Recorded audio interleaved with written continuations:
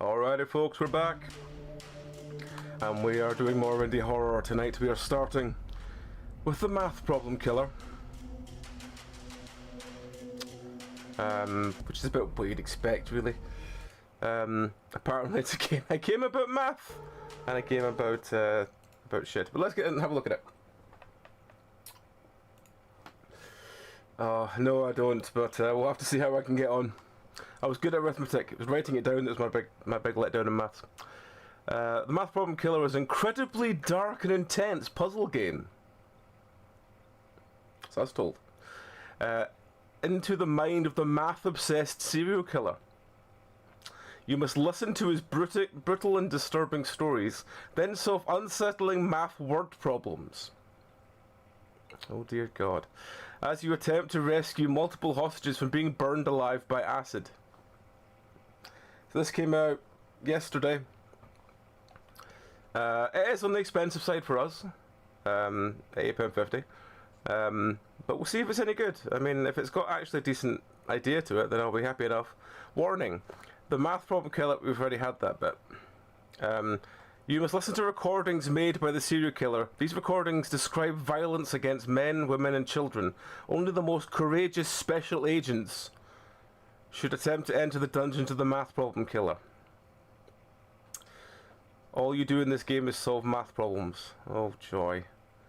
The main gameplay mechanic of the math problem killer is walking through dungeons and listening to recordings recounting how he stalked, abducted and tortured his victims, and ultimately solving a math problem based on these stories. The ultimate goal of each level is to rescue an individual hostage that's being held at the end of the dungeon. Oh joy. I'm doing alright, man. Just as usual Monday. Sadly there's no Bill Ray, he's just not feeling up to it today, so it's fine. I said I'd just do some indie horror. And Meow's alright, she's just currently asleep next door. She was awake for like briefly earlier, but she was like falling asleep at her keyboard, so I just told her to go back to bed, so she just come back and lie down again. He will form math-based facts like, I want you to start with Andrea's age, then multiply that by the number of nails I hammered into her husband, then add the number of minutes I made her hang by the dungeon, then multiply this number by the number of oh god, I do need a calculator. Oh fuck. Oh fuck, hang on. There we go, calculator app. This will be our friend. This will be our friend for this. I'll put it over here. This will be our friend for the evening. All right.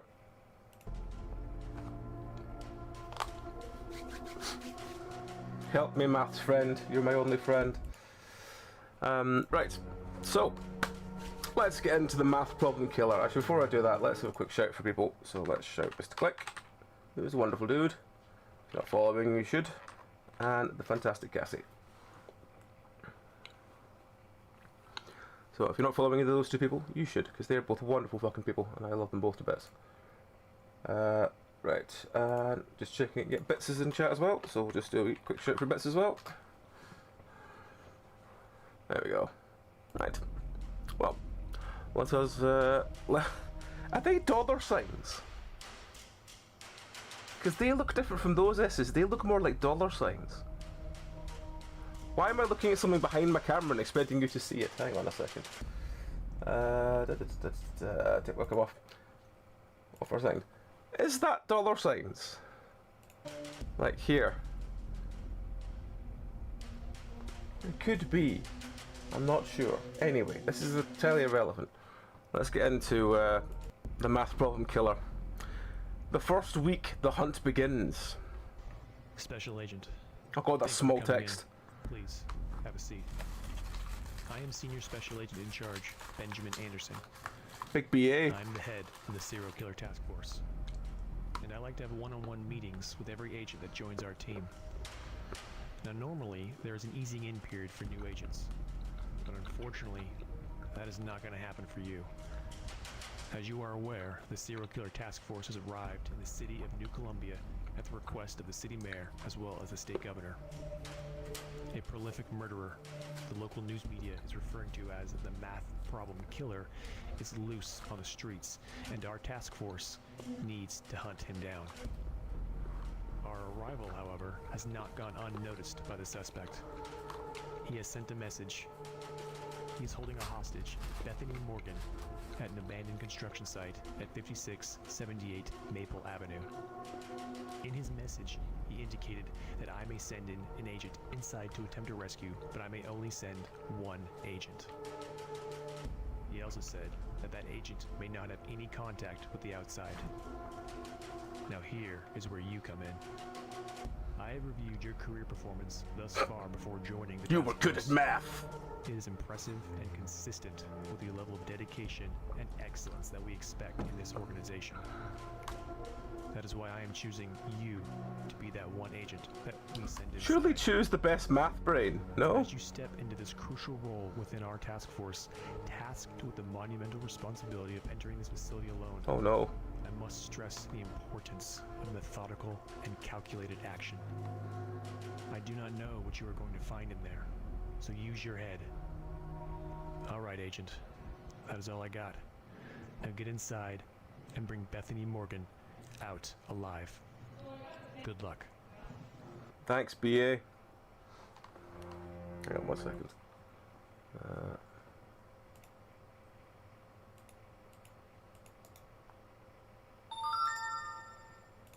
There we go. Right. Alright. We've got a big floaty text. Eat, interact, okay. Welcome to my little game. Oh god. As I indicated in my introductory message, Bethany Morgan is currently in a large metal box located somewhere in this facility. Atop the metal box are 2 large containers of hydrofluoric acid. Hydrofluoric. Any mistake on your part will cause the hydrofluoric acid to flood the metal box with Bethany. Hydrofluoric. You see, that is the brilliance of my little game. I won't kill Bethany Morgan. You will. Hang on. Hang on a minute.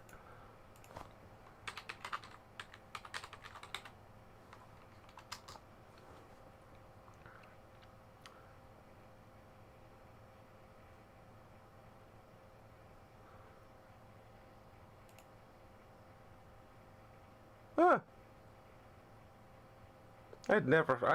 My brain must have associated hydrofluoric and hydrochloric as the same thing. Ah, there we go. We've learned something new today. Hello, friend. Do you want to know how I found Bethany? No. Special Agent? How I found my delicious little Bethany? No. I went to where you find all the pretty little young mommies. I went to Little the young elementary mommies. school at 47th Street around 3 p.m. when school gets out. All the mommies show up. All the It's a mummies. candy store, Special Agent. So I waited. And I watched. I waited and I watched for all the mummies.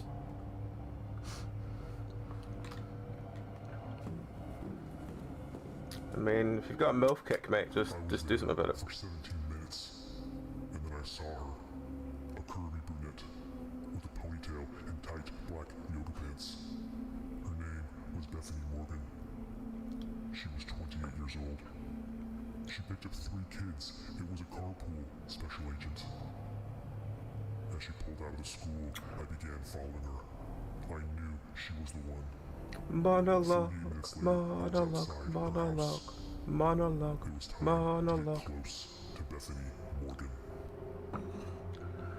There's gonna be a lot of monologuing in this game. You think you're smart, don't you, No. Special Agent? You think you can solve my puzzles? Yes. Well, let's find out.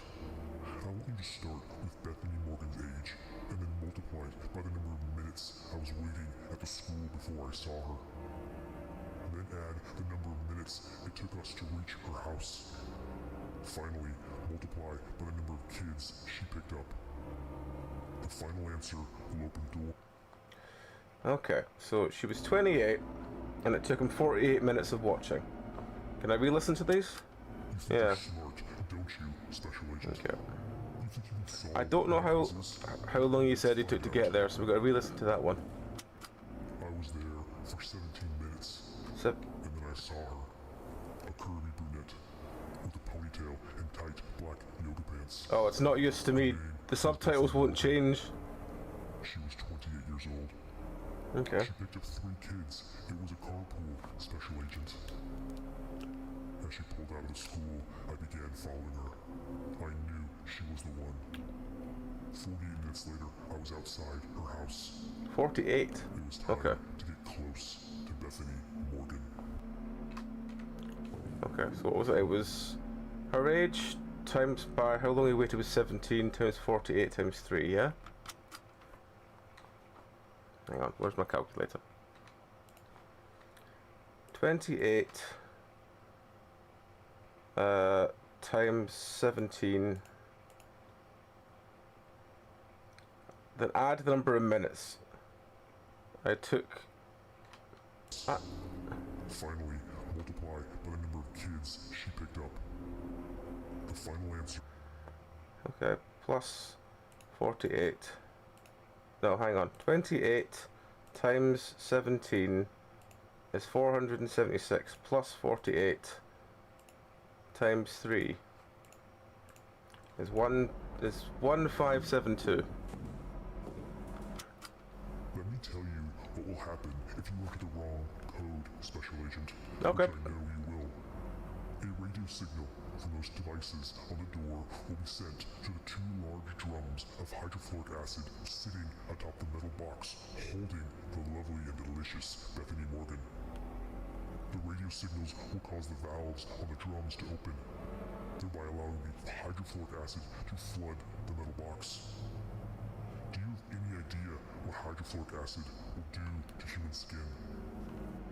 Hey, Bets. I'm wondering if we're getting it wrong just to see what it does.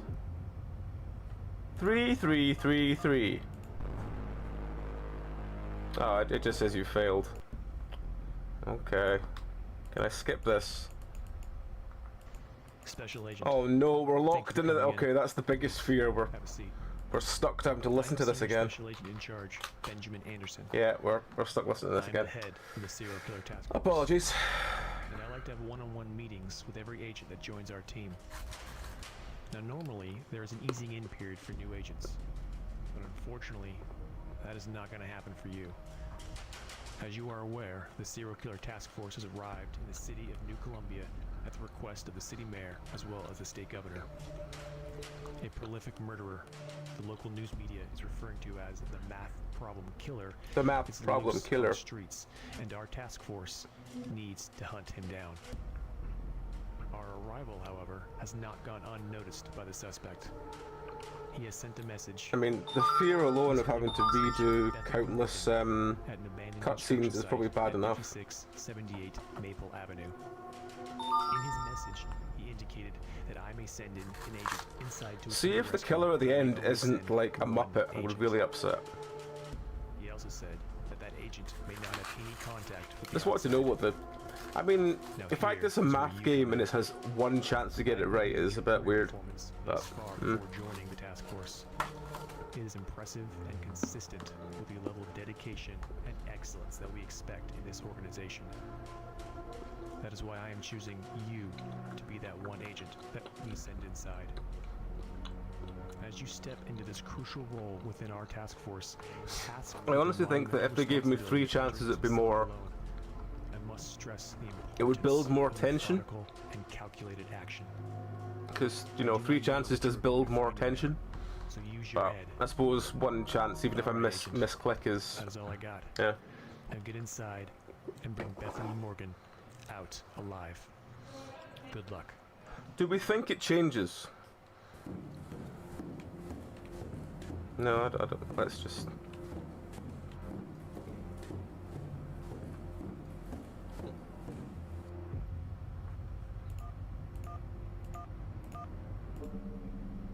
Okay, 1572 is the answer to room 1. Putting that in chat so I don't lose it. Oh.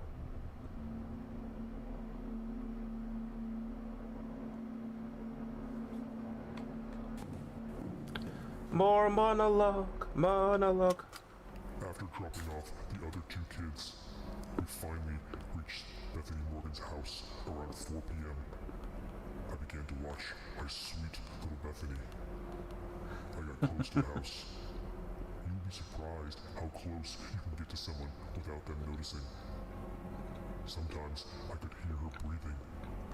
I learned the third child was her son, Carl Morgan, age 8, and he was going to the babysitter tomorrow at 1 p.m. And that Bethany was married to some troglodyte named Stanley Morgan, age 36. If I was going to get my private time with Bethany, then Stanley needed to be disposed of.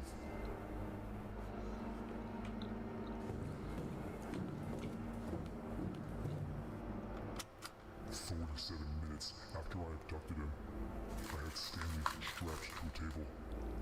I asked him a math question. If he answered correctly, I asked him another, and another, and another. When he answered incorrectly, I shoved a nail through his body. After 47 minutes, Stanley received 2 nails in his right arm, 2 nails in his left arm, 9 nails in his torso, 8 nails in his right leg, and 9 nails in his left leg.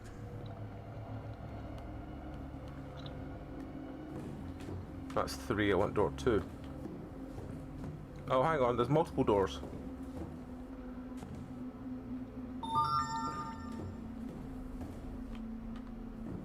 I don't know which one I'm meant to go to. At 9 a.m., Stanley Oh. got into his car. I must have listened to this one first.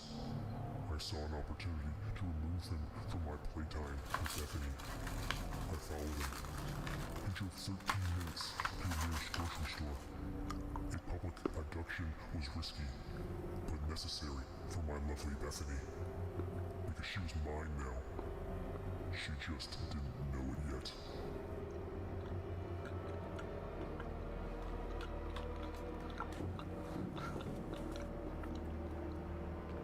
He straps you to a board and asks you a serious math question.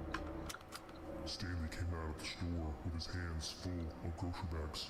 When he got to his car, he fiddled with his keys. At that moment, I walked up to him with my hand raised and smiling. I pretended to know him. He paused and tried to remember me. That was a mistake. This allowed me to get real close. As soon as I was within arm's distance, I tasered him. As he was convulsing, I pushed him into the car and duct taped his arms, legs, and mouth. Then I casually grabbed his keys and drove away.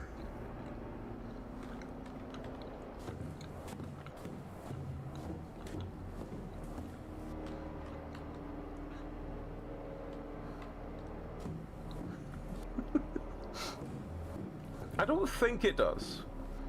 But I'm confused why we're going to door 3 next, because door 2 is over there with no hints near it.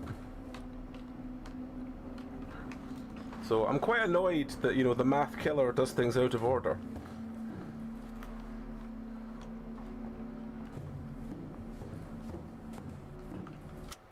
I want you to start with Stanley's Stanley's age age. and then multiply by the number of nails in Stanley's left Oh leg. god, I really need paper. By the number of nails in his torso.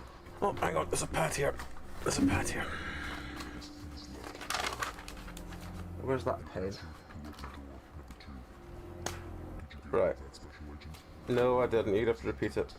Bethany burns. Well, she's gonna burn because I'm gonna ask you to repeat it. I want you to start with Stanley's age, and then multiply by the number of nails in Stanley's left leg. Then multiply by the number of nails in his torso.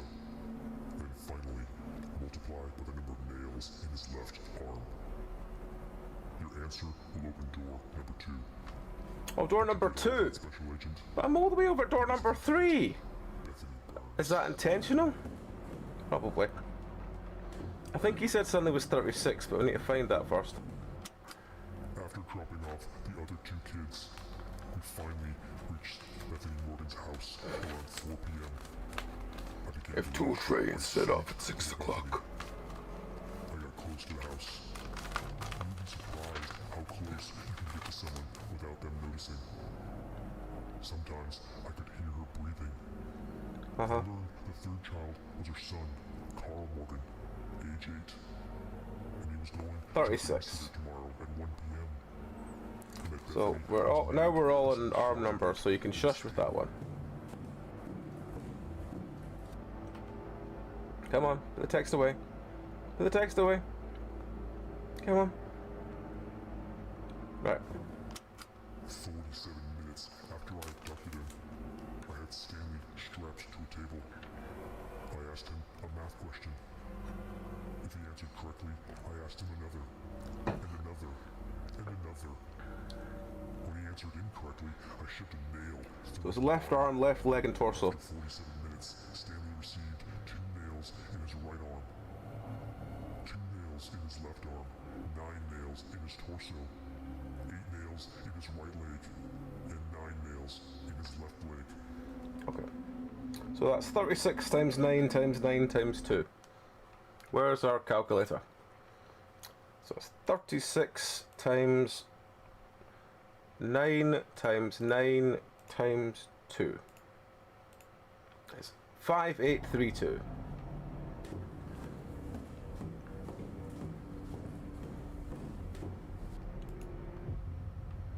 $5832. Alright, thank you, Cassie. Oh no, someone's had to stand up and watch his one-man show.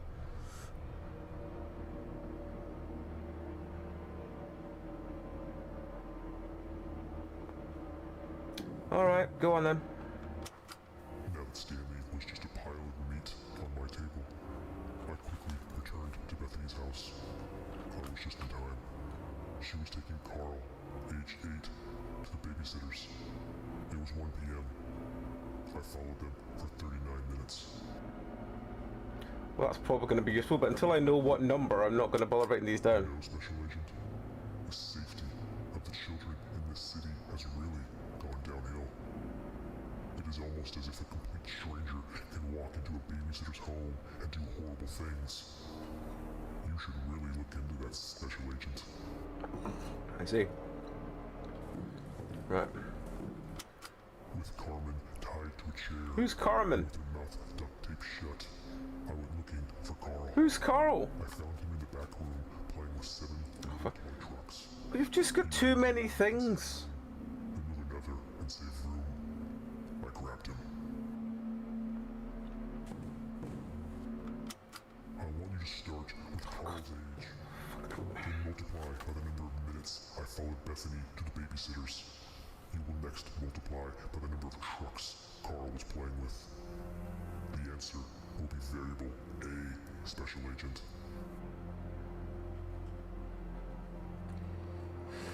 Carl's age, follow time, and trucks. Just double check. I want you to start with Carl's age. Then multiply by the number of minutes I followed Bethany to the babysitters. You will next multiply by the number of trucks Carl was playing with. The answer will be variable A. So that's A. Special Agent. That's variable A. With Carmen tied I don't know who Carmen is. 7 toy trucks, it's 7, okay. How long following? Now that Stanley was just a pile of meat on my table, I quickly returned to Bethany's house. I was just in time.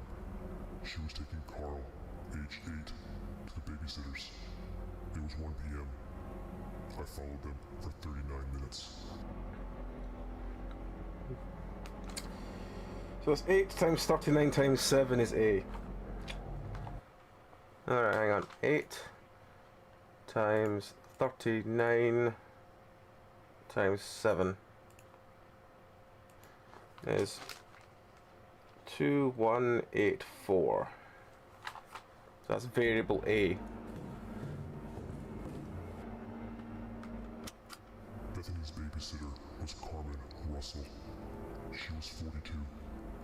After Bethany dropped off Carl, I waited for 15 minutes, and then I entered the house. Do you know what this reminds me of? In a really bizarre way. Too easy. It reminds me of the chicken fucker episode of South Park. It's like, I got him to read by fucking chickens, and it's like, what? This just reminds me of that. As I entered the house, I saw Carmen scrolling through her phone in the kitchen. I stood there for 76 seconds, deciding whether to kill her or play with her. She was pretty. I made my decision. I walked up behind Carmen, grabbed her hair, and slammed her head into the counter. It was time to play. Right. I want you to start with Carmen's age, and then multiply by the number of seconds I waited, deciding whether I was going to kill or play with her. Then add the number of minutes I waited before entering the house. Your answer will be variable B. Right, so that's something. I think she's 42 if I remember right, but I'll double check that. 42 times 76 times something.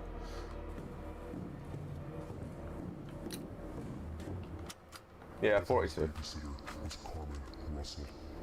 She was 15. After Bethany dropped off Carl, I waited. Christ. So that's 42. Where's my calculator? 42 times 76 times 15. Oh, Christ, is variable B, which is 47880.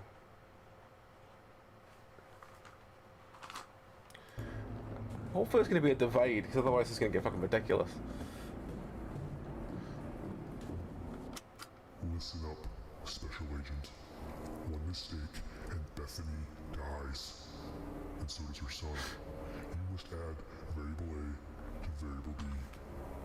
The answer will open door number 3.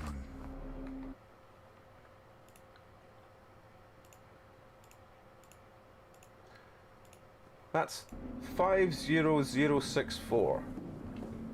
What is this? I tied the babysitter to a chair and stood in front of her. She cried. The tears rolled down her face. I told her I was going to ask her a simple math problem. If she got it right, I would let her go. If she got it wrong, well, I told her what was going to happen, what I was going to do. As soon as I was done, she screamed. She knew she could not solve the problem. So I grabbed my knives, and I began my work. It was glorious. I see. A simple math problem. Can't be having that. Alright, well, we've not looked all the way over here yet, because I thought it might be a door or something, but we've not looked over here yet. What's you then? Don't worry, Special Agent. Carl is very much alive. For now. In fact, he's very close by. You see, I knew I could not separate mother from child. I put him in the crate with Bethany. So now, if you make a mistake, you are not just killing Bethany, but her young son as well. Think carefully, Special Agent. The mistakes have consequences. What if this is going to change at all, when it's not going to be this multiplied by this multiplied by this?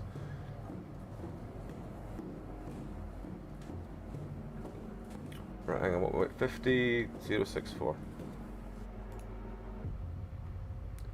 50064.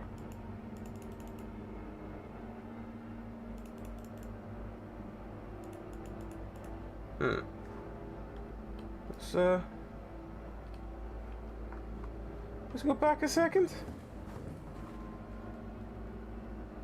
42 by 16 by 15 is 47. Hang on. It's not a 4-digit code, so maybe I've misheard him.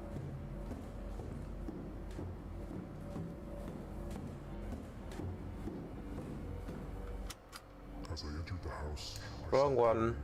Wrong one. I want you to start with Carmen's age. 42. And multiply by the number of seconds I waited, 76. deciding whether I was going to kill or play with her. Then add the number of Oh, minutes add 50. before entering the house. Your answer will be variable B. Alright, okay. So that's 42 times 76 equals plus 15 plus 2184 is 5391.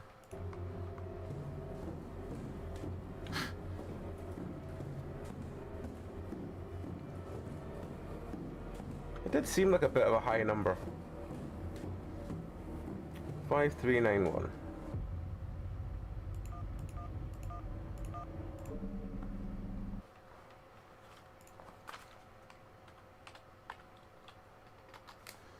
Five, 391. Oh. What's next? What ridiculous math problem have you got for me this time?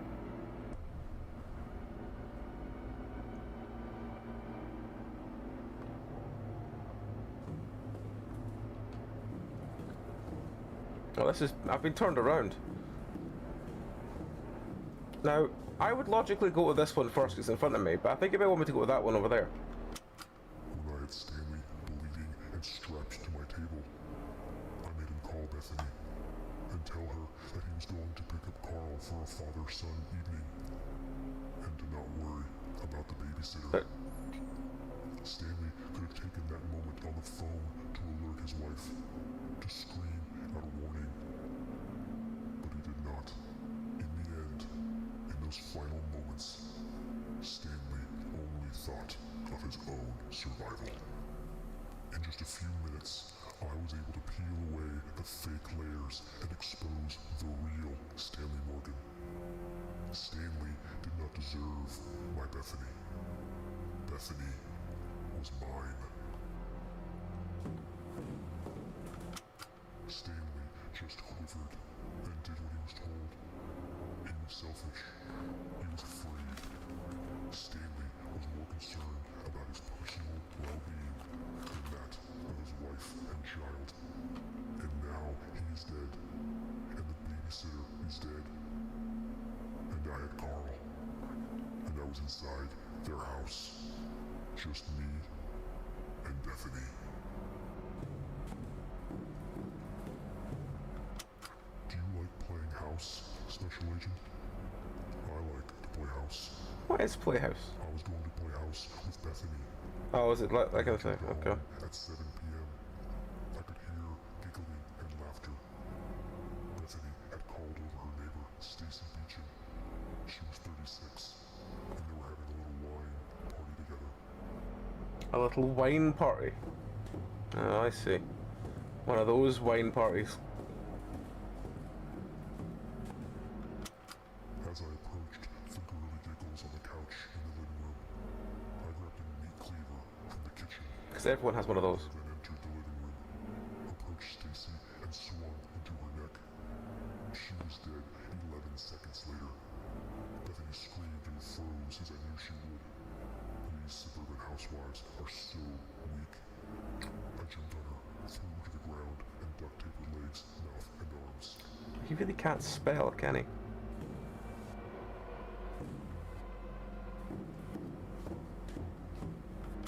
I hung Stacy Beecham in the living room.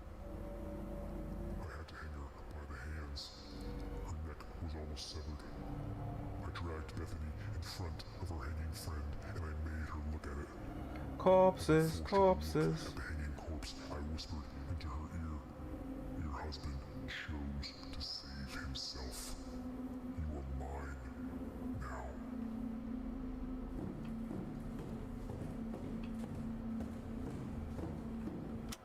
I want you to start with Stacy Beecham's age 36. and multiply it by the time I entered the house.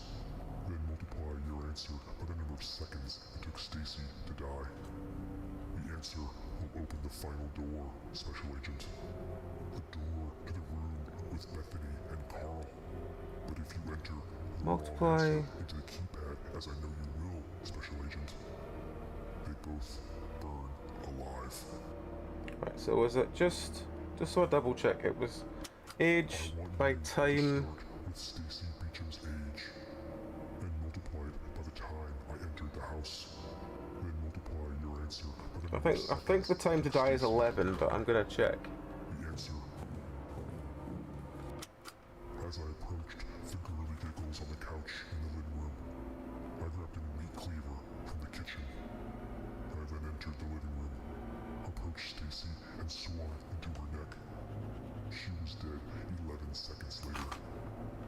I like the idea that he's going around with a stopwatch, just timing people dying. Do you like playing house, Special Agent? 7. I like to play house. So 36 times 7 times 11. Bethany. 36 times 7 times 11. 2772. 2772.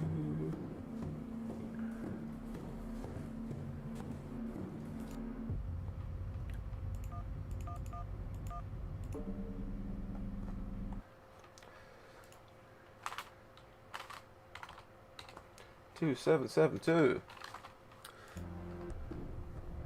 Oh, there's they're in quite a small box.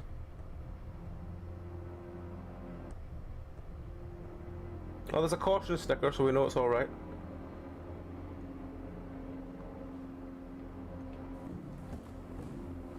Right, there's a couple of tapes around. I'm not sure which one I want me to go to first, so I'm just gonna go. I'm gonna go to the left. Go this one. It all comes down to the numbers, Special Agent. Harmless little numbers. The right ones will free Bethany Morgan from this nightmare. The wrong ones will burn her and her son Carl alive. Let's hope you have the right numbers, Special Agent. You think you're smart, don't you, Special Agent? You think you can solve my puzzles? I doubt it. I want you to start with Bethany's age and multiply it by Carl's age. The answer will be variable A. Well, Carl was 8. Bethany was 28. Pretty sure. I'll go double check that though. And that's A.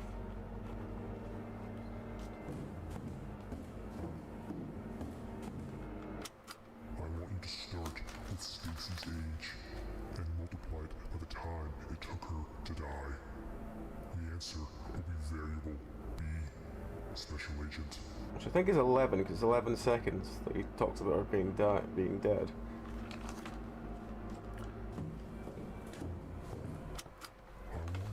you to add variable A to variable B. If your answer is odd, then enter it into the crate keypad holding Bethany and Carl Morgan. If the answer is even, then I want you to add the number of nails in Stanley's right leg. Is that too complicated for you, Special Agent? That is the point. Now enter the wrong answer and burn. Right, okay, so we need to double check Beth's age, Carl's age, Stacy's age. Pretty sure Bethany was 28. After dropping off the No, it's before that one, I think it's like right back to here. Do you want to know how I found Bethany, Special Agent? How I found my delicious. Is it before that? Welcome to my little game, Special Agent. As I indicated in my introductory message, Bethany Morgan is currently in a large metal box located somewhere in this facility. Atop the metal box are 2 large containers of hydrofluoric acid. Yes, friend. Mistake on your part. Just need to know her age again. I was there for 17 minutes, and then I saw her. A curvy brunette with a ponytail and tight black 28, pants. it's 28. Her name was Bethany Morgan. So we want 28 times 8 is 224. That's variable A. And we want Stacy's age, which I think is 40 something. I'll go double check that. Through door number 3.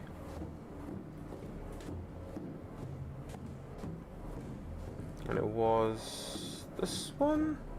No, this one? When I had Stanley bleeding and strapped to my table, I made him call Bethany. No, that's the thing. Oh, it's this one.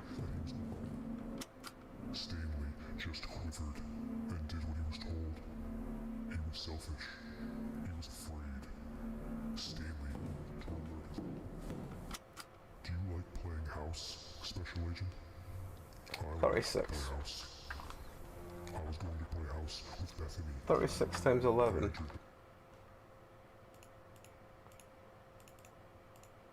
It's 396. So plus 224 is 620. So we need to add the right leg of what's his face. I think it's 2. No, it's 8. It's 8, I think, because the right arm was the first one. 47 minutes after I abducted him, I had Stanley strapped to a table. I asked him a math question. If he answered correctly, I asked him another, and another, and another. I think it's If 628. he answered incorrectly, I shoved a nail through his body. Body. After 47 minutes, Stanley received 2 nails in his right arm, 2 nails in his left arm, 8 in his right leg, so against 628. 8 nails in his right leg. Pretty sure it's 628.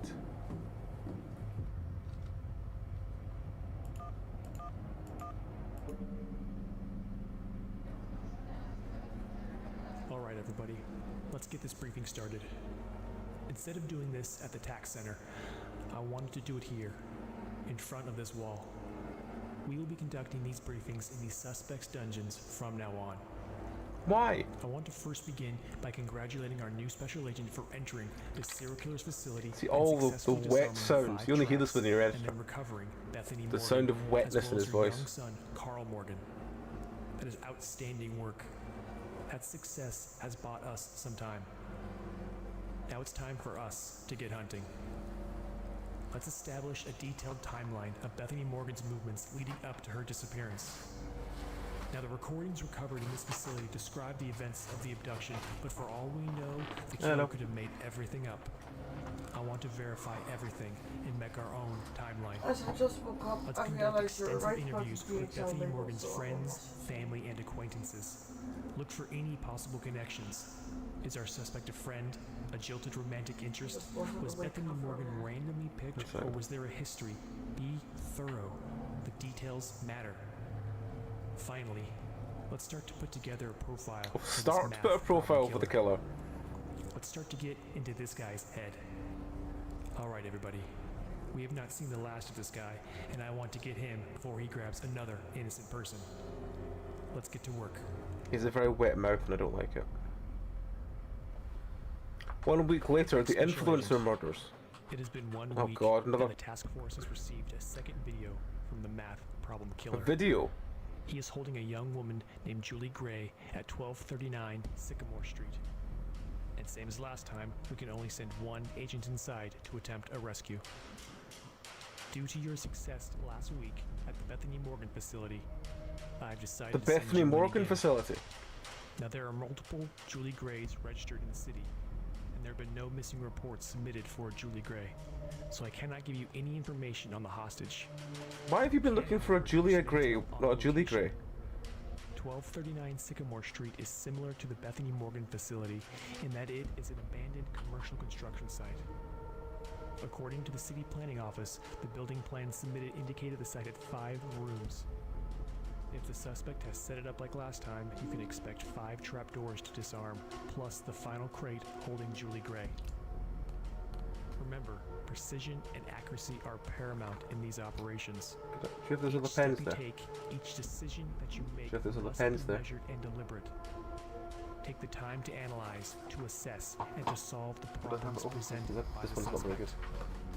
Now get in there and bring Julie Gray out alive. Don't know if that one is. Good luck. It still works, it's just really fine to write with and it just gets a bit fiddly after a while. I keep finding this. Right. Okay. Again, there's no order to these recordings, so I don't know which one he wants me to do first. But yes, sorry, what were you saying before? The DHL label. I realized that you're correct, so I'm gonna message them. Okay. No, I couldn't really hear you because the guy was monologuing. Because this game is basically Monologue, monologue, monologue, monologue, monologue, monologue, answer a math problem. That's the entire game. So we're gonna see how far we get through it. Hello there, Special Agent. Hello there, Dave. Wanna play a game? You are something special. Getting that lovely Bethany Morgan out of her little box alive. But let me tell you something. You are nothing. You are insignificant. And I am going to prove it. I'm a goddamn math genius! Named Julie Gray, locked in a box somewhere at the end of this little dungeon of mine. I will let you have her back if you can answer all of my questions correctly. Oh. However, if you make even one mistake, the little toy burns.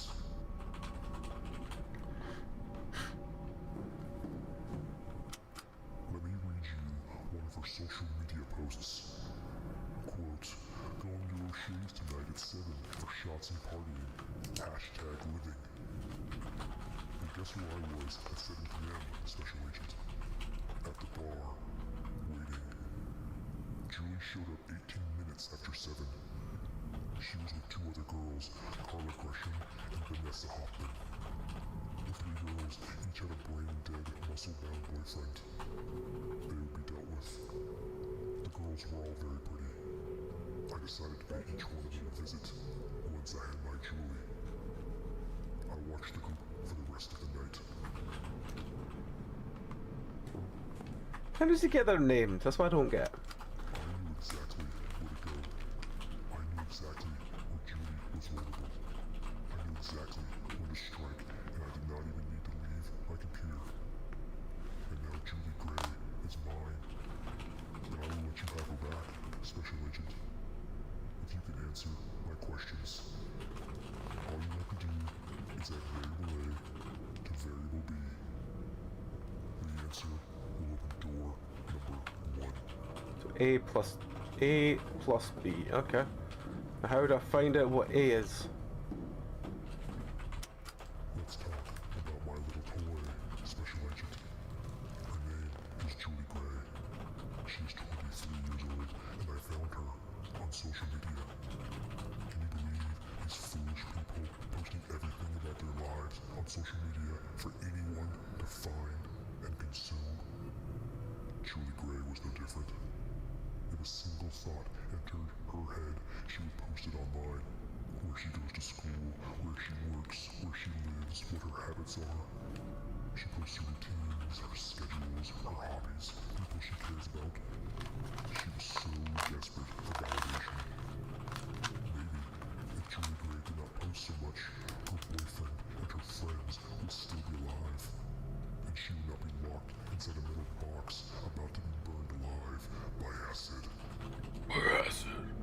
Oh. A little inflection there. It's door 1, so. At 3 p.m. when the bars closed, Julie left Why did the bar close at 3 p.m.? Fritz and Carter left the group. That was foolish. Their strength in numbers. Why did the bar close at 3? Pack What kind of bar closes at 3 p.m.? separates from the pack. That is when the predators strike. I saw an opportunity to get rid of Carter. I took it. I followed him back to his apartment. But before I tell you the rest, Special Agent, I want you to start with Julie's age and then multiply it by the time she said she was going to arrive at the bar. And then add the number of minutes she was late to the bar. Then multiply your answer by the time the bar closed. Your final answer will be variable A. So that's 23 times 7 plus 18 times 3. So that's 23 times 7 plus 18 times 3. So that's 215. 215 is variable A. Alright. So assuming variable B will be in the thousands. It took us 23 minutes to get back to his apartment. stumbled to the front door. It was clear he was drunk. I simply walked up behind him, grabbed him, and threw him into his apartment. I duct taped his mouth and tied him to one of his chairs. I then grabbed a knife from the kitchen and began to practice my pumpkin carving on his body. He was dead 57 minutes later, but not from my cutting. He was screaming so much from the cutting that he began to throw up. It's just too bad my duct tape was on his mouth. He choked to death on his own vomit. Shame. Listen up, Special Agent. I want you to start with Carter's age. 29. Multiply by the number of minutes he survived. 57. Until I started cutting him. And then add the number of minutes it took us to get to his apartment. Plus The 23. answer will be variable B. Okay. So that's 29 times 57 plus 23 is 1676.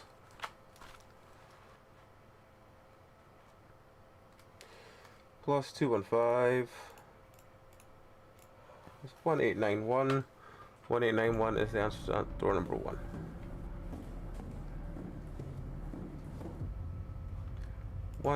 1891, go. No?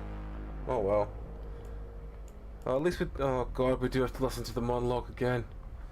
Fuck, what did I get wrong then? Special Agent. It has been Oh, 1 damn, I week, hate to add all and these the up task again. force has received a second video from the math problem killer. He is holding a young woman named Let me just check on my numbers.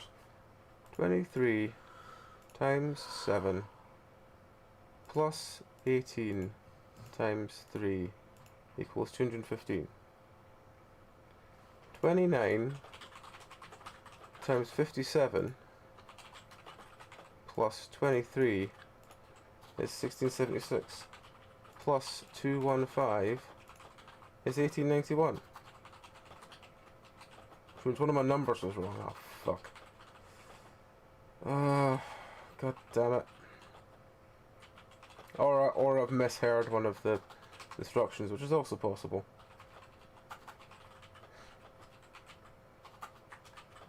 Alright, we'll try again. We'll try again. Remember, precision and accuracy are paramount in these operations. Each step you take, each decision. Unless it wasn't door number 1, it was door number something else, and I misheard that. Take the time to analyze, It's also to possible. assess, and to solve the problems presented by the suspect. Now get in there and bring Julie Gray out alive. Good luck.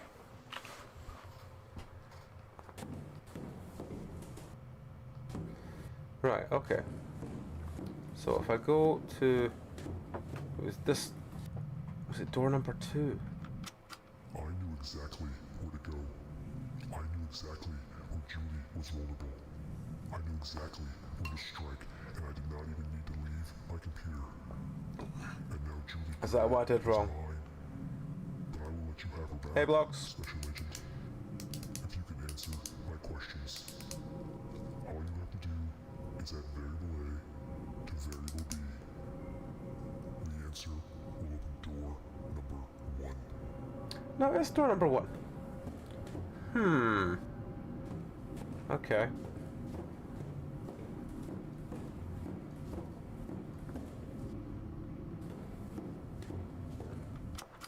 At 3 p.m., when the bars closed, Julie left with Carla and Vanessa and their boyfriends, and Carter left the group.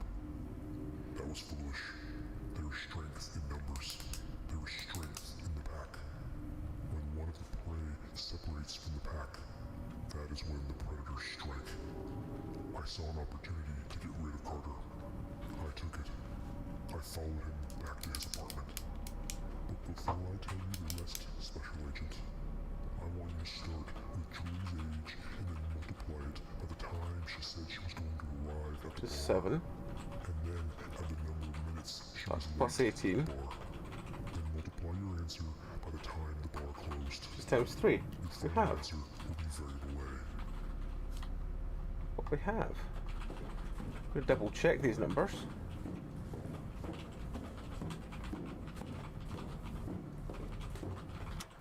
Let's talk about my little toy, Special Agent. Her name is Julie Gray. Uh-huh. She's was 23. She's 23. And I found her. She said 7 and then was there 18 past, yeah? Can you believe these foolish people posting everything about their lives on social media for anyone to find and consume? Julie Gray was no different. If a single thought entered her head, she would post it online. Where she goes to school, where she works, where she lives, what her habits are. Was it like 16 past or something and I wrote down 18? Her schedules, her hobbies, people she cares about. She was so desperate for validation. Maybe if Julie Gray did not post so much, her boyfriend and her friends would still be alive. And she would not be locked inside a metal box about to be burned alive by acid.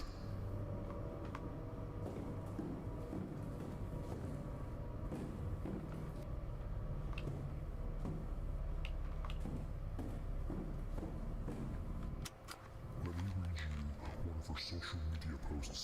7. Quote, going to O'Shea's tonight. 18 minutes past. Shots and partying. I have that. Hashtag living. Well, guess where I was at 7 p.m., Special Agent? At the bar, waiting. Julie showed up 18 minutes after 7. I have that. She was with two So my girls. part A is right.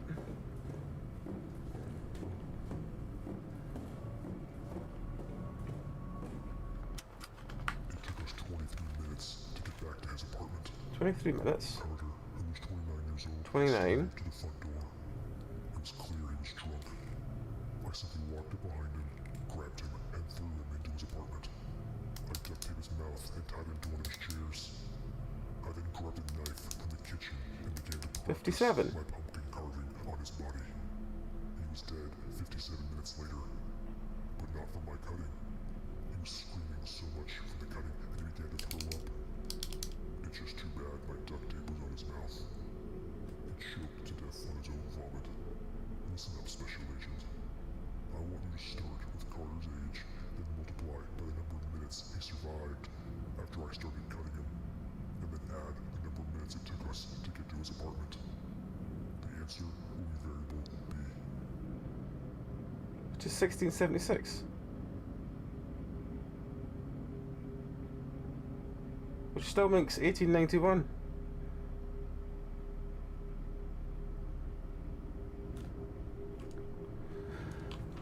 Hang on. Maybe I put it in the wrong door.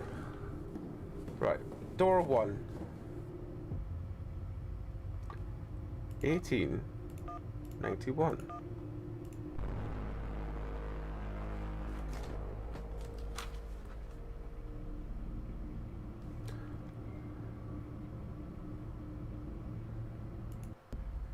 Hang on. Right. So, variable A is her age times the time she said to be there plus the hour she said she'd be late, then times the time the bar closed, which is 27 times 7 plus 18 times 3, which is 215. Then the other one is his age times the minutes he survived plus the time it took to get there, which is 29 times 57 plus 23, which is 1676. So together that makes 1891. But that's wrong. I don't understand.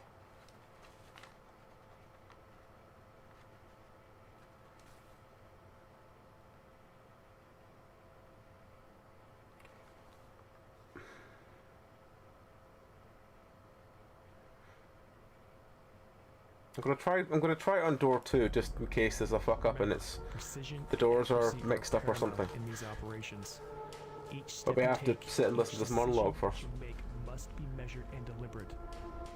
Take the time to analyze, to assess, and to solve the problems presented by the suspect. Now get in there and bring Julie Gray out alive. Good luck. Right. I don't think it'll be this door, but I'm gonna put it in anyway. No, it's not.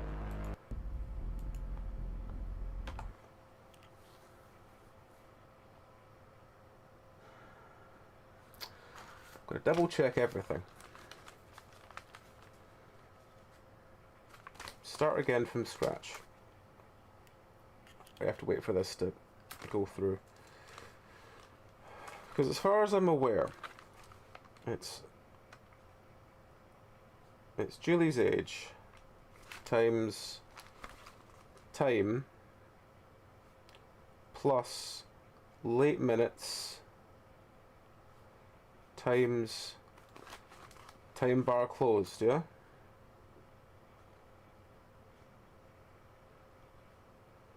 Which is 215, because that number is 23 times 7.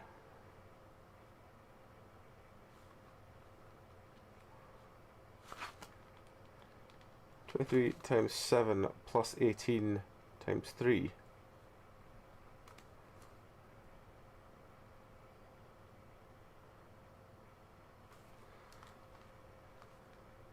Measured and deliberate.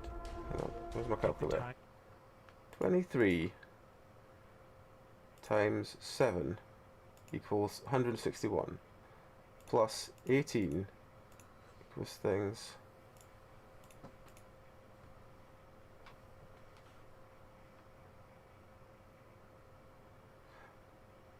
I think that's what's happened. I think it is times the 18 by 3. So that plus 1676. Is it 2213 by any chance? Let's try and see. Am I just useless at maths? Well, we knew that. It is 2213. Motherfucker. Right.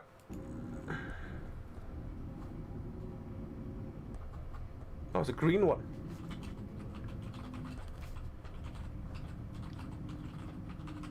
And a yellow one. Red, yellow, green. With Carter out of the way, and by out of the way, I mean covered in blood and vomit and tied to a chair in his kitchen, it was time to meet up with Julie for some private time. Normally, I will watch Prey for 3 days, gathering intelligence, learning where they live, where they are most vulnerable. But with Julie did all the work for me. It only took 25 minutes to figure out when and where I was going to take her. Her apartment at 6 o'clock.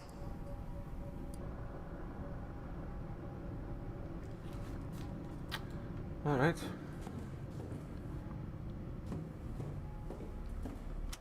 It took me 38 minutes to arrive at her apartment at 9783 West Newport Road. I arrived at 6 p.m. I walked casually up to the 3rd floor and I knocked on apartment 32. Julie opened the door, and at that moment, her nightmare began. Okay.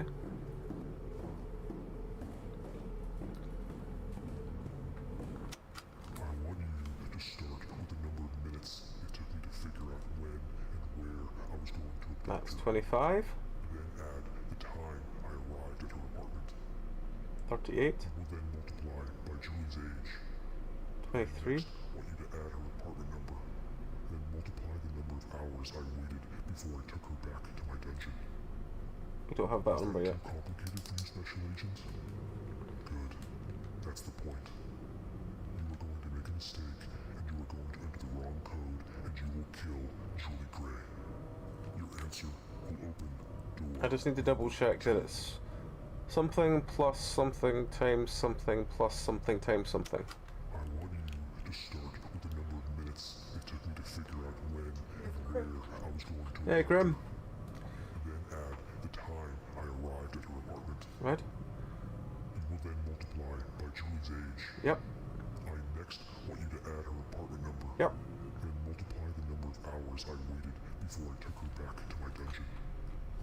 Yep. Is that too complicated for you? That's fine. I just need to listen to this last one to get the last number. Julie screamed as I entered her apartment. I grabbed her quickly and put her on the floor. She screamed, "Please don't." I duct taped her mouth, her arms, and her legs. I rolled her over on her back and I looked her into the eyes.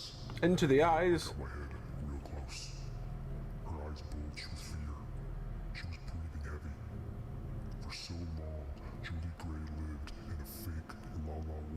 social media posts and hashtags, but in that moment, that very moment, she was back in reality. She was back in the real world. I took her back. I am disturbed by the damp cape. Hours later. I thought you might be. Right, so door number 2 is this one here, and the solution is, where's my calculator? It's 20, oh, hang on, clear, 25 plus 38 times 23 plus 32 times 3 is 4443.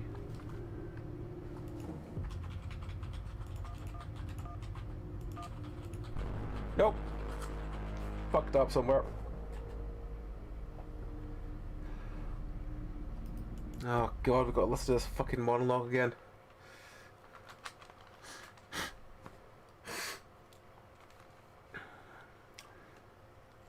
So it's 25, which is the minutes you need to choose, plus 38, which is the time it took to arrive, times 23, which is her age, plus 32, which is the apartment number, times 3, which is the hours he took to do that. I guess we need to check it again. But at least we know the last number was 2213. Okay, cool.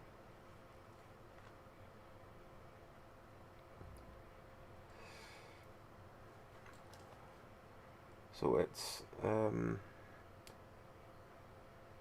how long plus arrive times age plus apartment number times hours.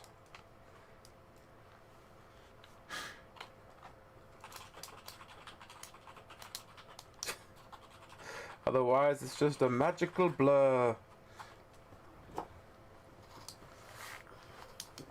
She does look adorable, though.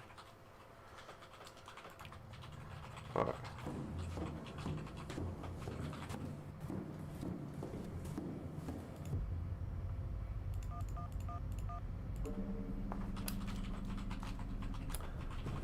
Right, 2213. So.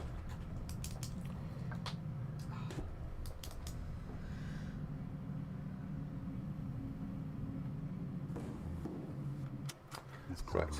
So yada yada yada yada yada. Blood and vomit and tied to a chair in his kitchen. Watching doesn't matter. It's not a relevant one. For some private time. Normally, I will watch Prey for 3 days, gathering intelligence, learning where they live, where they are most vulnerable. But with Julie did all the work for me. It only took 25 minutes to figure out. So you get 25. That's the first number. I was going to take her apartment at 6 o'clock. Okay, so that one only gave us 25, but that's the right first number. It took me 38 minutes to 38 minutes. Done that. 9783 West Newport Road. I arrived at 6 p.m. I walked casually up to the 3rd floor and I knocked on apartment 32. 32, yeah. The door, and at that moment, her nightmare began. Alright. So let me just double check we've got these other numbers right. I want you to start with the number of minutes it took me to figure out when and where I was going to abduct her. 25. And then add the time I arrived at her apartment. 38. You will then multiply by Oh no, 2 time to arrive is 6. I next want you to add her apartment number. Fuck's sake. Multiply the number of hours It's I time she arrived. It's not 10 minutes to get there, it's the actual hours she arrived, which is 6. Fuck's sake. So many numbers in this. Okay. Right. So, it is in fact, I'll bring this up, 25 plus 6 times 23 plus 32 times 3. That's wrong. 25 plus 6 times 23, yes, plus 32 times 3 is 2235.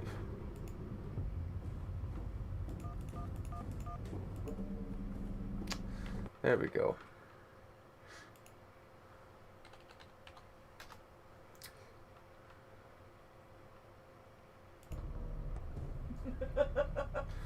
Adorable. Adorable.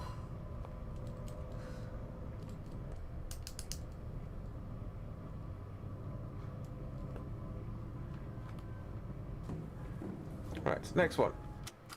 Julie was now locked in the metal box in my dungeon, with nothing but her screams to keep her company. Now it was time to visit Carla Gresham, one of Julie's friends that she met at O'Shea's bar.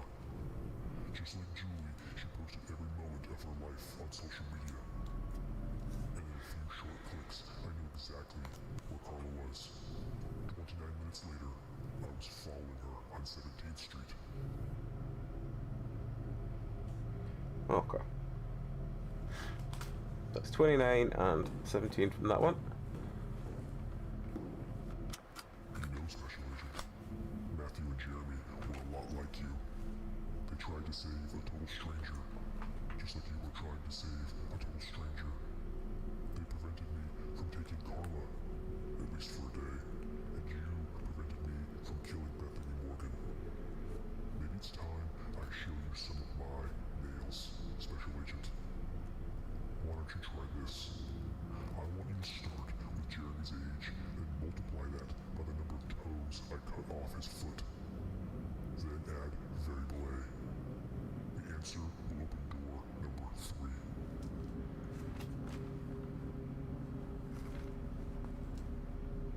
I said then add variable A, right?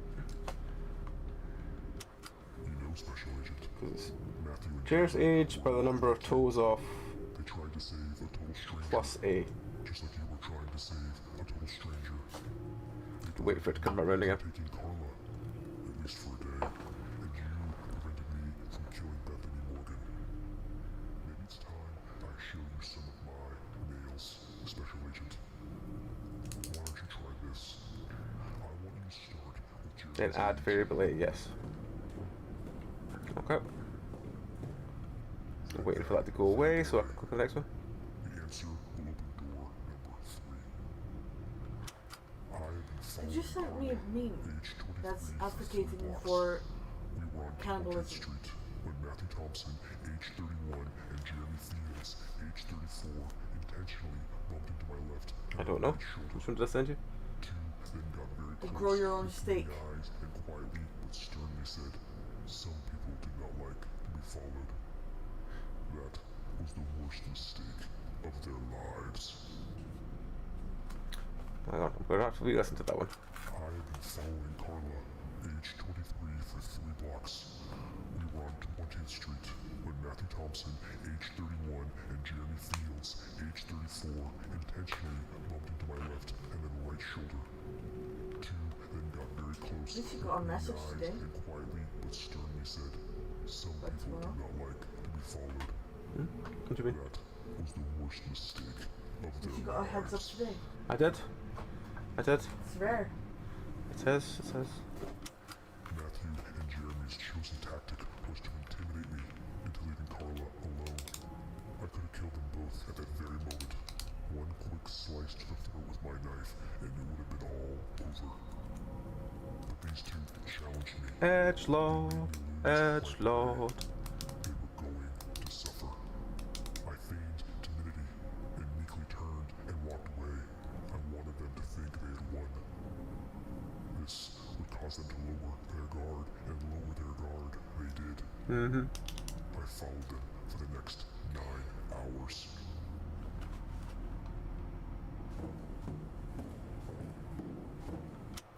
At 1 p.m. at the bar on 39th Street, I was able to put a little Rufinol into Jeremy's drink. He began to pass out. Being the good friend, Matthew took his friend out of the bar and drove back to his apartment and carried him inside. I I followed them in. Jeremy was drugged, so all I had to do was deal with Matthew. I attacked him from behind. It was Brave boy. over quickly. Oh, that doesn't tell me anything else. Listen up, Special Agent. I want you to start with Matthew's age and add Carla's age. Then I want you to multiply by the length of the nails I hammered into Matthew. And then subtract the number of fingers I cut off of Jeremy before starting to hammer into Matthew. Then multiply by the street number that Matthew and Jeremy bumped into me on. Then finally subtract the number of hours I tortured the two men. Your final answer will be variable A. Alright, so we can go back and find those. Carla, I think, was something. Hang on. I had been following Carla. Matt was 31. 23 for 3 blocks. We were on 20th Street when Matthew Thompson, age 31, and 20th Derek Street. Fields, age 34, intentionally bumped into my left and then right shoulder. Two then got very close, looked me in the eyes. Julie was now locked in the metal box in my dungeon, with nothing but her screams to keep her company. Now it was time to visit Carla Gresham, one of Julie's friends that she met at O'Shea's bar. Just like Julie, she posted every moment of her life on social media. And in a few short clicks, I knew exactly where Carla was. 29 minutes later, Oh, for fuck's sake. you know, Special Agent, Matthew and Jeremy were a lot like you. I just need to know Carla's Trying to age. save a total stranger, just like you were trying to save a total stranger. They prevented me from taking Carla, at least for a day, and you prevented me from killing Bethany Morgan. Maybe it's time I show you some of my nails, Special Agent. Why don't you try? Well, that's going to be the other one, so... I need Carla's age.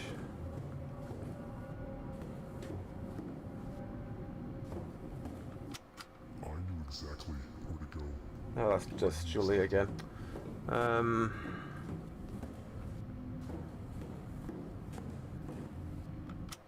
Matthew and Jeremy's chosen tactic was to intimidate me into leaving Carla alone. I could have killed them both at that very moment. One quick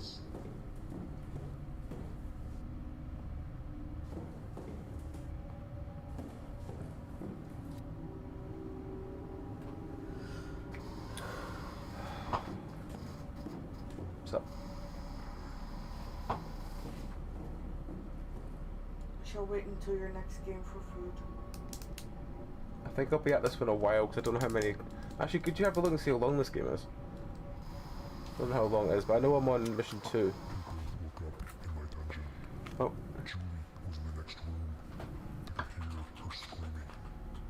I had them hanging from the ceiling by their hands. I first started cutting off 3 toes from Jeremy's right foot, then 4 I fingers mean, how long from this game is Jeremy's very right much hand. depends on how good you are I at math. screamed. Then Matthew screamed for me to stop. So I did. Then I picked up my hammer and nails and began hammering 8-inch nails into Matthew. I put 13 nails into his right really arm likes his and 7 nails. nails into his left leg. I went back and forth between the two men for 11 hours. so to find Carla's age.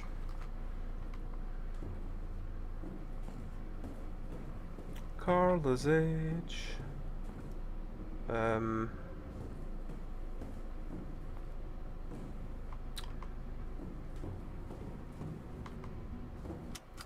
Julie was now locked in the metal box in my dungeon, with nothing but her screams to keep her company. Now, Did she mention Carla? let me read you one of her social media posts. Quote, going to O'Shea's tonight at 7 for shots and partying. Hashtag living. Well, there's one person here that took 14 hours to finish it. 14. Yes. Oh, Julie showed up 18 minutes after 7. She was with 2 other girls, Carla Gresham and Vanessa It's Hoffman. also the only person that actually finished it.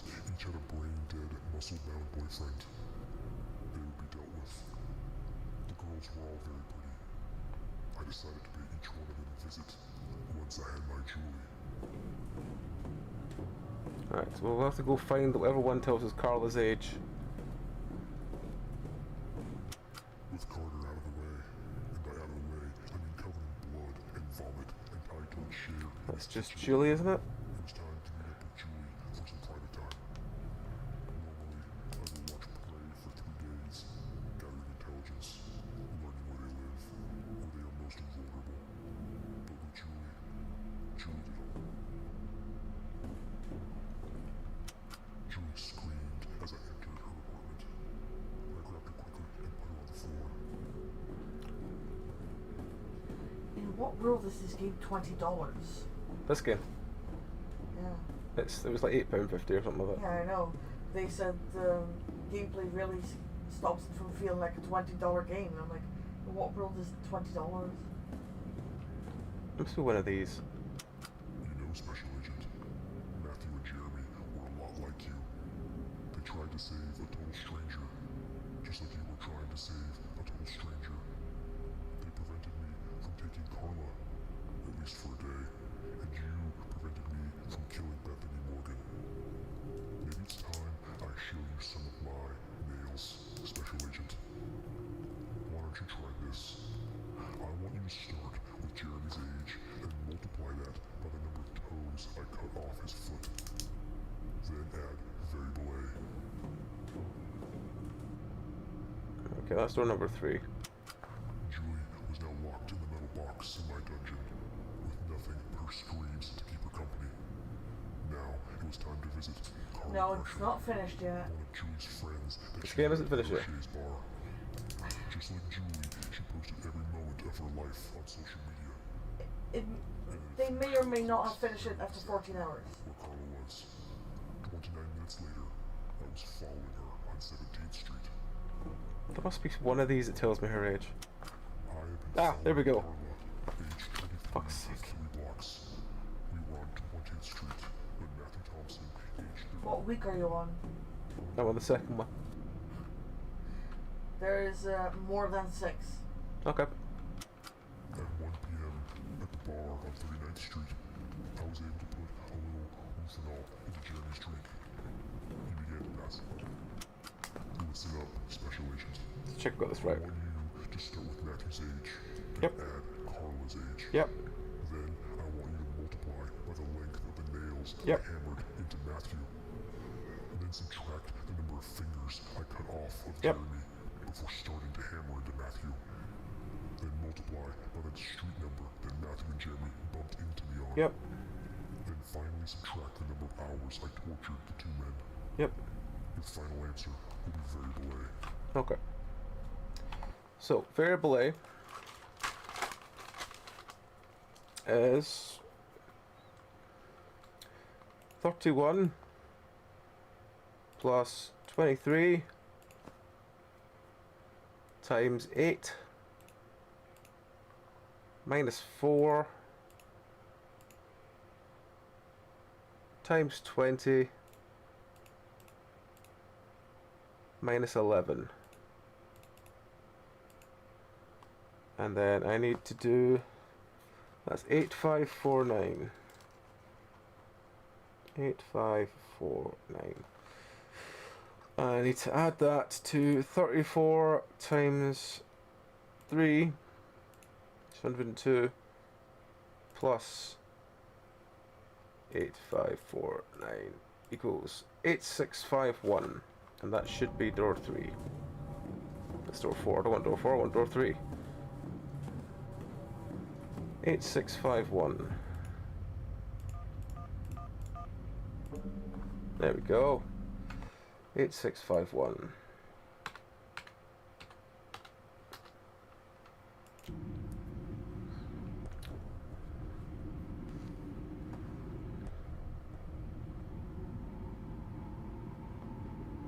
Is it trying to tell me that that box is first? Is that what that means?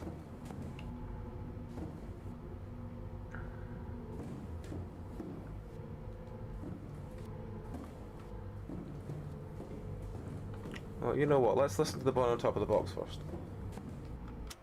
You must start with Carla's age. Oh, fuck. Then multiply by the amount of time it took me to learn where she lived from her social media. Then hydrofluoric acid I would pour into the crate if she got my math questions wrong. The answer will open door number 4. Pick that one again. You must start with Carla's age, then multiply by the amount of time it took me to learn where she lived from her social media. Then multiply by the number of liters of hydrofluoric acid I would pour into the crate if she got my math questions wrong. The answer will open door number 4. Okay, that sounds easy enough. So I guess we start with this one. Just like Julie Gray, Carla Gresham published her entire life on social media for complete strangers to consume. Within 11 minutes, I learned where she lived, and thanks to another social media post about how she was watching a scary movie that night, I knew she was going to be home. It was time to strike. Okay. So now we're just looking for how much acid you want to pour over her. After I was done dealing with Matthew... Where's the subtitle? I needed to find Carla again. Carla was 23. I went to her social media.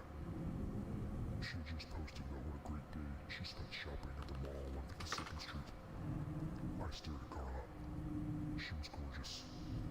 She had hundreds of photos of her in provocative outfits, posing in suggestive positions. I decided to spend some time with Carla. He had a good wank. It took me 39 minutes to reach her apartment. I knocked on the door.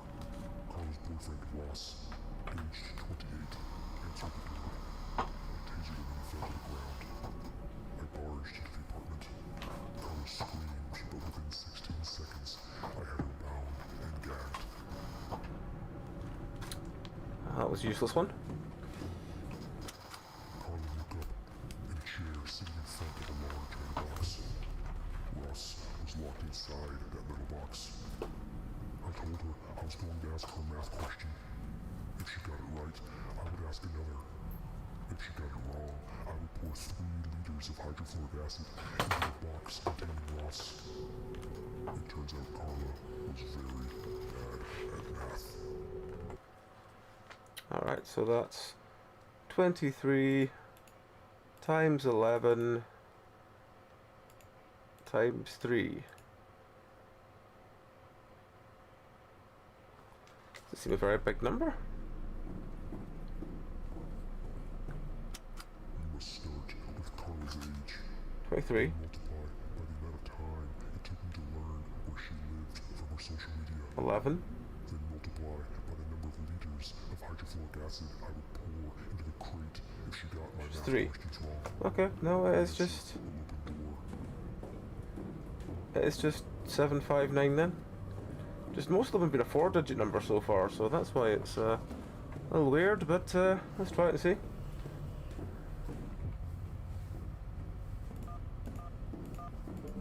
Nope, it's just 759.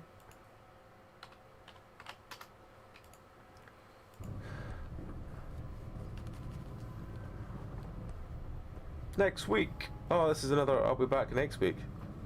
Okay. Once my time with Carla and Ross was over, it was time to go see Vanessa Hoffman, age 25. She was Julie's third friend from O'Shea's. Just like Carla and Julie, she posted everything on social media. Vanessa was so full of narcissism. She was foolish, so naive. Our privacy is a guardian, special agent. It is a shield, a protector from the madness that lurks in the outside world, and Vanessa surrendered that guardian, that shield and protector. It was easy to find her, to stalk her, to approach her, and finally, to take her. Let's hope all those social media likes was worth it. Right, I just want the one that tells me... It'll be this one that tells me everything, right? When Clayton and Vanessa woke Oh. up, they were tied to chairs in my dungeon. They were facing each other. I told them what I was going Let's try going this one. Let's try doing these in order so we can... It took me 11 minutes to learn where Vanessa Another lived, 11. and then another 36 minutes to arrive at Vanessa's apartment. The time was 10 p.m. I walked up the stairs and knocked on the door. Vanessa's boyfriend, Clayton, age 31. Clayton. I tasered him and he fell to the ground. I then raced. You have very good luck with your tasers, friend. Onto Vanessa. I had her bound and gagged and duct taped in 37 seconds. 86 minutes later, they were both back in my dungeon. And then the real fun began. Right, okay. When Clayton and Vanessa woke up, they were tied to chairs in my dungeon. They were facing each other. I told them what I was going to do to them. I went into gory, excruciating detail. They both started to scream uncontrollably and begged me to let them go. I decided to play a game with the two. Maths problem! Did you ask them maths problems?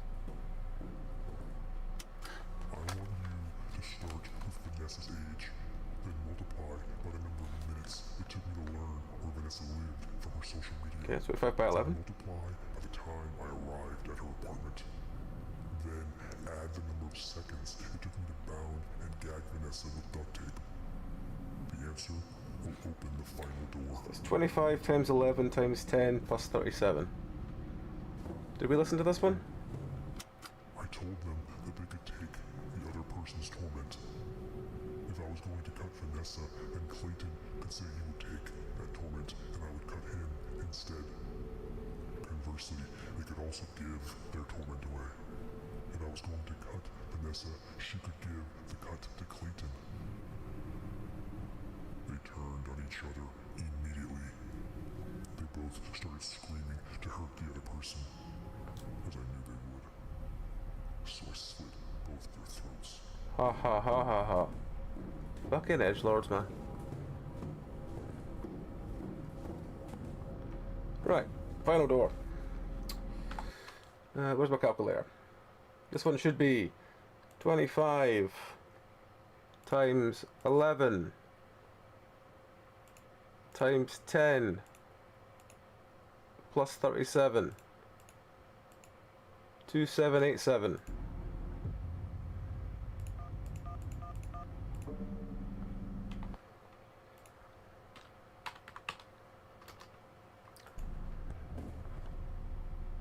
Oh, he's got bigger drums this time.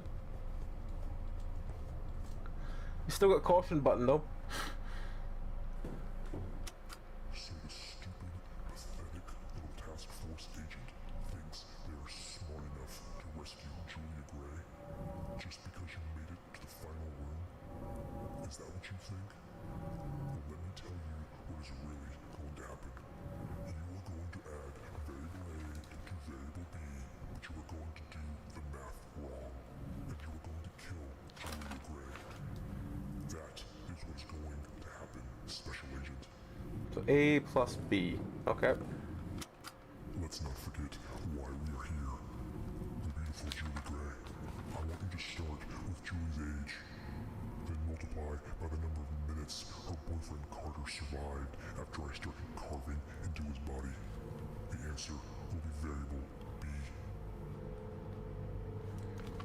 So Julie's age times how long Carter survived. Let's talk about Julie's beautiful friends, Carla Gresham and Vanessa Hoffman.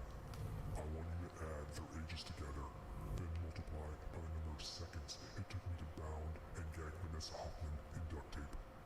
Then multiply the number of liters of hydrofluoric acid I poured onto Carla's boyfriend every time she got a math question wrong. The answer will be variable A. Can you say that one again, friend? Let's talk about Julie's beautiful friends. So Carla and Vanessa. And Vanessa Hoffman. So that's 23 and 25. Ages together, then multiply by the number of seconds it took me to bound and gag Vanessa Hoffman. Which is 27. Which is 37 again. Then multiply the number of liters of She's hydrofluoric 3. acid I poured onto Carla's boyfriend Oh, that's an every A. time she got a math question wrong. The answer will be variable. So what's this one then? In front of you is Julie Gray, locked inside that crate. All you have to do is enter the correct code into the keypad, and Julie survives this nightmare. Enter the wrong code, however, and those drums of hydrofluoric acid begin to drain inside the crate, and Julie Gray's nightmare gets so much worse. Alright, well, it should just be then. 25 plus 23 times 37 times 3, which is 5, 3, 2, 8. And then, hang on.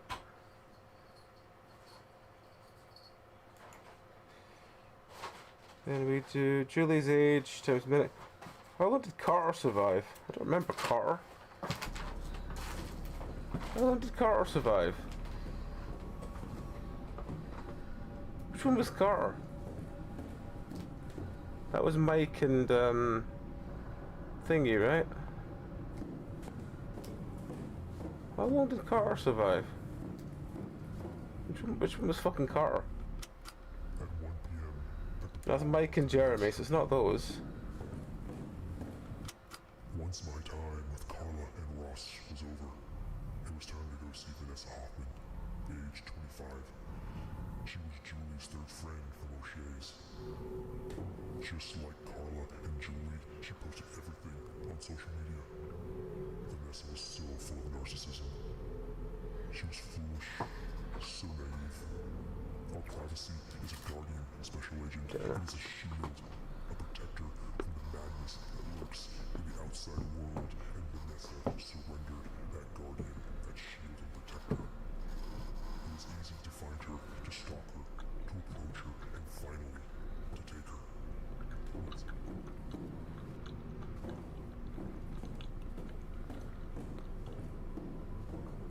Hang on, was Carter an early one?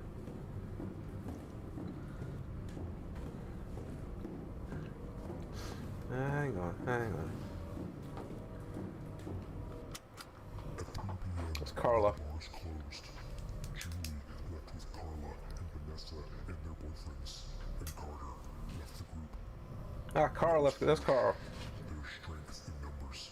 There is strength in the pack. When one of the prey it took us 23 minutes to get back to his apartment. Carter, who was 29 years old, stumbled to the front door. It was clear he was drunk. I simply walked up behind him, grabbed him, and threw him into his apartment. He's the one that choked in his vomit, wasn't he? So was he 58? One of his chairs. I then grabbed a knife from the kitchen and began to practice my pumpkin carving on his body. He was dead 57 minutes 57. later, but not from my cutting. He was screaming. Oh, can't go around that way. Too bad, but 57.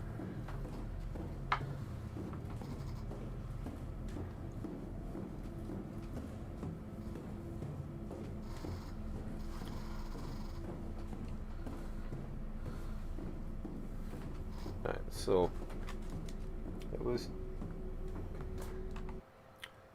23 times 57.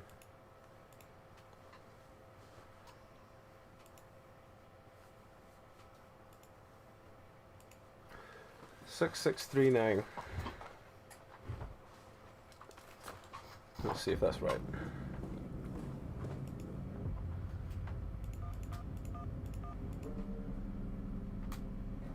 All right, everyone. Let's get this debrief started. I think that I'll was right. first start by commending the special agent that entered Yes. this facility alone and successfully Right. recovered Julie Gray alive. Alright, we're 2 down. Your composure, critical thinking, and analytical approach are reflective of the high standards of this task force. Outstanding. See. Okay, next. This is the second week, and we've already had a second abduction. That is incredibly fast turnaround time. Usually these types of individuals take time to revel in their accomplishment. It's usually a couple weeks, even months before the next abduction. The fact that it occurred almost immediately is extremely worrisome. This means we need to get motivated. We now have 2 facilities Fluff to up my examine, nose. which means we now have 2 opportunities to find forensic clues. I want the forensic teams working overtime, conducting comprehensive Not reviews of these overtime. locations. Any clue, no matter how insignificant, will put us one step closer to catching this guy. All right, everyone, let's get to work. I want to catch this suspect before he grabs another innocent bystander. 1 week later, the cul-de-sac slaughterers. God. Special Agent, the task force has received a third communication from the math problem killer. In this communication, the suspect indicates that he is holding a hostage named Brittany Hansen at 72548 Brittany Lakeview Hansen. Drive. Like the previous two facilities, this one is also an abandoned construction site. The suspect indicated that the task force may send only one agent inside to attempt a rescue. Your past two operations have been extremely successful, and there's an old saying, if it ain't broke, don't fix it. So from now on, you are the task force point agent. I'm the task force point Your agent. objective for this mission is to enter the facility and recover Brittany Hansen alive. The killer is going to tell you uncomfortable and disturbing fact patterns when you are inside. This killer intends to provoke fear and to stir emotions. When people get emotional, they make mistakes, and this guy wants you to make a mistake. Remain steadfast to logic, to analysis, and to critical thinking. Now get inside that facility and get Brittany Hansen out alive. Good luck. I've got my pen. What do I need to write down this time? Hello, friend. Hello, Special Agent. Brittany Hansen, age 44, is somewhere in this facility, locked inside a box, with two very large barrels of hydrofluoric acid resting atop that box. Answer one of my questions incorrectly, and the hydrofluoric acid floods the box, and the lovely Brittany will start to resemble her husband. Now let us begin. Figure out the code to door number 1, if you can. You mean if you can? No faith in me. Let's learn a little bit more about how I found Brittany Hansen, shall we? I was driving along 102nd Street when I spotted a 2012 sport utility vehicle. On the rear windshield in the lower left position, they have placed 5 stickers of happy-looking stick people that represented members of a family. There's one for Dad, one for Mom, one for a son, one for another son, and even a little dog sticker. I mean, how resentful can you get? You're resentful of his little dog sticker. This is a wood mannequin representing David Hansen, aged 46. The real David Hansen is a puddle of goo inside one of these barrels. I will let your forensic team figure out which one. I placed that mannequin exactly where I placed David Hansen, in a chair in the middle of a room with nothing but the screams of his family to keep him company. So he's a family annihilator. Wonderful. I am sure Brittany Hansen thought to herself, why not, when she applied those 5 stickers to her car window. And I'm certain that when she found herself in my dungeon, naked and duct taped to a chair covered in tears and blood, underground where no one could hear her scream, Brittany Hansen also learned, why not? I mean, why not? Why not? Those stick figures on her car window were lovely. He's really got a problem with these stick In a figures. safe world, it would be perfectly acceptable. But as you know, Special Agent, we do not live in a safe world. At that moment, I knew I found... Riddle me the this, stickers. motherfucker.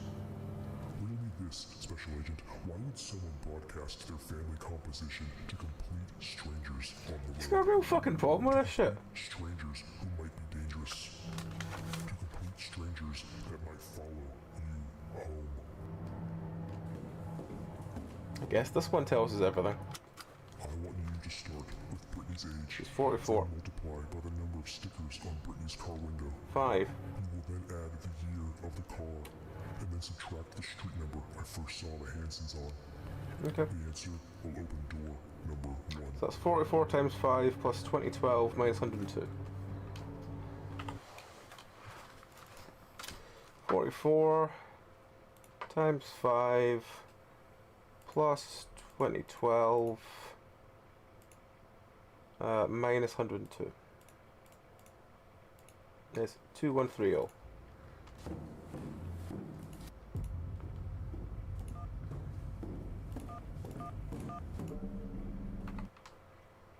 $21.30.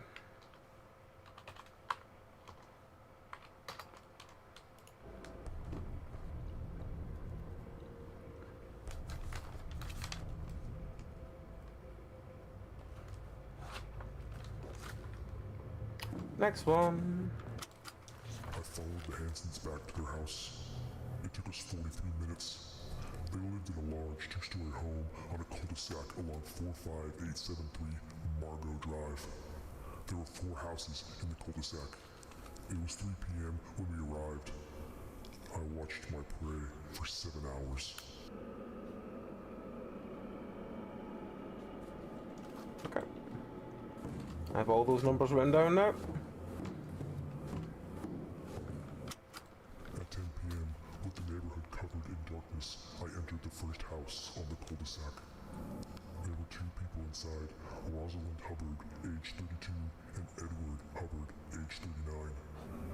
They were cuddled tightly under the covers with smiles on their faces. I can't have that. To pull them out of bed and duct tape them each to a chair. And then duct tape their mouths and have them face each other. Edgelord, Edgelord. You're really frustrated that you can't kill anyone, isn't he? No one solves my math problems. Oh no.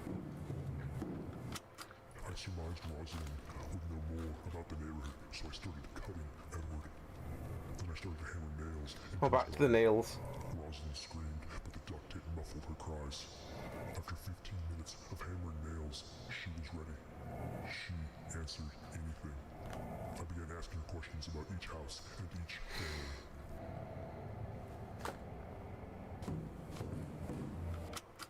I questioned Rosalind for 53 minutes. When I was done, she begged me to let her go. She begged me not to hurt her. I put the duct tape back on her mouth, then cut Edward's throat. She screamed violently. I then grabbed her by her hair and slit her throat. Edgelord. With the Hubbards was over. Ah, the Hubbards are done now. Oh well. You must add Rosalind's age to the time I entered their house, and then multiply the answer by the number of minutes I interrogated Rosalind. The Hang on. opened door number 2. What was it? You must Rosalind's add age was 32. Rosalind's age to the time I entered their house. 10 p.m. And multiply the answer by the number of minutes I interrogated Rosalind. 53. The answer will open door number 2. 32 plus 10 times 53.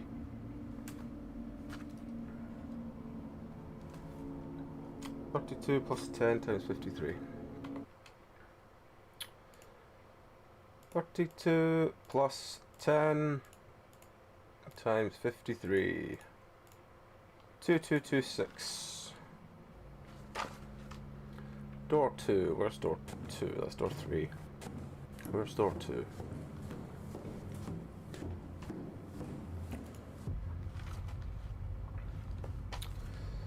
Two, 226.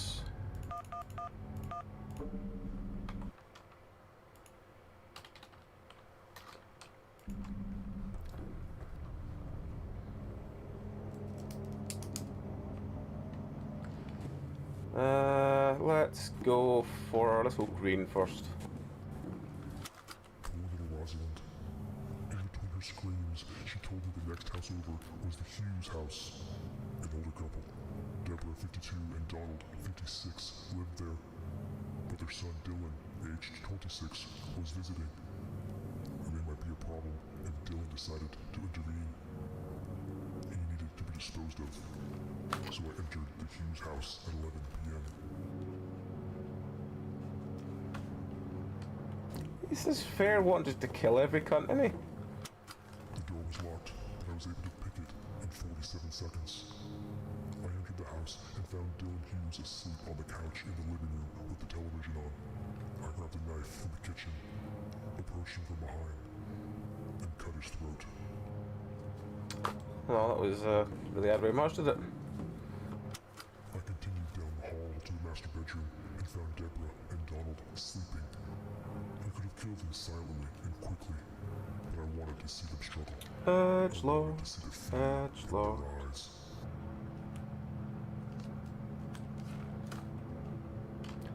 Right. I had a choice. Who to go for first? Donald is the male and stronger foe, but then Deborah would most likely scream and run. Her screaming would alert the neighborhood, and I would need to to chase her. Whereas if I went for Deborah first, I could duct tape her mouth, and Donald would come to me instead of running. I chose Deborah. 138 seconds later, they were both hanging in their hallway. Right. Alright, Special Agent.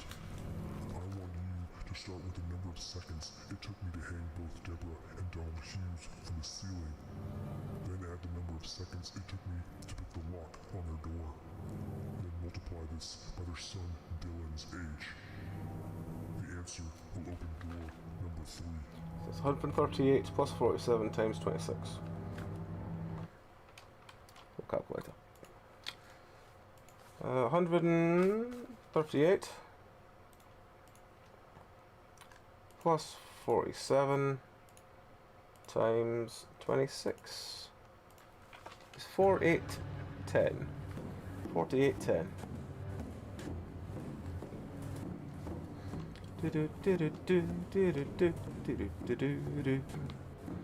Right. 4810.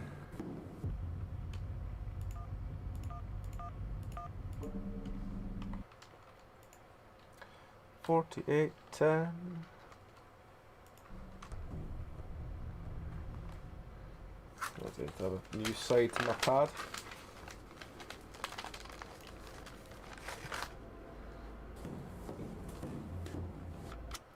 The next house was the Hansons.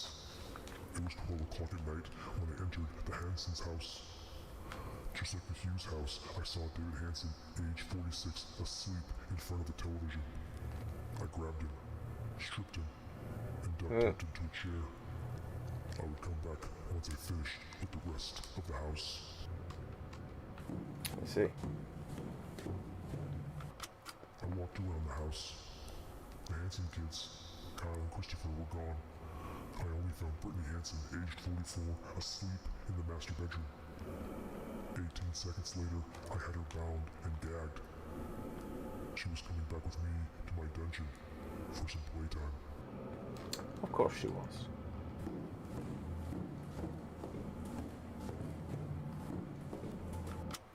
I returned to David Hanson.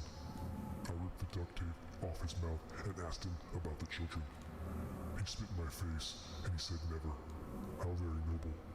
So I started to cut off his penis.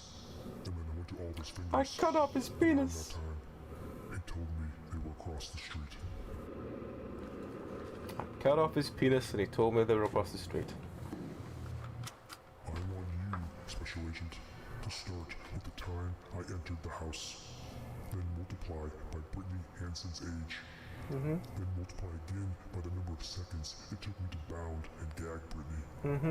The answer will open the final door. That was an easy one. 12 times 44 times 18. This has been a really fast one. Don't just getting better at them or what? Oh, I haven't done the fucking maths yet. 12 times 44 times 18. 9504.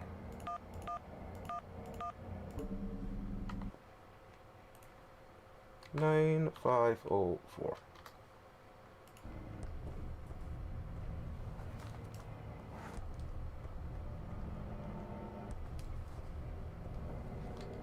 We're on the last room already with this one. This has been really fast. As David Hanson whimpered and cried in pain, he told me his children were next door at a sleepover with the neighbor kids. And you know what happened next, don't you, Special Agent? You went and killed them too because you're an edgelord. Amelia did not please me. She needed to be punished, and 53 minutes later, she was dead.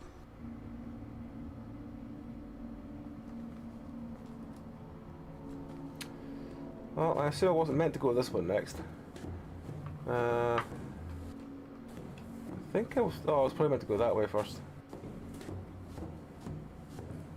Because that way doesn't make any sense. So you have 1 week. Upstairs, I found Jason Anderson, age 39, and Amelia Anderson, 36, asleep in their master bedroom. Amelia was beautiful. Long, dirty brown hair, a tight nightgown that hugged her figure. 17 seconds later, the kitchen knife was lodged in Jason's throat, and I was duct taping Amelia.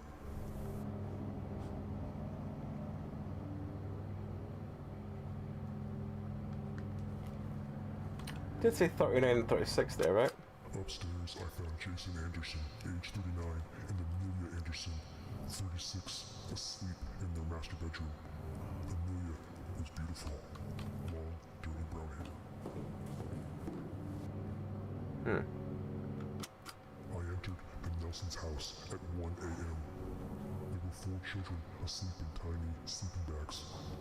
I saw Kyle Hansen, age 12, and Christopher Hansen, age 13, along with Drake Anderson, age 12, and Terry Anderson, age 13. They looked so soft and so fragile, like little eggs. And you know what happens if you tap an egg too hard, Special Agent? The shell breaks. Oh, that's nice to know.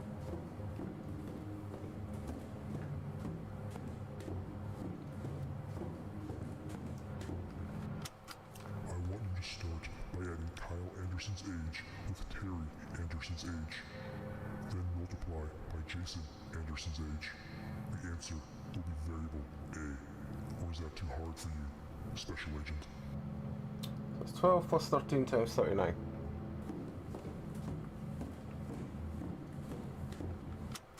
Start with the number of minutes Amelia survived after I woke her up.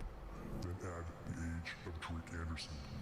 Finally, multiply by the number of kids at the sleepover. The answer is variable B. That's 53 plus 12 times 4. That was a plus, wasn't it? Start with the number of minutes. Yeah, add, yep. Add then multiply, yep, that's fine. Everyone on the Margot Lane cul-de-sac is dead. Everyone except Brittany Hansen. That is, if you can enter the correct code into the keypad. The code to open the crate is variable A plus variable B. Of course, it's A plus B. Special Agent. Because you're an imaginative cunt. Right. Right, 12 plus 13 times 39 is 975.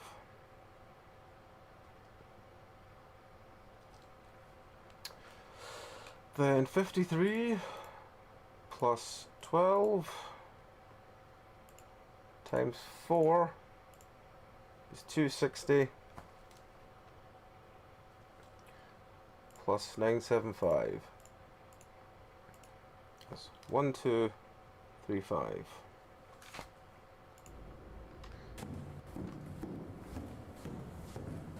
Unless I fuck this up, which is possible, it's me.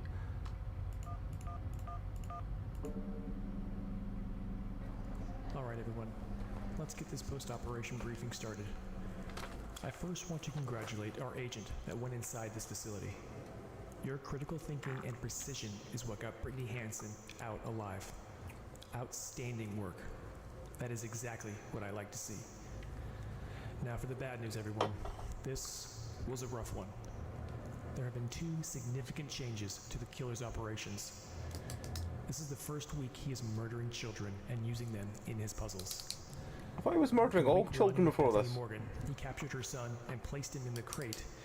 And although he was in grave danger, the killer still gave us the opportunity to recover him safely.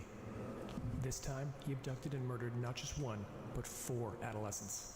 I don't think I abducted them, I think he just killed them. The next major change, and that is the kill count. Week 1, there were 6 victims. Last week, there was 7. Now this week, there was 12. Why the jump in the kill count? Was it planned? Was it unexpected? I want the behavioral analysis unit jumping headfirst into this issue. Can we expect further escalation, and if so, will it be planned or due to unravel the control of the suspect situation? Finally, I want the task force public relations team to hold a press conference and provide the public with what we know.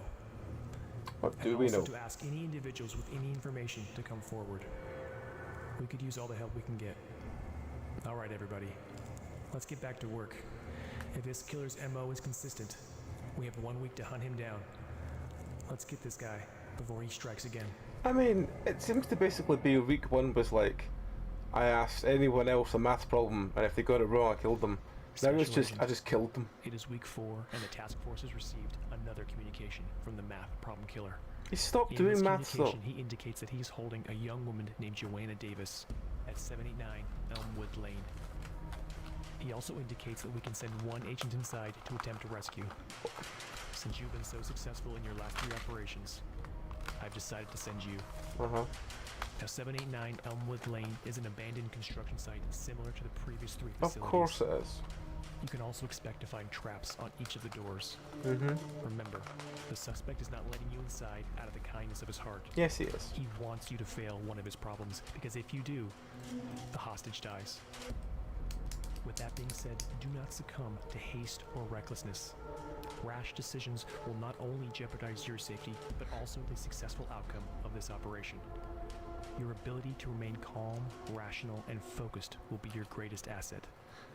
Now get inside that facility and bring Joanna Davis out alive. Joanna Davis. Hello, friend. I watched your press conference. It only took 3 weeks before your pathetic task force gave up and had to ask for help from the public. Well, I think I need to give the city my own press conference. Your press conference asked for people to come forward with information about me. Mine will show them what will happen if they do. Mm-hmm. But instead of your pathetic hollow words, I will choose action. Instead of killing 1 family this week, I will butcher 4. Mm-hmm.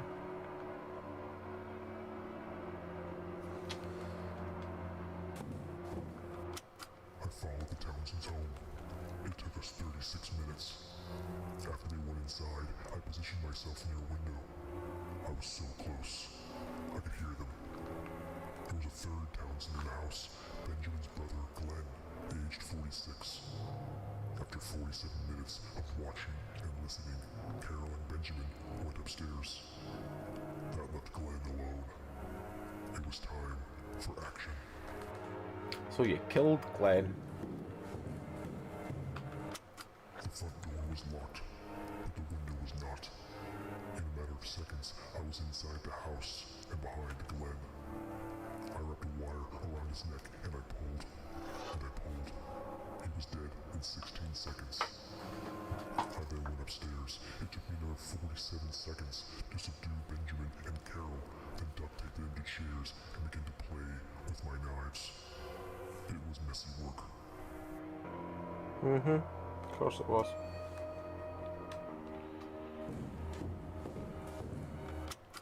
I went to Pierre's Bar and Grill on 74th Street for 4 days in a row.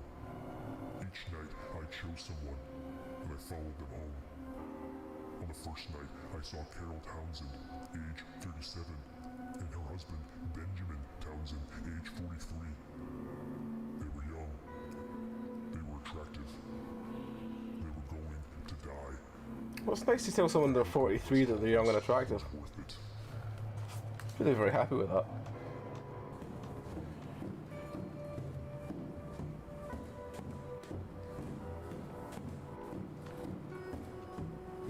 Oh, there's another one over there. I want you to start with Brady Myers' age. I don't know how old she is. Multiply by the number of hours I use my knives on the Townsends. I want you to next add Carol Townsend's age, then multiply the number of seconds it took me to kill Glenn Townsend after I wrapped the wire around his neck. Answer will open door number 1 and get you 1 room closer to Joanna Davis. Unless So of it's course you make a mistake. Carol's 37, it took 16 seconds to kill Glenn. Hours, I don't know how many hours you spent with them. So I think it's probably going to be the last video over there, the last audio over there.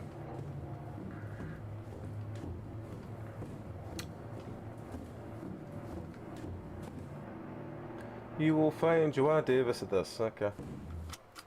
This is Brady Myers.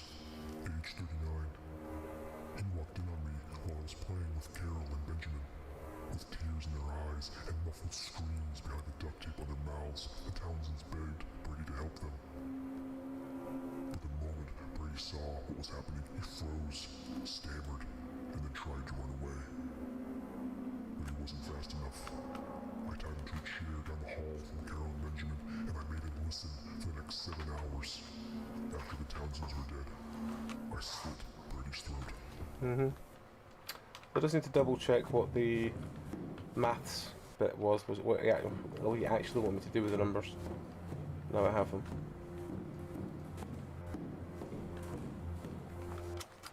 I want you to start with Brady Myers' age, then multiply by the number of hours I use my knives on the Townsends. I want you to next add Carol Townsend's age, then multiply the number of seconds it took me to kill That's Carol fine. Townsend. Right. So this one is 39 times 7 plus 37 times 16 is 4960.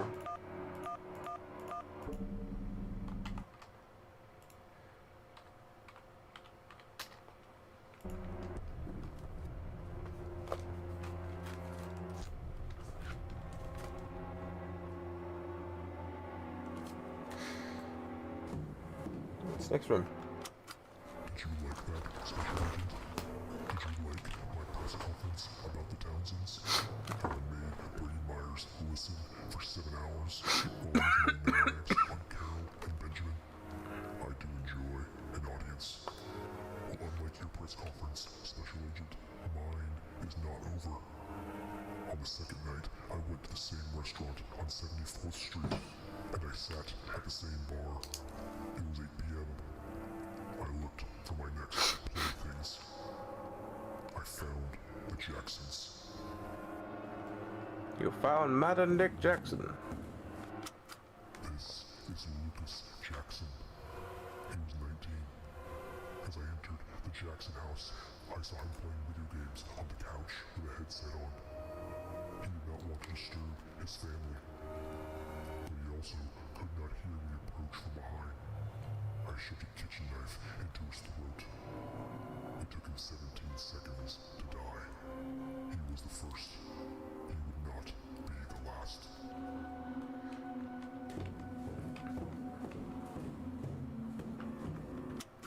After dealing with Lucas, Oh, huge Jackson. the hallway and found David Jackson. He was 21 years old. He was asleep in the guest bedroom. He was big and he was strong, and he would be a serious problem if he woke up. I slashed his throat with a knife from the kitchen. He died in 23 seconds. So 23 and 17. Alright. I assume this one. The Jacksons were a beautiful family of 4. They would make a perfect press conference for the city. A perfect example of what would happen if a family came forward with information about me. When the Jacksons finished dinner, I followed them home. We arrived at their house at 9 p.m. I waited for everyone to go to bed. I waited for them to turn off the lights. 2 hours later, I entered the house. You dumb, stupid little task force agent. Do you see what happens when you do a press conference? When you ask the community for help to catch me? I strike back at the community. The Jacksons would still be alive if you did not have that press conference, Special Agent. You've stopped asking maths problems, I don't care anymore. Now think about this. You must start with David Jackson's age, then add Tony Jackson's age. Then multiply by the number of seconds it took Lucas Jackson to die. The answer will be variable A.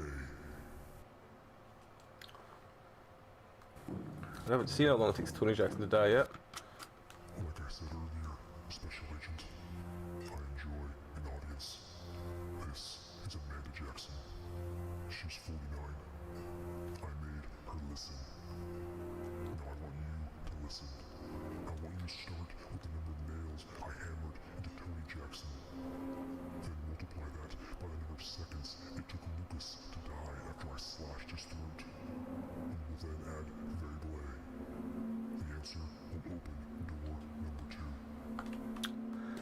He's obsessed with using the same numbers all the time.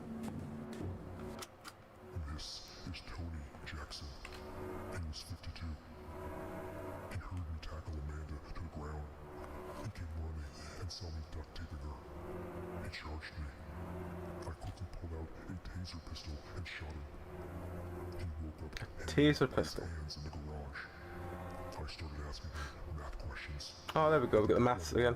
I would hammer a nail into his body. I hammered 138 nails into Tony Jackson's body. The body gets messy after 138 nails. Special agent. Real messy. I just need to check. What's the last one before this?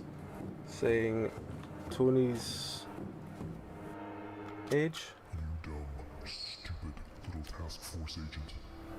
Do you see what happens when you do a press conference? When you ask the community for help to catch me? I strike back at the community. The Jacksons would still be alive if you did not have that press conference, Special Agent. Think about that. Fuck. Think about this.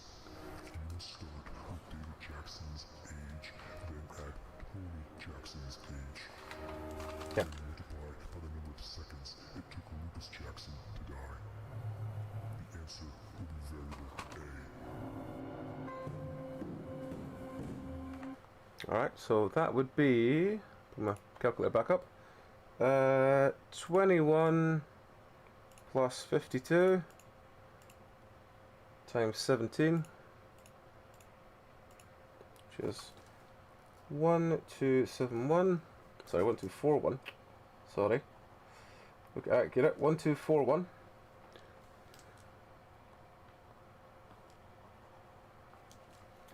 Then we do 138 times 17 plus 1241. 3587.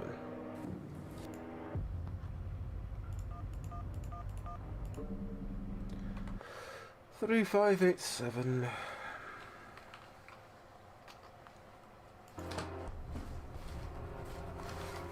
The new side of my page. You put the oven on you? I didn't because I was waiting for you to. Just put the oven on, I'll put it on that. Because I think this might take me a while. Right. I assume you want me to go to the talkie box. On the third night, Third day of Christmas. at 74th Street, sat at the bar and began my hunt again. After 26 minutes, I found my next meal. The Rogers. They were a beautiful family of four, just like the Jacksons. I followed them home. It took us 52 minutes.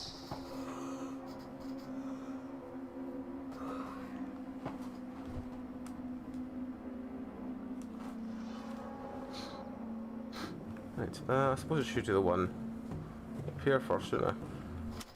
Instead of killing each family member individually, I wanted a group activity. I wanted everyone to see each other, to be close to each other when it all happened. Once we returned to their house, I went inside. I went room by room, taking my time. And one by one, I bound and I gagged each member of the Roger family. I tied their arms, covered their mouths, tied their legs in duct tape. This was Jason Rogers. He was 51, and he was the father. When the other three were in a circle, I slit open Jason Rogers' throat.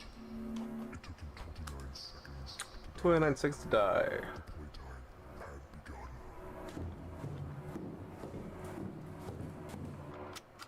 This is Paula Rogers. She was 23 years old. Paula was a very bad girl. She was able to get free from her chair after I killed Jason. She grabbed a kitchen knife and charged me. I grabbed a nearby chair and I threw it at her. She halted and shielded herself from the chair. In that time, I was able to charge her and put her on the ground. As a punishment, I hung her by her hands in front of the other two Rogers.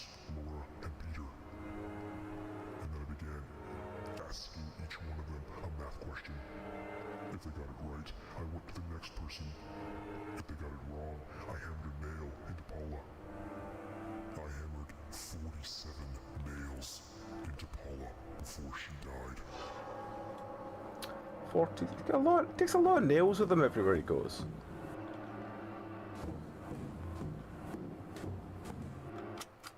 Isn't this wonderful, Special Agent? I have butchered 3 families, and I haven't even told you how I found Joanna Davis. Who was locked inside the crate at the end of this facility. Well, if you want to find out about Joanna, you must start with the number of nails I hammered into Paula. Then multiply by the number of seconds it took Jason Rogers to die. Then add Peter Rogers' age. Then add the number of minutes it took me to find the Rogers at the restaurant. You will finally add variable A. The answer will open door number 3. Alright, well I need to find Peter's age, and then what A is. This is Laura Rogers. She was 46. She is the mother. I killed her last Special Agent. She was alone with me for 4 hours. 4 hours. When it was over, I put her out of her misery. Now let me give you a little misery. I want you to start with Laura's age, then multiply by her husband, Jason Rogers' age. The answer will be variable A. Okay. It's easy enough. Anything else needs to do? This is Oh, yeah. Peter Rogers. He was 19 years old. He was the second last to die. After Paula was dead, I asked him a math question. He spit in my face, so I cut off his tongue. Then I cut off his fingers. And I cut off his nose, I cut open his stomach, and no one spits in my face. His intestines. No one spits in my face, Special Agent. No one.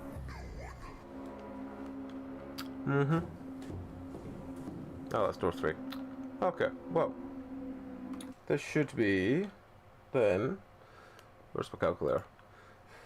This should be 46 times 51, which is 2346. And then it should be 47 times 29 plus 19 plus 26 plus 2346. There should be 3754.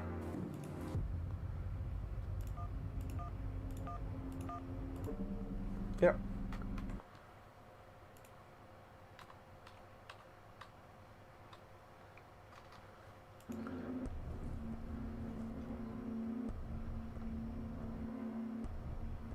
Oh, we're coming up to the last door again. 3754. Alright. On the 4th night, 4th day of Christmas. I slept for 22 minutes. I was there for 22 minutes. And then I saw her. I saw Joanna Davis. She was 26 years old. She was a part-time waitress and a full-time student at the local state university. I had gone to the restaurant to find another family, but the moment I saw Joanna, I knew she had to be mine. I watched her for 2 hours.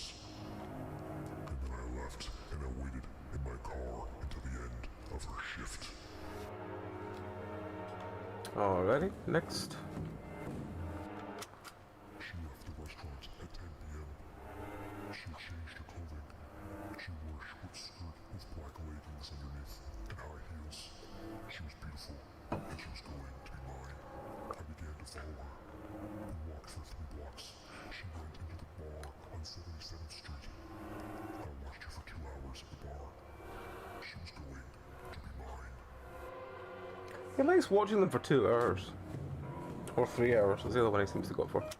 After 2 hours at the bar, she took a ride share back to her apartment. It took her 37 minutes to reach her apartment complex. She was nearly drunk and stumbled to get to the door.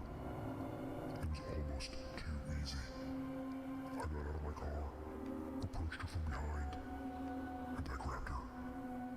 46 minutes later, she was at my dungeon.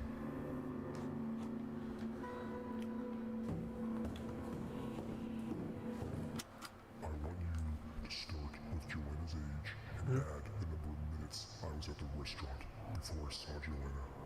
Then multiply the street number of the bar she went to after work. Your answer will be variable A. It's 26 plus 22 times 77. You must start with the number of minutes it took me to take Joanna back to my dungeon. 46. After I abducted her. Then add the number of minutes it took me to reach her apartment from the bar. 37. And multiply this number by the number of hours I watched her at the bar. 2. The answer will be variable B. Okay. And I assume it's going to be A plus B, because that's what it always is. If you want to open the final door and reach my Joanna Davis, you must add variable A to variable B. Or is that too hard for your special agent?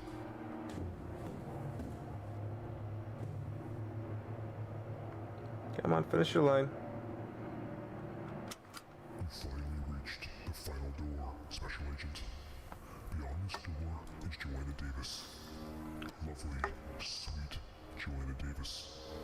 And all you have to do is enter the correct code into the door. Right. So, first code is 26 plus 22 times 77, which is 1720. And then 46 plus 37 times 2? Doesn't seem right. 46 plus 37 times 2, 166. Plus, no, 166 plus 1720 is 2052, 2052. God damn it. They're all going far too well, isn't it? Right, let me just see what I did wrong. Did I just write a number down wrong? 26 plus 22 times 77. 46 plus 37 times 2. I think that bit might be wrong. So, yeah, we'll try that one again. We've got all the codes to get through the doors, so it should be fine. Just need to remember which code was room number 1. 4960, okay, that's fine. So it's 49603 587 4960. Didn't write that one down. 49603 587 and then 3754. I'm confused as to which page is the right one now. What's my last page? It's that one.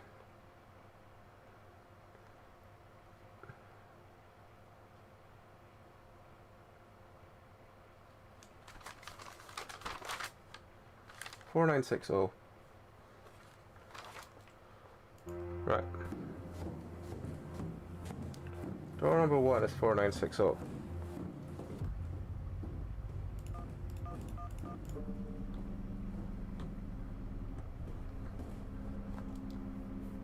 Door number 2 is 3587.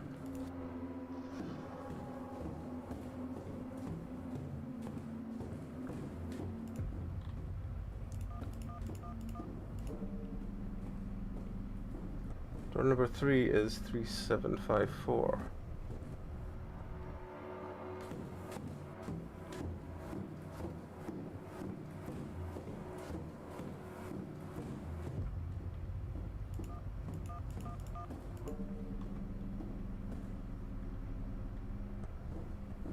And then we're on to this one.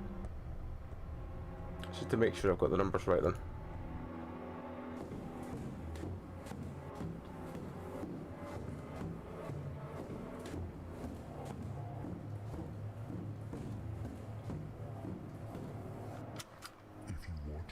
Yeah, that's add variable A to variable B. So this is the one that tells him what variable A is. I want you to start with Joanna's age and add the number of minutes I was at the restaurant before I saw Joanna. Then multiply the street number of the bar she went to after work. Your answer will be variable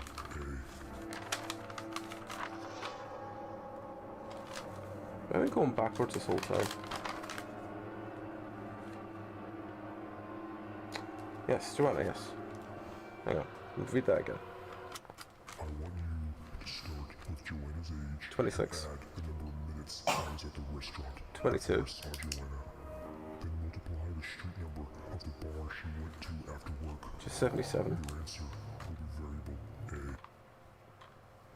So that's 26 plus 22 times 77. Do you know why? Because I think it did that as a bracket. So 3696. It does this sometimes. You need to remember to hit 2 all the way through. You must start with the number of minutes it took me to take Joanna back to my dungeon. 46. after I abducted her.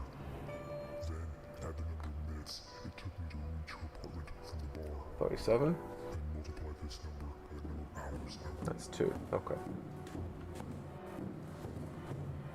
So the answer should have been 3. Hang on. 46 plus 37. No. 46 plus 37. 83. Times 2. 166. Plus 3696. Which is 3862. 3862. Yeah. 3862.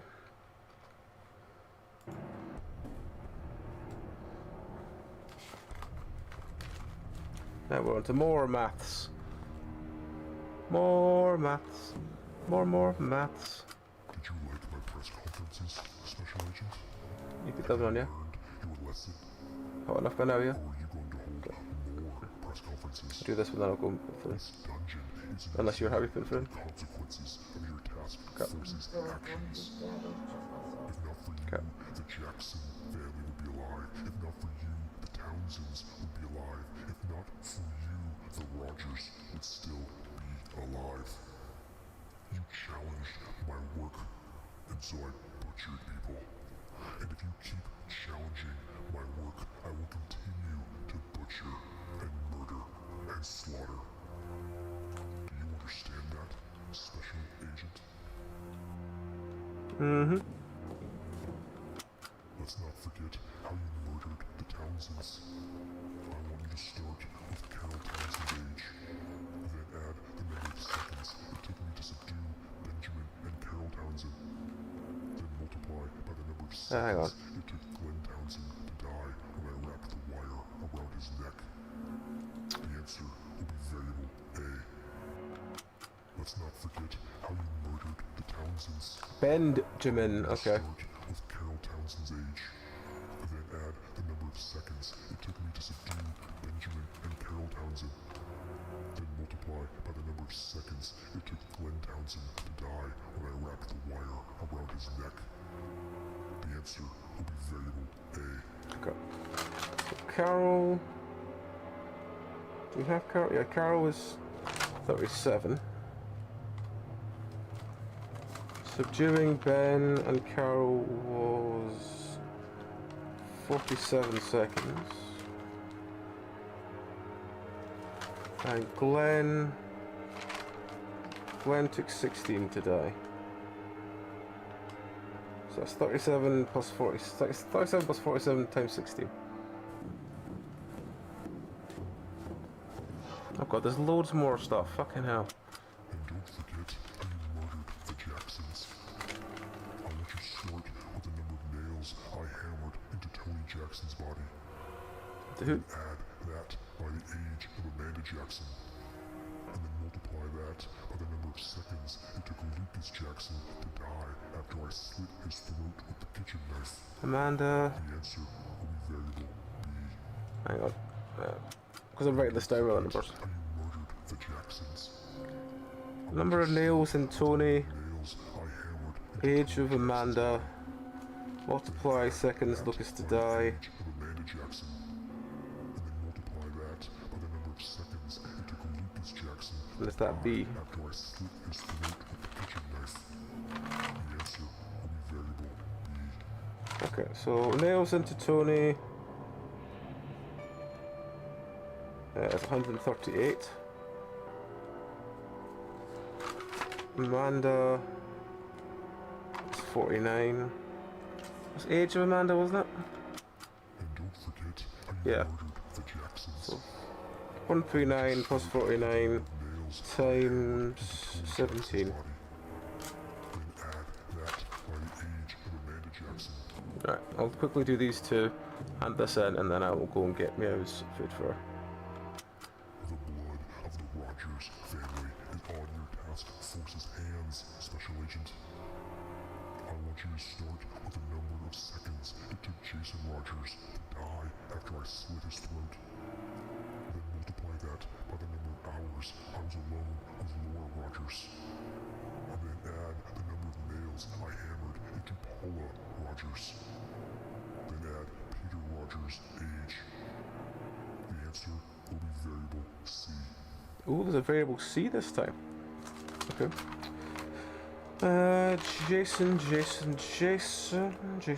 Jason. Joanna. Jason. What was it? 1 to 2 how long Jason takes to die? 29 seconds. So 29 times. I was alone with Laura, it was 4. Nails into Paula was 47. And Peter was 19. Just checking that this is all.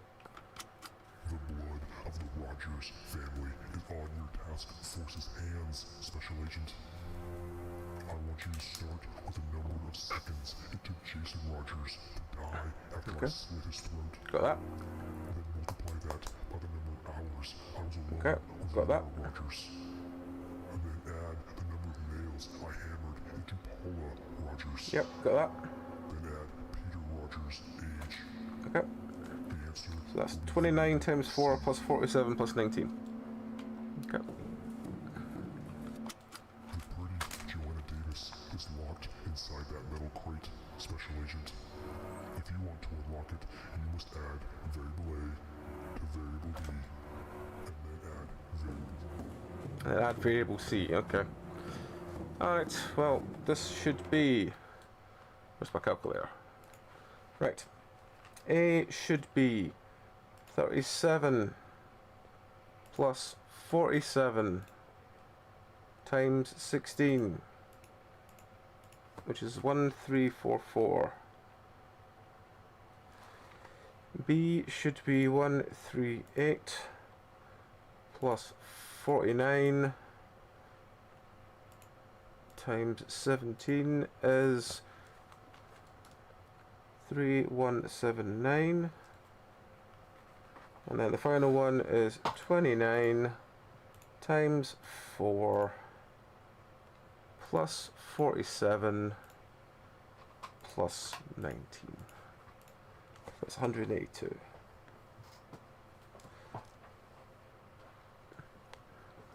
So that would be 182 plus 3179, which would be 3361 plus 1344 is 4705. Let's see if that's right. 4705.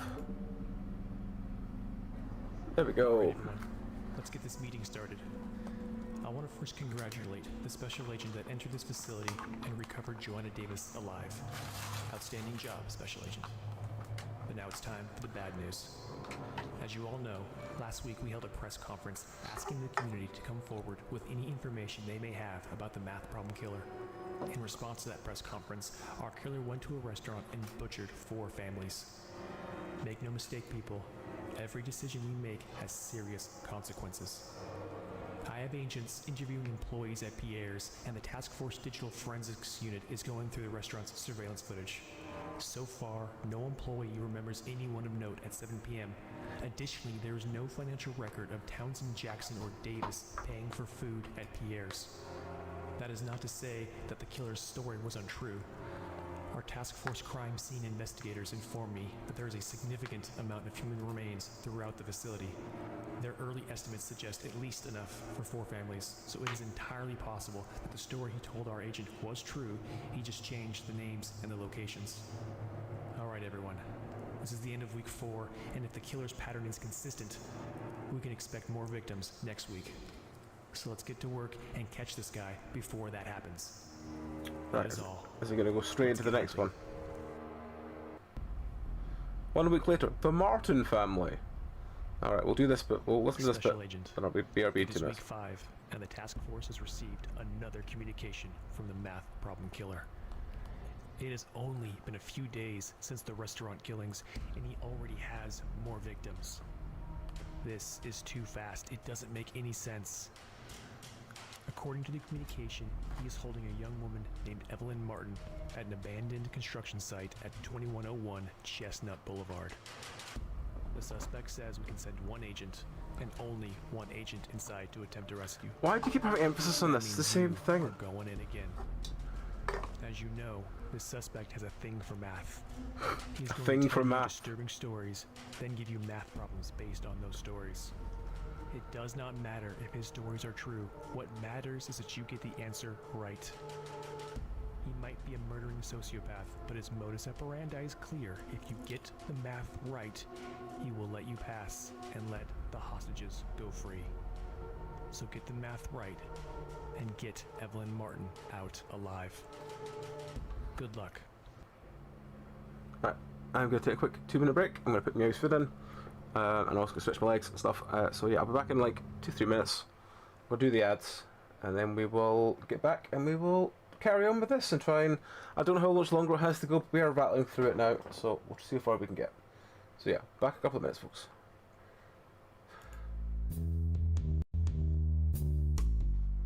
Alrighty, folks, we're back. My camera's slipping further and further down. I'll fix that in 2 seconds. Say 2 seconds. I'll fix that when I go get Mary's food out of the oven, which will be in like 6 minutes. So when it beeps, I'm going to take a quick 2-minute, like I'm not even going to go break, I'm just going to turn the camera off, book 2 minutes out, 2 minutes back, go. Because that's what it'll just take me to go through the kitchen, take it out of the oven, bring it through to her. So, yeah, anyway. You know, Special Agent, I was going to go easy this week, giving you and the task force a little break. I was only going to play with 1 person. I was going to take my time. I was going to make it hurt. I thought that was going to be Sienna. But then one thing led to another, and I feasted on the whole Martin family. They were delicious. But I'm getting ahead of myself. Why don't you start with Sienna's age, and then multiply it by the street of the parade? And multiply the answer by the time of the parade. Your final answer will be variable A. Hey, Crimson, how's it going? Oh, I got a cat. I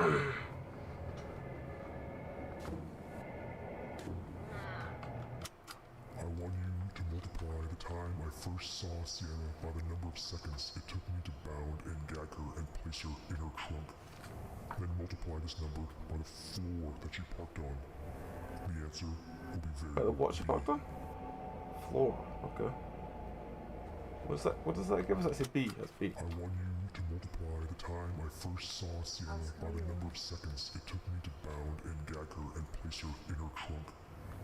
Then multiply this number. Right, okay. I guess we'll go with this one first. Pretty girls. Yeah, doing not bad, just playing this weird monologue jigsaw game. Don't you, Special Agent? Oh, I almost forgot. I have Evelyn Martin somewhere in this dungeon. If you want to reach her, you need to get past door number 1. The code for door number 1 is simple. You must add variable A to variable B. Even a pathetic little task force special agent like you can solve that one. Can't you? Hello there, special agent. This is Sienna Harrison, age 33. I saw her at the 6th Street Parade at 11 a.m. She was alone. 3 hours later, I followed her into the parking garage. She parked on the 4th floor.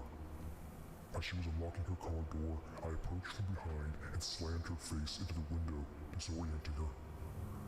In the next 38 seconds, I had her bound and gagged and stuffed in her trunk. I then drove casually back to my dungeon in her car. When she woke up, her nightmare began. Did you say 4 hours later? Hello, 3 hours Special later. Agent. This is Sienna Harrison, age Now, 33. question is, does it want 3 hours later as in 2 o'clock? At 11 a.m. Or does it want 3 hours later as in She was 3? alone. 3 hours later, I followed her into the parking garage. So, hang on. I want you to multiply the time I first saw Sienna by the number of seconds it took me to bound and gag her and place her. Well, the in first her car. time we saw her, that's Then 6. multiply this number. No, by wait, the hang on, that's floor 11. she parked on. Sorry, The 11. answer will be variable B. We first saw her at 11. Okay. So that's 33 times 6 times 11 and 11 times 38 times 4. Alright, but yes, I'm doing not bad. I've been trying this one, which is basically like, it's a lot of monologues and then a lot of weird maths problems, but I just kind of want to see where it goes. But it's been getting, I say it's been getting easier as it goes on. I still need my damn calculator for all of these. Right, 33 times 6 times 11. 33 times 6 equals times 11 equals. So that's 2178 plus 11 times 38 is 411 times 4 is 1672 plus 2178 3850 3850 fuck 3850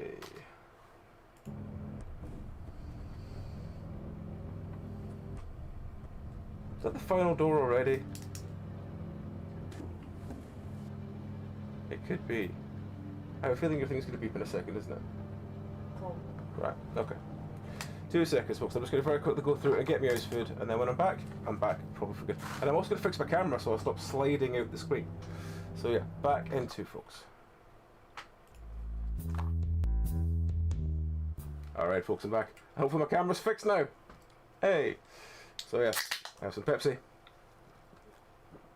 Let's solve some fucking crime. So yes, we're on to the second door. We haven't talked to anyone yet. As Sienna mumbled and whimpered and pissed herself strapped to the chair, I scrolled through her phone. I looked through her pictures, and that's when I saw her. Evelyn Martin. I made Sienna tell me where Evelyn lived, and then I disposed of my little toy.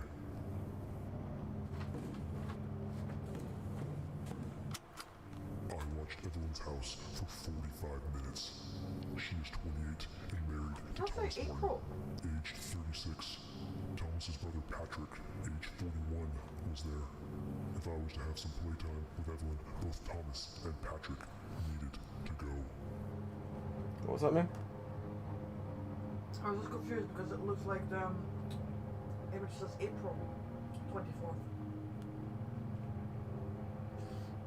What did it meant to say?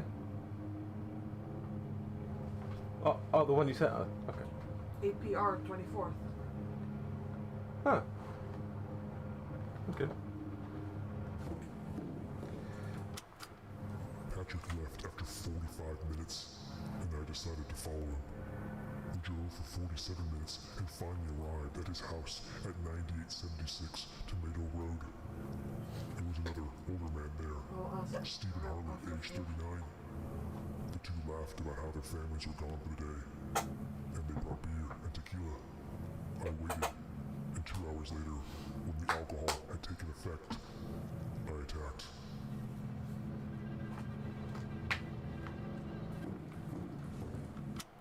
You must start with Patrick's age, and then multiply it by Evelyn's age.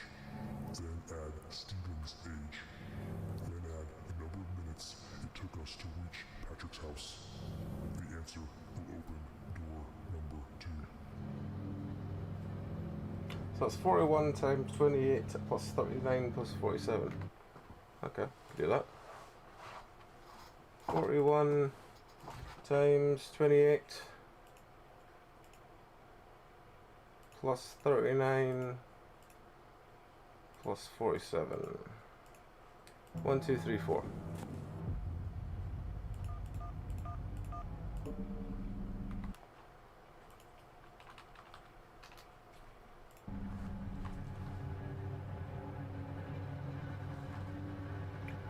Right. I made a new page for this.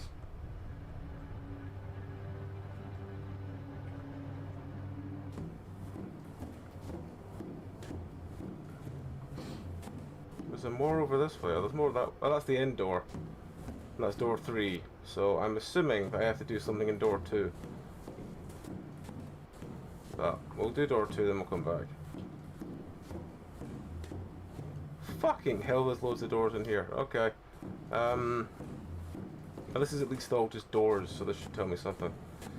Right. I want you to start with the number of seconds it took Stephen to turn on his friend. Then multiply by the number of feet Patrick was away from Stephen. Then multiply by the total number of wife and children Patrick had.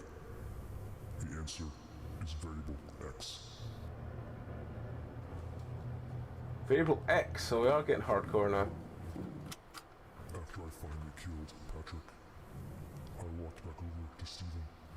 He was 10 feet away, still naked and tied to the same chair. I asked him a simple math question. He got it wrong, so I cut open his stomach and pulled his intestines out. Mistakes have consequences, Special Agent. I made Stephen listen to the screams of his best friend Patrick as I played with Patrick's family. When I was done, I hung Patrick's family above him. He kept screaming, "I will kill you, I will kill you." But here's the best part, Special Agent. Patrick was not screaming at me. He was screaming at Stephen. Hello, loud boy. You trying to get yourself wrapped up in my cables again? It took 53 seconds before Stephen Harlan turned on Patrick. He quickly told me the names of Stephen's wife and 2 children. He told me their ages. He told me their schedules. After scrolling, Stephen turned to his best friend Patrick, tears in his eyes, and kept saying, "I'm sorry, I don't want to die. I'm sorry, I don't want to die." So wife and 2 children, yeah, wife and 2 53 children. seconds before Stephen Harlan. I stripped them naked, tied them each to a chair, and had them face each other.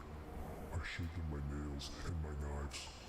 I told them the first one who told me where the other's family was would get to live.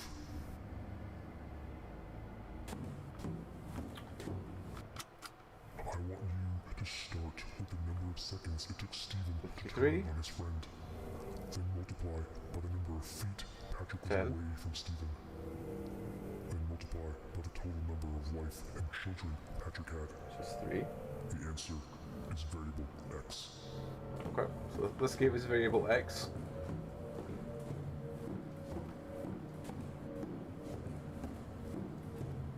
Guess we're going to this one. It took me 86 minutes to reach Evelyn's house at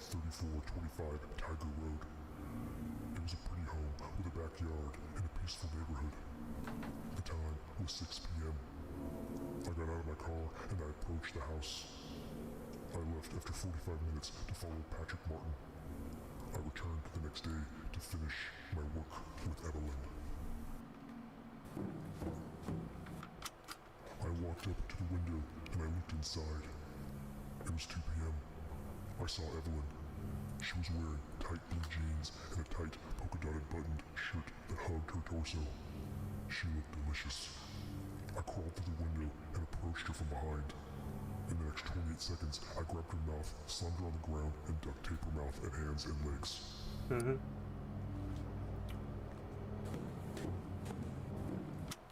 Start with Evelyn's age, then multiply by the amount of time it took me to bound and gag Evelyn.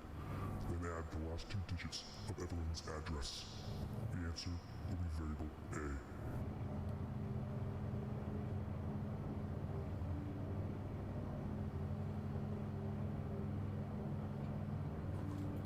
Last 2 digits of her address. What's her address again? It took It's me 25. 86 minutes to reach Evelyn's house at 3425 Tiger Road. It was a pretty home with a backyard and a peaceful neighborhood. The time was 6 p.m. I got out of my car and I approached. Should have Evelyn's age somewhere. Yeah, there we go, 28.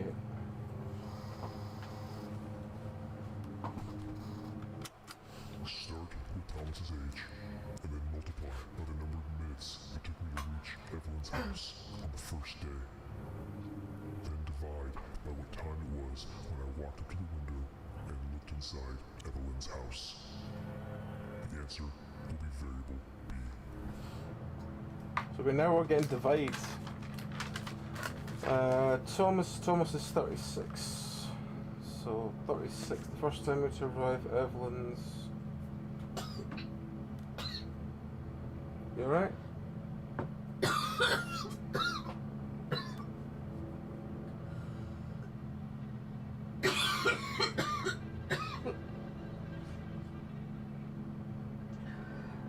think that's all arriving at Patrick's. I mean, it says 86 minutes, but I don't know if that's the right one. Apparently I'm not allowed to drink.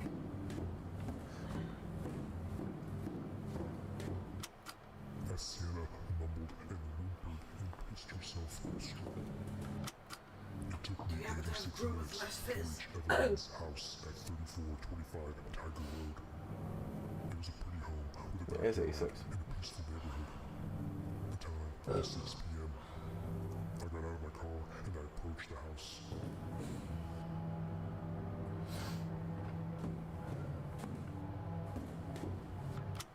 Start with Evelyn's age. Yeah, drank the wrong way. The amount of time it took me to bound and gag Evelyn. Then add the last 2 digits of Evelyn's address. The answer will be variable A.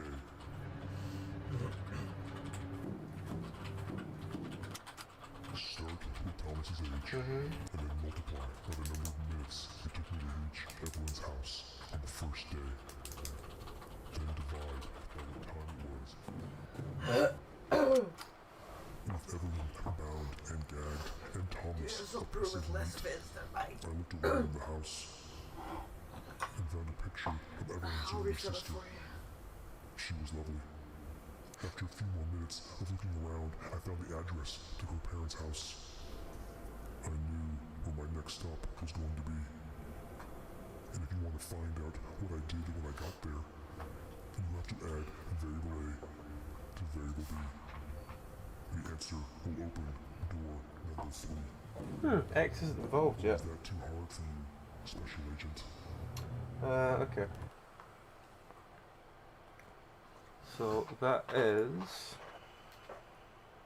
28 times 28 plus 25, which is 809, and 36 times 86 divided by 45. Now I think that must be wrong because that's a decimal. 36 times 86 divided by 45 plus 809. Also, that only gives 88, that 4-digit number, so that makes me think that's wrong. The number of minutes you waited must be wrong. Try to wait that one. I walked up to the window and I looked inside. It was 2 p.m. I saw Evelyn.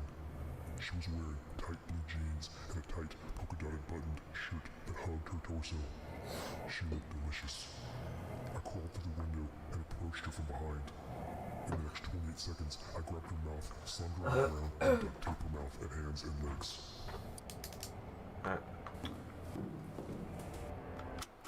It took me 86 minutes to reach Evelyn's house at 3425 Tiger Road. It was a pretty home with a backyard and a peaceful neighborhood. The time was 6 p.m. I got out of my car and I approached the house. I left after 45 minutes to follow Patrick Martin. I returned the next day to finish my work with Evelyn. I think I must have misheard this. I think it must be divided by the time it was. Start with Thomas's age. And then What time it was? Yeah, it's 2, not it took me to how reach long. Evelyn's house on the first day. It's a lot different. So that would be 36 divide 36 times 86 divided by 2 plus 809 equals 2357. 2357. Boom.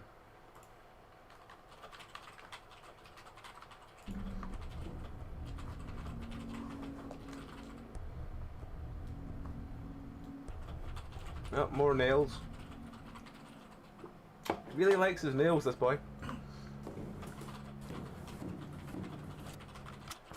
I want you to start with the number of nails I shoved into Ariel, and then multiply this by the time I arrived at Evelyn's parents' house. Then multiply by Annie's age. Your answer will be variable A. Okay. I want you to start with the number of minutes I watched the girls, then multiply this by Aaliyah's age. The Whose answer age? will be variable Aaliyah. B. Okay. You must add Angela and Antonio's ages, then multiply by the number of hours I spent with Angela. The answer will be variable C. Angela plus Antonio. What's that again? Angela plus Antonio? You must add Angela and Antonio's ages, then multiply by the number Time of Angela hours I equals C. spent with Angela. Okay. The answer. Now listen up, you stupid, pathetic task force agent. If you want to find variable y, you must add variable a to variable b, and then add variable c. Or is that too advanced for you? Why don't you just make a mistake and enter the wrong code into the keypad and say hello to Evelyn's parents, Angela, age 53, and Antonio, age 57. They were upstairs in the master bedroom while the girls were downstairs. When they heard screaming, they ran downstairs. I grabbed one of the girls' softball bats and smashed Antonio's skull into a pile of goo. Angela screamed. I approached her and took my time. 3 hours, Special Agent. 3 hours. Right, so we've got C.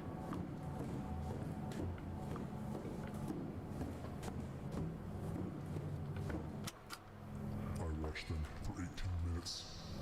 They laughed and danced. 5 young girls in their pajamas. It was the perfect moment to strike. And an hour later, they were all butchered, hanging upside down in the living room. Next one. I arrived at Evelyn's parents' house at 9 p.m. I snuck up and crouched near a window. I looked looked inside, and I saw Evelyn Martin's younger sister, Ariel. She was having a slumber party with 4 other girls. Annie, age 14, Harriet, age 15, Aaliyah, age 14, and Melody, age 15.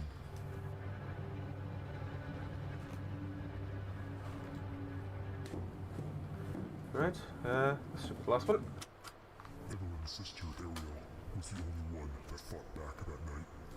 While the other girls screamed like goats, Ariel grabbed a softball bat and swung as hard as she could. Her fighting spirit was admirable. So she earned a math problem! So I asked her a math question. I told Wait, her that's if not she what I got it worked wrong, so hard she for. could go free. But if she got it wrong, she would be punished. She answered incorrectly. So I shoved 18 nails through her torso and hung her in front of the other girls. He never talks about anyone getting these math questions right, which makes me think he's a liar. Right.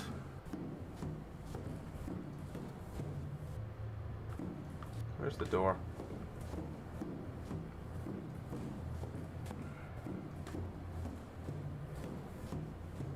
Oh, hang on, the door's back here, isn't it? Yeah.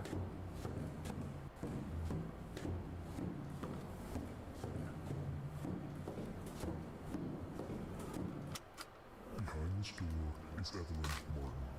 If you want to open this door, you must add variable x plus variable y. And then enter your answer into the keypad. Let's see how smart you really are. Yeah. Right, okay, so what we got? A was 18 times 9 times 14, I think?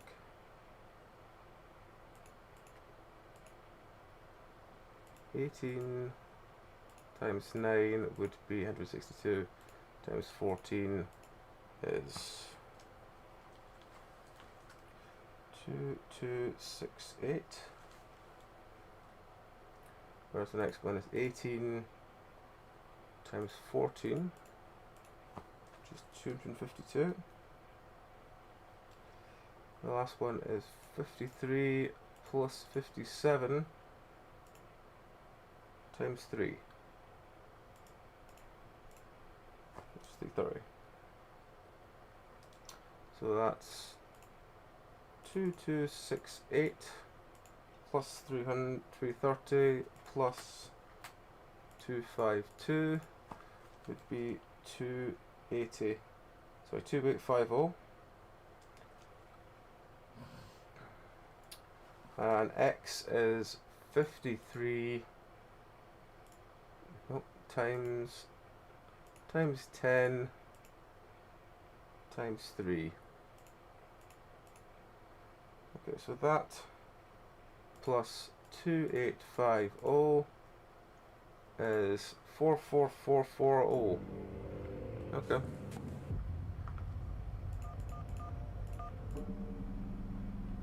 There we go.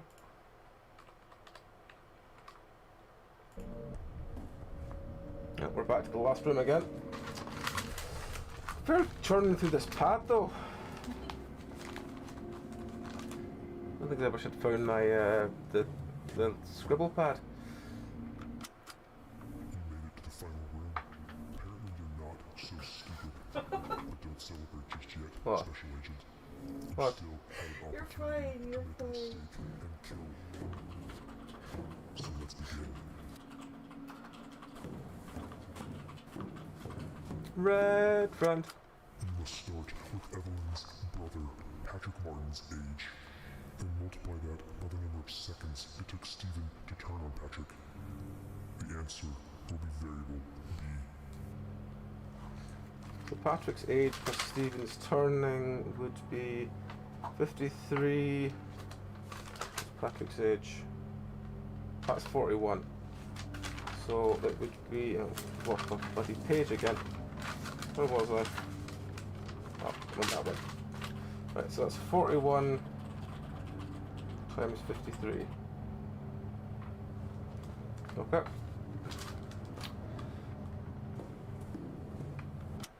You must add variable A to variable B, and then subtract variable C.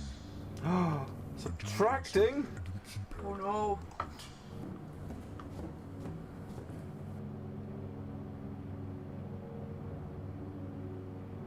Come on, get on with it. Friend, please stop talking so I can move to the next one. Let's start with Evelyn's age, then add Thomas's age, Hello, then Pine. multiply by the number of seconds it took me to bound and gag Evelyn. The answer will be variable C. Hello, Pine. How's it going? We're playing Jigsaw Monologues, the game. But there's not really any traps, it's just some really weird math puzzles. Hang on, everyone's age, everyone's 28. That's 28 plus Thomas was 36 times gagging Evelyn.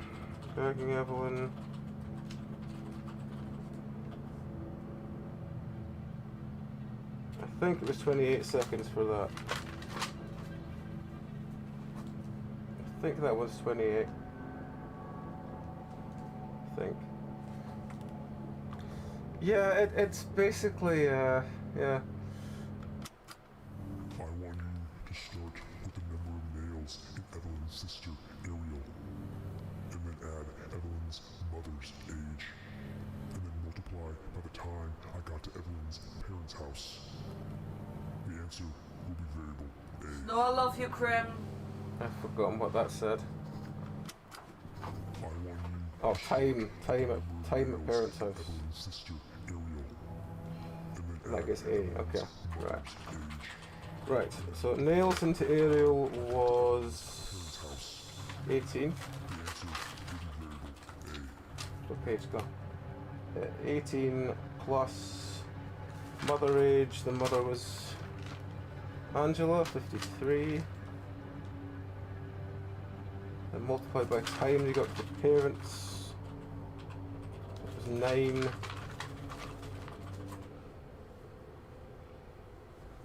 Right, so that would be 18 plus 53 equals times 9. So that's 639. B is 41 times 53, which is 2173. 2173. Then C is 28 plus 36 times 28, which is 1728. So that's 2173 plus 639 minus 1728, 1084. Have we got it right? No. 084. No, fucked up. Oh, cock, go listen to the monologue again. Oh. Sorry, for those who have just joined us, I'll leave the monologue on so you can hear him. Killings, and he already has more victims. This is too fast. It doesn't make any sense. According to the communication, he is holding a young woman named Evelyn Martin at an abandoned construction site at 2101 Chestnut Boulevard. The suspect says we can send one agent, and only one agent inside to attempt a rescue. That means you are going in again. As you know, this suspect has a thing for math. Thing for Tell math. you disturbing stories, then give you math problems based on those. I can't even stories. remember what the first door, which one the Does first not door matter if was. his stories are true. What matters think it is was that that you one. get the answer right. He might be a murdering sociopath, but I his really modus wish you could operandi skip is these clear. cutscenes. If you get the math Really right, fucking wish you could skip he these will let you cutscenes. pass and let the hostages go free. So get the math right and get Evelyn Martin out alive. Good luck.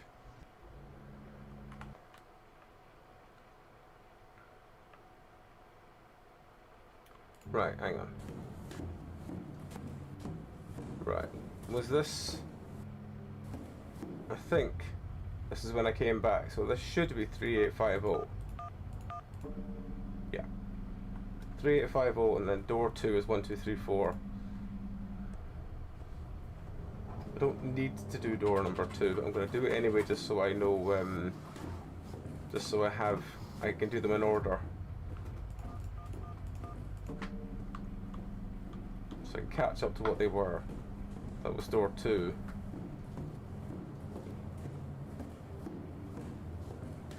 Door 3. Door 3 was 2357. Yeah. And the door 4 was 4440.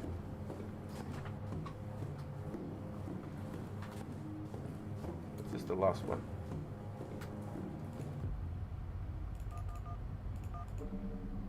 Right, okay. So what did we get wrong on this one then?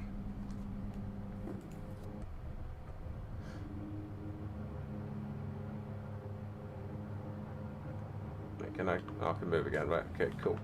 Right. So let me just double check we've got all these right. So the first one was red. You must start with Evelyn's brother, Patrick Martin's age, and multiply that by the number of seconds it took Stephen to turn on Patrick. The answer will be variable B. That's fine, we've got B. Patrick's age and seconds Stephen took to turn. We've got both then, they're both right. Hang on. Back down to the bottom of the chat. Yeah, the real threat is that you have to get it right or you have to go through the monologue again. Let's start with Evelyn's age, then add Thomas's age, then multiply by the number of seconds it took me to bound and gag Evelyn. That's the one I need to double check. I'm pretty sure that's 28, so I'm going to double check that one.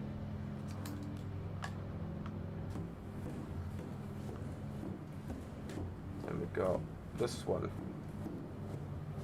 Actually, no, hang on. No, I'll go back and check this thing. I want you to start with the number of males in Evelyn's sister. That's 18. And then add Evelyn's mother's age. 53. And then multiply by the time I got to Evelyn's parents' Which is house. 9. The answer will be variable A. Okay, so those are right, so it must have been that other one I got wrong. But let me go check, double check I got what I'm doing with the numbers right. Because that might be the problem. Let's start with Evelyn's age, then add Thomas's age. Yep. Then multiply by the number of seconds it took me to bound and gag Evelyn. Right. That's the one I need to double check.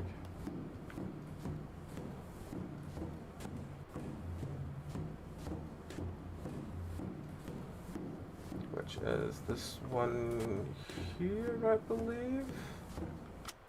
Start with Evelyn's age, then multiply by the amount of time it took me to bound.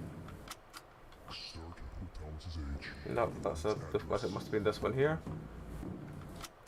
I walked up to the window and I looked inside. It was 2 p.m. It's 28. I saw Evelyn. She was wearing tight blue jeans and a tight polka-dotted buttoned shirt that hugged her torso. She looked delicious. I crawled through the window and approached her from behind. Right, let me just double check. So this should be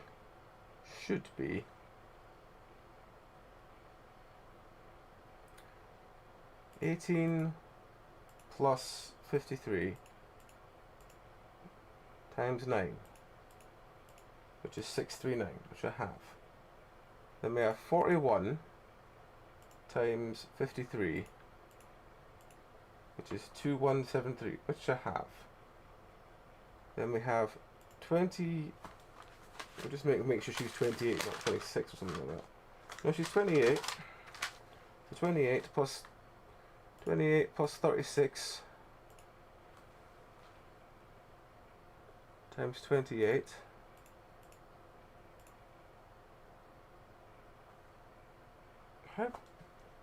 That's a different number from what I got before. I swear maths just likes to fuck with me. 1792. Okay. Well, that's what I did wrong then.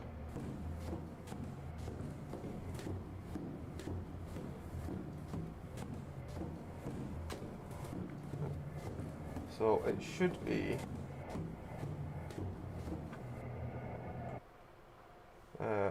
2173 plus 639 minus 1792, which is 1020. There we go. Alright everyone, listen up.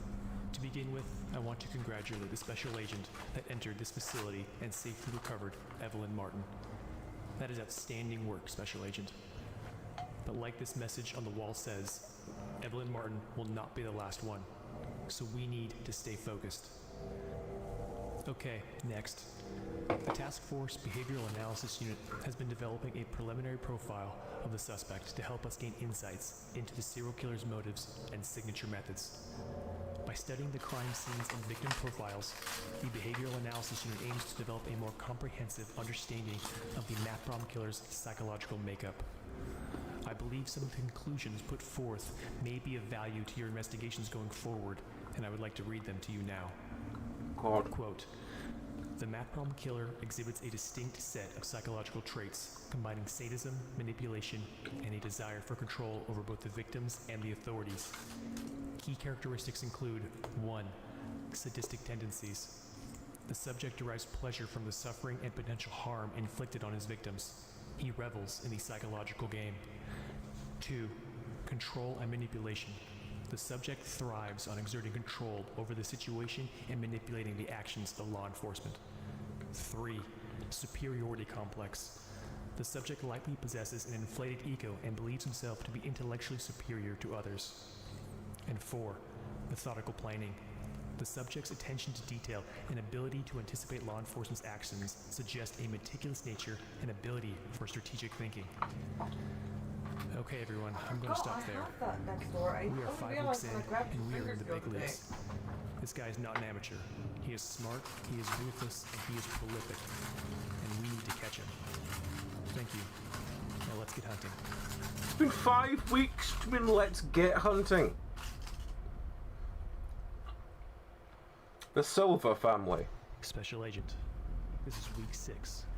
It has only been a few days since the Martin family killings, and we already have another communication from the math problem killer. I have never seen this tempo or murder rate before in my entire career. Something is not right. But I don't want you thinking about that right now. I need you focused on this rescue mission. In the suspect's communication, he indicates he is holding a hostage named Marissa Silva at an abandoned construction site at 383 Oakwood Terrace. Unlike the previous victims, there was a very recent police report filed for the Silvas. Apparently, the Silvas were supposed to meet up with their neighbors. When they didn't show, the neighbors went to investigate and found the mother, grandmother, and teenagers butchered and hanging in their house. They immediately called the police. There was no sign of the father or Marissa, although the report indicates that she did not live at the Silva house. Your primary objective is the safe release of Marissa Silva. Remember, you are facing a highly dangerous serial killer. The suspect's cunning nature demands critical thinking and an analytical approach from you. Marissa Silva's life hangs in the balance. Alright, Agent. Stay focused, stay sharp, and get Marissa Silva out alive. Good luck. It's been 6 weeks. He's left numerous voice calls. Surely they can analyse something. And it's like he's gone into a house and went, oh, I'm going to kill your neighbour, so I'll just kill all of you. And he's done this numerous times. Surely he's left some evidence in 6 weeks of murdering multiple families every week. What do I know? Nice. Right. Should take a vessel for that. I'll check that. Well, I'll catch it. That's what we'll Can't think check about. it, that's what I'm asking you. Special Agent. Hello there. I first saw Marissa Silva playing soccer at Washington Park on 54th Street. It was Saturday at 11 a.m. I watched her play for an hour. She was 23. She had firm legs and was wearing very small shorts. Her hair was in a ponytail. He likes ponytails. I knew she was going to be my next plaything.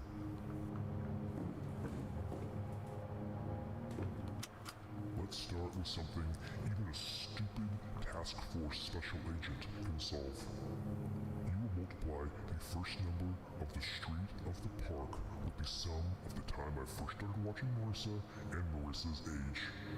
The answer will be variable A. Hang on. The sum of what? Let's start with The something sum of the time. a stupid task force special agent can solve. You will multiply the first number of the street of the park.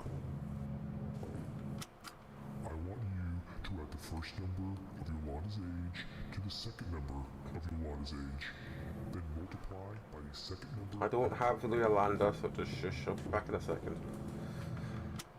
If you want to open door number 1, Special Agent, you must add variable A and variable B, then multiply by the second number in Marissa's age, and then add variable C. Fuck me, it's now getting complicated. This is Kellyanne Swiler, 22, and Yolanda Martinez, 24. I saw them talking to my Marissa. I couldn't have any of that. After the match, I followed them 30 minutes home to their apartment. As they lay on their couches, I kicked in the door and threw them on the ground. I made them tell me where Marissa lives. And then I played with them for 3 hours. Before they couldn't take any more. I want you to start with the time I started watching Marissa at the park. Then multiply by the amount of time I followed Kellyanne and Yolanda home. You then subtract the number of hours I played with Kellyanne and Yolanda. Finally, you multiply your answer by Kellyanne's age. The final answer will be variable C. They were such lovely girls. It's a pity they screamed so much in the end. They were such lovely girls. Right. Let's start with something even a stupid task force special agent can solve. You will multiply the first number of the street of the park with the sum of the time I first started watching Marissa and Marissa's age. The answer will be variable A. Do I have Marissa's age?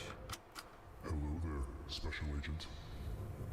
I first saw Marissa Silva 23. playing soccer at Washington Park on 54th Street. It was Saturday at 11 a.m. I watched her play for an hour. She was 23. She had Right, what's firm B? B must be this one. I want you to add the first number of Yolanda's age to the second number of Yolanda's age. Then multiply by the second number of Kellyanne's age. Then multiply by the amount of time I followed them home to their apartment. The answer is variable B. Oh, fucking hell. Okay, right. If you want to open door number 1, Special Agent, you must add variable A and variable B, then multiply by the second number in Marissa's age, and then add variable C. Oh, did I speak too fast for you, Special Agent? Well, too bad. And if you make one mistake, you will burn Marissa's... Alright, so A is 5 times 11 plus 23, so that's 78. B is 2 plus 4 times, oh, hang on, 2 plus 4 times 2 times 30.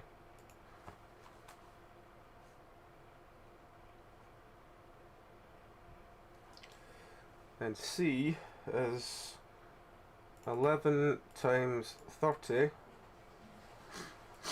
minus 3 times 22.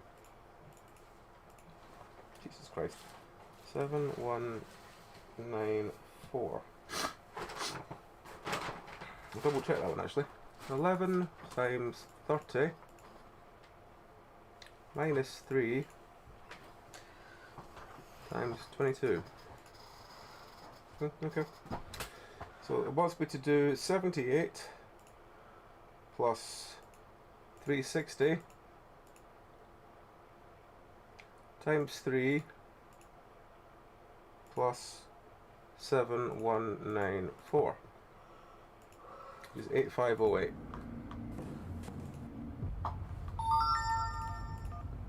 Eight five oh eight. 8508. Nope.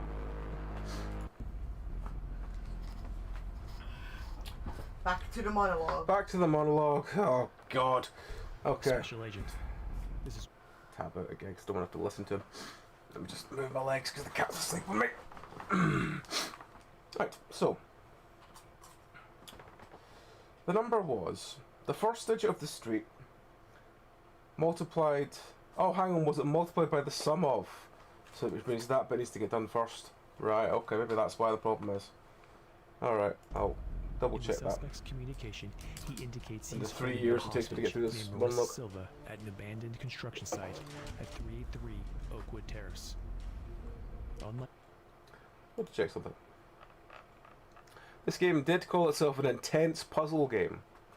Wouldn't really call it intense, it's just lots of the neighbors maths. went to investigate and found the mother, grandmother, and teenagers butchered and hanging in their house.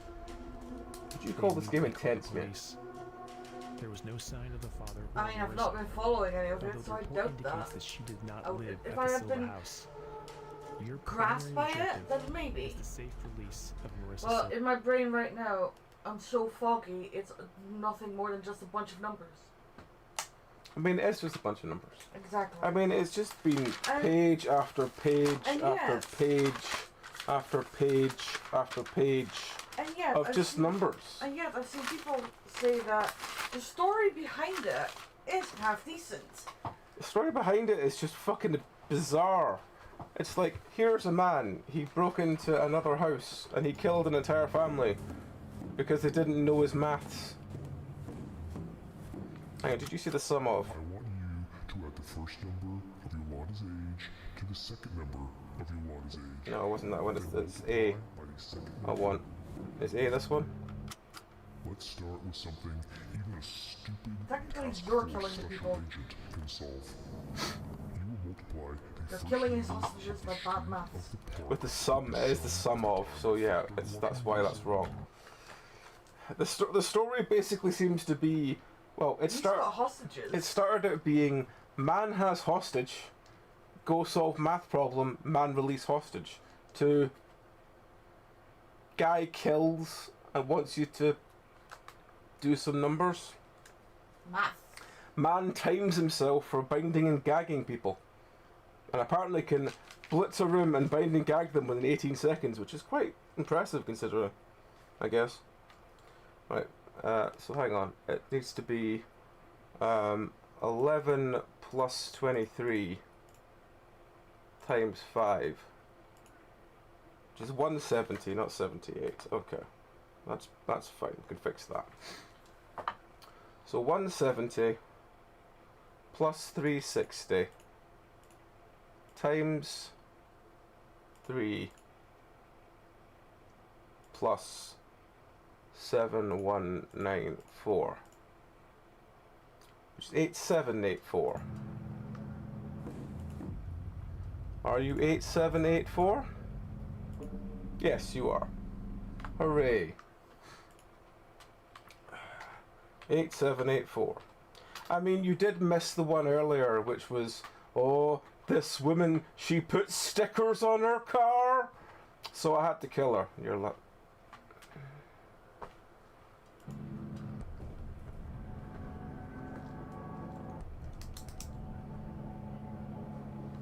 alright, so we're on part 2. Let's draw a line and do part 2.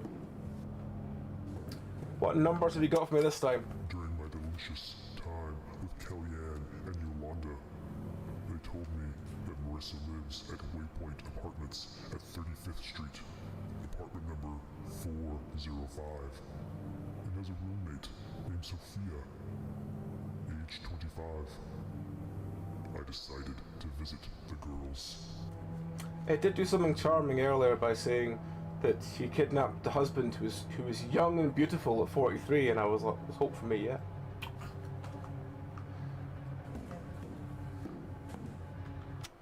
I want you to start by multiplying Sophie's age by the amount of time it took me to reach the apartment. Then add the street number of the apartment.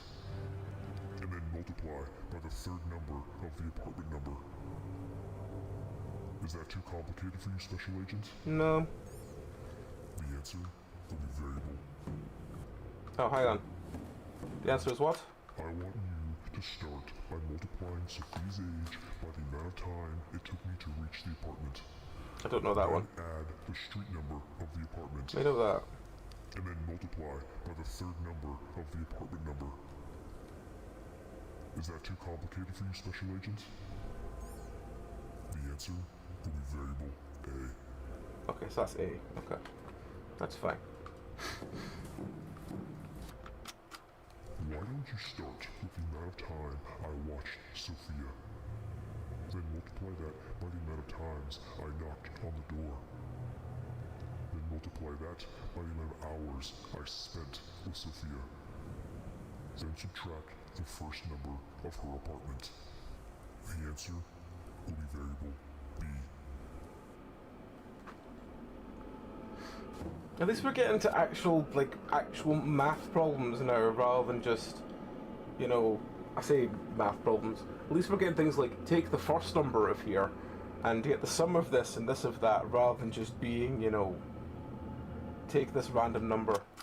It took me 46 minutes to reach their apartment. I climbed the stairs and I looked inside. Marissa wasn't home, but Sophia was. I thought about leaving, but then I watched Sophia for 17 minutes. She was beautiful. Not as beautiful as my Marissa, But she was close. but close. She was buttery. She had soft, buttery skin. I knocked 4 times on the door, and when Sophia opened it ever so slightly, I kicked it open, and I began to play. Right, okay, so we know most of the numbers now, just one number we don't know. After I spent 4 hours with the lovely Sophia, You really like I fours. looked around the apartment, and I found photos of Marissa's family. They were a beautiful family. I would expect nothing less from my Marissa. I asked Sophia where they lived. She just begged me to stop. I'm surprised he hasn't attacked her with nails for a while. I looked in her beautiful eyes and I told her if she told me what I wanted to know, I would end her misery. And so she told me where they lived. And I ended Sophia's misery. I mean, it's been a while since he attacked someone with like 20-foot nails or whatever the fuck it was earlier.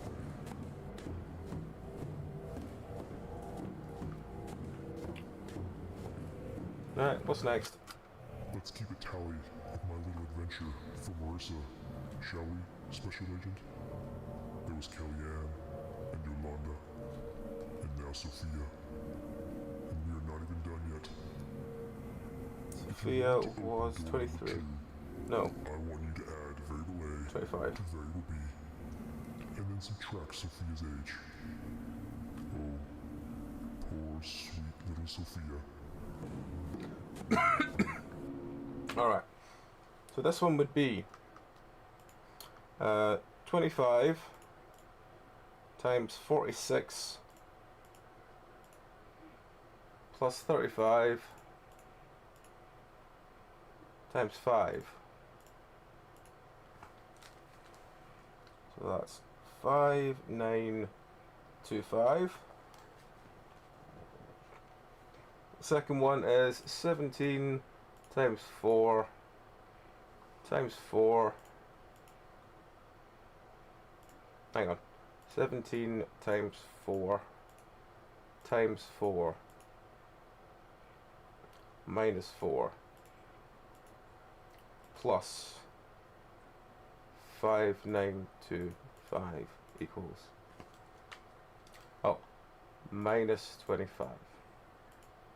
6168.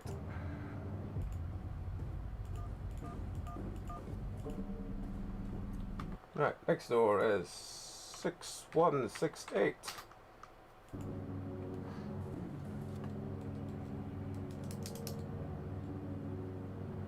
Oh, there's more nails. Oh joy. What have you done with your nails, friend? Did you stab her with your 23-foot nails? Did it make you feel bigger? I hope it did, because I'm kind of bored of your story, but I want to know how it goes. Look to your left, Special Agent. No. The code to open that door is variable A, added to some of Roberto and Romano's ages. That seems pretty simple, doesn't it, Special Agent? You know what? You're right. Let's have a little fun, shall we? If that answer is an even number, then you must subtract Marissa's age. If that is an odd number, you must add Marissa's age. Think carefully, Special Agent. One wrong answer, and Marissa burns alive.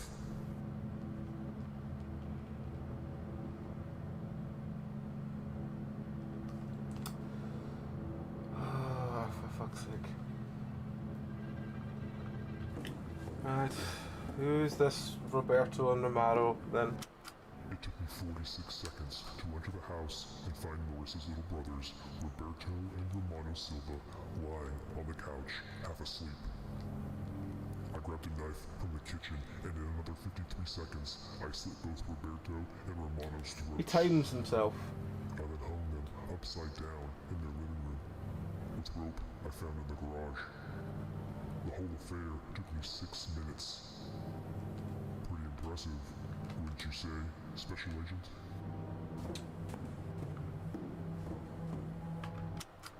It was 11 p.m. when I left Sophia's apartment. I had to say hello to the family. They had made such a beautiful daughter. It took me 72 minutes to reach their house at 85467 West Brookings. When I arrived, Marissa's father was in the garage. I dealt with him, and we'll talk about him later. I then saw two young men who looked like Marissa's brothers, Robert, age 13, and Romano, age 15, asleep in the living room. They would be first.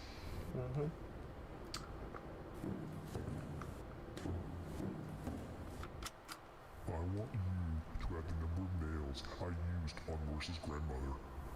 Then multiply that by the number of seconds it took me to slit both of Roberto and Romano's throats.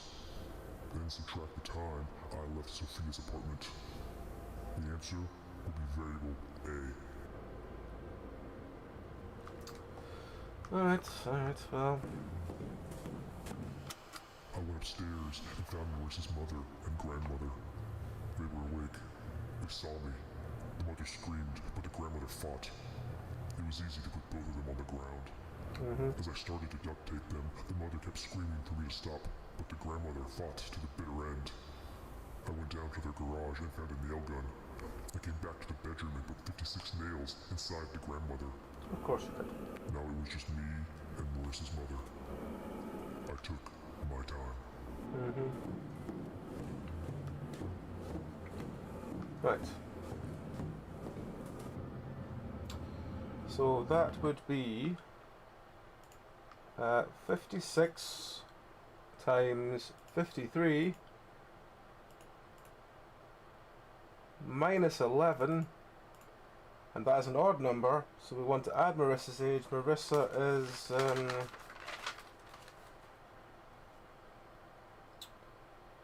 Marissa's 23, so plus 23, 2980.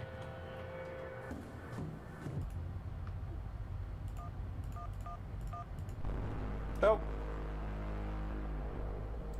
something wrong. Oh fuck, I'm gonna listen to the bloody monologue. It's not 2980. Oh, maybe I misheard that. Maybe I got them the wrong way around.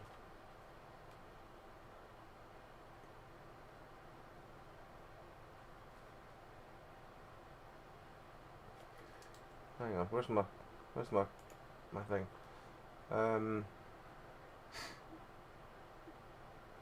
56 times 53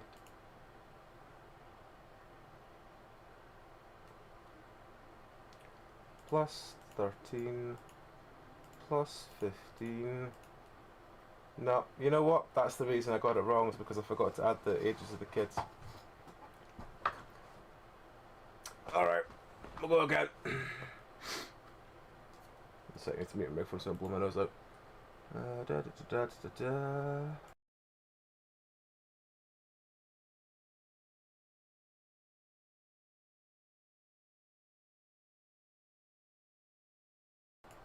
Watch that.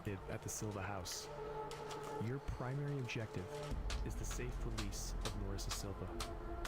Remember, you are facing a highly dangerous serial killer.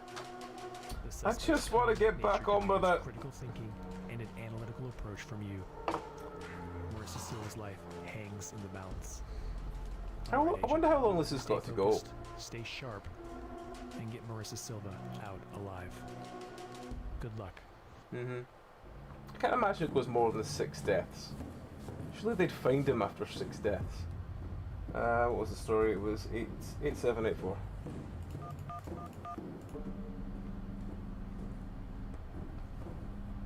I gotta wait for the cutscene to go.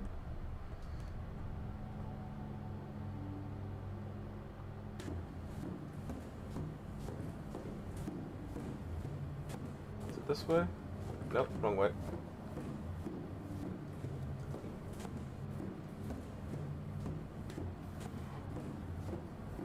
Six one six eight. 6168.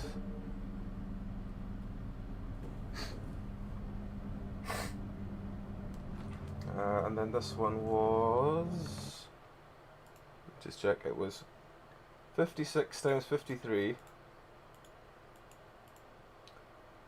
plus 15 equals plus 13 equals plus 23, 3019.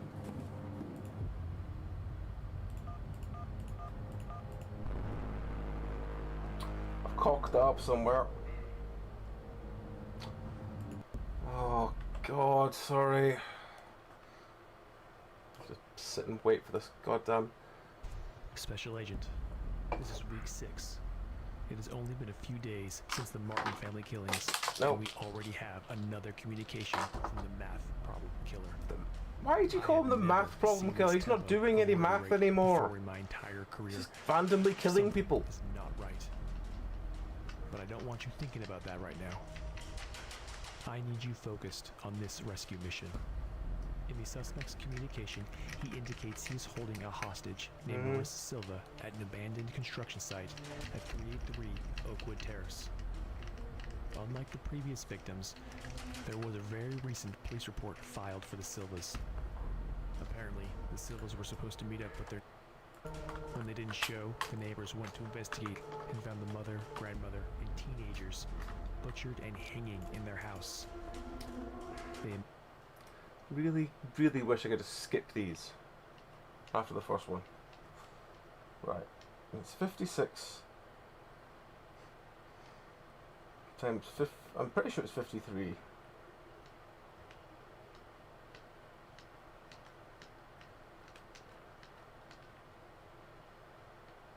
Oh, I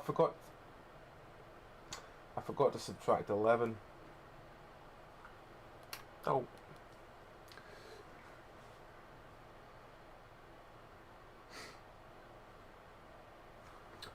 Right. Let's try again. Right, this one is 8784.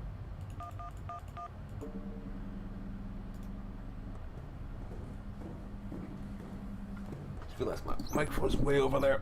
Hopefully you've been hearing me. I suppose you can hear it already. I should have my audio set up pretty well. Right, then this next one is 6168.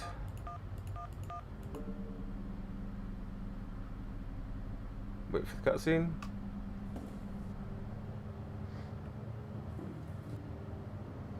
the nails, look at the boards. Right. Hang on. Let me re-listen to this again. Look to your left, Special Agent. The code to open that door is variable A added to some of Roberto and Romano's ages. That seems pretty simple, doesn't it, Special Agent? You know what? You're right. Let's have a little fun, shall we? If that answer is an even number, then you must subtract Maurice's age. If that is an odd number, you must add Maurice's age. Think carefully, Special Agent. One wrong answer. I want you to add the number of nails I used She's on 56. Maurice's grandmother. Then multiply that by the number of seconds it took me to slit both of Roberto pretty sure it's and Romano's 53. throats. Then subtract the time I left Sophia's apartment. Which is 11. The answer will be very Alright, so this should be calculator 56 times 53 minus 11 plus 23. It's 2980. I'm pretty sure I tried 2980 before.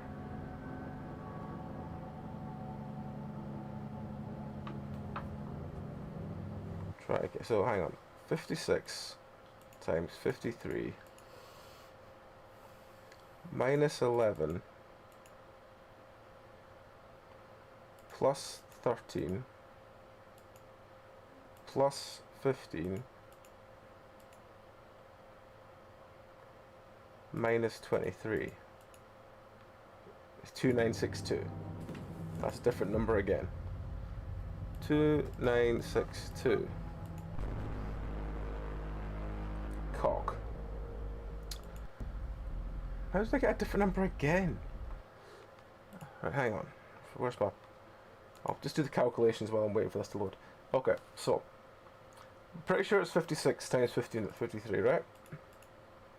That gives 2968.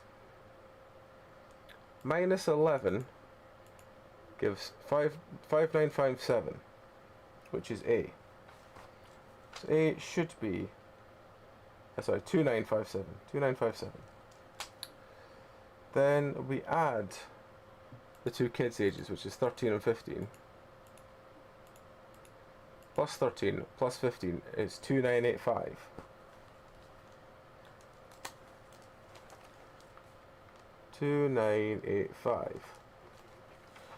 Then because it's an odd number, because it's an odd number, we add the fucking thing.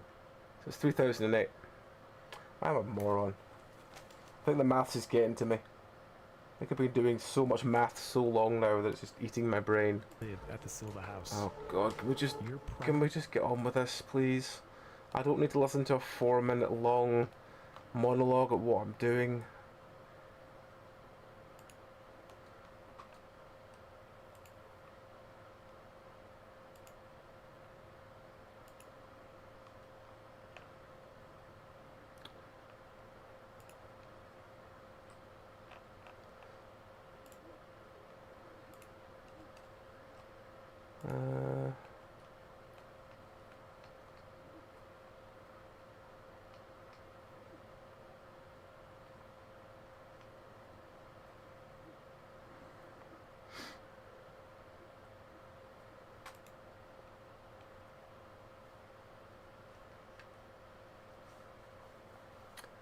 Right, okay, cool.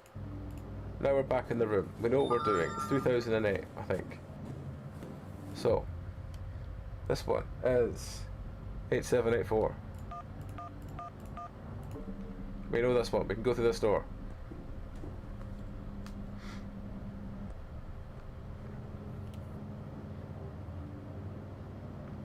I wasn't expecting this one to be this long, in fairness, but then again, it's a maths game, so... 6168. And then if we've got it right this time, it's 3008. Can we move, please?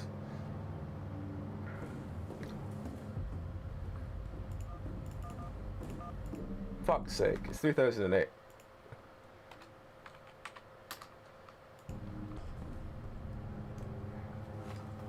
Okay, line under that. Next bit, come on. Let's go. Oh, it's the final door. Cool. Let me introduce you to Marissa's father, Derek. He is 58 years old, retired, and enjoys working on his car at night with the garage door open. It was easy to walk up behind him with a rag full of chloroform and drop him to the ground. It was 1 a.m. Let me ask you this, Special Agent. Can you imagine what it must be like to be tied to a chair and forced to watch as a madman takes your screaming daughter into a room that has a scary face painted on the room's door? And the door slams and all you hear is your daughter's screams? A scary face painted on the door. Does not have to wonder. Derek Silva knows what that is like. Alright, enough about Derek. In front of you, there are 2 rooms. The room to the right is room X. The room to the left is room Y. The code to open the final door is X plus Y. So it doesn't really matter which one's which then. Good to know. Do you remember Kellyanne and Yolanda? Not really. During our time together, I made them tell me where their parents lived. Oh, did you? They were lovely girls. I wanted to say hi to the family and tell them that the girls would not be coming home. Kellyanne's parents lived at 24323 West Yellow Road. Kellyanne had 2 sisters, Rachel, aged 11, and Caroline, aged 14. I went straight there from the Silva's house. It was 2 a.m. Oh, and one more thing, Special Agent. Variable A plus variable B equals variable Y.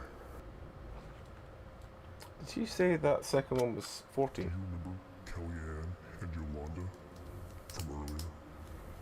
During our time together, I made them tell me where their parents lived. They were lovely girls. I wanted to say hi to the family and tell them that the girls would not be coming home. Kellyanne's parents lived at 24323 West Yellow Road. This pen's dying on me. Kellyanne No, had 2 sisters, don't give up on me, pen. I need you. aged 11, and Caroline, aged 14. Don't give up on me, pen. I need you. From the Silva's house. It was 2 a.m. I want you to start with Melissa's age, then multiply it by the sum of Rachel and Caroline's age. Then multiply that by the first number of the house address.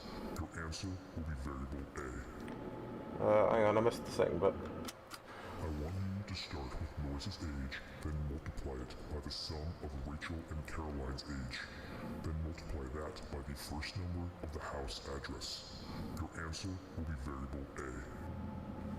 Okay, so that's 23 times 25 times 2. Okay. You must next add the first number of the house address and the last number of the house address, and multiply the sum by the third number of the house address. What? You then multiply your answer by Rachel's age. This is variable B. Hang on. You must next Add the first number of the house address, last number of the house address, and multiply by the sum of the third number. and multiply the sum What do you mean the by sum of the third number? house address. You then multiply your answer Maybe by the third Rachel's number age. plus the This third is number? variable B. Multiply the sum of the third number.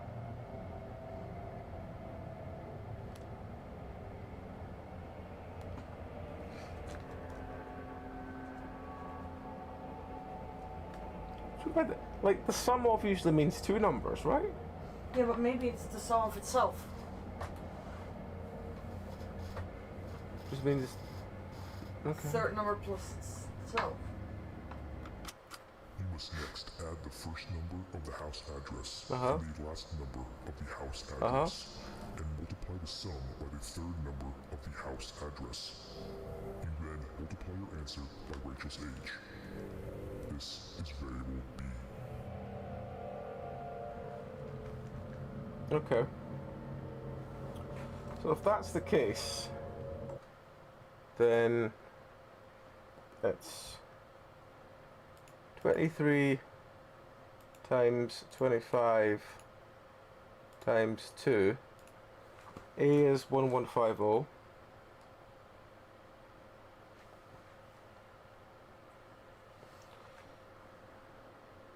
And B is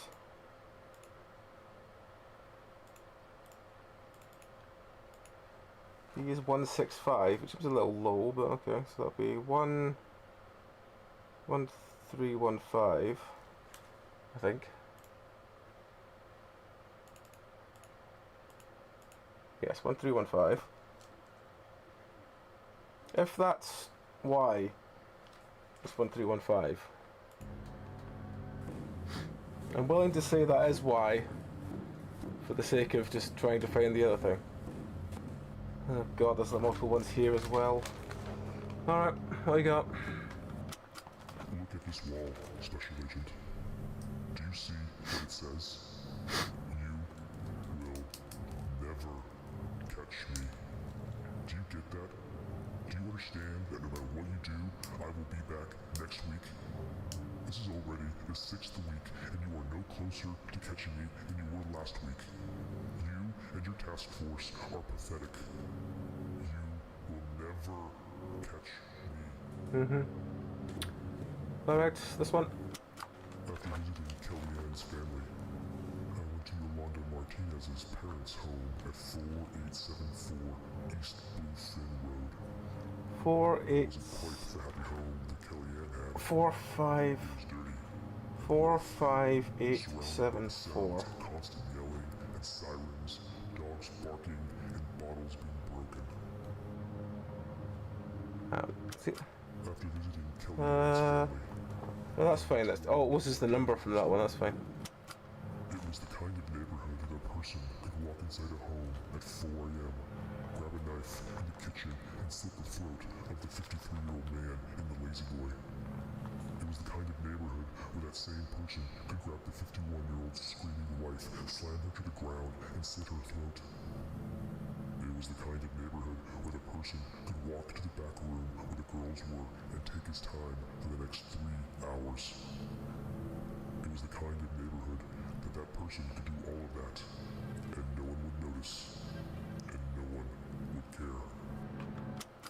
It was the kind of neighborhood that a 51 person could walk inside a home at 4 a.m., grab a knife in the kitchen, Okay. and slit the throat of the 53-year-old man in the Lazy Boy. It was Camilla, 19, and Isabella, 20, were in the back room. I want you to add their ages together, then add the time I arrived at the house. Then multiply the time I spent with the girls, then add Got to wait for this to the age of reload the so I can see the screaming text, because otherwise I can't read it. wife. Your answer will be variable X. Right. Okay. Camilla, 19, and Isabella, 20, were in the back room. I want you to add their ages together, then add the time I arrived at the house. Then multiply the time I spent with the girls, then add the age of the screaming wife. Your answer will be variable X. Okay, so that would be 39 plus 4 times 3 plus 51. 39 plus 4 times 3 plus 51 is 180.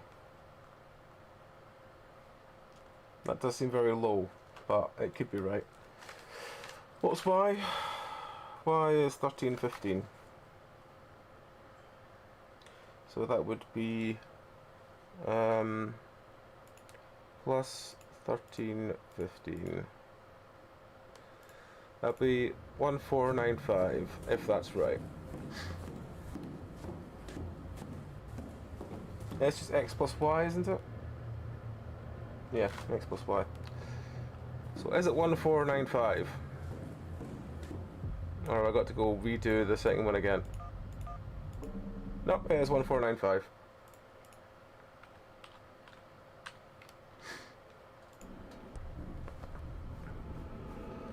Right. Right.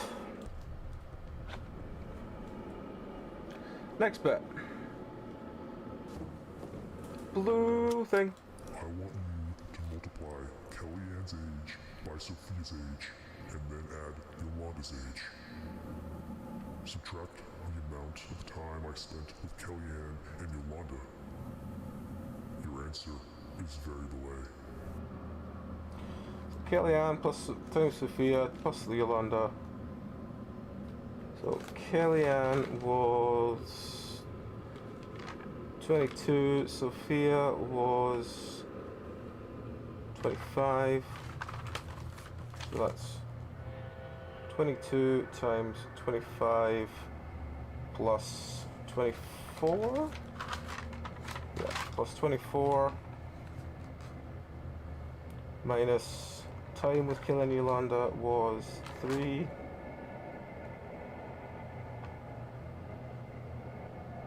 Equals A. So that's 22 times 25 plus 24 minus 3. Which would be, where's the calculator?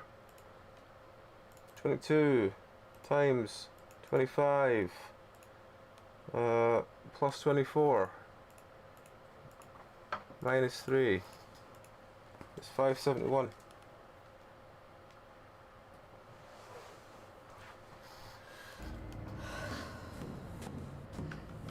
Third one in a row that I didn't get the Multiply fucking sludge pump. Roberto's age by the amount of nails I used on his grandmother.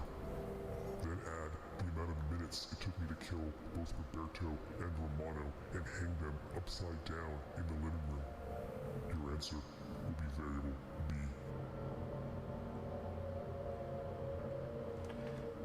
Hang on, was it Roberto's age by the multiplier? I want you to multiply Yep, Roberto's that. age by the amount of Then nails add I used the on amount his of grandmother. minutes.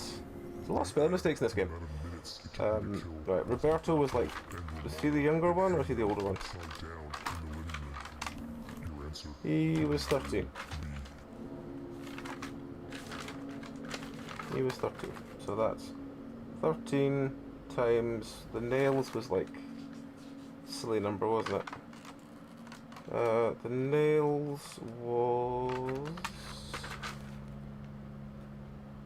56.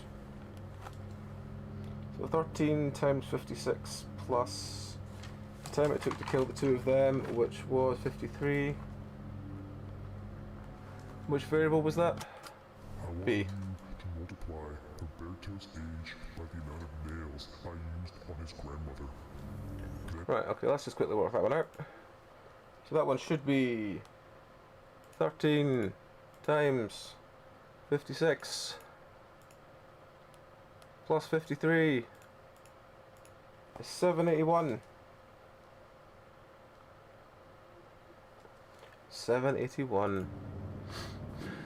Right, which ones have we done? I've lost track already. We've done blue, we've done green, so let's do red. I want you to add Rachel and Caroline's ages to the first time I saw Marissa at the park. Then add the amount of time I watched her at that park. Oh, she was so lovely. The answer is variable C. Time. Hang on. I want you Rachel and Caroline's to ages. Caroline's ages to the first time I saw Okay. Marissa at the park. Uh-huh. Then add the amount of time I watched her at that park. Oh, she was so lovely. It's gonna be a really low number. Answer is variable C. Okay. Rachel was. I have this somewhere. Rachel was 11. So that's 11. Caroline was on the side of the page. Caroline's 14, so that's 25 the pair. So that's 25 plus time first saw Melissa, which was 11 a.m. So 25 plus 11 plus time watched her was 1 hour, I think, plus 1, which is going to be 36, 37. Seems a very low number. I must have something wrong with that. But we'll keep it as is for the moment.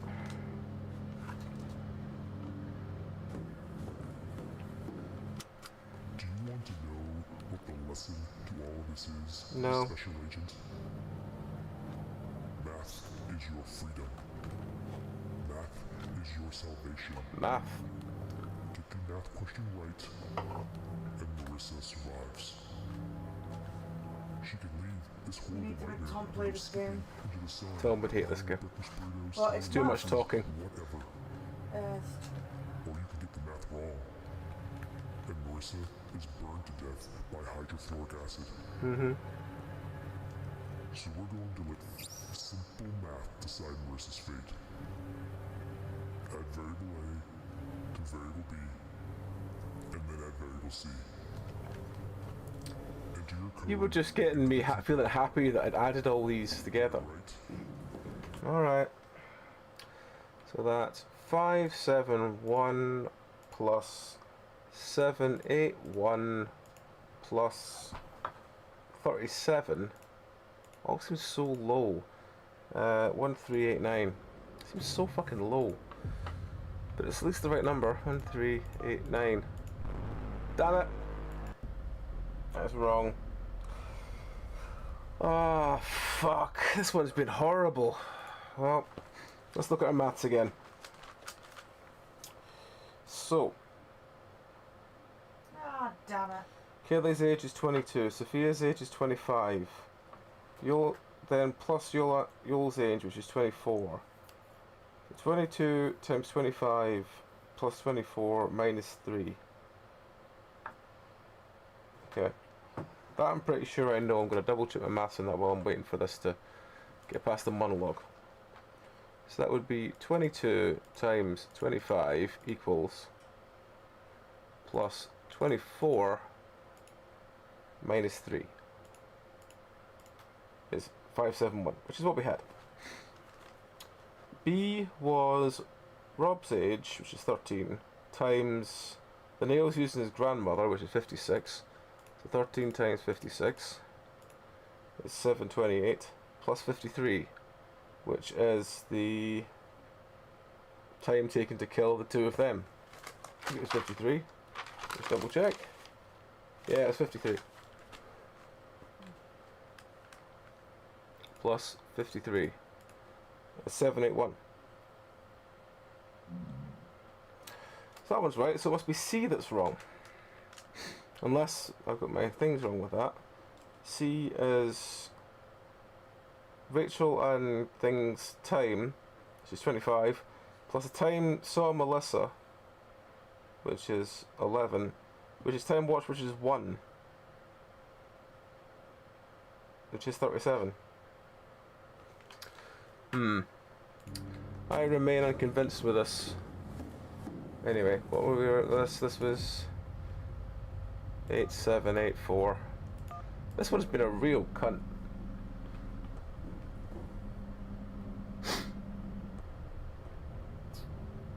What? This is my 5th run where I'm not getting the fucking sludge pump as an option. 6168.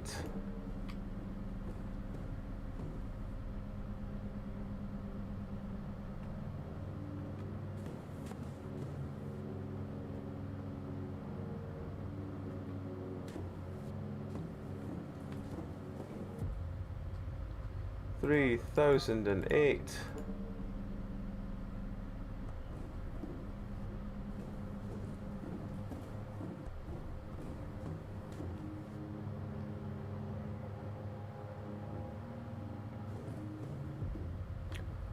$14.95.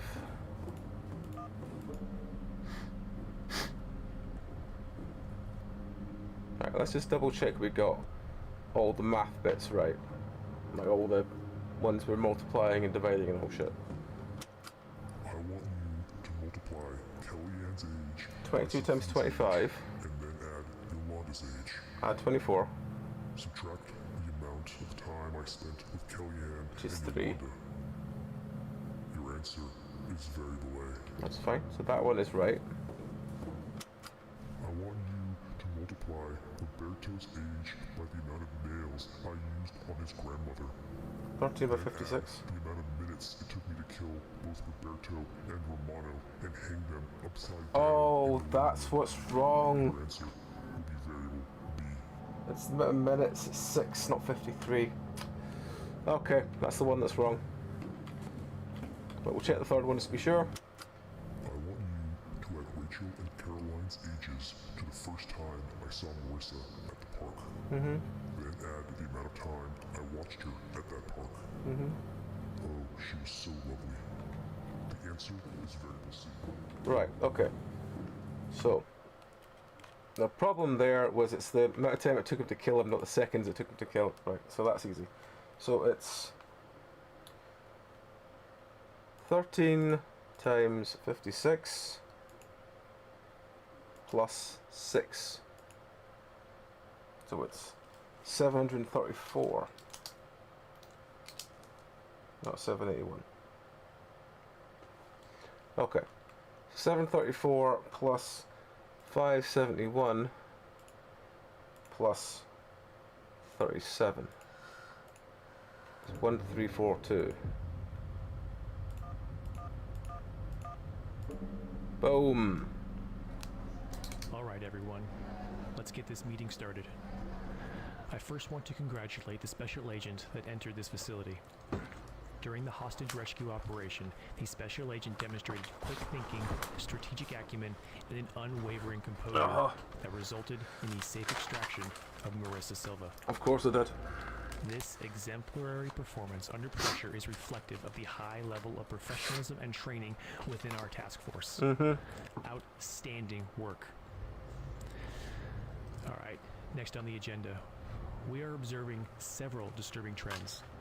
First, the math problem killer is able to find, track, abduct, and torture a victim each week. And secondly, about you each week the check- volume of abductions is increasing. Have you checked abandoned This construction high volume sites? of activity is suggestive that the math problem killer is using accomplices. He is not working alone. The scale and complexity of the attacks witnessed thus far exceeds what can be accomplished by a lone individual. I find it highly unlikely that one individual is able to accomplish what the math killer can do by himself. This is extremely troubling. But the math problem killer is not alone. It is crucial that we remain vigilant and consider the possibility of a network supporting the math problem killer. I want the task force to explore potential connections, affiliations, collaboration among individuals who may be aiding the suspect. Okay, everyone. Now, instead of hunting one murderer, we are hunting several. Let's stay focused and get back to work. 1 week later, hunting the roommates. Special Agent, it has been 8 days since Marissa Silva, and the task force has received another communication from the math problem killer. I think the accomplice theory is now more plausible than ever before. That is an incredibly fast turnaround time. According to his communication, he is holding a young woman named Abigail Connor at 6078 Silvercrest Avenue. Now, I do have some information on Abigail Connor. She is registered as a student at New Columbia State College here in town. Additionally, last night there was a triple homicide at the movie theater on 63rd Street. 2 ushers and a general manager were killed. When the murders were discovered, police investigated and learned that a 4th person was scheduled to work that night, R. Abigail Connor. However, she wasn't there. The police then located her apartment and went to investigate. When they arrived, they found Abigail's roommate and 4 other girls murdered and hanging upside down. The residents in the neighboring apartment were also murdered. I do not believe in coincidences, Special Agent. That behavior is consistent with the math problem killer's MO. He picks a target and then slowly murders that target's social and familial circle. Okay, Agent. Now that you have a little background, your mission is to recover Abigail Connor from that facility.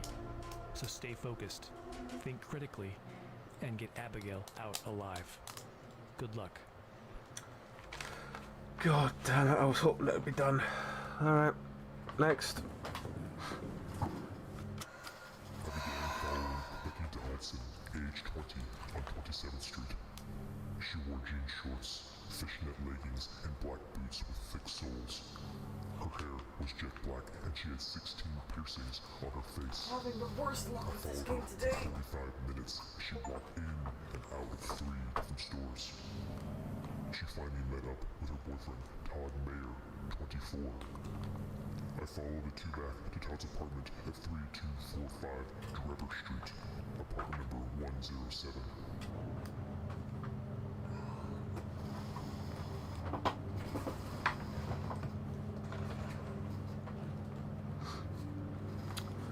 Right. If only they waved, it'd be slightly better, but then again, we get too much into the realm of bendy then. Do you want to know how it starts after I bring them to one of my dungeons? Turn around. Turn This is how around. it starts, Special Agent. In a room, tied to a chair, screaming as loud as you That just makes me think of the video with the doggo hears you. That is how it started. where they put the song on every time the words turn around were saying the dog did a spin. Well,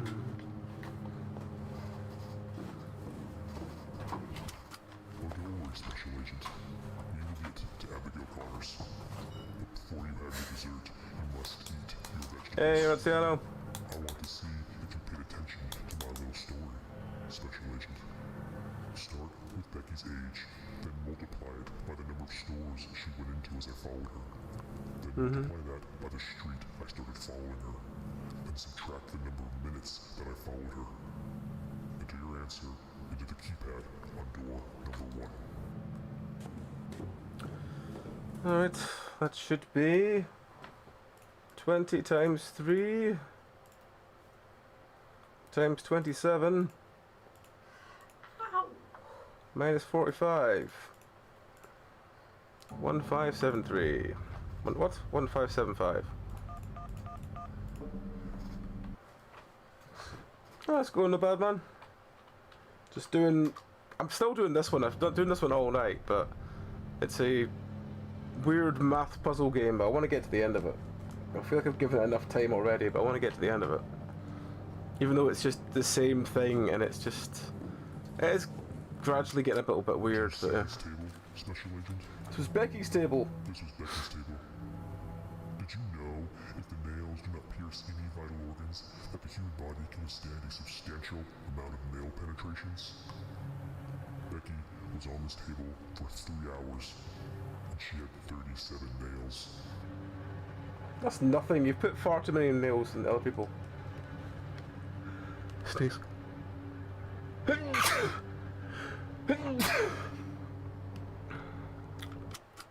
you see I did this 6 table, out of 10, yeah. Special Agent? This was the table I put Becky's boyfriend, Todd Mayer, age 24, on. It was rather romantic. 2 lovers, 2 tables side by side, their screens filling the room like an orchestra. I didn't keep him on the table long, only 36 minutes. Then I hung him by his hands in front of Becky and began asking him math questions. If he got it right, I asked another. If he got it wrong, he got a nail. Poor Todd was not very good at math. I kept him hanging for 3 hours. Mm-hmm.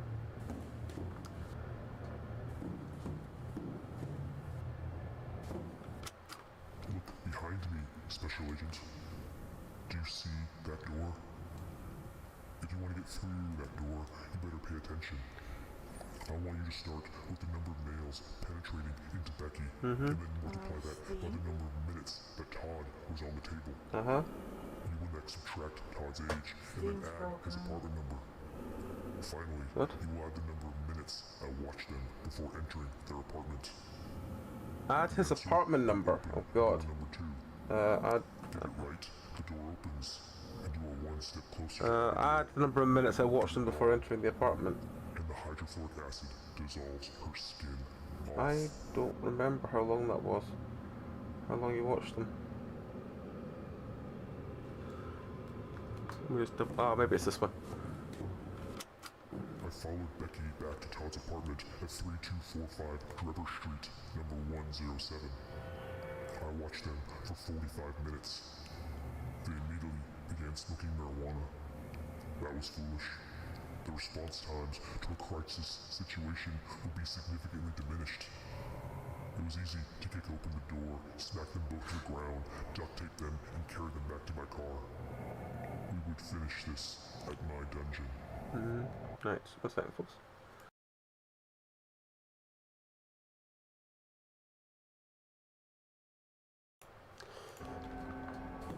It's basically things if Jigsaw is really into maths. Special Agent, do you see that door? Need salt. If you want to get through that door, you better pay Salt. attention.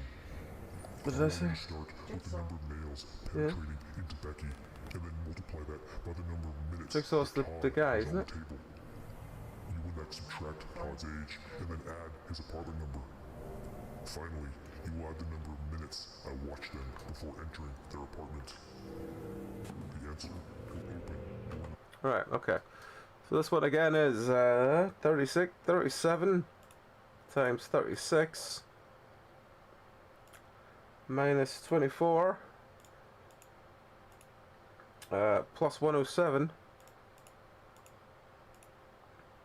plus 45, which should be 1460.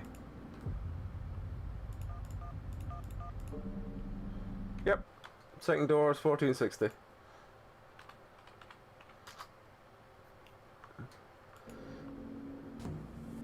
Oh. We're on to the next bit. Another pile of math. More math, everyone. More math. More math, more math, more math. What you got to say for yourself? During my time with Becky, I learned that she did not live with Todd. Instead, with two other students, Abigail Connors and Tiffany Baker. Abigail was working that night, but Tiffany was home having a study group with some classmates. Becky told me the apartment across the hallway was occupied by three male students, Jason, Tyler, and Charlie. If they came in while I was having fun with the girl party, that could be a problem. They needed to be dealt with first. Jason, Tyler, and Charlie. Look to your left, Special Agent. Do you see me? Watching? Sometimes I let the women I follow see me. Sometimes I like to see that fear, that recognition of the danger, the realization that there is nothing they can do about it. What's next? It took me 48 minutes to reach their apartment complex. I normally like to take my time and savor the moments with my victims. To let the fear in their eyes and the realization of the situation soak into the air. Come on, give me some numbers. But the three boys were not my target. I grabbed my suppressed 22 caliber pistol. This needed to be quick. Less time with the boys, more time with the girls. I see. Ah, lots of nails. Wonderful. Start with the amount of time it took me to reach the apartment complex. Mm-hmm. Then add this amount to the sum of Jason and Tyler's ages added together. Then multiply this by the number of times I shot Tyler. Oh, there's another one there I missed. Subtract from this number the number of minutes I interrogated Charlie. Oh, for fuck's sake. Hang on. I walked to Tiffany's apartment. And then I went to the next apartment with the three boys. I knocked 5 times. Jason, age 19, opened the door. I quickly pulled out my pistol and shot him in the face. I then stepped into the apartment, saw Tyler, also age 19, and shot him in the face as well. It's hard to miss at 6 feet, Special Agent. Then I went into one of the bedrooms, the one that had Charlie. I lunged at him, wrestled him to the ground. Then I stripped him, tied him to a chair.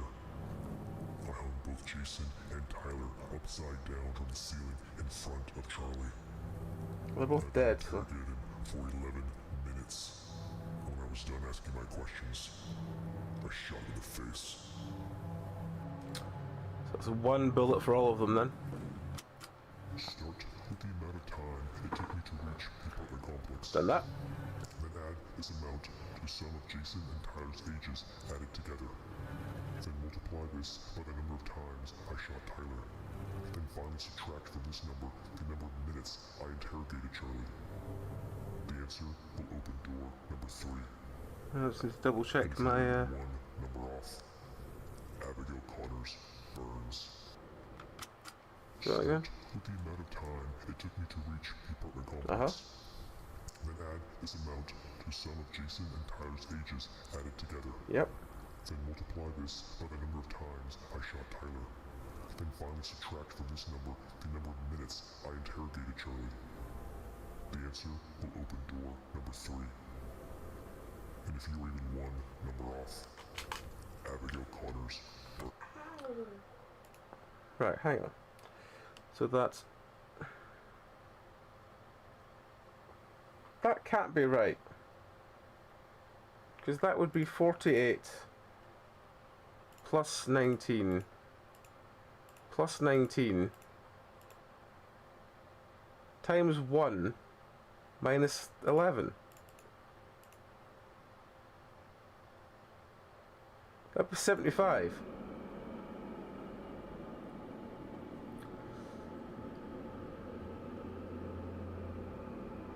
Oh God. I mean, I could, maybe. I'll see what I can do. Start with the amount of time it took me Jason and Tyler are both 19. Then add this amount to some of Jason and Tyler's ages added together. Add. Then multiply this by the number of times I shot Tyler. Uh-huh. Then finally subtract from this number the number of minutes I interrogated Charlie. The answer will open door number 3. Is that just 75? That seems very low. I walked to Tiffany's apartment, and then I went to the next apartment with the 3 boys. I knocked 5 times. Okay, I'll try 75, but... That is just 75, okay. I thought they always had to be 5-digit numbers. 5? Sorry, 4-digit numbers. What about the one 3-digit number? That wasn't right. Oh. They've all been 4-digit numbers up till now. Alright, well, we're in another one. With no roommates coming home and the neighbors taken care of, I could take my time. I knocked on the door of apartment 423 and I said pizza.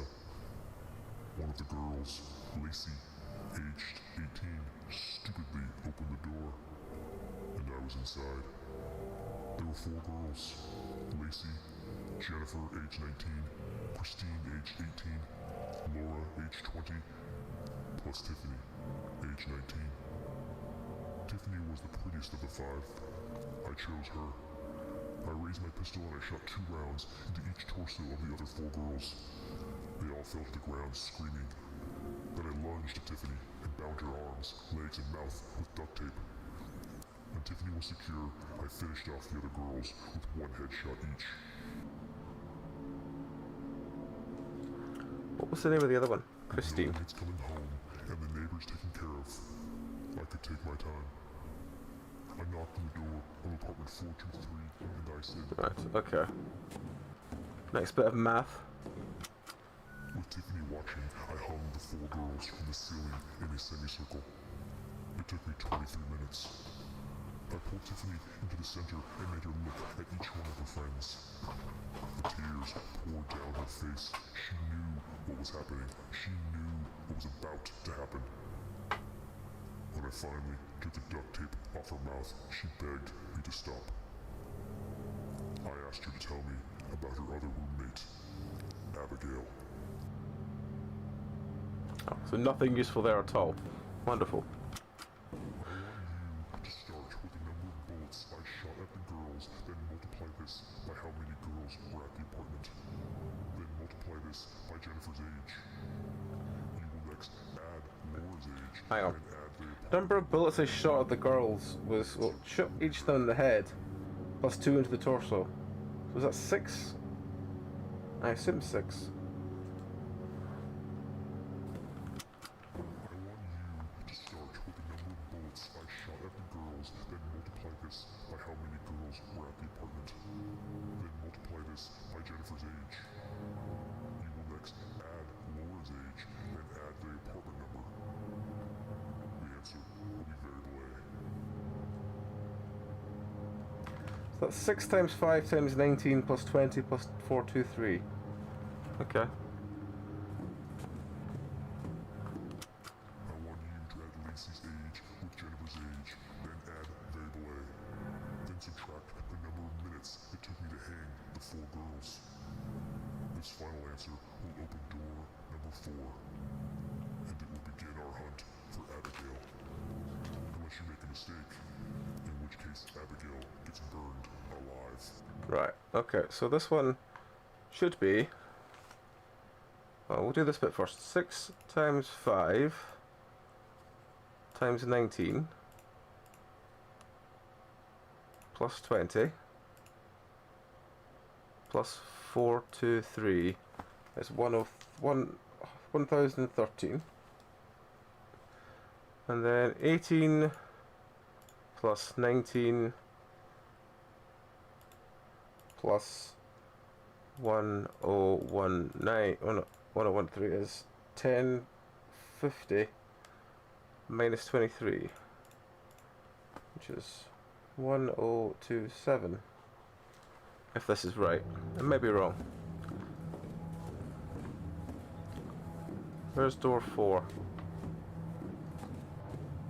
Seen door 4 around somewhere.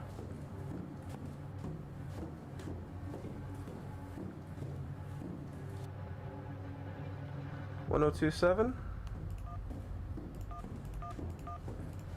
Nope. Cock. 1027's wrong. Right.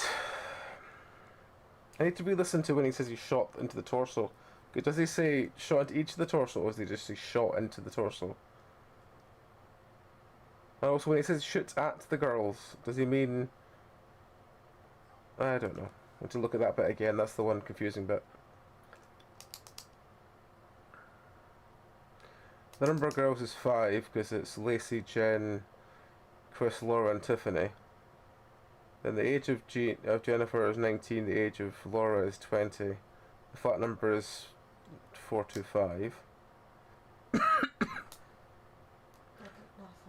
The bottom bit is Lacey plus Jen, which is 18 plus 19 plus A minus 23.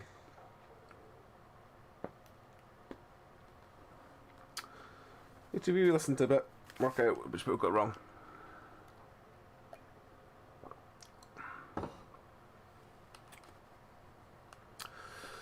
Oh, maths. Maths.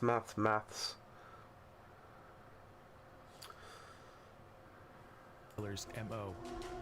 He picks a target and then slowly murders that target's social and familial circle. Okay, Agent. Now that you have a little background, your mission is to recover Abigail Connor from that facility. So stay focused, think critically, and get Abigail out alive. Good luck. This is eating like this many pages of this notebook so far. Bloody maths. Right. So we need to go back through and reopen the doors. So door 1 was 1575? Yes. 1575. Whilst doing the cutscene, let's get the name of the next one. Next one's 1460.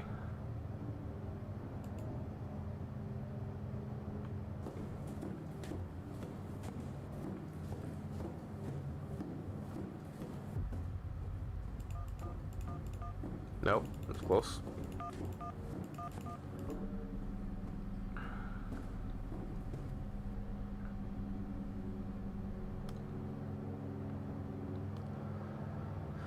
And the next one is 75.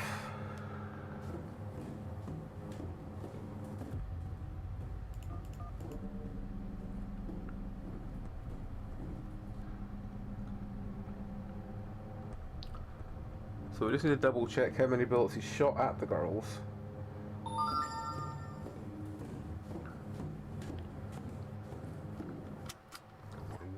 No. I want you to add Lacey's age. It's not that one I need, it's the one where we... With no roommates coming home and the neighbors taken care of, I could take my time. I knocked on the door of apartment 423 and I 423. said pizza. One of the girls, Lacey, aged 18, stupidly opened the door Lacey 18. and I was inside. There were 4 girls, Lacey, Jennifer, age 19, Christine, age 18, Laura, age 20, plus Tiffany, age 19. Tiffany was the prettiest of the 5. I chose her. I raised my pistol and I shot 2 rounds into each torso of the other 4 Each girls. torso. They all fell to the ground. So it's screaming. 8, Then I lunged 12, at Tiffany and not bound her 6. arms, legs, and mouth with duct tape. When Tiffany Okay. was secure, I finished. So it's 12 at the start. Hopefully that's the one bit we got wrong. So it should be, back to calculator, 12 times 5 times, oh, hang on, 12 times 5, no, hang on, cancel, 12 times 5 is 60, times 19 is 1140, plus 20 plus 423 is 1583.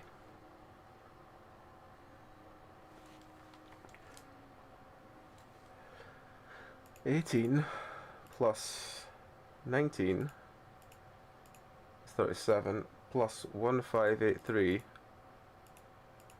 1620, minus 23 is 1597.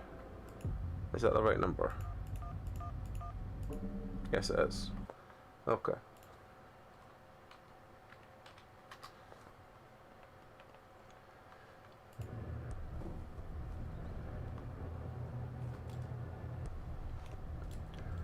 We can't be that far off the end of this game, surely.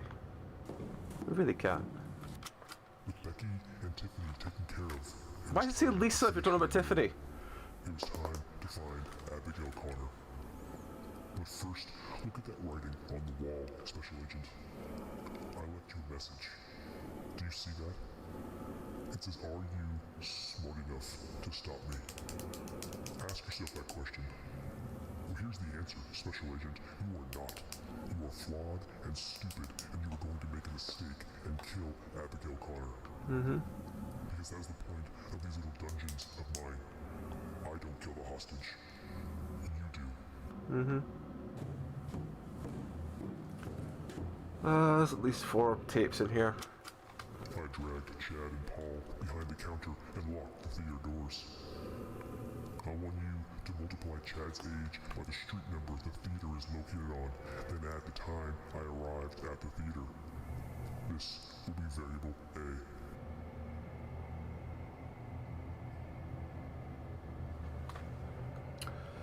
Well, we haven't got that answer yet. It was late, 11 p.m. by the time I finished with Tiffany. In the end, she told me Abigail worked at an old 3-screen movie theater on 63rd Street. I left immediately.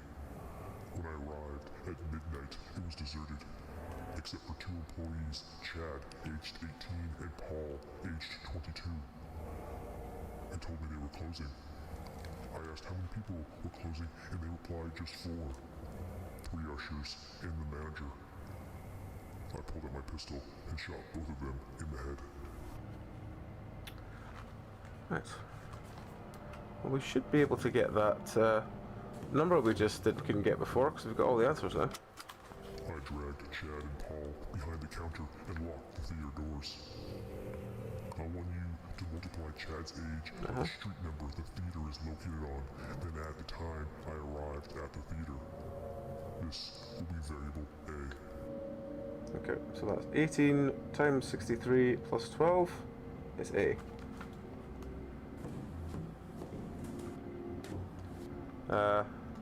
Oh, this is a different one. I want you to start with Abigail's age, Go and on. multiply that by the number of minutes it took me find her. Then multiply that by the number of people working at the theater that night. Then add Calvin's age. Then multiply your answer by the first number of Paul's age.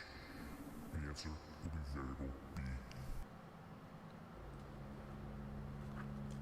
You say multiply that by Paul. Actually, I'll come back once I've got Calvin's age.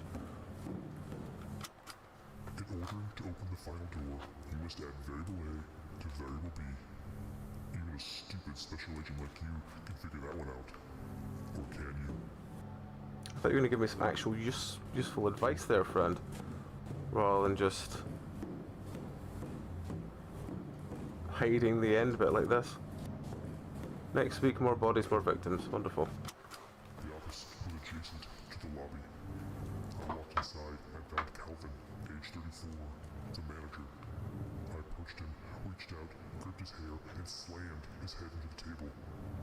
I then duct taped him to the office chair. Now there was only Abigail, age 19. I walked around the theater looking for her.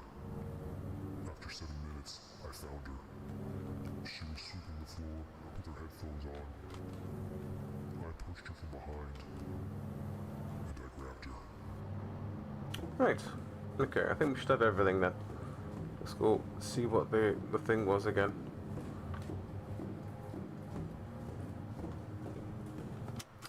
I want you to start with Abigail's age, Mm-hmm. then multiply that by the number of minutes it took me to find her. That's 7. Then multiply that by the number of people working at the theater 4. that night. Then add Calvin's age. Then multiply your answer by the first number of Paul's age. The answer will be variable B. Okay. So that should be, if we've worked this out properly, hang on, we'll do A first. So A is 18. 18 times 63 plus 12, which is 1146. Whereas the second one is 19 times 7 times 4 plus 34 times 2. So that's 1132. So plus 1146 is 2278. That should be the final number, as long as we've not cocked it up. 2278.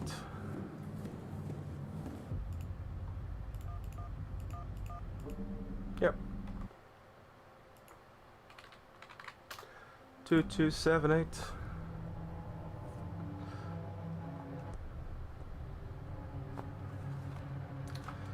Oh, fuck. More maths.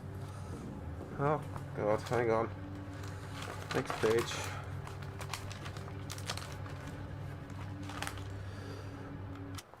Do you remember Becky Donaldson? Oh, God. We're going back with Becky. Well, let's hope you do. Because I want you to start with Becky's age. Then multiply the number of nails that penetrated into her body on the nail table. Mm-hmm. Then multiply this by the number of hours she was on that table. Mm-hmm. Then add the number of minutes I followed her on 27th Street. Uh-huh. Your answer will be variable A. Okay. So A should be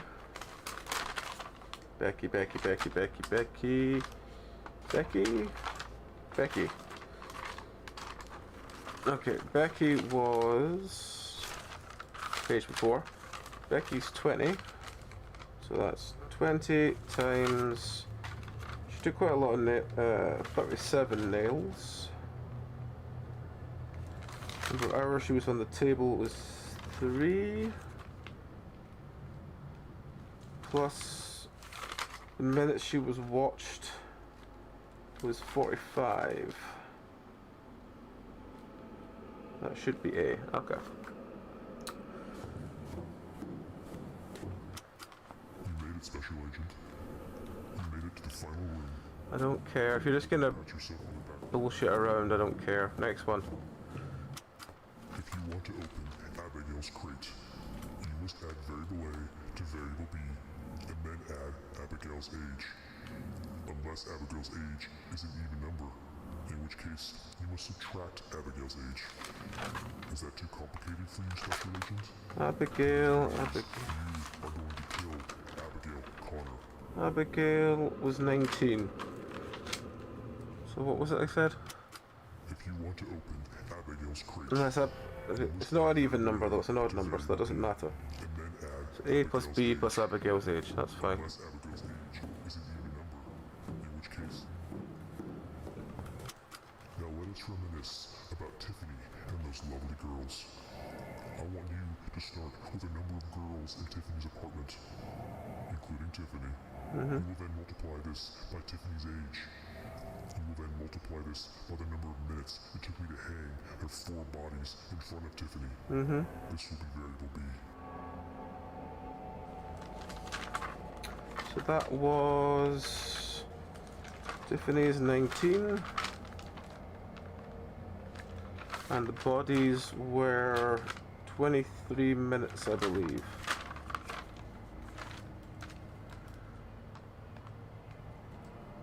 So that would be 5 times 19 times 23. Got it right. So that's, if that's the case, then the numbers we are tonight are 20 by 37 by 3 plus 45. And then it gets 2265. Well, the second part was 5 times 19 times 23. Okay, so that's 2185. So that's plus 2265 plus Abby's birthday, which is 19, so plus 19 should be 4469.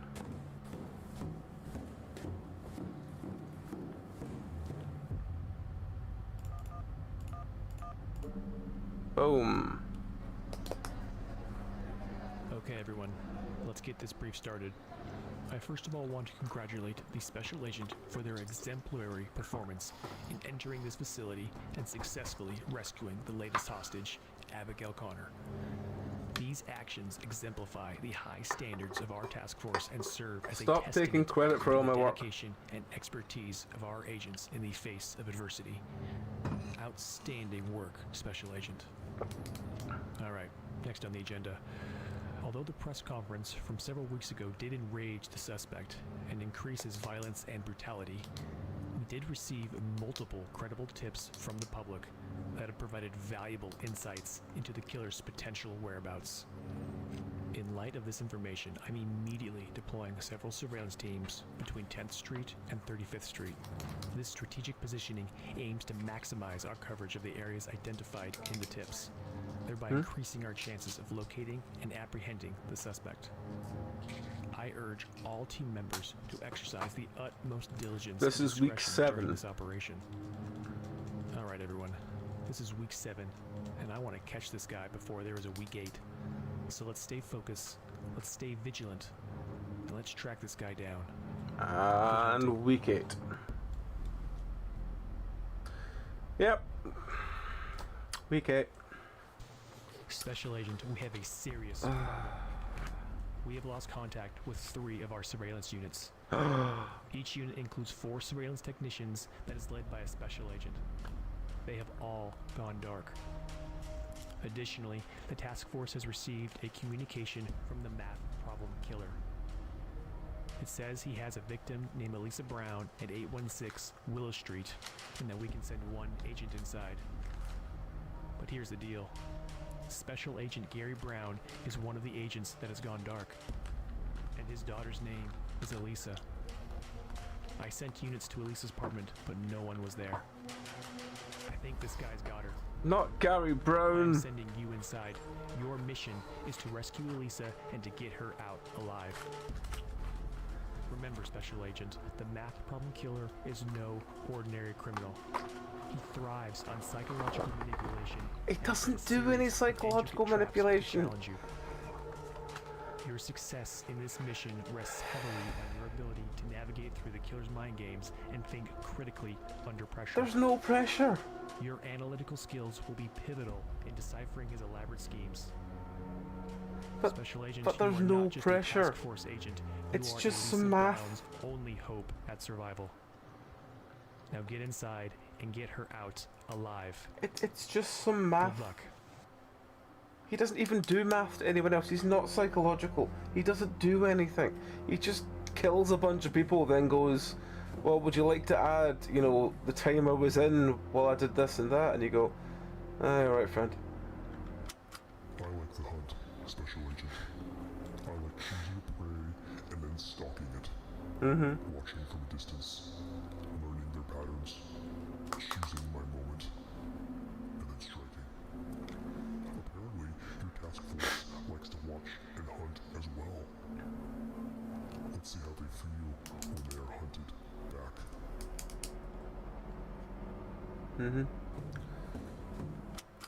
This is Raymond Wilson. Raymond! Is 36 years old and works as a surveillance technician with the serial killer task force. At 2 p.m., I saw him talking with a special agent on 18th Street. When they finished talking, and Raymond started walking away by himself, I followed him. I waited for the right moment, and then I tasered him. 2 hours later, he woke up, naked, and tied to a chair in my dungeon. I wanted to know things, and Raymond was going to tell me. I started by making a 7-inch cut into his right leg. He told me he worked for the serial killer task force surveillance team. I next started to make a 10-inch cut into his right arm. He told me everything about his teammates. I finally started to cut open his stomach, and he told me where his team was set up and when the right time to attack was.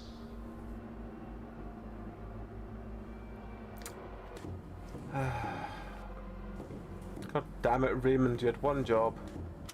I have Elisa Brown, Special Agent Gary Brown's daughter. And if you want her back, you are going to have to solve my problems. So let's begin. I want you to start with the street number I first saw Raymond, and then multiply it by the number of inches I cut into his right leg. You will then multiply by Raymond's age, and then subtract the length of the cut I made into his right arm. The answer will open door number 1. Okay. Well, if that's the case, then it would be 18 times 7 times 36 minus 10. 4526. 4526.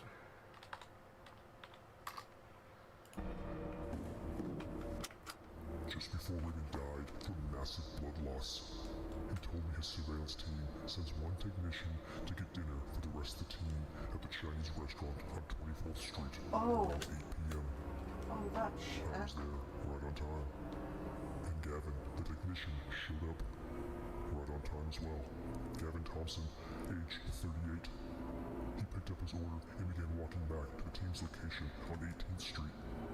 I followed him for 2 blocks, and then I saw my moment. At 22nd Street, as he walked past an alleyway, I pushed him aside and slit his throat. Well, that was fun. What was wrong, man? Smoking. Raymond told me about the composition of your surveillance team's special agent. Each one comprising 4 surveillance techs led by an intrepid special agent such as yourself. And he also told me there was one deployed to 18th Street, 16th Street, and 14th Street. I decided to pay them all each a visit.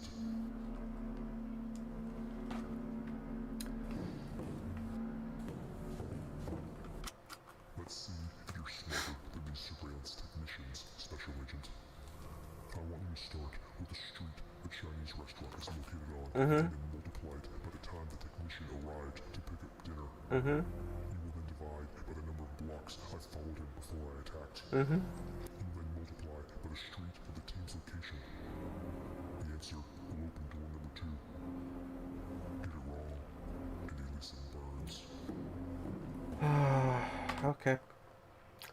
So this one is 24 times 8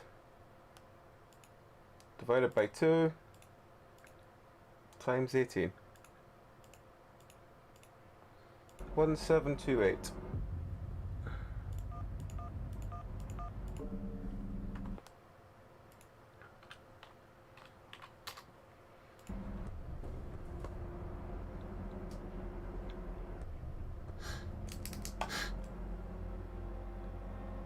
Sad thing is, this still has more personality than Poppy Playtime.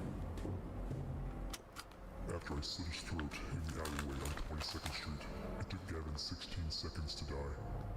I watched him as he gripped his throat and flopped around on the ground like a fish out of water. He tried to speak, he tried to yell, but my cut was too deep. All he could do was bleed and die. 24 seconds after I slit his throat, I picked up the Chinese food order off the ground, and I began walking towards 18th Street. I was going to make a delivery.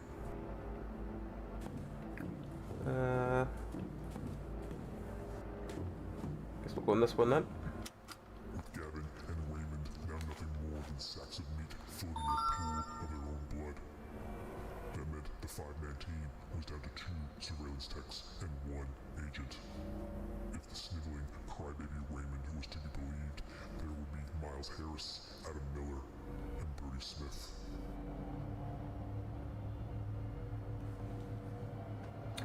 Okay.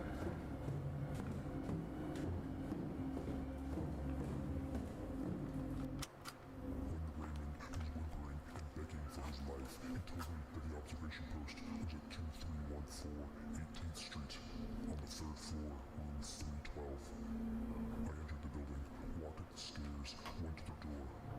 I knocked on the door and yelled, "Food's here." Gavin sent me.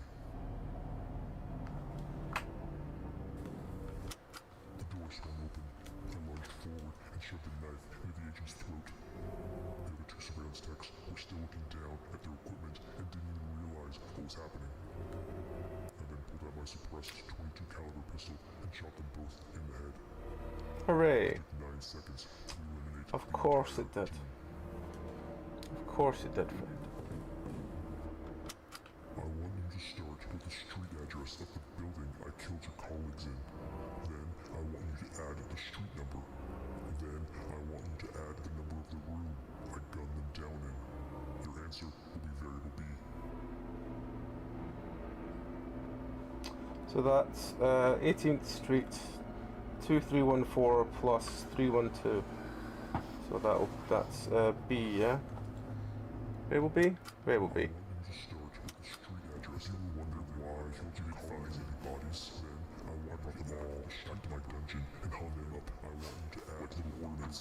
I gunned Elysium in Special Agent. Your answer, the code to door number 3 is variable A plus variable B. Of course it is.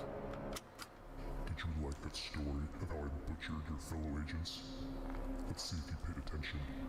I want you to start with the number of seconds it took Gavin to die after I slit his throat. Then multiply that by the number of seconds it took me to kill the other 3 surveillance team members. The answer will be variable A. That's just that and that? Okay. So that's 16 by 9. So it's 16 by 9, which is 144. And then 2314 plus 18 plus 312 2644 plus 144 2788. Is this right, or have I got something wrong? 2788. Nope, that's right.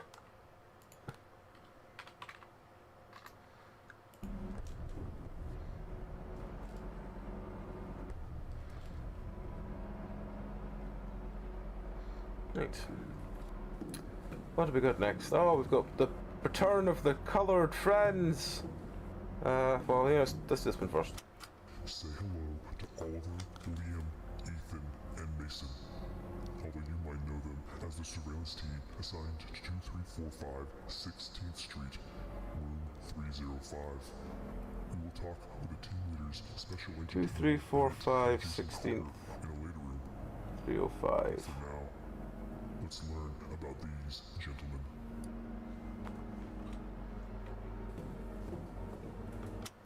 After slaughtering the surveillance team on 18th Street, I looked around their room and found a map of the area with the other team locations. It was 4 p.m. It took me 36 minutes to reach their building and another 6 minutes to get to the 3rd floor. I knocked on room 305 with one hand and gripped my suppressed 9mm pistol in the other. But it was 8 p.m. when the guy came to get the food. So did you magically go back in time 4 hours? After slaughtering the surveillance team on 18th Street, I looked around their room and found a map of the area with the other team locations. It was 4 p.m. It took me 36 minutes to reach their building and another 6 minutes to get to the 3rd floor. I knocked on room 305 with one hand and gripped my suppressed 9mm pistol in the other. Is a 22 caliber the same as a 9mm? I'm not sure. As the door opened, I shot the surveillance tech in the face, then entered the room and shot the other tech in the stomach and then the face. The rest of the room was empty. The team had divided into shifts. All I had to do was wait for the other 3 to arrive. Okay. 4 hours later, the door opened and 3 men walked inside the room. They called for their team members but received no answer. Just then one of their heads exploded, and then the other, and finally the 3rd was shot in the stomach and fell to the ground. The one I left alive turned out to be Ethan Reynolds, 28, a surveillance tech.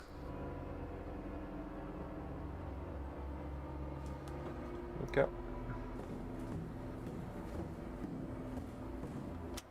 Ethan Reynolds begged for his life. He kept saying he had a child, that his wife died, and that Aiden, his son, aged 8, didn't have anyone else. After I killed Ethan, I went to his apartment and found Aiden Reynolds. He kept saying he wanted his daddy. So guess what, Special Agent? Elisa Brown has company in that metal box at the end of this dungeon. Now, when you make a mistake, you are not just burning Elisa alive. I mean, you've already done this, prick friend. You did it already at the start of the game. As well. It's nothing really new. How do you feel knowing your fellow task force agents walked stupidly to their deaths? You are so pathetic. I want you to start with Ethan Reynolds' age, then multiply by the street the building is located on, then multiply by Aiden Reynolds' age, then add the room number in which I killed all of your agents. The answer will open door number 4. Did that say add or then add the room number? Knowing your fellow task force agents walked stupidly to their deaths. You are so pathetic. So, Ethan's age, multiply by street, multiply by Aiden's age, then add the room number. Is located on, then multiply by Aiden Reynolds' age, then add the room number in which I killed all of your agents. That's door number 4. Alright, cool. So this one is 28 times 16 times 8 plus 305.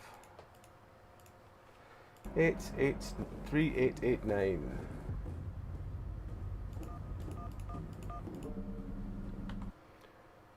Three eight eight nine.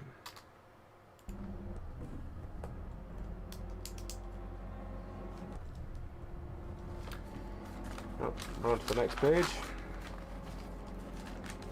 Taking about half a page per one with all the notes I need to make. You know, Special Agent, all this time discussing how I butchered your fellow task force members.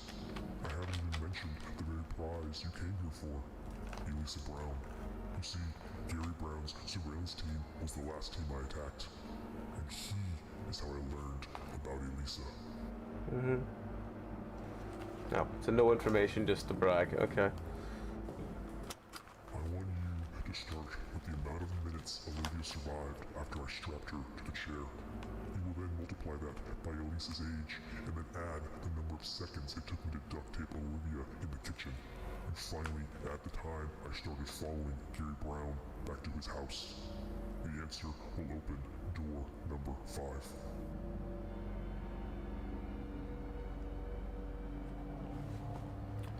Alright. As I was watching the 14th Street surveillance team, around 7 p.m., I saw Special Agent Gary Brown leave the building. I decided to follow him home. It took us 76 minutes to get back to his house. I grabbed my directional microphone and binoculars and I began watching the house. I stayed there all night. And then, when the morning came, at 8 a.m., Gary left, and I decided to go inside and play house. Because this guy doesn't need to sleep, ever. Did he say As I was watching 7? the I think it's 5. surveillance team, It's 5. Next one. as I lay in the bushes, my microphone pointed towards his house. I learned that Special Agent Gary Brown has a wife named Olivia, age 46, and a daughter, Elisa, aged 23. They spend the evening together, laughing and playing board games. I hated them for it. Wait this to go away so I can repeat that. As I lay in the bushes, Olivia is 46. pointed towards his house. I learned that Special Agent Gary Brown has a wife named Olivia, age 46, and a daughter, Elisa, aged 23. They spend the evening together, laughing and playing board games. After Gary left, I calmly walked up to the front door, turned the handle. The suburbs rarely lock their front door. This guy goes through a lot of duct tape. She was stunned to see a stranger in her house. I grabbed her and threw her to the ground and began duct taping her legs. There's a arms, and lot mouth. of duct tape. She didn't make a sound. It took me 24 seconds. When I was done, I went upstairs and I found Elisa. They both were going to come back to the dungeon with me.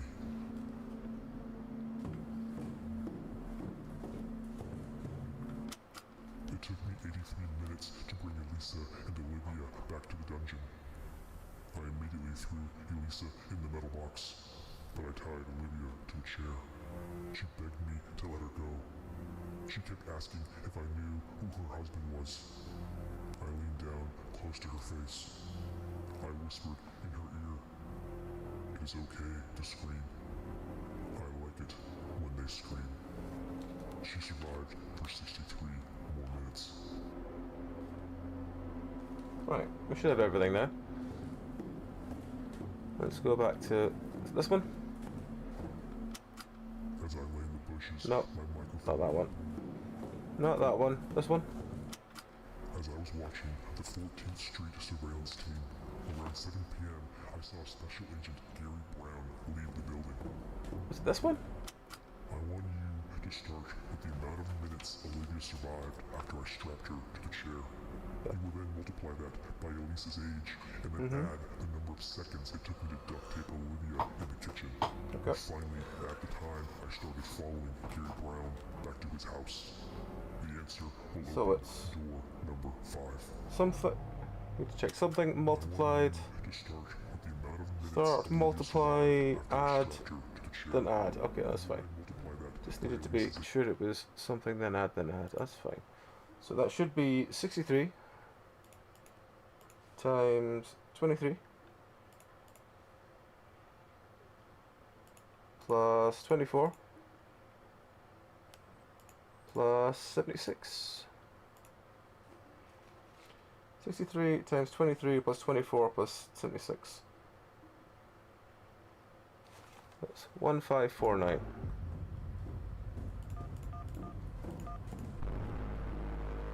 Cock. Got that wrong somewhere. Oh, let me just look right. 63, 23, 24, 76. Sure he said he followed Gary for 76 minutes. Double check that.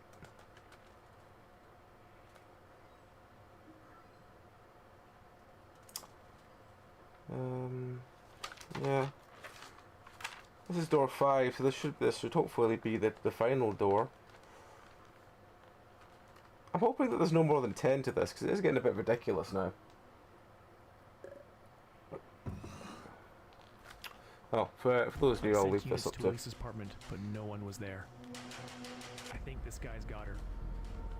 I am sending you inside. Your mission is to rescue Elisa and to get her out alive. Remember, Special Agent, the math problem killer is no ordinary criminal. He thrives on psychological likes maths. manipulation and has set a series of intricate traps to challenge you.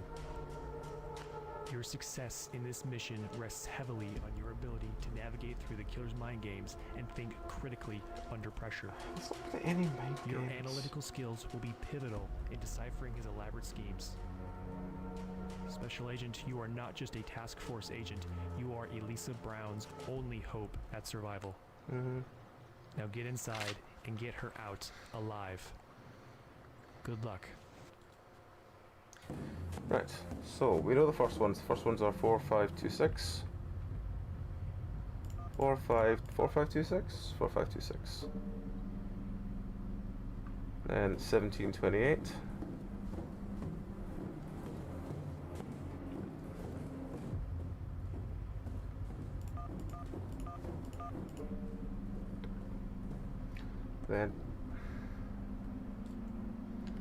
Then 27, 88. Can't move anything at the moment. There we go. 27. I don't know why it has to have a cutscene into every single room, because it's kind of 27, 88. Then 38, 89. And then we're back trying to find out what we did wrong in the next one.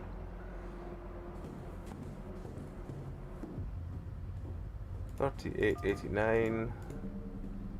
Right, now what did we do wrong in this room?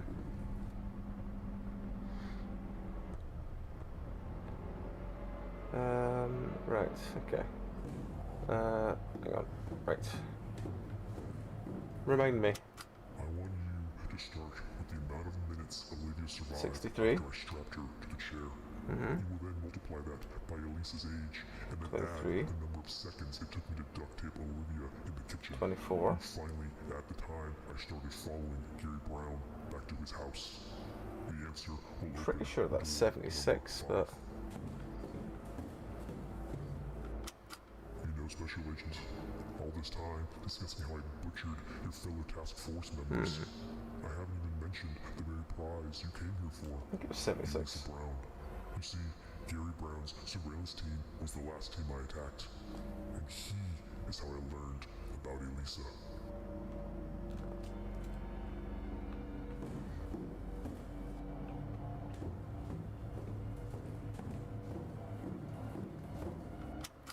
As I was watching the 14th Street That's 76. surveillance team, around 7 p.m., I saw Special Agent Gary Brown leave the building.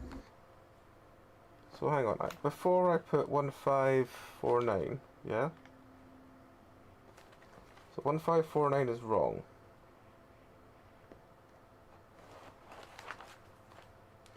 But I had 63 times 23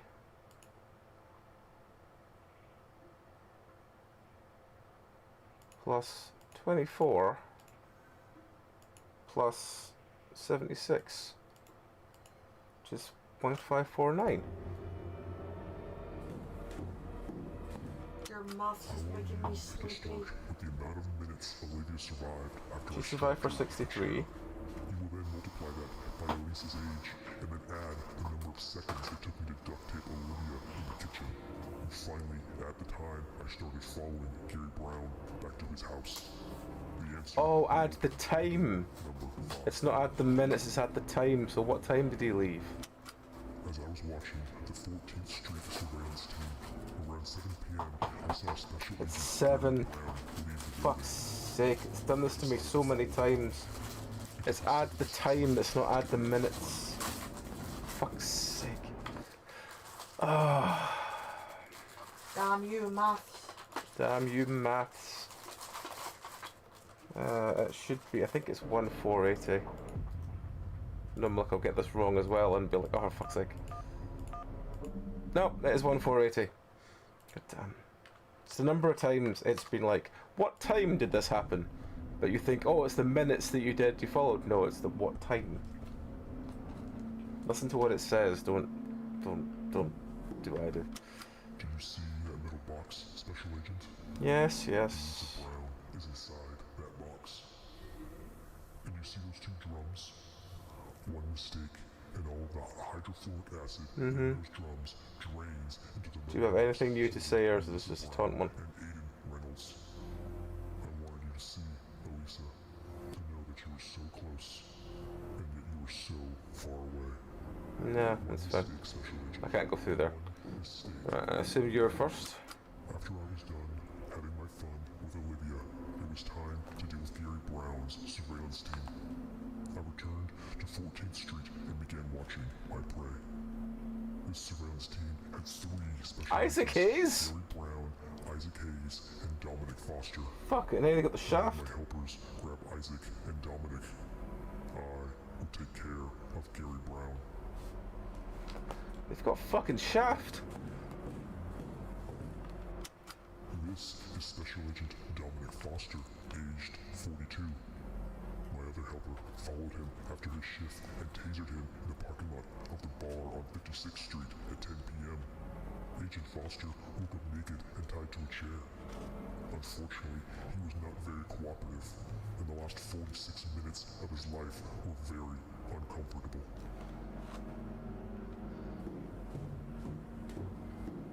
Does that mean this is Isaac Hayes? This is Special Agent Isaac Hayes, age 37. Oh man. I had one of my helpers follow him after his shift and chloroform him in the parking lot of the grocery store at 78th Street. He woke up naked and tied to a chair. He saw Special Agent Dominic Foster across the room, naked, tied to a chair, and full of nails. Agent Hayes began screaming. That doesn't tell me much, but carry on. Oh, this door's 6! Oh, for fuck's sake. Taking the piss now. You must add variable A to variable B. The answer will open door number 6. And remember, what is it? You will start with the age of Agent Foster, and then add the street he was abducted on, then multiply by the time he was abducted. Hang on, was this Foster? Yeah, this is Foster, okay. Okay, sorry, try again. You will start with the age of Agent Foster, and then add the street he was abducted on, then multiply by the time he was abducted. The answer will be variable B. Okay. So that's 42 plus 56 plus, times 10 is B. So where is A? Oh, A must be the one over here. I want you to start with Agent Hayes' age, and then multiply by the street number the surveillance team is on. Then add the street number that Agent Hayes was abducted on. This answer will be variable A. Okay, so that's 37 times 14 plus 78. So let's do these maths. 42 plus 56 is 98 times 10 is 980. Okay, and then the second one is 37 times 14 plus 78 is 596 plus 980, 1576. Alright, let's go open door 6 then.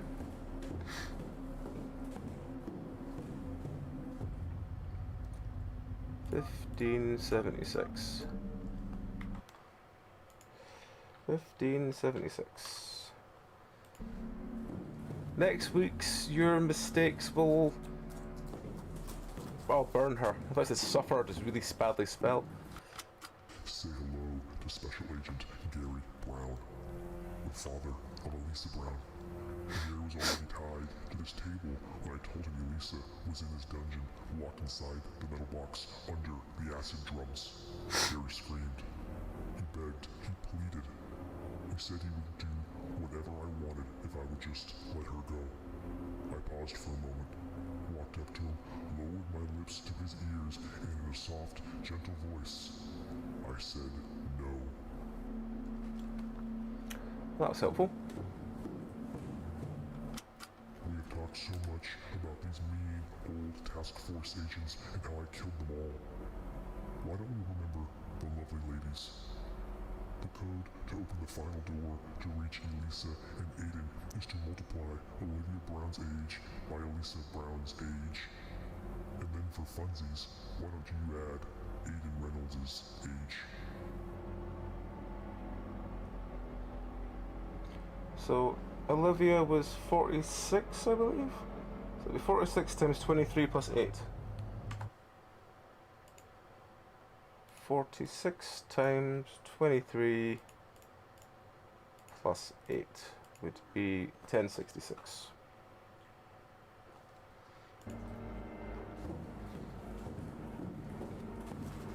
$10.66. Right.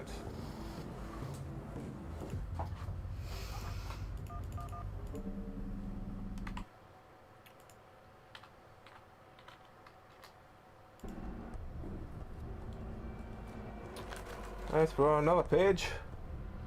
This is going to be the callback page with all the additional stuff, with that caution tape. Oh, there's 3 in here. Look to your left, Special Agent. After Agent Hayes stopped screaming, he told me all I wanted to know about the surveillance team. His surveillance team. It was easy to enter the building and slaughter the 4 surveillance technicians. The bloodshed was glorious. They didn't even get names. They're just surveillance team A to Z. Let's remember who got us here, shall we, Special Agent? God. I want you to start with the number of inches I cut into Raymond Bolson's right arm.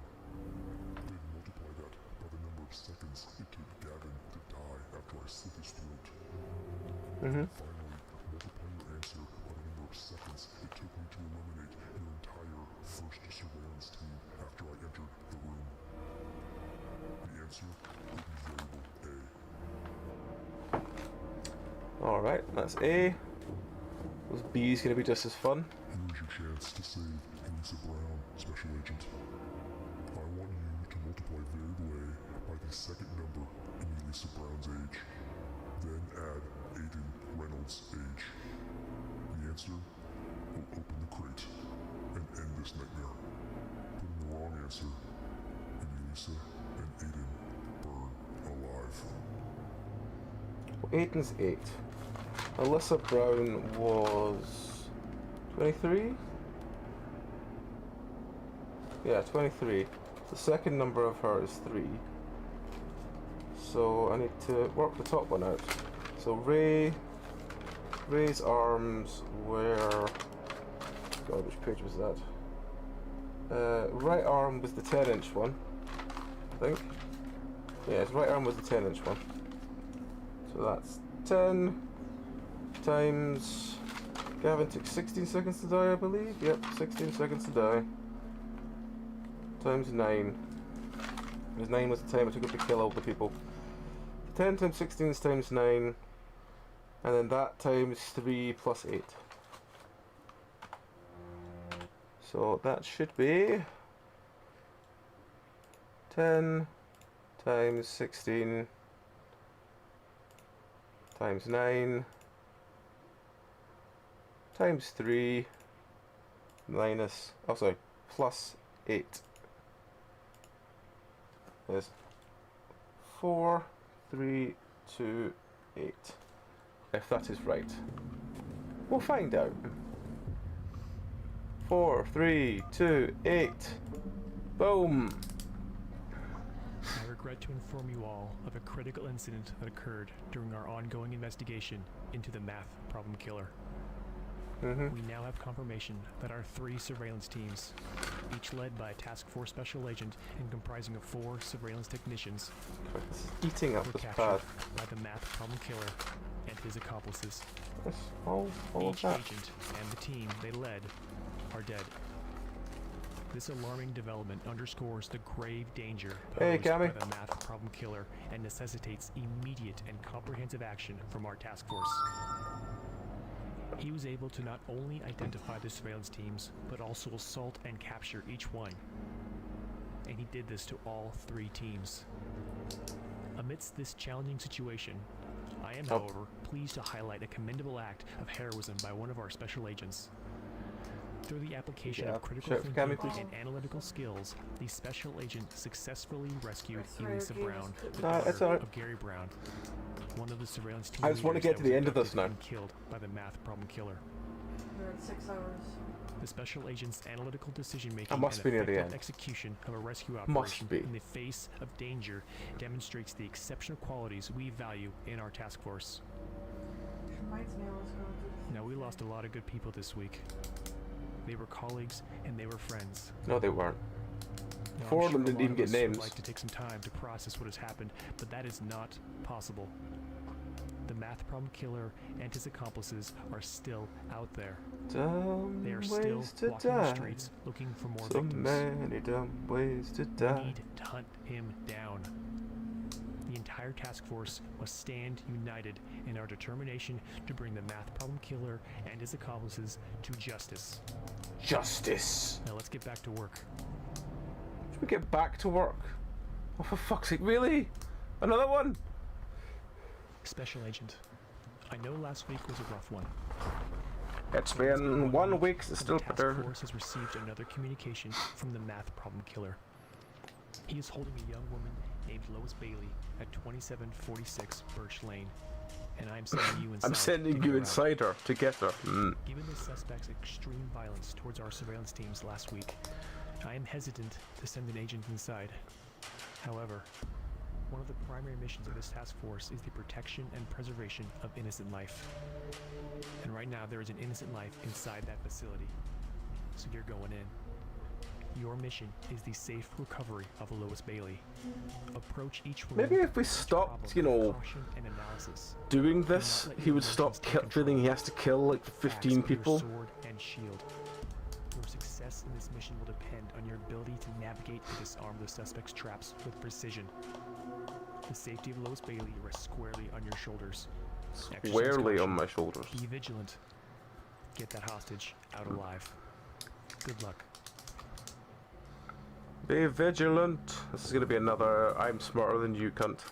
Hello there, Special Agent. No, I don't care. I don't care. I was following a young woman through the 56th Street Park. She saw me and ran. I was faster. As I closed in on her, she reached a group of 3 men. Chad Bosworth, Connor Davis, and Cameron Bailey. She pointed towards me, and the 3 men started to chase. I was outnumbered.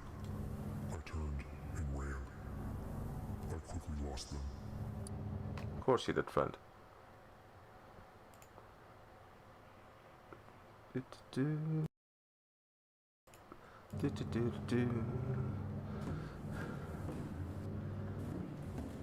Right. If you want to reach Lois Bailey, you need to open door number 1. You must start with Chad's age, then multiply that by the street number of the park I was following the girl. You must then add the time I abducted Chad outside the bar. The answer will open door number 1. So we need to find Chad's age, which is going to be here. Chad Bosworth, 24, woke up naked and tied to a chair. It was 2 a.m. I wanted to know who the other 2 men were. I wanted to know their names. I wanted to know where they lived. I wanted to know where their families lived. And Chad was going to tell me. Of that, I was certain. Well, that's everything for that one. This is... where's my calculator? This is 24 times 56 times 2. 2688. Oh!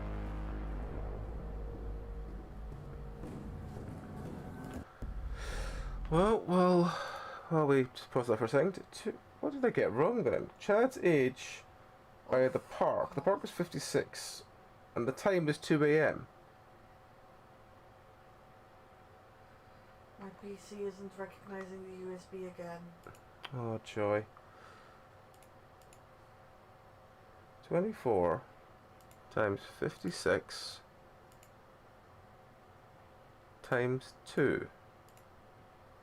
What did I put in? Maybe I fucked it up. Maybe I didn't do equals before I did that bit and it came out as the wrong thing. It is very discount Jigsaw. Like 90% of this game is listen to the man monologue.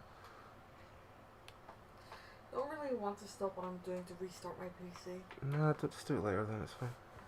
So as long as I'm done by the end of the week, I don't care. Yeah, I will do it as soon as I die in my game, but I'm in the middle of a run. That's fine. No rush. The biggest problem with this game is you can't skip the intro video once you need to restart. And the intro video can be like 4 minutes long, and you're just like, right. Is it 2688? No. I need to know if it was 2688, but it's not. So it's not 2688. If it's not 2688, which is the number I got from doing this thing, then I've done something wrong. Because Chad's age is 24, and the street is 56, which means I've got something mixed up. But I need to wait for this damn cutscene to send an agent inside. To finish. However, one of the primary missions of this task force is I just protection wish I could skip this because it's really taking such a long time to get into the game. So you're going in. And I have to listen to all the voices things, so and each problem with caution and analysis. Do not let your emotions take control. Let the facts be your sword and shield. Your success in this mission will depend on your ability to navigate and disarm the suspect's traps with precision. The safety of Lois Bailey rests squarely on your shoulders. Exercise caution. Be vigilant. Get that hostage out alive. yeah. Good luck. Right.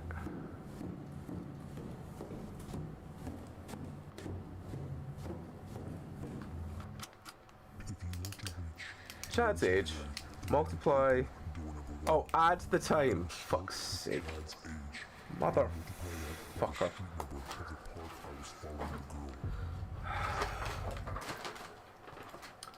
So it's 24 times 56 plus 2. 1, 3, 4. 1, 3, 4, 6. I was gonna say, we've already had 1, 3, 4, 5.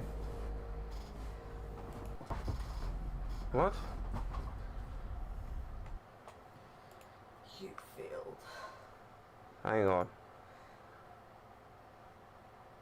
24 times 56 plus 2 is 1346. But 1346 is wrong.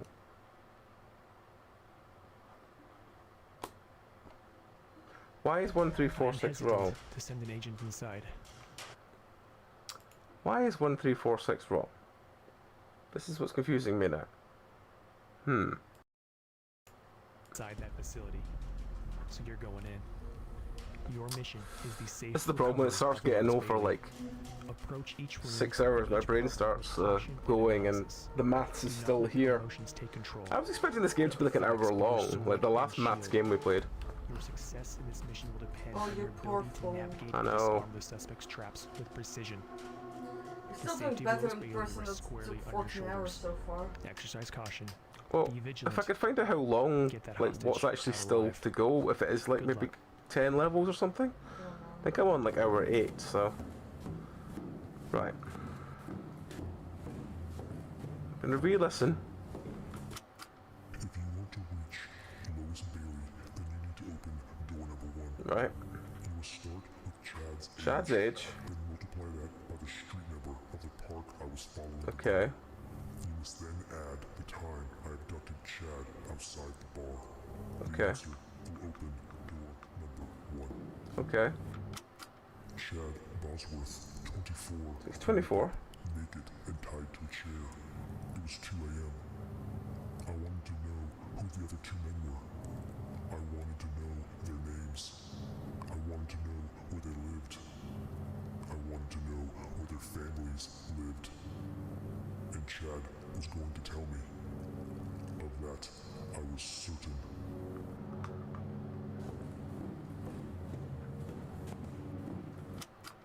These 3 fools had interfered with my plans, and now they needed to pay the price. I disregarded the woman. And started following It's them. 1, not 2. I followed them for 8 hours. I thought I'd looked at this one already and hadn't. Eventually, one left the group and staggered out of the bar at 1 a.m. I grabbed him. It's 1, not 2. So it's 13:45. Fuck, damn it.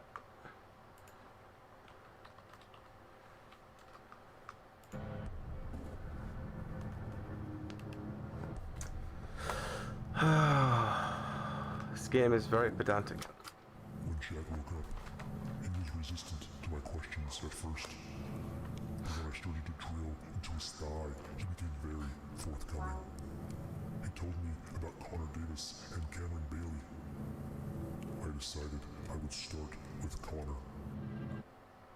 Start with Connor, okay.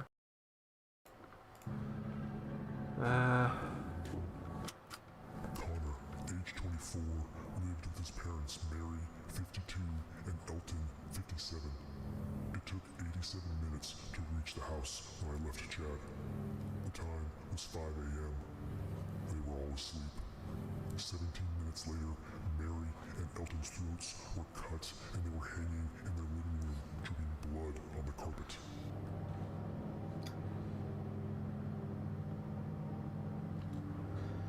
Right, okay. Connor was passed out drunk and didn't hear a thing. He woke up tied to a chair. When he opened his eyes, the first thing he saw were his parents swaying from the ceiling in front of him.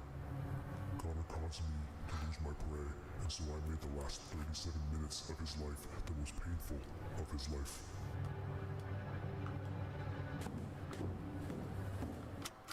If you want to open door number 2, you must start with Variable A, and then add May and Elton's ages. Then add the number of minutes it took me to leave Chad and reach Connor's house. The answer will open door number 2. Where's it took to get to Chad? If you want To leave Chad and reach Connor's house. Okay, it's you must 87. start with Variable A, and then add May So and that's- Elton's ages. Then add the number of minutes it took me to leave Chad. You will start with Connor's age, and then multiply by the number of minutes it took me to cut his parents' throats and hang them. You must then multiply by the time I arrive at his parents' house. The answer will be Variable A. Alright, so that one should mean that variable A is 24 times 17 times 5. So that should be 2040. And then the other one to get the answer to that is plus Mary and Elton plus 80 plus the time to get there. So that's plus 52 plus 57 and then plus 87. So that's 2236.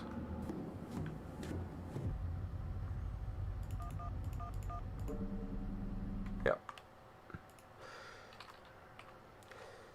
I mean that would be better than this. This just feels like it's just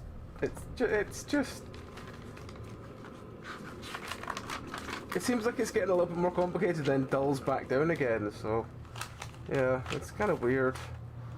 Just want to finish it now though. Just before I slit Connor's throat, I made him tell me about our third hero. His name was Cameron Bailey. He was 24. He also lived with his parents, Barkley Bailey, age 62, and Teresa Bailey, age 55. Did you say 55? Just 55. before I slit Connor's throat, I made him tell me about our third. I want you, Special Agent, to at the time I arrived at our hero Cameron Bailey's parents' house to Cameron's age, and then multiply by the number of nails I hammered into his mother, Teresa Bailey. The answer will be variable A, Special Agent. He really likes nailing people. Giggity. Yeah. I arrived at Cameron Bailey's You know this is making up for something, right? Hmm? I parked outside the neighborhood and walked to their home. It took me 17 minutes. I tried to open the front door, but it was locked.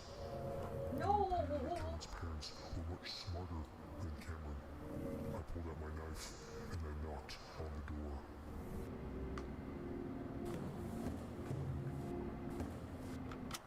I want you to start with the number of nails I hammered into Barkley Bailey, and then subtract the number of seconds it took Teresa Bailey to die. Then multiply by Cameron's age. Then add the number of minutes it took me to walk to Cameron's parents' house. You will finally add variable A. Your final answer will open door number 3. Or is that too complicated for Right, pathetic add variable little A. special agent like you?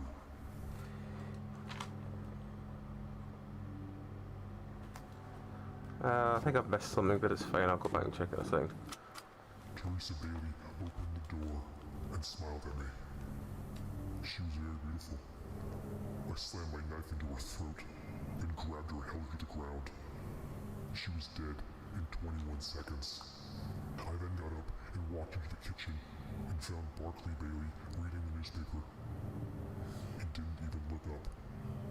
I walked up behind him and slit his throat. He never noticed me. I meant to count how many nails you put in both of them, but you've not nailed either of them. After I killed Cameron's parents, but before I woke Cameron, I walked around the house. On the counter in the living room, I saw her picture. I saw Lois's picture. She was beautiful. She was Cameron's sister. She was a very suitable replacement for the girl that Cameron and his friends took from me. She was going to be mine. She was so beautiful. She was going to. Just like Connor, Cameron was passed out in bed when I found him.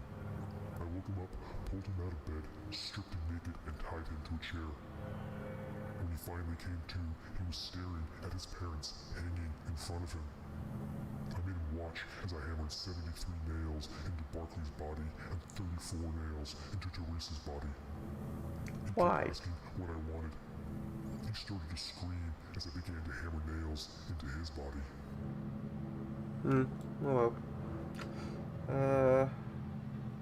Right, okay. How long to walk to the thing? Is that not said at the start? Is that this one? Just before I slit Connor's throat, I made him tell me about our third hero. His name is Cameron Bailey. He was 24. He also lived with his parents, Barkley Bailey, age 62, and Teresa Bailey, age 55. 70-minute watch, is that?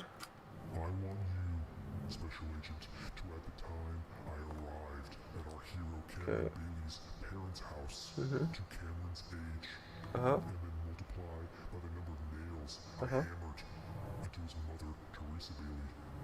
The answer will be variable A, Okay. Special Agent. So we have that.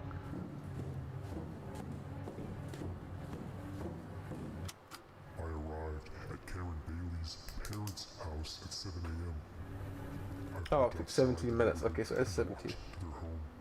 It took me 17 minutes. I tried to open the front door. I want you to start with the number of nails Yep. I hammered into Barkley Bailey, Uh-huh. and then subtract the number of seconds it took Teresa Bailey to die. Uh-huh. Then multiply by Cameron's age. Mm-hmm. Then add the number of minutes it took me to walk to Cameron's parents' house. Yep. You will finally add variable A. Your final answer will open door number 3. Okay, cool. Right. So, variable A is 7 plus 24 times 34. That's 1054. Then the second part is 73 minus 21 times 24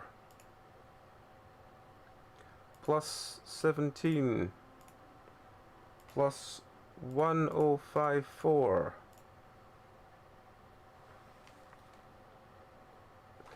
which is 2319. Watch this be wrong. Nope, it's good. 2319.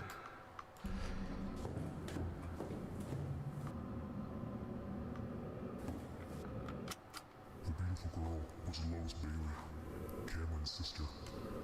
At first, Cameron was reluctant to tell me where to find her. But after I cut off 2 of his fingers, he told me everything I wanted to know. And then I still cut off his fingers.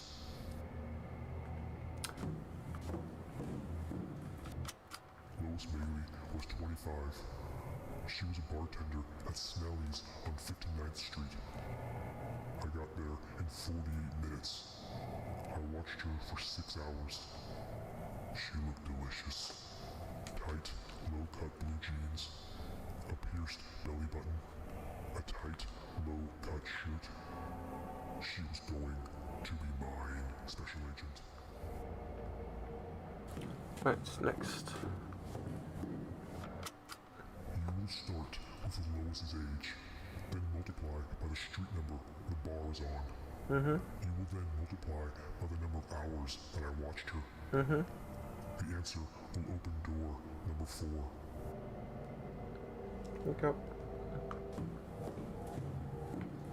Next week your trial begins again.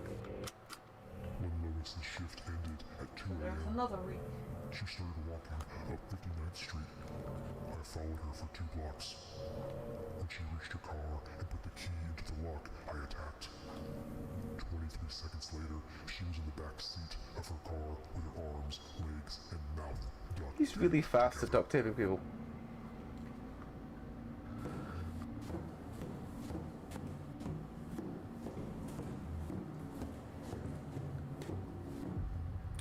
Right, so this one is... It's 25 times 59 times 6. 8850.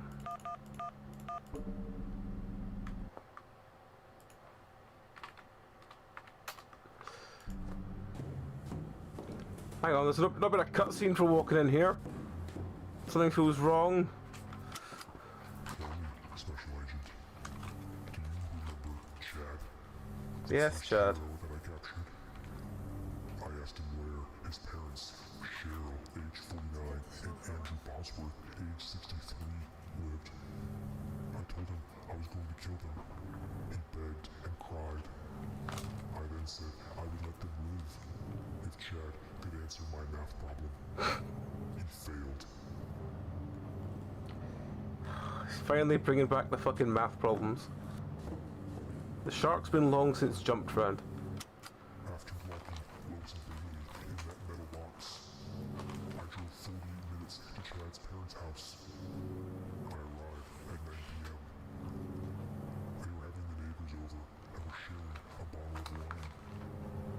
I grabbed a meat cleaver from the kitchen, and I killed the neighbors and Andrew Bailey in 63 seconds. And Andrew Bailey. For some personal time. And Andrew Bailey, because of course you did. I want you to start with the time I arrived at the Bosworth's house. Then multiply that by the number of seconds it took me to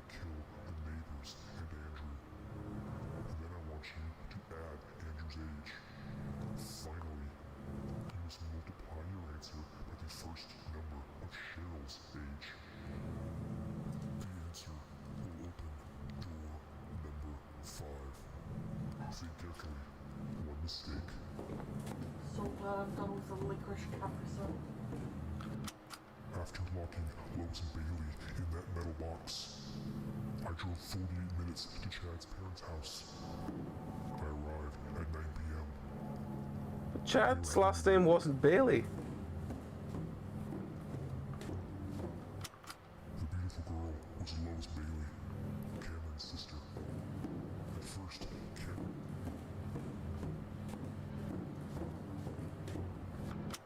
I arrived at Cameron Bailey's parents' house at 7 a.m. I parked outside the neighborhood. Just like Connor, Cameron was passed out in bed when I found him. I woke him up. Hang on, I need to go back and find which one was the Botworths or whatever it was called.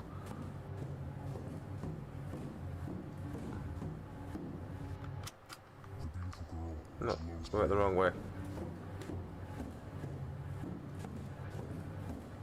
Ah. We'll go back to this first one because it's the first one that tells us what their names were. Hang on, this first one will just tell us what the names were.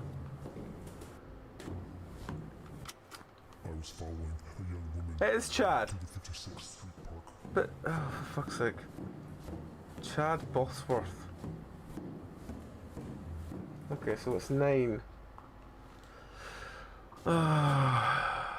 Right, okay.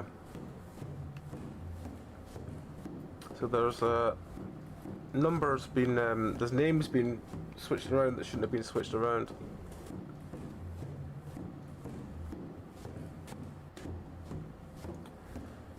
Right. So this one should be, if I've got this right, 9 times 63 plus 63. Hang on. 9 times 63 plus 63 times 4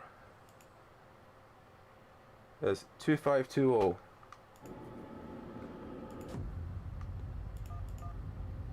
Two five two oh.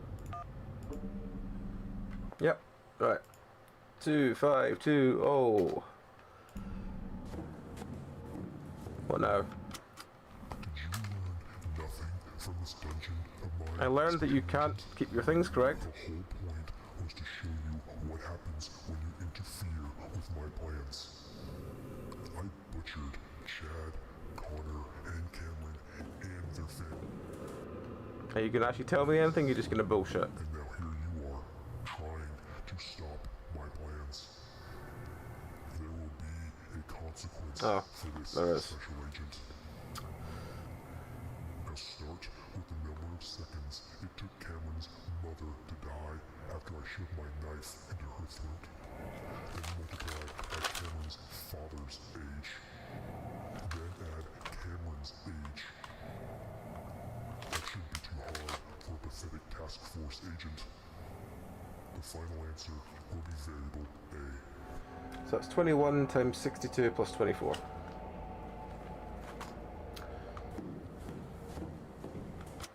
You pathetic, stupid little agent. Do you really think you can Connor's save her? age was Connor 24. To fail. You will fail. 24. So start Add with Elton. Connor's age, Fucking Elton. add Elton is 57. then multiply by the number of minutes it took me to kill Connor's parents and hang them in the living room. The answer will be variable B. 37 minutes, I think that one was. Was it add or multiply by... Stupid little agent. Do you really I think killing Connor's parents was 37 minutes. you can save my Lois? You are going to fail. You will fail. So start with Connor's age, then add Elton's age, then multiply by the number of minutes it took me to kill Connor's parents and hang them in the living room. The answer will be variable B. Okay. This is it, Special Agent. The last code to the last door. Oh, can you just get on with it, friend? You don't have to keep bullshitting me. But you're not going to get this right, are you? You are going to add this number wrong or multiply that number wrong. You are going to enter the wrong code into the keypad, and the valves on the acid drums are going to open. That is what is going to happen, Special Agent. So let's get this over with. The code to open the final That's door A plus B, of course it fucking is. very Of course it's A plus B. It's been A plus B all fucking night, apart from that one time it wasn't. 21 times 62 is 1302 plus 24 is 1326. 1326, hang on, 24 plus 57 is 81 times 37 is 2997. And then plus 1326 is 4323.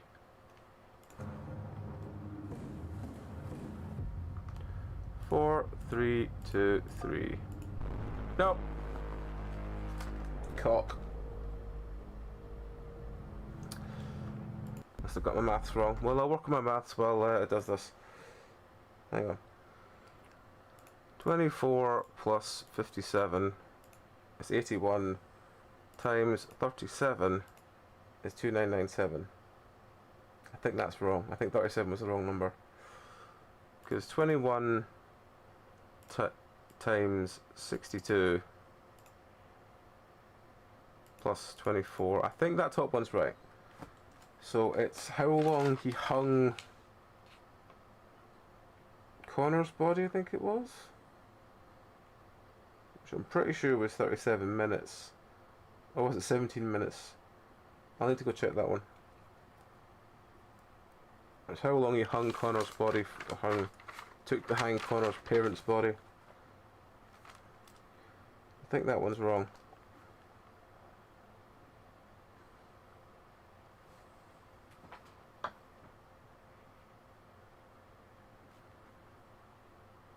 Because that one would be... Yeah. Yeah, I think that one's wrong. So I'll go double check that. Right. Now I just remember which door was which. What the codes were. Hang on, which code was this? This one was that one, I think, which is 1345.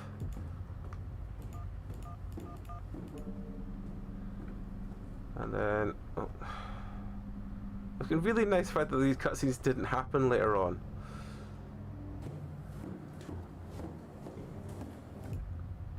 $22.36. Yeah.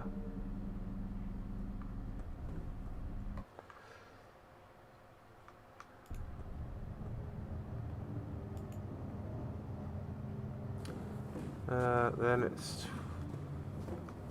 I can find the door. Oh, it's right there. Then it's 2319. 2319.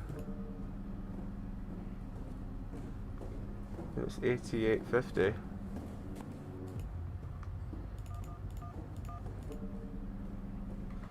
So another one after that? Yeah, there was. 2520.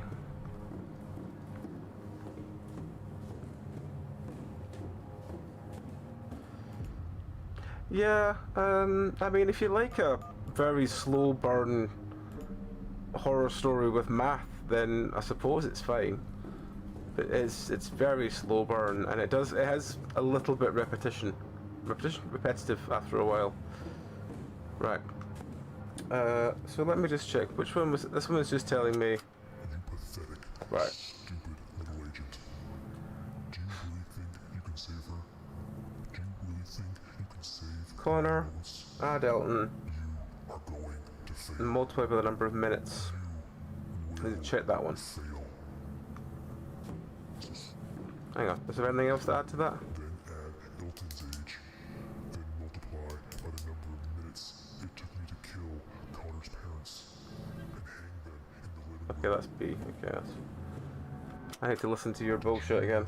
Nothing from this dungeon of mine, Special Agent.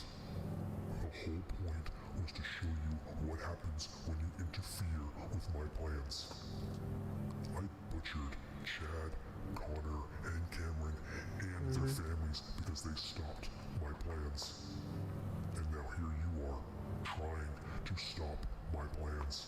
Please just get on with it. There will be a consequence for this. Right, Special start Agent. with number of seconds is 21. Start with the number of seconds.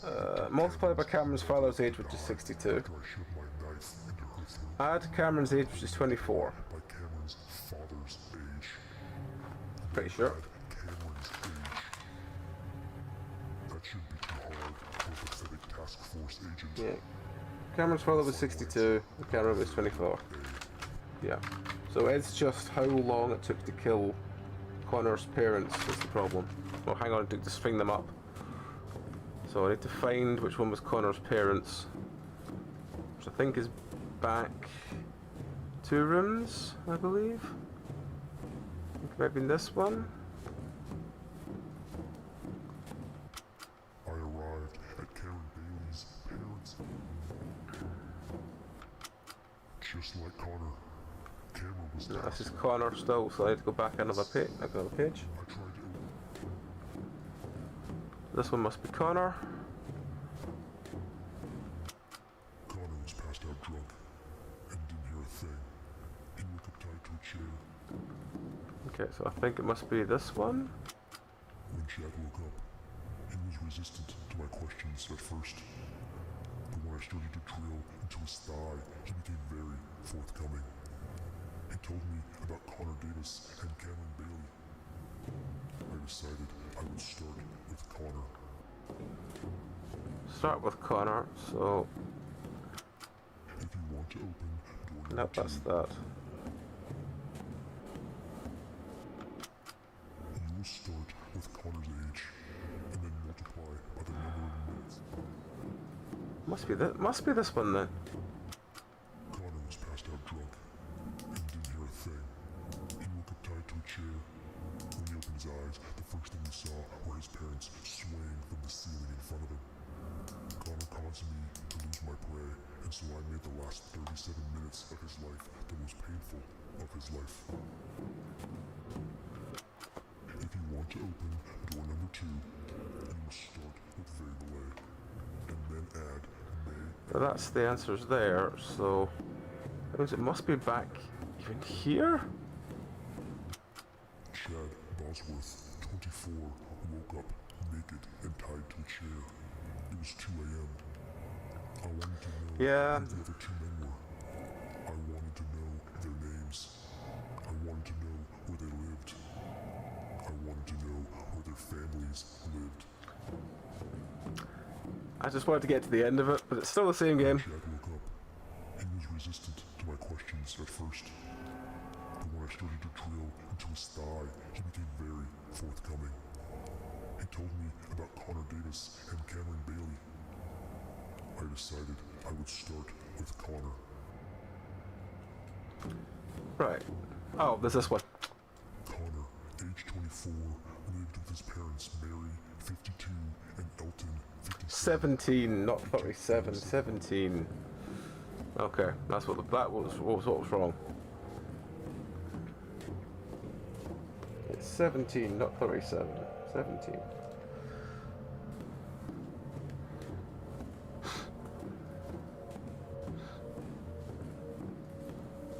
Right. Right. Door. As I said, see if I don't... I'm not... He doesn't... The main guy isn't revealed to be like a massive Muppet at the end of it. And we're very upset. Like a proper Sesame Street style Muppet. Spends his whole time killing and getting away with it because he's a Muppet and no one suspects him. 1377. Let me just double check that. 24 plus 57 is 81 times 17 is 1377. Yep. Plus 1. Nope. 1377 plus 1326 is 4080. God damn it! What's wrong now? What's wrong now? Hang on. There's no way it can be 4080. I'm basically adding 1300 twice. Why did I get... What the fuck happened there? I don't know. I don't know. Right. Okay. That was my own fault for trusting the calculator. 26 2703, I think it should be. Let's just do the maths while we're waiting for this to go. Right, 1326 plus 1377 is 2703. How the fuck did I get 4090 from that? I don't know. The suspect's traps. You know what? Precision. I don't care. I just want to get past this and get on to it. Bailey rests squarely on your shoulders. Exercise caution.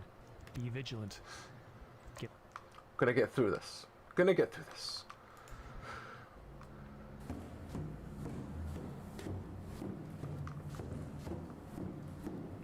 I want to finish the math game. It just... I just want to have the sense of satisfaction that comes from finishing a math game. It's gonna have a bad ending, isn't it? It's literally just gonna have an ending that's just, congratulations, you won. Like congratulations is gonna be spelt wrong. No, it's just gonna fade to black back to menu. Well, just the end. No, not even that. Oh, Fade to black. what was the one we had recently that was just the end and stopped, and I was like, fuck damn it. I don't know, but there's. Oh, do you know what it was? It was that one I spent ages on the other night. Sure, there's been more than one as well. Sure. But yeah, 2319.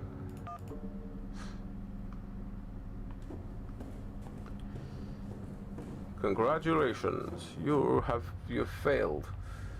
8850.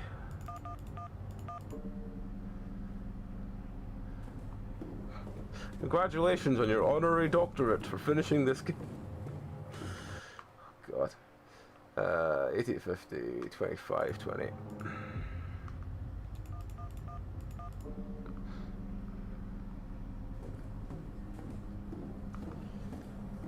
Alright, then 2703. Fucking hell. 2703.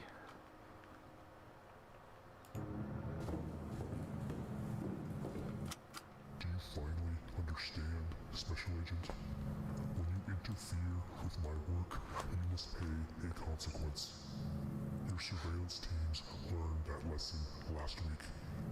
And these three heroes and their parents learned that lesson this week. Maybe you will learn that lesson next week. Now let's see if you were smart enough to save Lois Bailey. You must start with Lois's age, then multiply by the time her shift ended at the bar. You will then multiply by the number of seconds it took me to duct tape her and throw her in the backseat of her car. Mm-hmm. You will finally multiply by the number of hours I watched her at the bar. I know that one. That was The 6. answer will open the crate. The wrong answer will burn Right. her alive. Lois is 25. The time... You watched her for 6 hours. Her shift finished at 2 AM. The seconds he took was 23. That should be 25 times 2 times 23 times 6. That should be 25 times 2 times 23 times 6. I'm going to double check that before I put it through. 25 times 2 equals times 23 equals times 6 equals. Okay.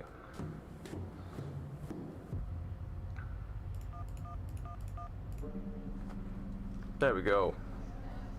Alright everyone, let's get this post-operation briefing started. We have some victories to go over today. First of all, I want to congratulate the Special Agent for successfully rescuing Lois Bailey. Through the adept application of critical thinking and analytical skills, the Special Agent played a crucial role in ensuring the successful extraction of Lois Bailey.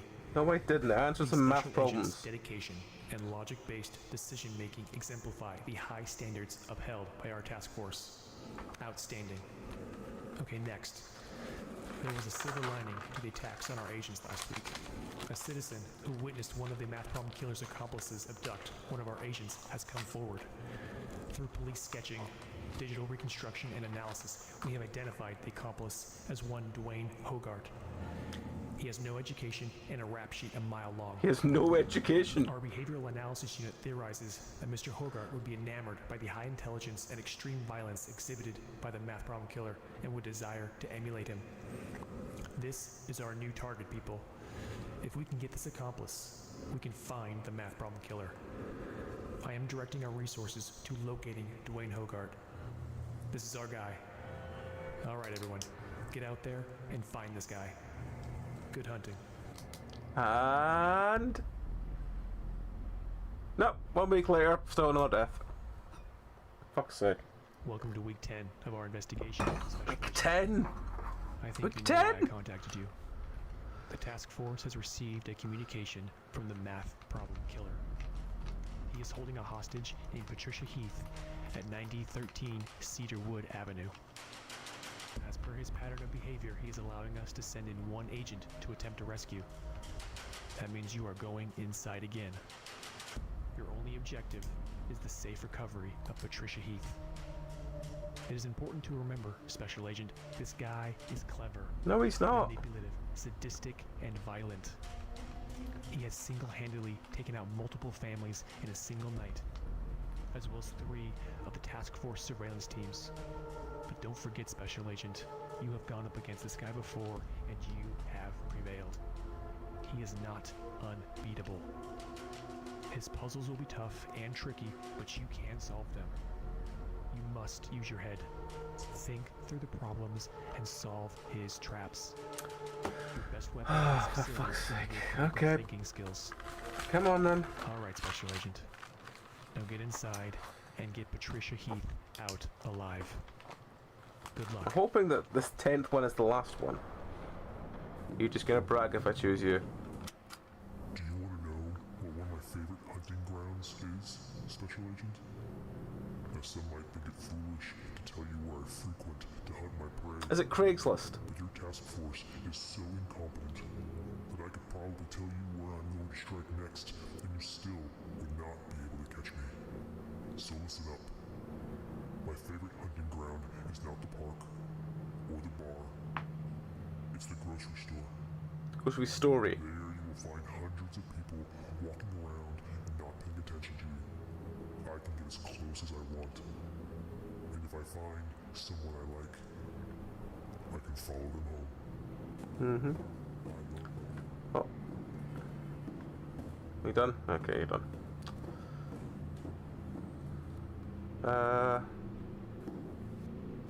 You're different. You look like an Iron Maiden cover. How about I tell you about the 4 days I went shopping at the 46th Street grocery store and the delicious things that I brought home. Oh. That's it. Okay, next one. Look at that wall, Special Agent. Do you see what it says? The killing will never stop. Do you hear me? The killing will never stop. This is the 10th week your task force has been pursuing me, and you are no closer to catching me than you were on week 1. Look at that wall, Special Agent. Burn those words into your eyes. The killing will never. Have you got anything else to say? No? No. Let's meet the family.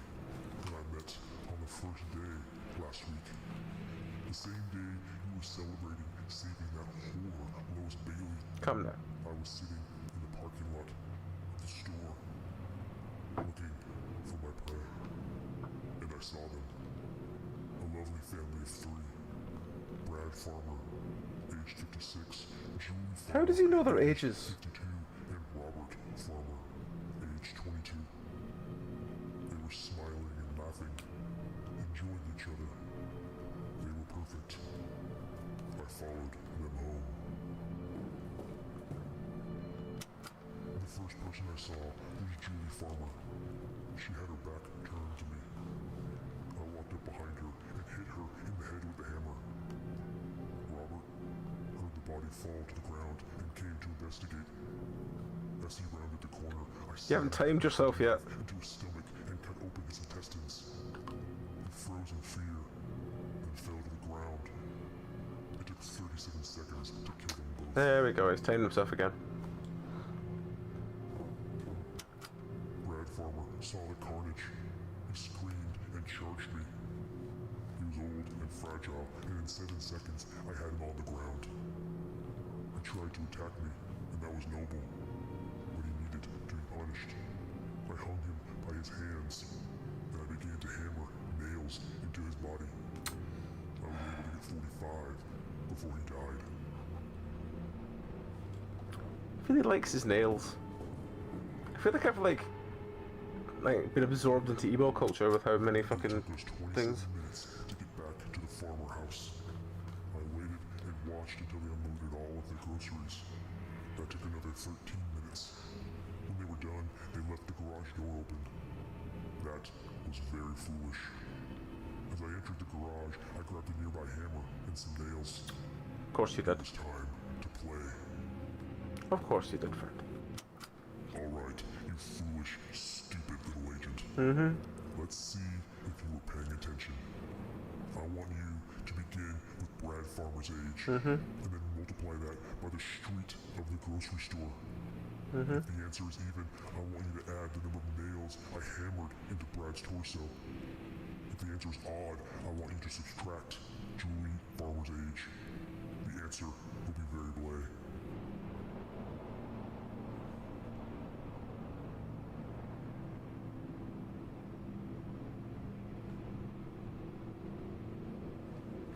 Let's repeat that again. Alright, you foolish, stupid little agent. 56 multiplied by I want you to 46. Brad Farmer's age, and then multiply that by the street of the Pretty sure it's going to be even because they're both even numbers we're I adding. want you to add the number of nails I hammered into Brad's torso. If the answer is odd, I want you to subtract Julie Farmer's age. The answer will be very blay. No. If it's even, You foolish, add stupid little agent. Let's see if add you nails. Nails is 45. I want you to begin with Brad Farmer's age, and then multiply that by the street of the grocery store. Now is that The answer is even. the door or is that an A? Nails I hammered into Brad's torso. If the answer is odd, I want you to This is subtract A. Julie Farmer's age. God damn it, we're starting with A. You must start with the number of seconds it took me to kill both Julie and Robert Farmer. Then multiply that by the number of minutes I waited for them to unload their groceries. You must then add variable A. The answer Then add what? door number 1. Oh, variable A. Too complicated for you, special agent. It's the add variable A, yeah? You must start Add variable A. with the number of seconds Okay, it took cool. me to We can kill do that. Julie Right. So the top one is 56 times 46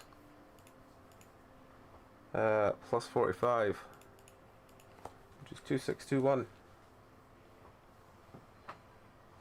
Just gonna double check that. 56 times 46 plus 45. 2621. Okay. And then the bottom bit is 37 times 13 is 481 plus 2621, which is 3102.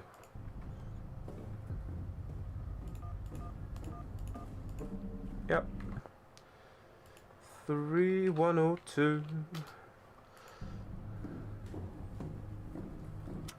It was only 2 p.m. by the time I finished slaughtering the farmers. It had only taken me an hour. Normally such bloodshed would satisfy my lust, but it was too fast. I was still hungry. I decided to return to the grocery store on 46th Street for some dinner. Preferably dinner with long, blonde hair and silky legs. That's door 5. We're not at door 5 already, are we? That was door 1. Okay, oh god, we're going to be in this room for a while. While I was driving to the grocery store, I saw a young woman, Heather Moreno, aged 27, walking along the street. She was pretty. Dirty blonde hair and a ponytail, tight yoga pants, and a tight yoga shirt. I drove up next to her, rolled down the window, and sprayed her in the face with bear spray. She stopped walking and reached for her eyes, screaming. It took me 13 seconds to grab her, duct tape her arms, legs, and mouth, and throw her into the back seat. You can duct tape really quickly. It turns out I didn't need to go to the store. I already had my meal for the night. Ah, for fuck's sake. We arrived at my dungeon 49 minutes later. It was early in the evening. I decided to take my time. Heather lasted for 7 more hours. After that, she was much less prettier than when we started. Right.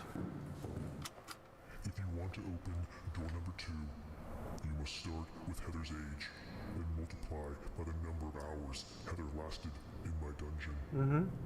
Next, I want you to then multiply by the number of seconds it took me to duct tape her and throw her into my car. Figure that out, Special Agent, and enter your answer into the keypad on door number 2. Okay, so that's 27 times 7 times 13. 2457.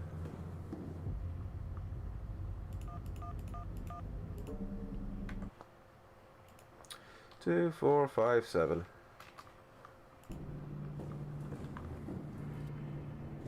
Alright, what's next? The morning of the second day had arrived, and the chunks of meat that was once poor little Heather Moreno started to smell. I disposed of what was left of her, and then left for the grocery store. It was time to go shopping.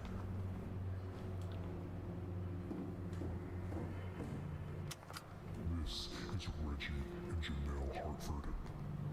Reggie is 21 and Janelle is 23.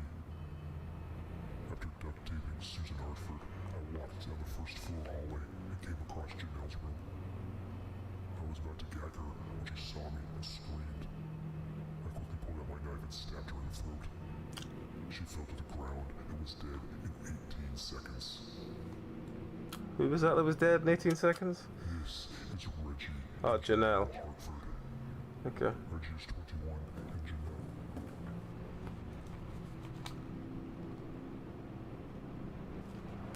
Okay. I was in the grocery store for 18 minutes when I saw Susan Hartford, age 49. I glanced at her cart, and there was a substantial amount of food. She was shopping for her family. I had found my next target. When she left the store, I followed her. 2 hours later, we were back at her house. It was a large 2-story home. It was perfect. I watched the house for the rest of the day. I decided to attack the house at night. When the sun finally set, it was time to feast. Alright. I entered the house at 9 p.m. and found Susan cleaning in the kitchen. I walked up behind her and grabbed her mouth. Within 23 seconds, I had her bound and gagged in duct tape. I put her in the walk-in kitchen pantry. I would come back later after I killed the rest of the family and spent 4 hours with Susan. She was the last of the Hartfords to die. I hung her next to her husband. Alrighty. I want you to start with the number of seconds it took me to bound and gag Susan Yep. Hartford, then multiply by the number of minutes Reggie survived after I shot him. Don't know yet. Then add the number of seconds it took her daughter Janelle to die after I stabbed her in the throat. We will next add Derek Hartford's age, and then add Janelle's age. The final answer will open door number 3. So add something, adds 23. Derek Hartford was 54. He ran to investigate Janelle's screams, as did Reggie Hartford. I could not overcome both of them at the same time, so I pulled out my silenced 9mm pistol and shot Derek in the head. But I only shot Reggie in the stomach. He fell to the ground in excruciating pain. He lived for another 45 minutes, and in that time, he told me about his family. I like to know who my victims are, Special Agent. Right, so let me just check this one. It was... I want you to start with the number of seconds it took me to bound and gag Susan Hartford, then multiply by the number of minutes Reggie survived after I shot him in the stomach. Yep. Then add the number of seconds it took her daughter Janelle to die after I stabbed her in the throat. Yep. You will next add Derek Hartford's age, and then add Janelle's age. Yep. The final answer will open door. Door 3. Where's door 3? Door 3's over there. Alright. This one should be... I'll got it right. 23 times 45 plus 18 plus 54 plus 23 1130.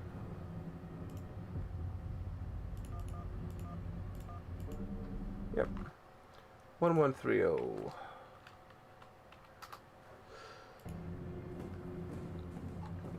Alrighty, next. It took us 67 minutes to arrive at the Foster's house. Ethan pulled into his garage, and I pulled in right behind him.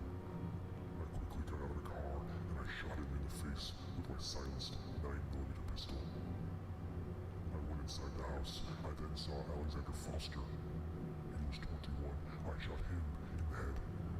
He fell to the ground. His brother, Henry Foster, age 23, came to investigate the sound. I shot him in the face. It took me 54 seconds to kill the 3 Fosters. I continued to walk around the house until I found her. I found Lucy Foster, and we were all alone. Alrighty, next. On the 3rd day, my grocery store slaughters continued. I arrived at 6 p.m., just after most people would be getting off of work and going to the store before heading home. That is when I found Ethan Foster. He was 51. I casually walked past him in aisle 4 and saw a ring on his finger and a large amount of food in his cart. He was shopping for a family. I decided to follow him home. Can we go over there? Yes, we can. Lucy Foster was 48 years old. I found her in her bedroom. I pointed my pistol at her and I told her not to scream. She complied. That was foolish. If she'd screamed, a neighbor might have heard and come to investigate. Instead, I had the whole house to myself with Lucy. 8 hours later, she was dead. Alright. I want you to start with Lucy Foster's age and multiply by the number of seconds it took me to kill Henry Foster, Alexander Foster, and Ethan Foster. Then add Alexander's age. Then add the number of minutes it took us to get from the store to the Foster house. The answer will open door number 4, Special Agent. Time to get to the Foster house. don't think I have time to get to the foster house. It took us 67. minutes to arrive at the Foster's house. Ethan followed into his... I want you to start with Lucy Foster's age and multiply by the number of seconds it took me to kill Henry Foster, Yep. Alexander Foster, and Ethan Foster. Then add Alexander's age. Yep. Then add the number of minutes it took us to get from the store to the Foster house. Mm-hmm. The answer will open door number 4, special Alrighty. agent. It took me 54 seconds to kill. Alrighty. This one should be 48 times 54 plus 21 plus 67. 2680. There we go. 2680.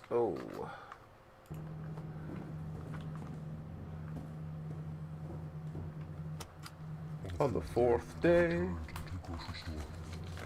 I was walking up aisle 13, looking for something delicious to follow home, when someone bumped into my shoulder. There was a large, middle-aged man. Instead of apologizing, he told me to watch it. That was a mistake. His name was Ronald Heath, and this was the last day of his life. Ronald, you say? I followed Ronald to his home. He lived in an apartment at 2345 East Flowing Road. Ronald was 38. He was overweight. It was easy to follow him. The mouth breather was so enamored with his cheap beer that he didn't even notice me behind him. Once he opened his apartment, I jumped him. I duct taped his mouth, legs, and hands, and then began cutting off his fingers.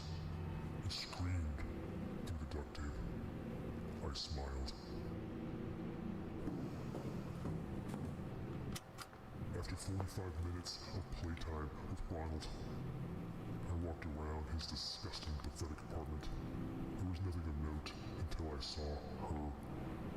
A photo of Ronald and a beautiful young woman. I ripped the tape off his disgusting face, shoved a kitchen knife into his thigh, and asked who was this. It was Patricia, his sister. Once he told me where she lived, I decided my time with Ronald was over. I slit his throat and left his apartment. Such a jolly game, this. If you want to open door number 5, you must start with Ronald's age and multiply by the number of minutes I played with Ronald. You must then add the number of the aisle that he bumped into me. Then multiply the last number of the address of his apartment. The answer will open door number 5. Is that multiplied by the last number of this? If you want Yes. to, door number 5. That's 5, okay. Alrighty, so that should be 38 times 45 plus 13 times 5.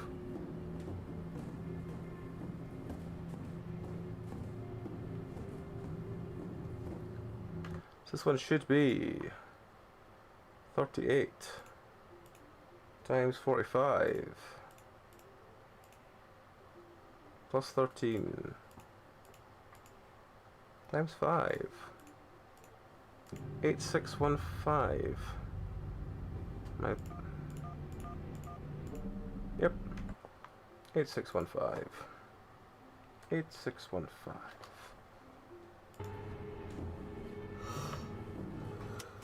It took 65 minutes to drive to Patricia's house. It was much nicer than her brother's apartment.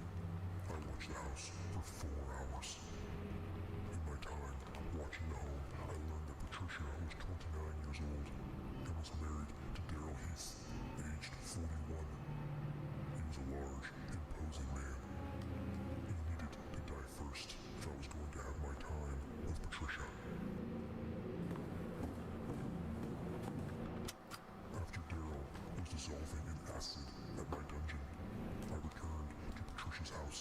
Yeah, before these are out of order. Crawled to a side window and slowly crept through the house.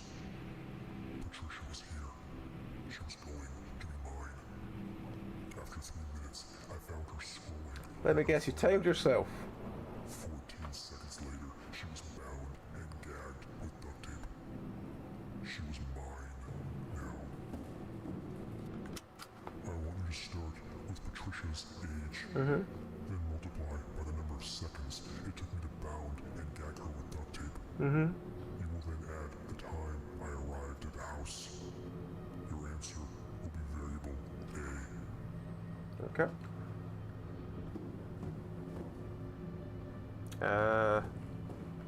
I assume. Is there more stuff down? Oh, there's lots of more stuff down here. I'm going to make this real simple for you, Special Agent. If you want to open the final door, you must add variable A to variable B, and then add variable C. Or is that too complicated for you? Is that too much for a task force special agent? Why don't you just make a mistake? Enter the wrong code into the keypad. So I need to find what B and C is. You must start with the number of minutes it took me to drive to Patricia's house. Multiply by the number of hours I watched the house. And multiply by the number of minutes I searched the house before finding Patricia. The answer will be variable B. Just double checking that as multiply and multiply. Yeah, multiply and then multiply. Okay. Arrived at Patricia's house. After 4 hours of watching the house, Daryl left to go to softball practice. I saw an opportunity and I followed him. After an hour of softball, he was walking back to his car. I approached him from behind and I tasered him. He fell to the ground. I quickly duct taped his arms and legs and put him in the back seat of his truck. 64 minutes later, he was locked inside a metal box in my dungeon. So where's C then? Oh, hang on, there's one around here. When Daryl woke up inside the box, I told him that we were going to play a little game. I was going to ask him a math question. If he got it right, I would ask another. If he got it wrong, I would pour 6 liters of hydrofluoric acid into the box. Daryl was very bad at math. He was dead in 18 minutes. So why don't you start with Daryl's age and then multiply by the number of minutes he survived in the crate. And multiply by the number of liters of acid I poured into the crate whenever he got a math question wrong. The answer will be variable C. Okay. Right, I guess we're up to the last door then.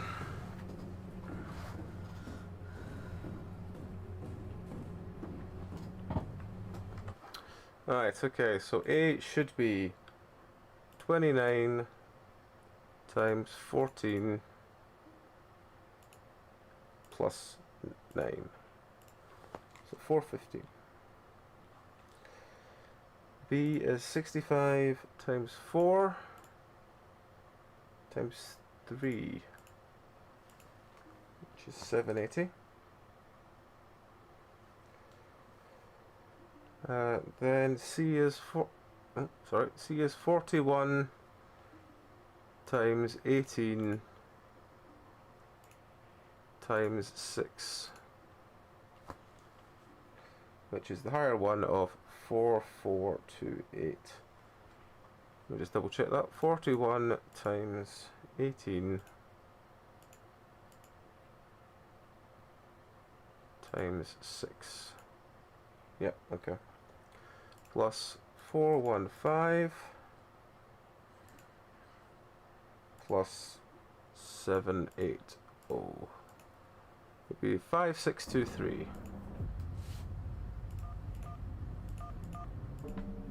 Yep. 5623. Do you see that? Yes, I see the metal box. Patricia Heath is inside that little box. All you need to do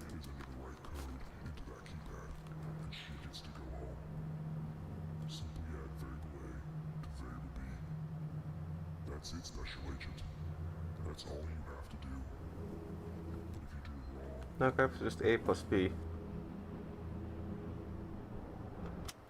I want you to start with Heather Moreno's age, and then multiply that by the number of seconds it took me to grab her off the street and duct tape her arms, legs, and mouth. Then multiply by the number of hours Heather lasted. Your final answer will be variable A. Okay. And this side? I want you to start with Susan Hartford's age, then multiply by the number of seconds it took me to bound and gag her with duct tape. Then add Reggie Hartford's age, then add the number of seconds it took Janelle Hartford to die. The final answer will be variable B. Hang on, let me just double check that. I want you Age multiply by time, add by the number of seconds plus age and gag her with duct tape. plus Then add Janelle Reggie death. Hartford's age, then add the number of seconds it took Janelle Hartford to die. Okay. The final answer will be variable. Alright, Crimson, take care, have a good night, Skip. Right, let's check the notes then. So Heather. Where was Heather? It's Brad, Heather. What was it first? Heather's 28, is 27. 27 times... Oh fuck, we're on the wrong page.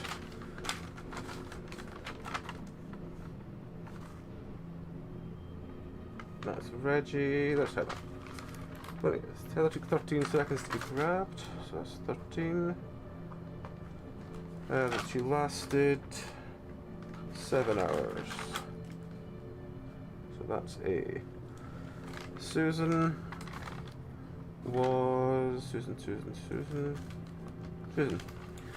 was 49. She took 23 seconds, I think. I'm looking at the right one. Oh, and then it's just plus Reggie. Was it Reggie's age or Reggie's? I want you to start Reggie's with age. Susan Hartford's age, Reggie was 21. the number of seconds it took me to bound and gag her. Plus Janelle. Janelle lasted Reggie Hartford's age, 18 seconds. then add the number of seconds it took Janelle Hartford to die. The final answer will be variable B. So that's 49 times 23 plus 21 plus 18. So you double check the other one is all multiplies. I want you to start with Multiply. Heather's age, Multiply. Yeah, they're both multiplies. Okay. So the first one is 27 times 13 times 7, which is 2, 4, 5, 7, and the bottom one is 49 times 23 plus 20. 49 times 23 plus 21 plus 18. Was 18, wasn't it? Yeah, it's definitely 18. So that's 1166. So 1166 plus 2457 is 3623. 3623. There we go. All right, everybody. Let's get this brief started. We have some major victories to celebrate. First, Patricia Heath, the hostage held in this facility, was successfully rescued by one of our agents. I want to first congratulate that special agent that entered this facility for their exceptional performance in the Patricia Heath hostage rescue operation. Oh, fuck. They were alone. Sorry, getting up, you'd moved. But with the effective utilization of critical thinking and analytical skills, the special agent Just, ensured I the safe have recovery now of Patricia Heath. This achievement showcases our commitment to protecting the public and will raise the public's confidence in the task force's abilities. Outstanding work, Special Agent.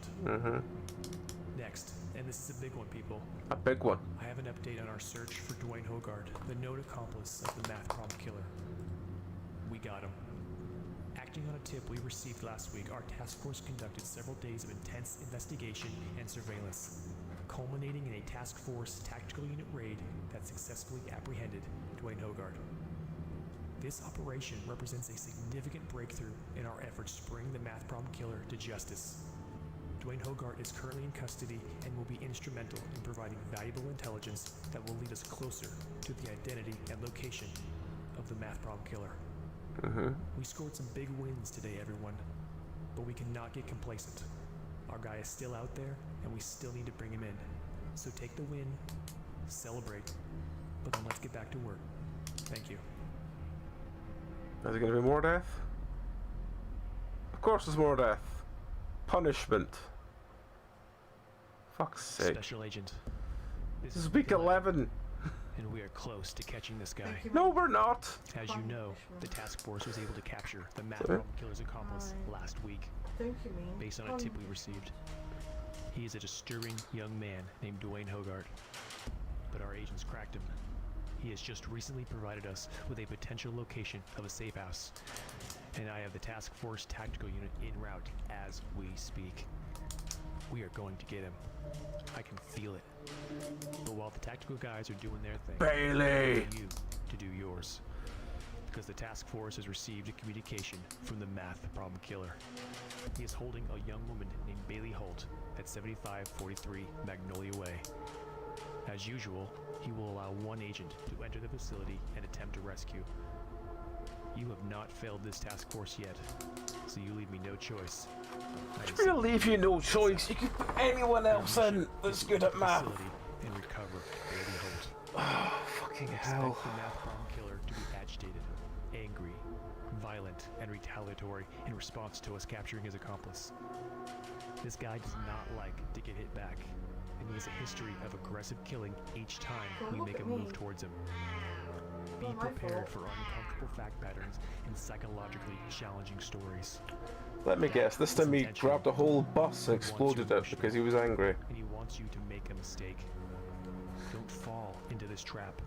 Stay calm, stay analytical, let the facts guide you. Solve the problems, and get Bailey Holt out alive. Good luck, Agent. But that man had no intelligence. How could he ever tell me where he was? Oh, we're on multiple floors this time. Okay. You captured one of my helpers, so I butchered 3 families. How about that for a trade-off, Special Agents? You capture one helper, and I kill 20 people. And you are going to kill the 21st, because I have the lovely Bailey Holt in a metal box at the end of this dungeon. And if you make a single mistake, she is going to die. So you keep saying, friend. Do you think you're winning? Do you think you scored a victory by capturing Dwayne Hogarth? Well, let me tell you what that victory got you. Carnage, bloodshed, and slaughter. Innocent lives are screaming, and no one coming for them. That got you.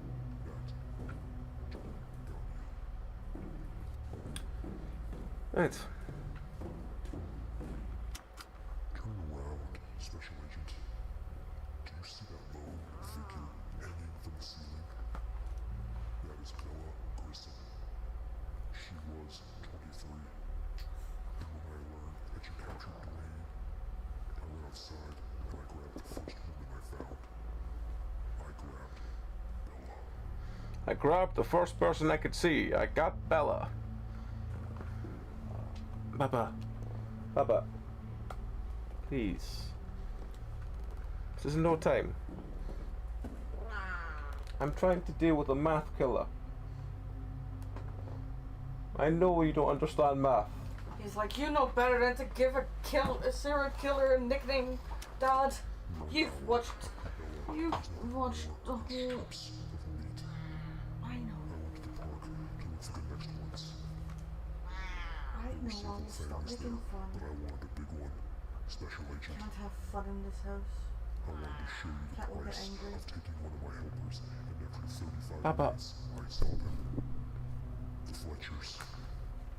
A mom, a dad, adolescent girls, and a young boy named Bobby. Not Bobby! No, you didn't kill Bobby! Let's start with Lily Fletcher. She was 17 years old. I followed the Fletchers home. It took 17 minutes. I waited 22 minutes and then I entered their house. The first one I found was Lily. She was listening to music, her eyes closed, swaying her head and shoulders back and forth.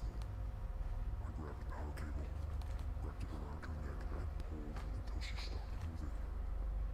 It took 47 Papa, seconds. I need to write my notes. Because otherwise I'm not going to remember this damn thing and I'm going to be here for ages. You going to have a run? Yes. In the next room was Mia Fletcher. She was 15 years old. She was mindlessly scrolling on her phone, like all of them do. That is what is so dangerous about focusing on your phone, Special Agent. You don't see the vicious monster behind you. Mm-hmm. She was so distracted on her phone she didn't see the guy in her house. Charlotte Fletcher was third. She was 16 years old, and I killed her too. Now, I want you to start with Charlotte's age. Then add the amount of time it took for her sister Lily to stop moving after I started strangling her. Then, I want you to multiply your answer by the number of minutes I waited before I entered the Fletcher Papa. house. Your answer will be variable A, Special Agent. Right. Charlotte Fletcher was third. Multiply your answer She by was the... 16 years old, and I killed her too. Now, I want you to start with Charlotte's age, then add the amount of time it took for her sister Lily to stop moving after I started strangling her. Then, I want you to multiply your answer by the number of minutes I waited before I entered the Fletcher house. Your answer will be variable A, Okay. Special Agent. Say hi to Clark Fletcher and Amanda Fletcher, the mom and dad. When I was done killing the Fletcher women, I grabbed Clark from behind and tied him to a chair. I hung his wife and 3 girls in the living room and look at them. I told him they were dead because of you, because of your task force. And then I slit Clark Fletcher's throat. Oh well. Well, if there's no numbers, he doesn't matter. Done this one? I walked silently up behind her and grabbed her by the ponytail, then covered her mouth and dragged her to my dungeon. She survived another 63 minutes, and I can assure you, Special Agent, those were the most painful 63 minutes of her life. I don't know which one we're talking about. You capture my helpers, I kill yours. See, this is the problem. Some of these are so out of line that I have no idea who the fuck he's talking about half the time. Listen carefully, Special Agent. I want you Is that to Bella? start I assume that's Bella. the number of minutes I tortured Bella Grissom. Then subtract Mia Fletcher's age. Then multiply by the number of minutes it took me to find the Fletchers in the park. The answer is variable B. Add variable A to variable B. That answer will open door number 1. Okay. See, he's very annoyed, but he's very happy giving you answers. 16 plus 47 times 22 is 1386. So 1386 is A. And then 63 minus 15 times 35.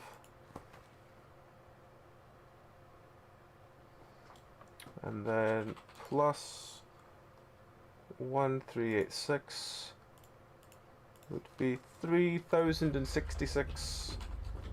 Is that right, or have I got it wrong again?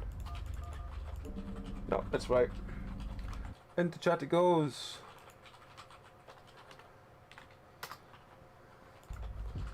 Oh, cutscene again. It's good time to find a new page.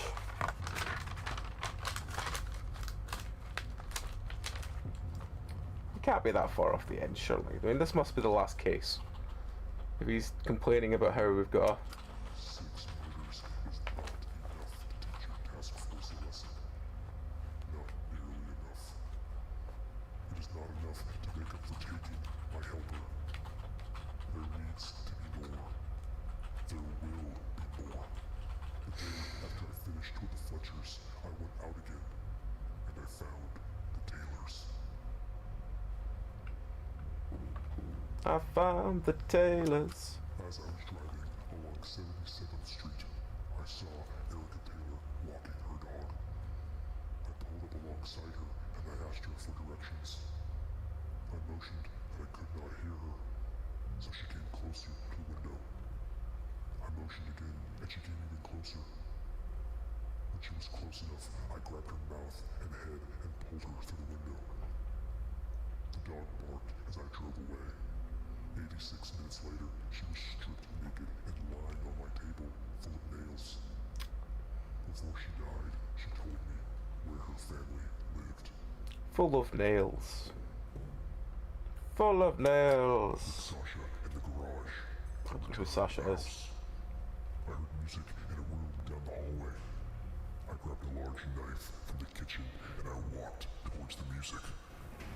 That is where I found Scott Taylor. Aged 18. He was listening. Restart my PC so I can do the thing, kitten. He never heard me approach from behind. I can't help The you. knife through the back of his throat. I love you very much, but I cannot help you right 11 now. seconds later, I need to help your dad. By doing the videos. I continued down the hallway. And I know found you don't Dan care. Taylor, sleeping. Your dad does. He was 20 years old. A quick means cut I to his do throat, too. and he was dead in 16 seconds. Purr, purr, I next found purr, Rick purr, Taylor, Rick Taylor. aged 53, purr, purr, sleeping purr, purr, in the purr. master bedroom. I wanted to You're get back to adorable. Sasha, so I We love you pushed very and much. slashed his throat. He was dead in 22 seconds. Oh, They were all he's given up on being Matsy. next to each other. I decorated the bodies with nails. Oh, fuck, I forgot about this. What? I can't restart my PC with the USB plugged in because it will try to boot from it. Oh. I had the same problem last time. I want you to start with the number of minutes from when I attacked Erica Taylor to when she was stripped naked and lying on my nail table. I need you to be careful with those dainty little feet of yours. Taylor house. You will I have always to stood in find one. Sasha Taylor's age. The answer will be variable A, special agent. Add time, then add Sasha. I don't know what Sasha's thing is.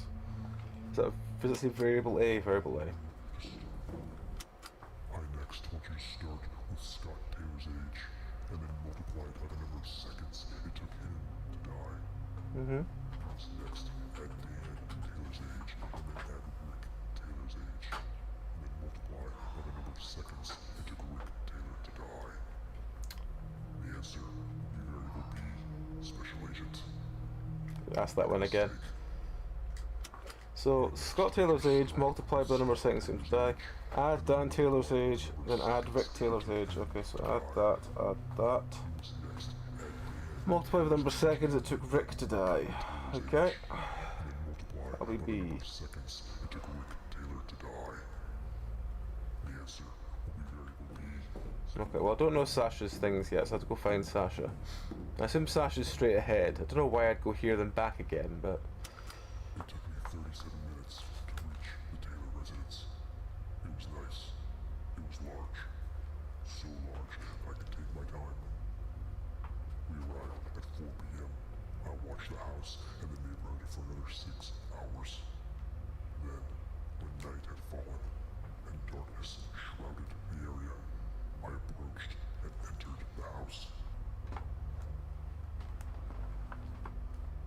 go.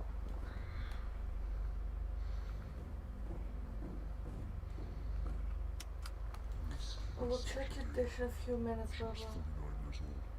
She was the first tailor that I found. I just want to make sure I finish this first. I slowly crept up behind her and then placed my hand on her mouth. I quickly bound and gagged her. It took 14 seconds. I then carried her to the garage. I kept her alive as I ravaged the rest of her family. She was the last tailor to die. Right, okay, so that's that one. Hang on, did this one tell me what time I got there? It took me 37 minutes. Yeah, arrived at 4. Okay, that's fine.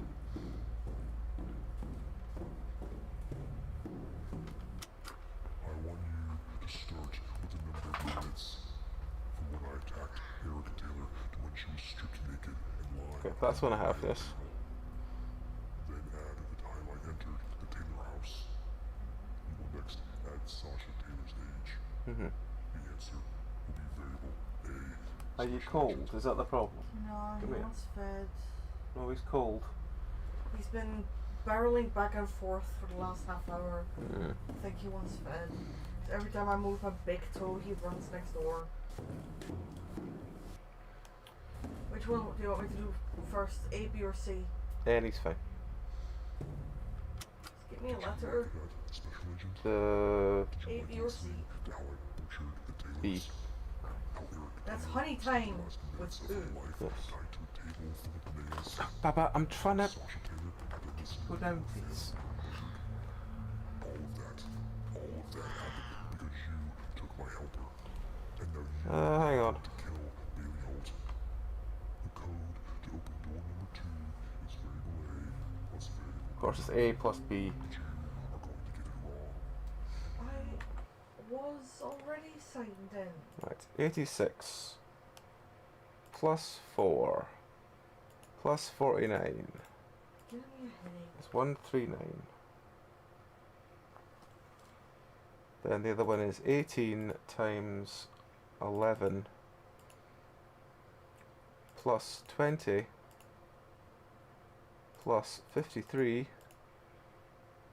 times 22, which is apparently 5962. Let's do that one again. 18 times 11 plus 20 plus 53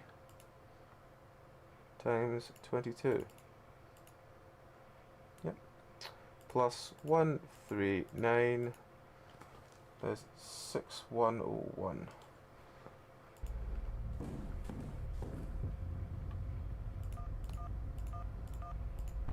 Nope. Wrong. Cock. Okay. Let me just check. Did I do any of the maths wrong? 86 is the time between the two of them. Times 11.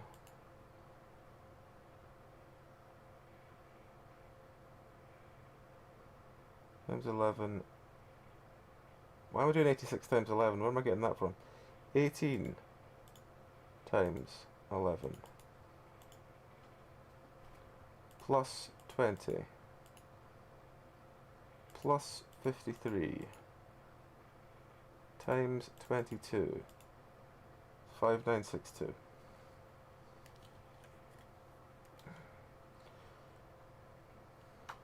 Allow one agent to enter the facility and attempt a rescue. You have not failed this task force yet, so you leave me no. You know what? I am sending you inside. Your mission is to enter the facility and recover Bailey Holt. Expect the math problem killer to be agitated, angry, violent, and retaliatory. Right. You know what? Give me 2 minutes. I'm going to quickly stretch my legs and I'm going to find out what Mr. Cat wants because he's going a bit nuts. So yeah, back in 2. Alrighty, folks, we're back. Let's get on with this.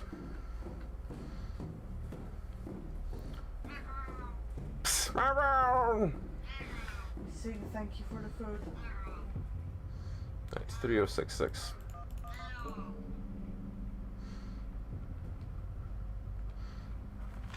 Right. Let's go to the what the answer was, or what the thing we need to do is, and we'll re-listen to them and check we've got this right. I think it was these ones.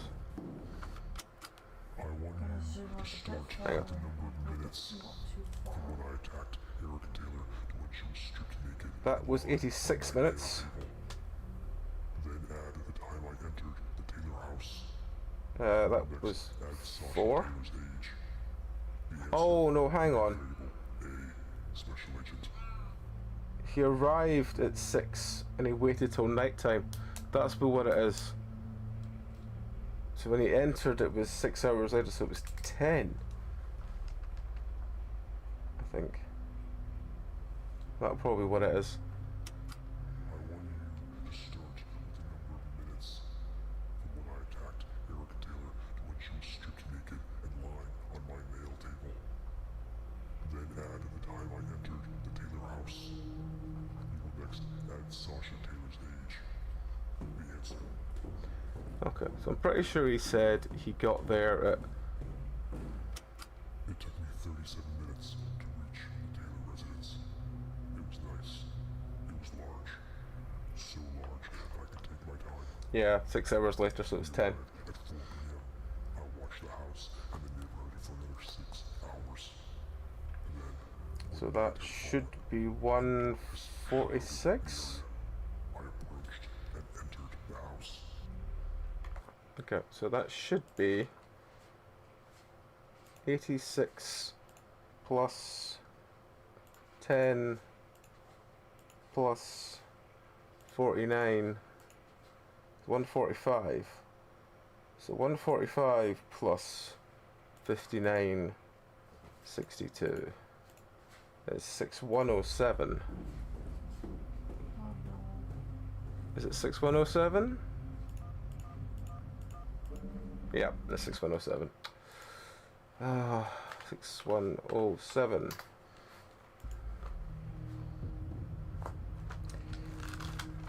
Next page. More nails! He does more with nails than he does with maths. As I was having my time with Sasha Taylor, How do you think he does his maths? her family hanging from the ceiling covered in nails. Her friend, Adriana Palmer, called. Her call went to voicemail. Adriana had a pretty voice. I like people with pretty voices, Special Agent. I knew at that moment I needed to see her. This guy is insatiable. I made Sasha Taylor tell me everything about them. Adriana Palmer was 26 years old and was married to Michael Palmer, who was 37 years old. Their house was 21 minutes away. After I learned what I wanted to know, I spent another hour with Sasha. Then I shoved a kitchen knife into Sasha Taylor's throat. I then left for the Palmers. We'll meet again. Right, what we got? It was early in the morning, around 5 a.m. when I arrived at the Palmer's house.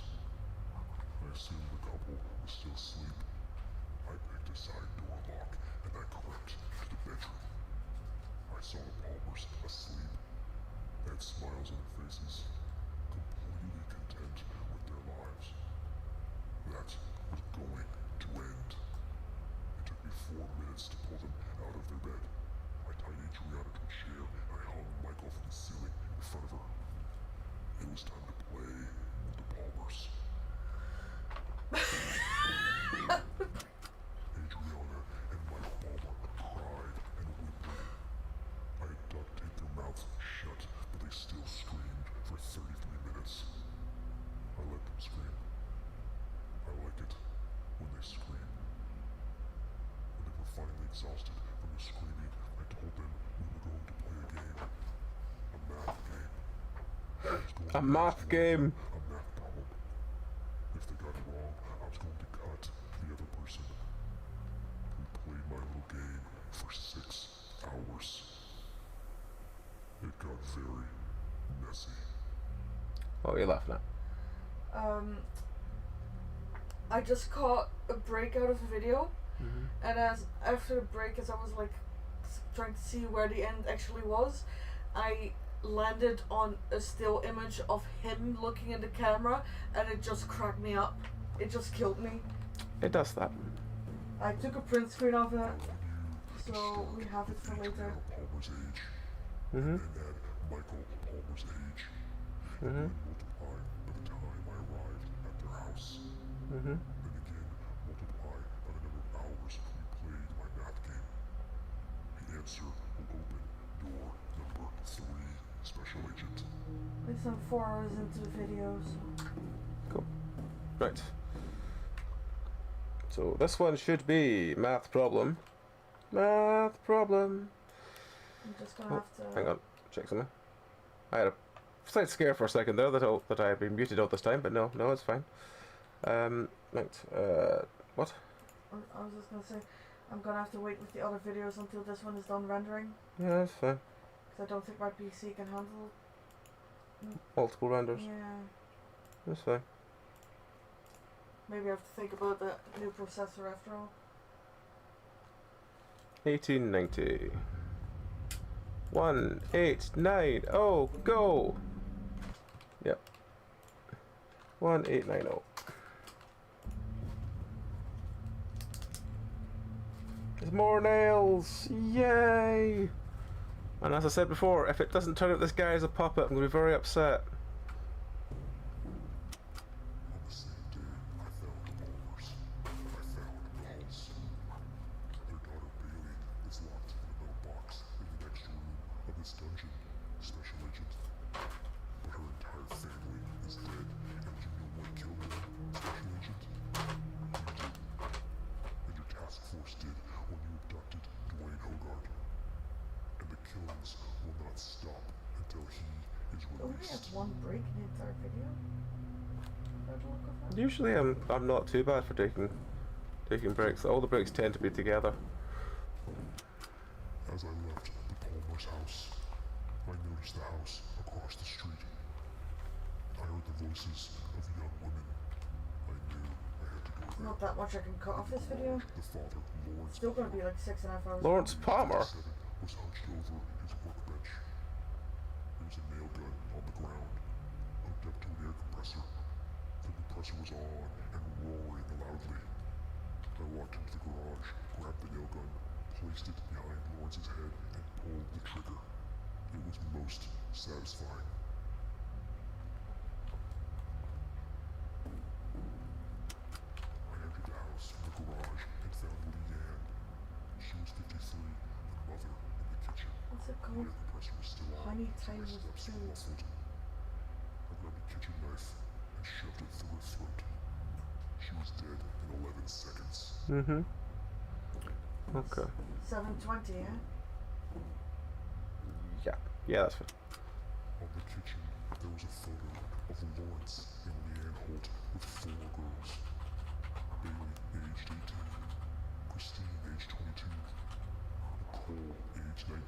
And Ruby, aged 20. I decided to take them back to my dungeon. But I could not take them all. I had to choose. I had to make a choice. I chose Christine and Bailey and killed Ruby and Nicole. I hung them in the living room, next to their parents. I left the dungeon with the other 2 girls. When we got back, I put Christine on the nail table and Bailey went into the box. Oh no, I don't want that. I keep doing that. If you want to get into the final room, Special Agent, I want you to start with Bailey's age, then multiply it by the number of daughters the Holts had, then add Leanne Holt's age, and finally multiply by the number of seconds it took Leanne to die. The answer will open the final door. I mean, the number of times that the people have the wrong last name in this is quite bad. Anyway, 18 times 4 plus 53 times 11. 1375.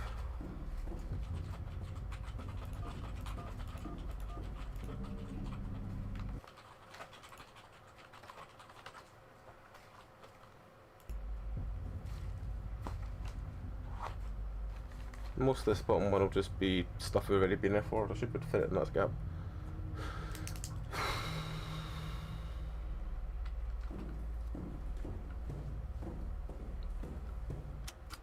You are in the final room, Special Agent. Your path here is paved with the blood of the Fletchers, and the Palmers, and the Taylors, and the Holts. And that blood is on your hands, and your task force's hands. Now there is only 2 left alive. Inside that crate is Bailey Holt. But wait, there is also someone else as well. Yay, Bobby didn't die! Remember Bobby Fletcher, the 9-year-old boy? He is inside that box too. And he's inside that box with Bailey because you and your task force took my helper from me. His death is on your hands. Mm-hmm.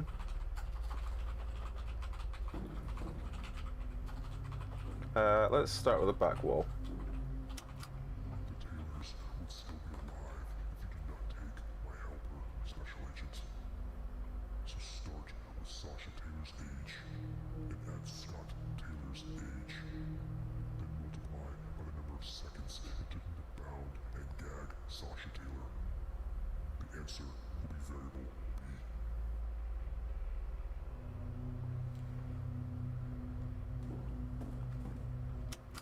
Why don't we take a minute and remember the people that you killed, like the Fletchers, who would still be alive if you didn't take my helper. Start with Lily Fletcher's age, then add little Bobby Fletcher's age. Then multiply this answer by the number of seconds it took me to butcher Lily with the power cord. The answer will be variable A. I say variable A? I think so. Take a minute. The Palmer's death is on your hands, Special Agent. They would still be alive if you did not take my helper. So let's remember the people that you killed. Why don't you start with Adriana Palmer's age, and then multiply by the number of minutes it took me to pull them out of their bed and tie Adriana to a chair, and then hang Michael from the ceiling below. You will next multiply by the number of hours we played my math game. The answer will be variable C. The Palmer's death is on your hands, Special Agent. They would So, still Adrian Palmer said the multiple by the number of minutes it took me to pull them. Oh, that was, remember the people that you killed. Why don't you start with Adriana Palmer's age?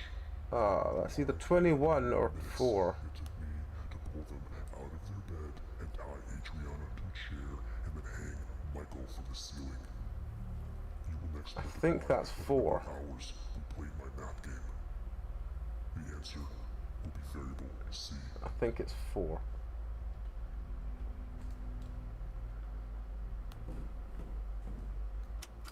Do you see the consequences of your actions, Special Agent? Do you see what happens when you interfere with my work? Do you see what happens when you take my helpers? The Fletchers, the Taylors, the Palmers, Bella Grissom, all of them are your fault. And now, Bailey Holt, the last Holt alive, is going to burn alive because you are going to make a mistake and you are going to kill her. So listen up, you pathetic little Special Agent. A plus B plus C. The code to open the crate is this. You must add variable A to variable B, and then add variable C. Now go kill Bailey Holt, and remember, you will see me again, Agent. This will never stop. Right. So Sasha and Scott. Sasha and Scott. Sasha was 49. Scott was 18. Sasha took 14 seconds. Then we go on to Lily. Lily must be the page before. Yes, Lily was 17. Bobby, I think, was 8. I think. I'll double check that. And Lily was the one that died in 47 seconds.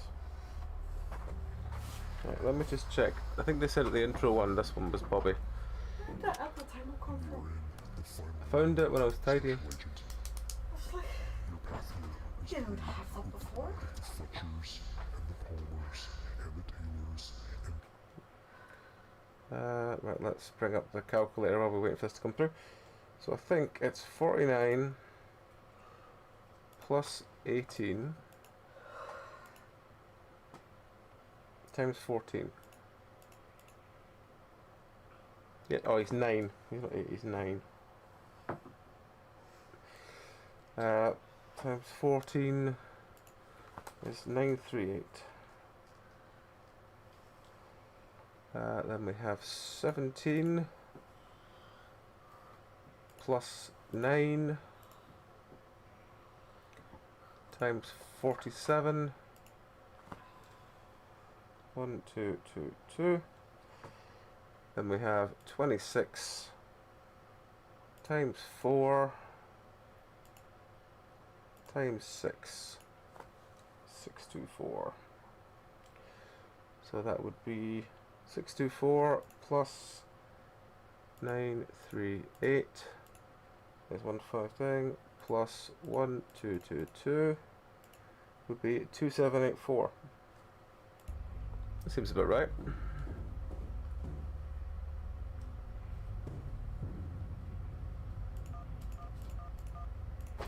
Fuck.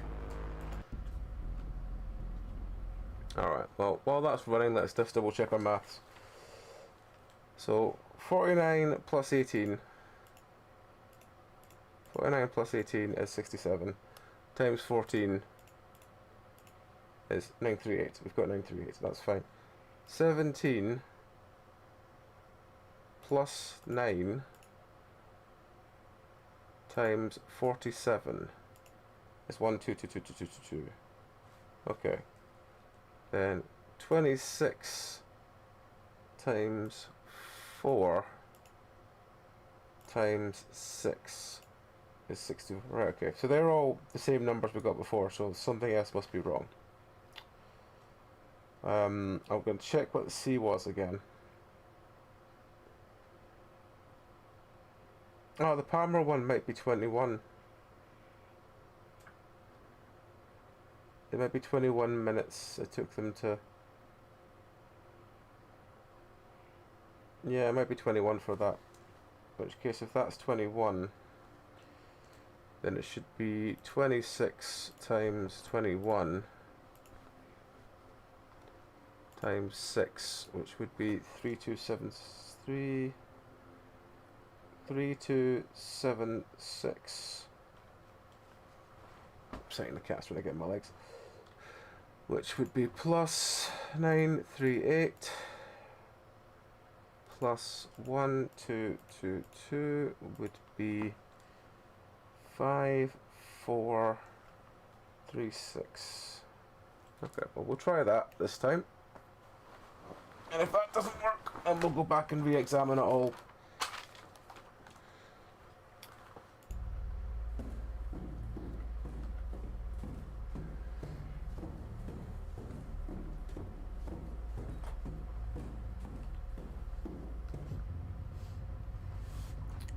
3066.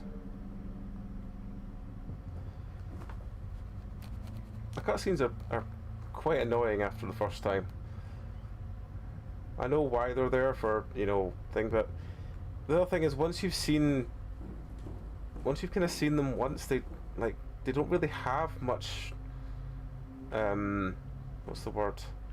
Repeat effect.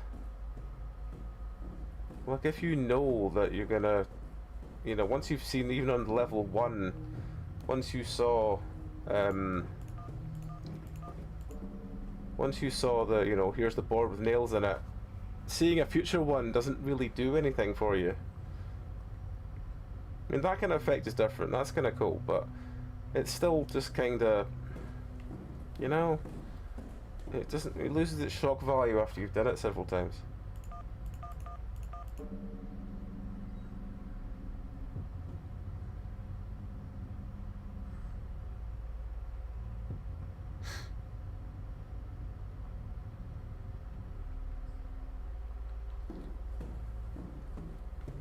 Where's the door? The door's over there. 1375. Right, I'm going to try 5436 on this last thing and see if it's right. Because if it's wrong, then we can at least go back and check everything else.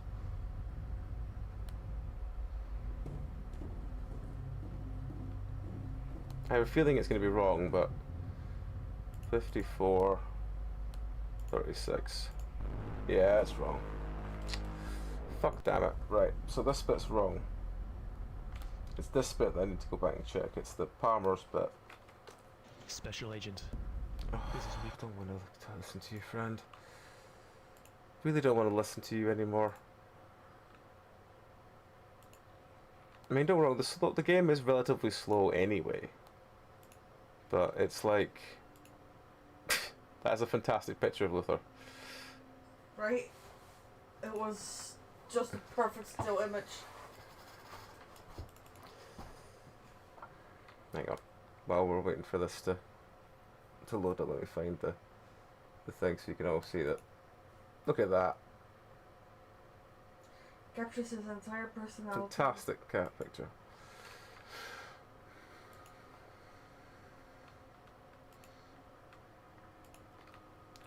Right. And attempt to rescue. You have Damn no... it, just...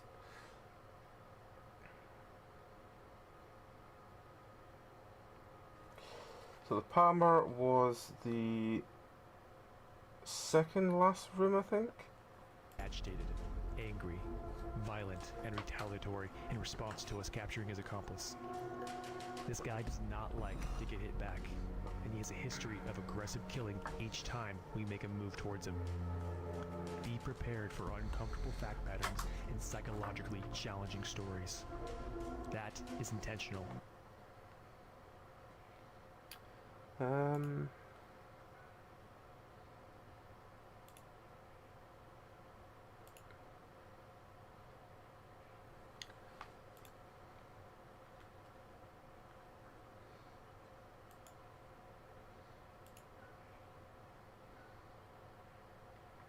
Right. Oh, is it gone in? It's gone in. Cool. Right. So let's find... Oh. Let's go through these doors until we find the Palmer's one, which I think is the third group of people. 3066.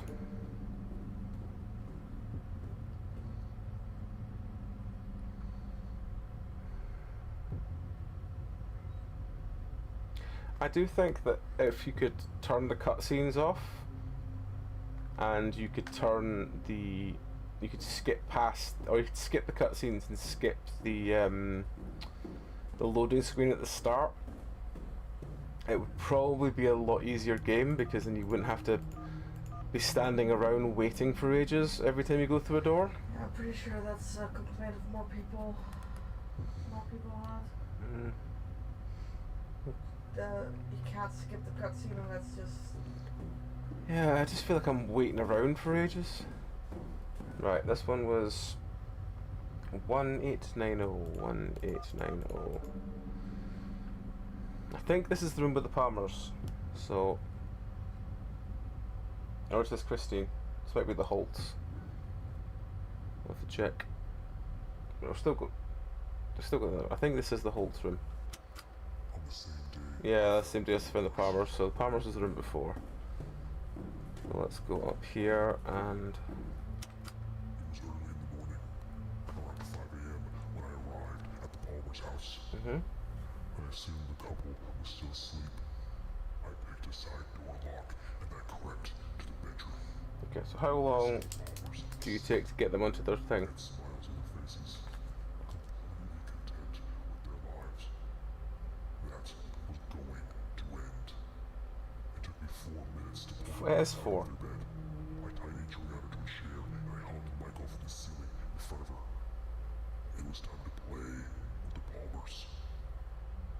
So that one's right then.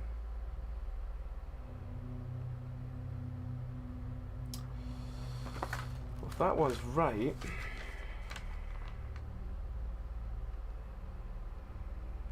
what one's wrong?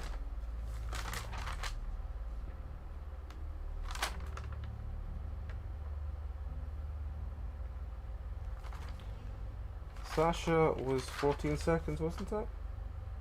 What's that? Hang on.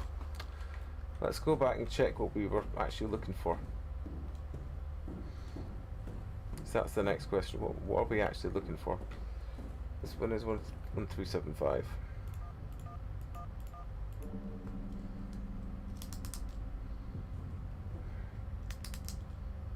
I know it's trying to do cinematic, like, scare effects, but I guess I said after you've seen it once, it's just really... yeah. Alright.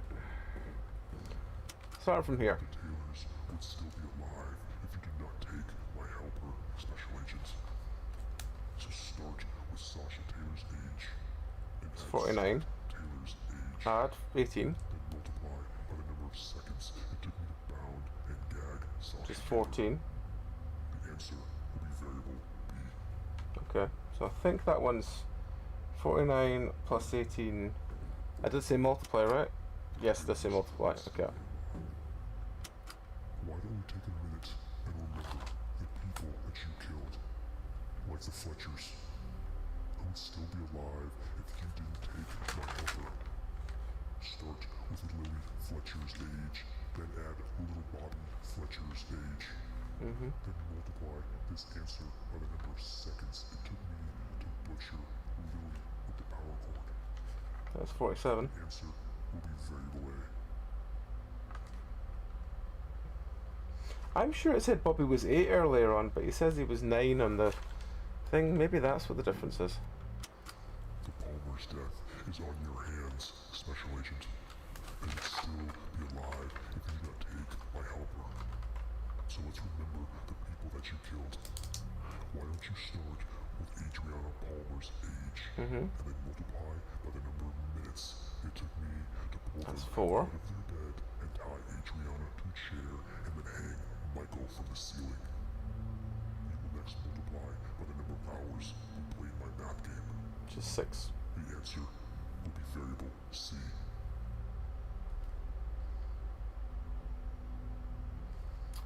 Something is wrong here. Why don't we take a minute and remember the people that you killed? Like the Fletchers, who would still be alive if you didn't take my helper. Start with Lily Fletcher's age, then add little Bobby Fletcher's age.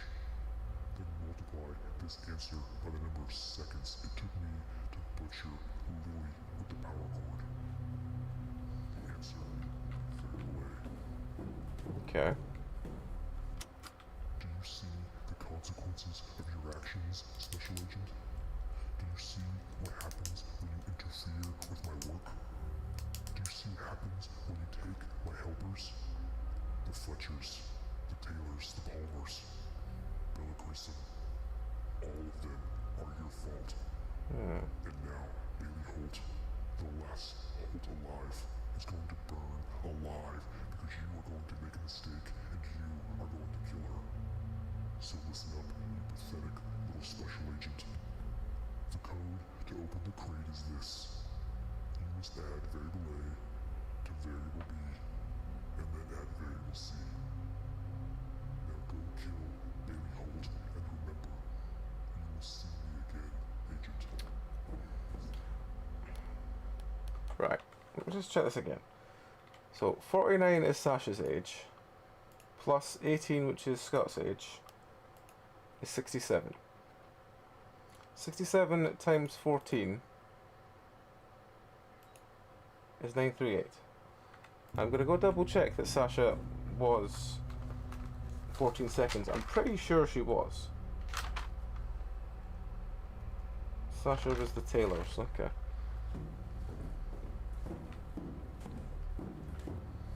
Pretty sure Sasha was 14 seconds.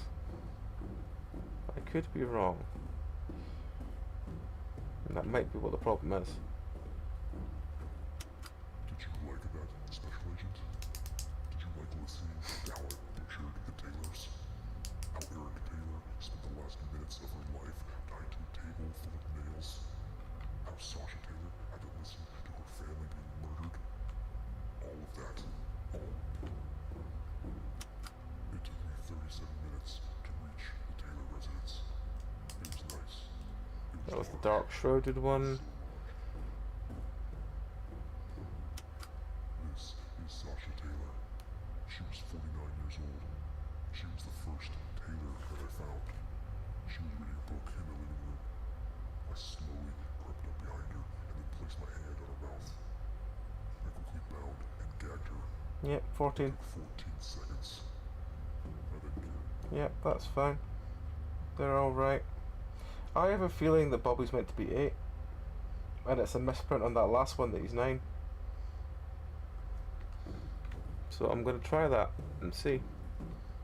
Because I'm sure it said he was 8 on the earlier one. So yeah, let's redo all the numbers and try that.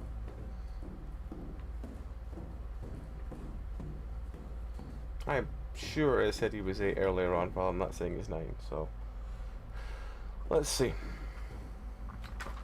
So the one number we put in before would have been, if I jump to my addition thing, 26 times 4 times 6 is 624. Right, okay. So if we take this other one and we do Lily is 17, then we add 8 rather than adding 9, then we times it by 47, we get 1175. If we then add 938 and 624, we get 2737.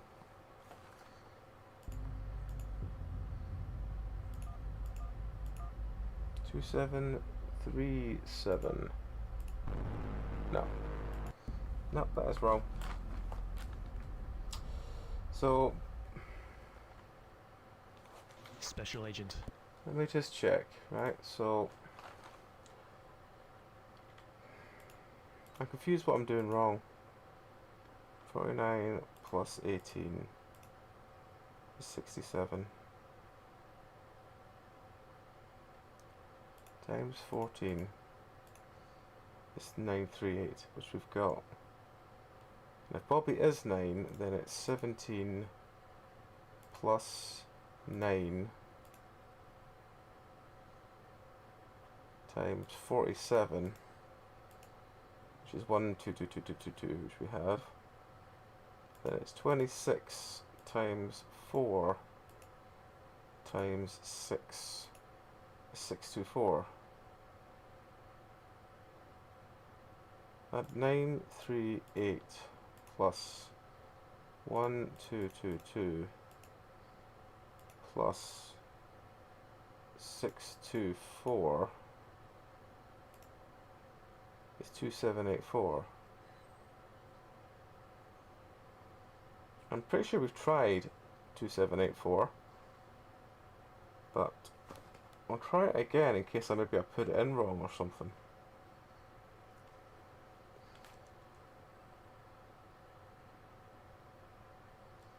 We'll try it and we'll see. And if that's not right, then we're gonna have to go through all of these again and try and work out what the fuck's the thing. I'm pretty sure the fact that she was strangled with the thingy cord was mentioned. Yeah, it's mentioned in another one. So yeah, we'll try it very quickly. Just run through all these doors and just try 2784 on the final door again.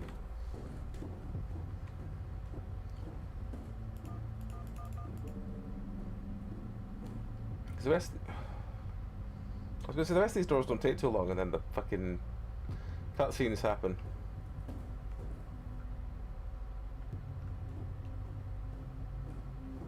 I'm wondering what the thudding you can hear is. I can walk around while the cutscenes are on, but I can't guarantee which direction I'll go, and I tend to just walk into a wall. 6107.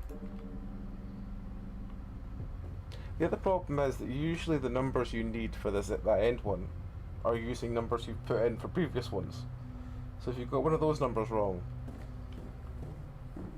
that tends to reflect for later on. 1890. So I'll put 2784 in and just see. Maybe I fucked up. Maybe I put the wrong number in. It is me. I'm useless.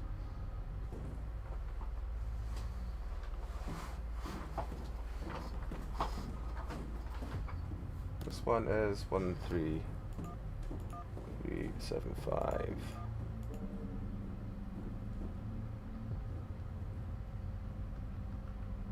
Come on. Come on. Let me out the cutscene. Let me out the cutscene.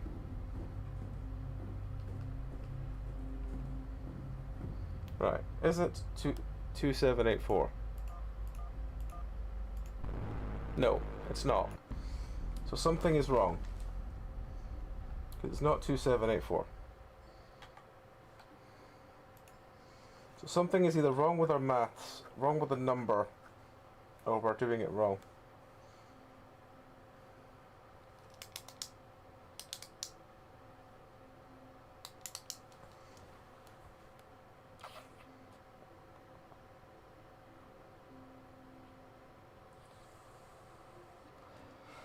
Well, the age ones can't be wrong.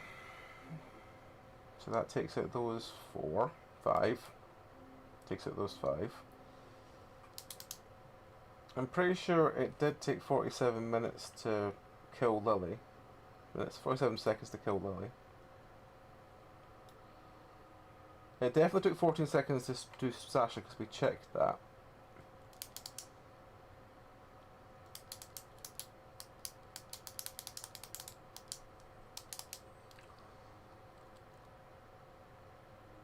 I think what we need to do is just go back to the end room and just double check the wording on all the thing again.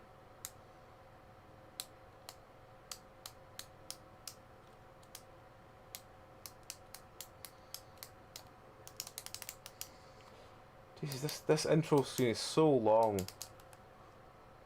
So long.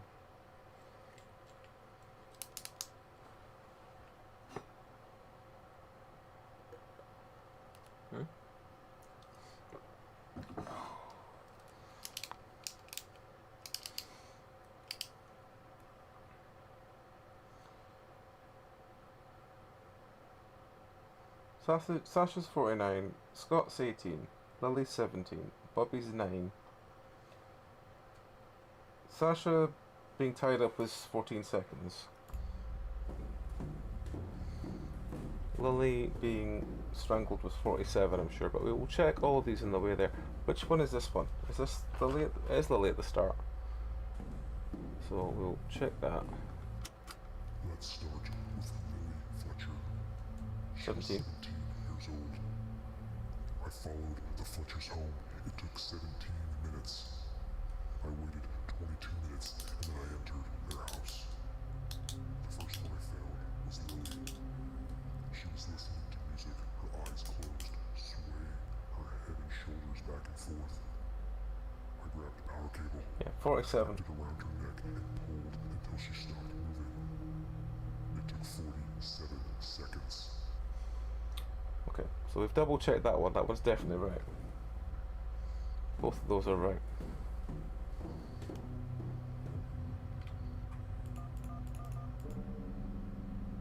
Fuck this shit, I'm out. Right, next room after them was that, and I'm pretty goddamn sure she's 49, yeah, she's 49, he's 18.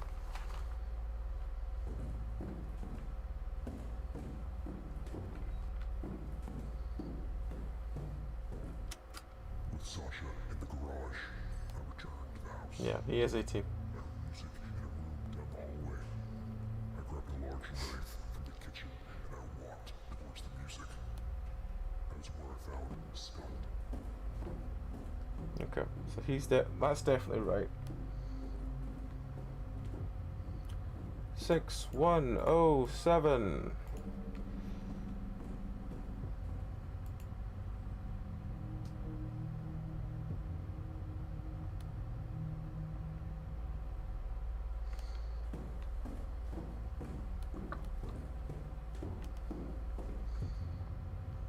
One 890.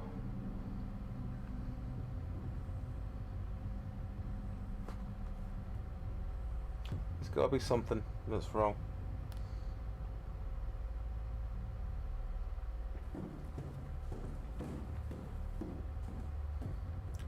One 375. Right.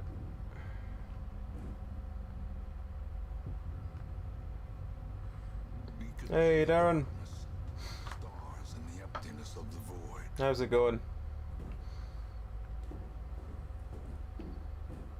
Right. Double check. He gets mentioned there, and he's definitely 9, right? Special Agent. Your path here was paved with the blood of the Fletchers and the Palmers and the Taylors Yep. and the Holts. And that blood is on your hands. And your task force's hands. Hey, it's going alright. We've only done this one game tonight, but I'm determined to get to the end of it, which is why we've been going for so long. That crate is Bailey Holt. The way Because I want to get to the end of this game. is also someone else as well. Do you remember Bobby Fletcher? Also, I probably need to start practicing to get to slightly longer streams anyway, because Saturday's a long one. Doing a charity stream on Saturday. That box with It comes in. because you and your task force took my helper from me. His Other death Crimson. is on Other Crimson. your hands. Not Albedo, the other one. Right. The Taylors would still Right. be alive. Taylors. if you did not take my helper, Special Agent. Sasha is 49. So start with Sasha Taylor's age 49. and add Scott Taylor's age. 18. Then multiply by the number of seconds it took me to bound and gag Sasha Taylor. 14. The answer will be variable B. Right, okay. So that's 938. There's nothing we can do about that. That is 938. Why don't you take a minute and remember the people that you killed? Like the Fletchers. It's only, I think it's only a 12-hour stream. Didn't take But my helper. yeah, it's just charity. Should be good. I'll be doing as much as I can. Fletcher's age, then add little Bobby. Lily is 17. Then multiply this Add answer 9. by Multiplied by seconds. number of seconds to kill Lily. Lily died in 47 seconds. The answer will be variable A. Okay. That's definitely 47. That's definitely 17 and 9. That's definitely 1222. The Palmer's death is on your hands, Special Agent. I would still be alive if you did not take my helper. So let's remember the people that you killed. Why don't you start with Adriana Palmer's age, and then multiply the 26. number of minutes it took me to pull them out 4. of the bed and tie Adriana to the chair and then hang Michael from the ceiling. You will next multiply by the number of hours we played my math game. 6. The answer will be variable C. Okay. Do you see the consequences of your actions, Special Agent? Do you see what happens when you interfere with my work? Do you see what happens when you take my helpers? The Fletchers, the Taylors, the Palmers, Bella Grissom, all of them are your fault. And now, Bailey Holt, the last Holt alive, is going to burn alive because you are going to make a mistake and you are going to kill her. So listen up, you pathetic little Special Agent. The code to open the crate is this. You must add variable A to variable B, and then add variable C. Now go kill Bailey Holt, and remember, you will see me again, Agent. This will never stop. Every week, there will be more and more Darren's got it. Not see the last of me. Yeah, it's basically maths, so it's listen to someone monologue while you try and work out math problems. First, oh fuck, most of them have been fine, but this one is this one's fucky. So, this one is. Oh, this might be the last one that someone said they couldn't get no matter what they did. Sorry, I just remembered that from the comments. Could you check again, please, and see if that's the case, so I know if I'm ripping my hair out over something that's. There's no way of telling whether or not that's the. Well, I know, but problem if someone you're on. says there's a puzzle that Yes, does that, someone did say there's a puzzle they couldn't get. then okay, That's the 14 hours person. maybe that's what took them 14 hours. What's the game called? The math problem killer.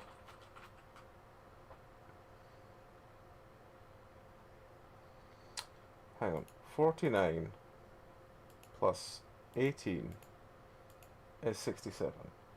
Times 14 is 938. I have that. 17 plus 9 equals 26 times 47 is 12222. I'm not sure if the very last code in the game works or not. I thoroughly checked the numbers and still couldn't get it to work. It might be this one then. I mean, I could try some variants and just see. They also say it could be them because they did miss some key information earlier in the game, but either way. 26 times 4 times 6. 1222. 1222. Clear. 1222. 1222 plus 938 minus 624 1536 1536. No. Okay.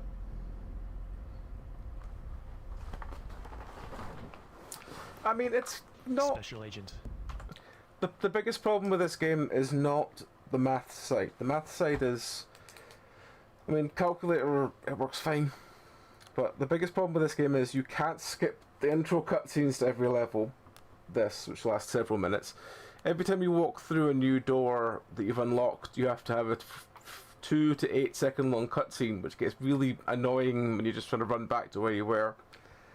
And sometimes the wording can be really pedantic, and that's the problem with why you can't get it sometimes. But I don't understand this one. I'm just not understanding this one. I was just making sure that it wasn't A plus B minus C.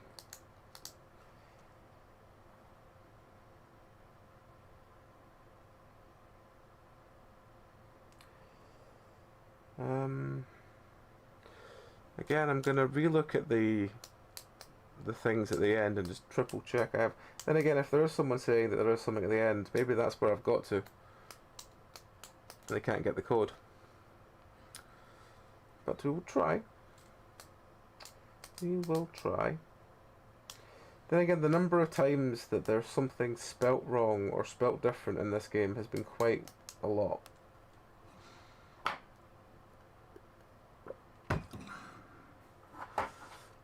Oh yeah, you can't skip this. You have to, when you die and you start with the start level, it's fine. The first time you're like, all right, okay, yeah, cool, interesting. Then it just, every other time it just feels like it just takes 5 billion years to get anywhere. Anyway, right, so this is the one that says turn around, look at that. 1 hour after Bella was nothing more than strips of meat, I went to the park to look for the next ones. There were several families there, but I wanted a big one. Special agent. I wanted to show you the price of taking one of my helpers, and every 35 minutes I saw them. The Fletchers. A mom, a dad, adolescent girls, and a young boy named Bobby.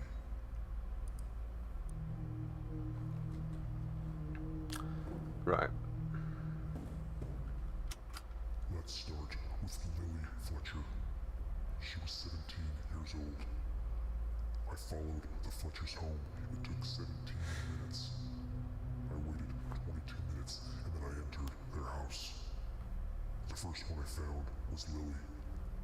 She was listening to music, her eyes closed, swaying her head and shoulders back and forth.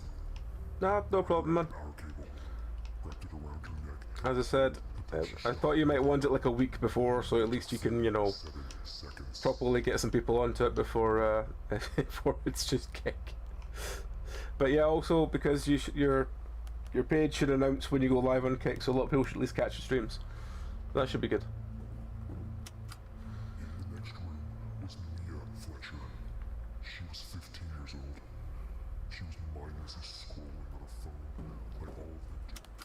Charlotte Fletcher was third. She was 16 years old, and I killed her too. Now, I want you to start with Charlotte's age, and add the amount of time it took for her sister Lily. That's just a multiplication one. Say hi to Clark Fletcher and Amanda Fletcher. The mom and dad, I waited. When I was done killing the Fletcher women, I grabbed Clark from behind and tied him to a chair. I hung his wife and 3 girls in the living room and made them look at them. I told him they were dead because of him. Okay. That's... So we've done all of those, and there's nothing there that could be different. Lily is definitely 17. The thing is definitely there. The code for this door is definitely 3066.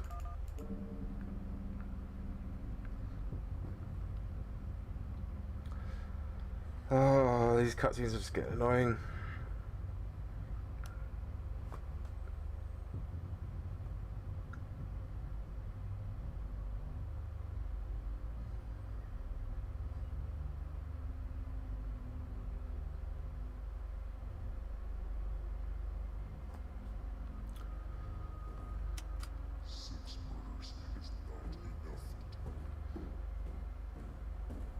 Right, let's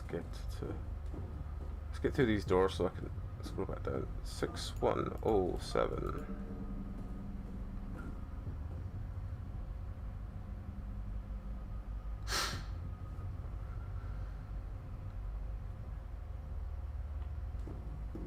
Right, so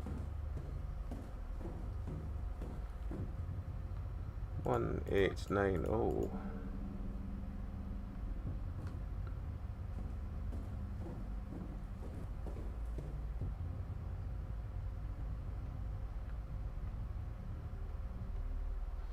What if there's anything else written on the wall? I will be back next week. Just wondering if there's anything else written somewhere that's I'm meant to notice. 1375.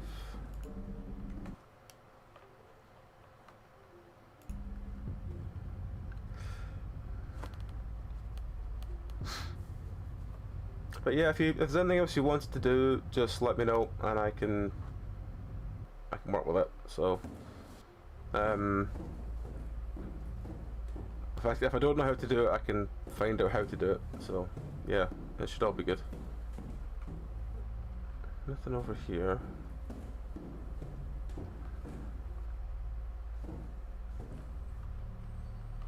Let me just listen again, right?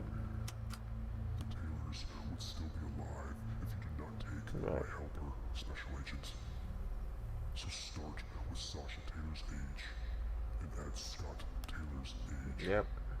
Then multiply by the number of seconds to pound and gag Sasha Taylor. Yep. The answer will be variable B. Okay. Why don't we take a minute to remember the people that you killed? Like the Fletchers. Who would still be alive if you didn't take my helper? Start with Lily Fletcher's age, then add little Bobby Fletcher's age. Then multiply this answer by the number of seconds it took me to butcher Lily with the power cord. The answer will be variable A.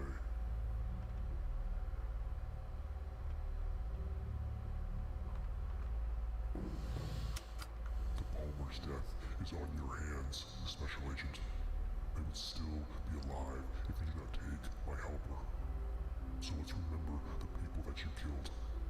Why don't you start with Adriana Palmer's age, and then multiply by the number of minutes it took me to pull them out of their bed and tie Adriana to a chair and then hang Michael from the ceiling.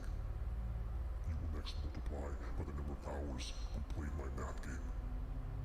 The answer will be variable C. Do you see the consequences of your actions, Special Agent? Do you see what happens when you interfere with my work? Do you see what happens when you take my helpers? The Fletchers, the Taylors, the Palmers, Bella Grissom, all of them are your fault. And now, Bailey Holt, the last Holt alive, is going to burn alive because you are going to make a mistake and you are going to kill her. So listen up, you pathetic little Special Agent. The code to open the crate is this. You must add variable A to variable B, and then add variable C. Now go kill Bailey Holt, and remember, you will see me again, Agent. This will never stop. Every week, there will be more and more bodies. You have not seen the last of me. You will never see the last of me.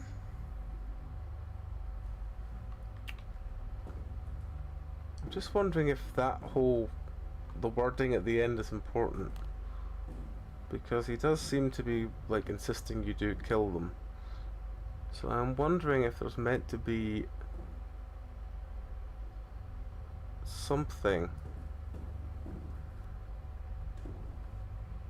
that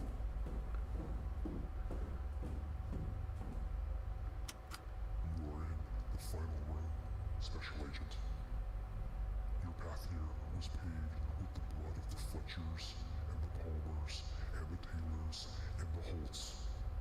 And that blood is on your hands and your task force's hands.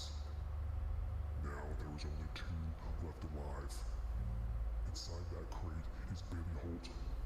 But wait, there is also someone else as well. Do you remember Bobby Fletcher, the 9-year-old boy?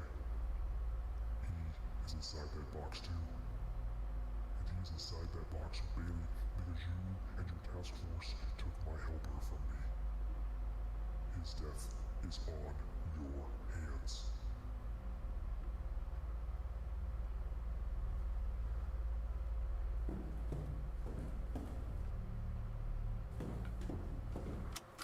Do you see the consequences of your actions, Special Agent?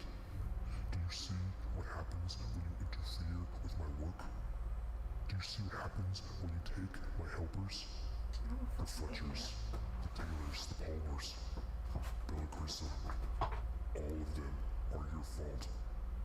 And now, Bailey Holt, the last Holt alive, is going to burn alive because you are going to make a mistake and you are going to kill her. So listen up, you pathetic little Special Agent. The code to open the crate is this. You must add variable A to variable B, and then add variable C. Now go kill Bailey Holt, and remember, you will see me again, Agent. This will never stop. Every week, there will be more.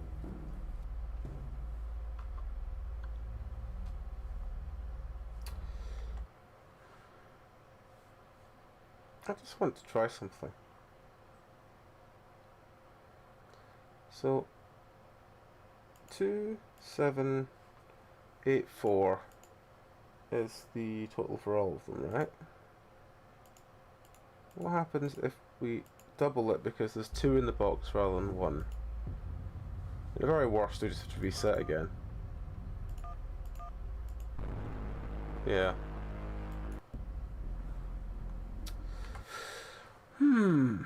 That's how we read around, so we can find something.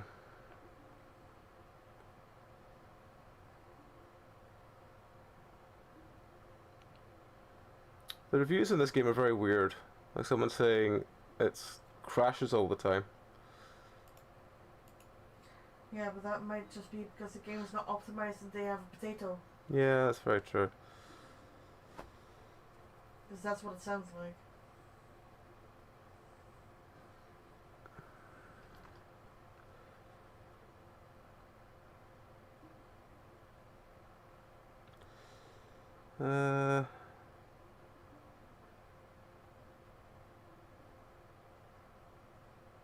Someone did an impression video, but I don't think they got to the end. No one really got to the end of this game. There's the one person that got quite far in it, and they're complaining that they had to restart the game.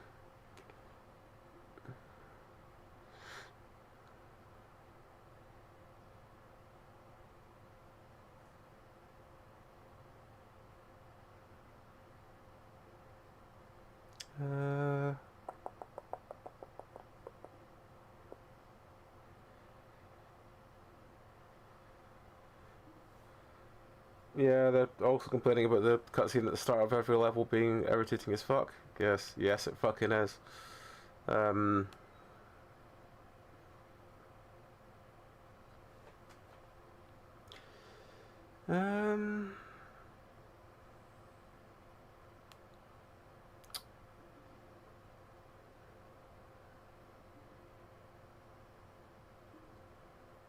No, the numbers don't change every playthrough that I could see. They stay exactly the same. But I think there must be something. There must be something that we're not seeing that causes it to be this, because he seems fucked off, and it's just how weird the game gets. Turn around, Special Agent. Do you see that lone figure hanging from the ceiling? That is Bella Grissom. She was 23. I trooped Wayne. I went outside and I grabbed the first woman I found. I grabbed Bella.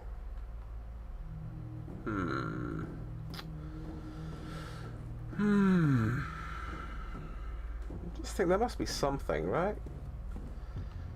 No, there's no walk. I think this game's only been out like a couple of days, so we've done everything up to the end with these fucking cutscenes that will just keep jumping in.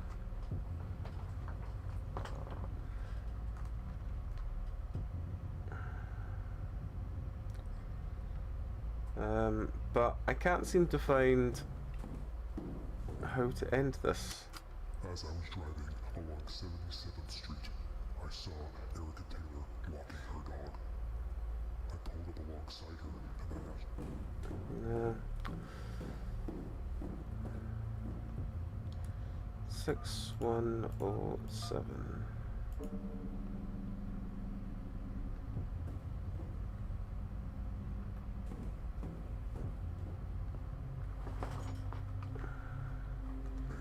hanging from the ceiling covered in nails.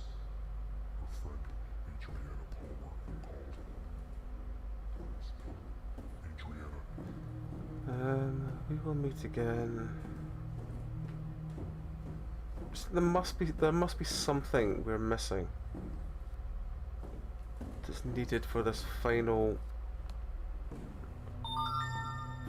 thing that's just not wanting to go ahead.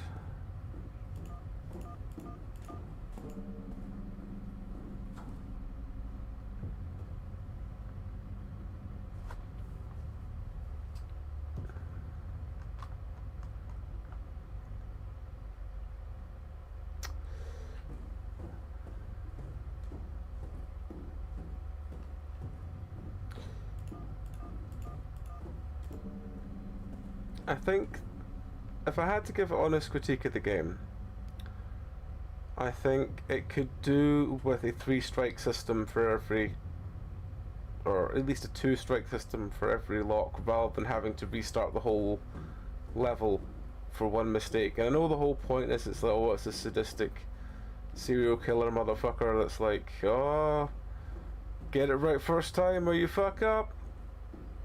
But I think it could have just benefited from just a little bit more leeway.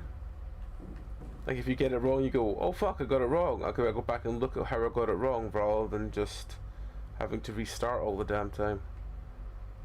The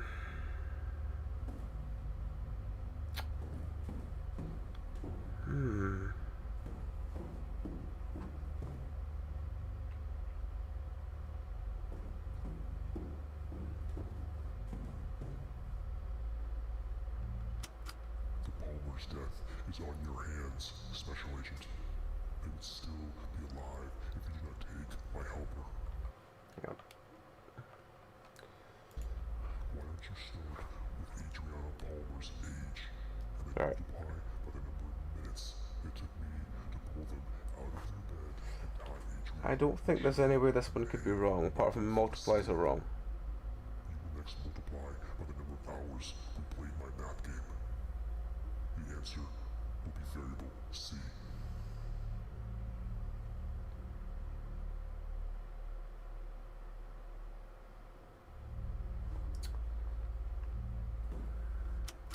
Why don't we take a minute and remember the people that you killed, like the Fletchers, who would still be alive if you didn't take my helper. Hang on. With little Fletcher's age, then add little Bobby Fletcher's age. Then multiply this answer by the number of seconds it took me to butcher Lily with the power cord. The answer will be variable A.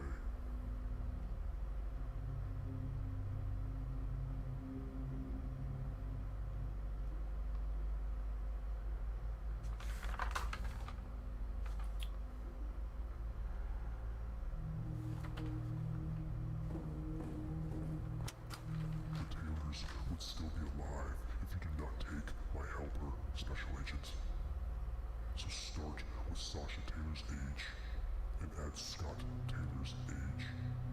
Then multiply by the number of seconds it took me to bound and gag Sasha Taylor. The answer will be variable B.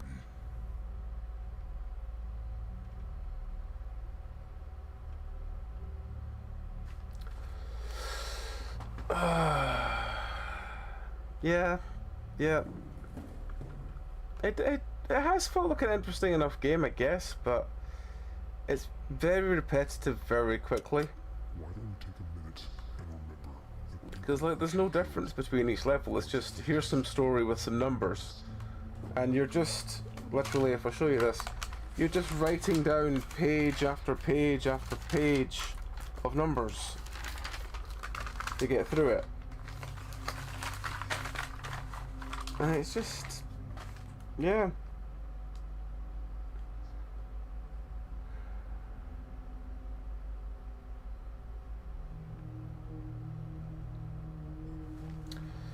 I'm just gonna start doing numbers like if there's a fuck up. Like, if there was a fuck up in the numbers, and I did, for example, 49 plus 18 times 14, I get 301 rather than 908. So I might just do something like that and just see if one of them has been the reason why it's fucked up. So yeah, 301 plus 1222 plus 624 gives 2147.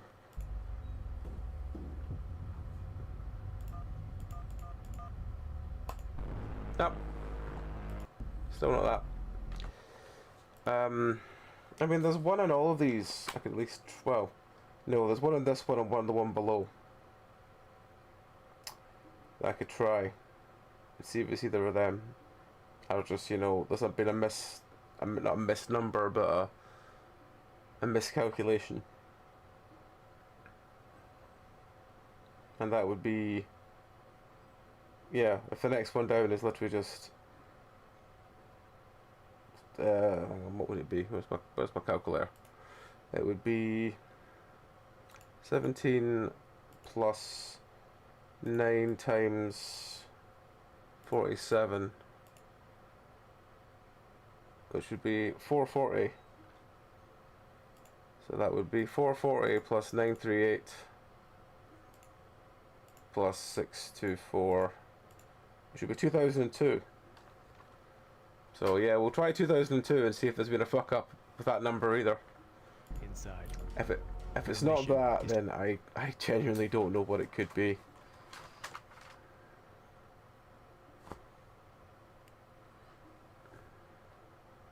I'm wondering if it's well,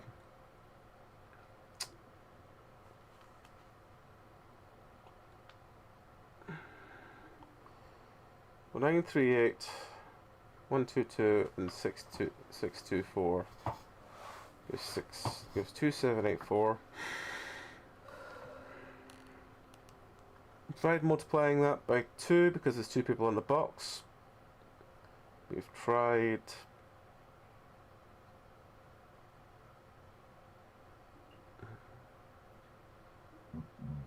I just have a feeling that there's probably just been a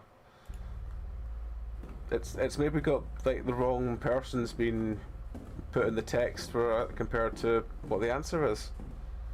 Because usually, all the way through the game, there's been a lot of people that have been like, a lot of these puzzles that have been like, oh no, you need to read the exact wording, but the subtitles are all wrong.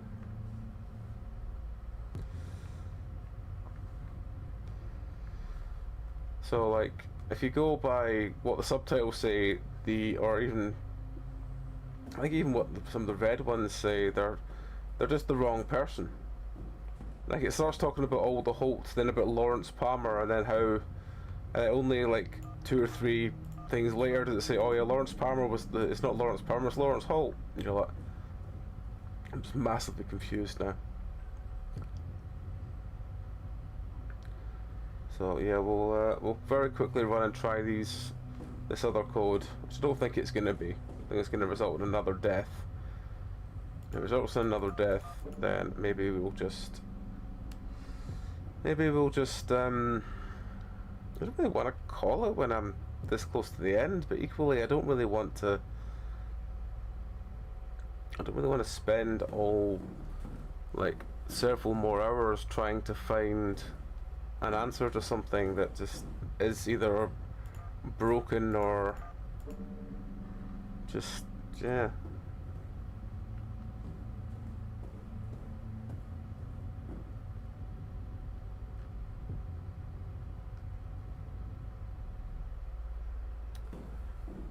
I mean, there's weird shit it could be, like you put the code in backwards or some bullshit, but it's not 2002. Alright, which means at least the 2 maths fuck ups on the calculator, at least they're not right, which is a plus.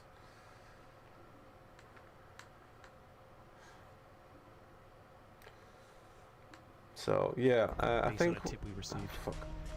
What I'll do is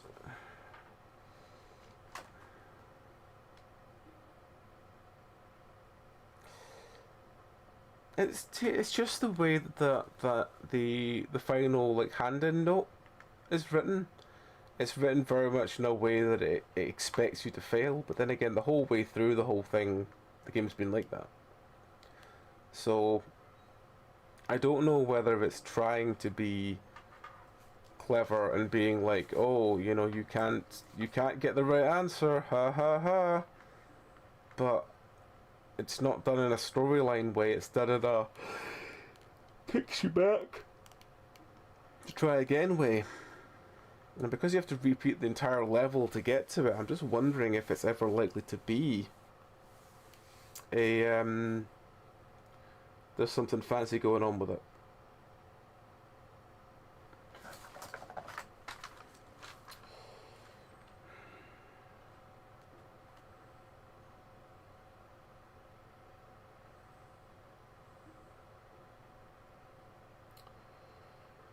So, yeah.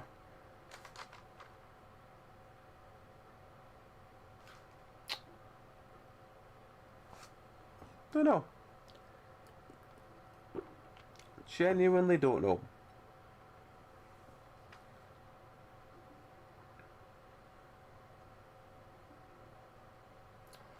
Because most of the figures it has, that's trying to tell me about, are all, like, if it's person's ages, then they've been concrete from before.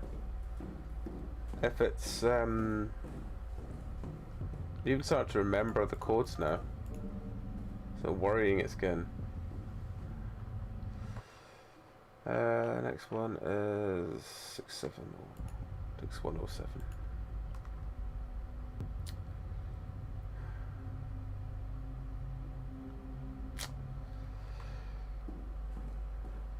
I just keep thinking that there must be something that's wrong that I'm not following.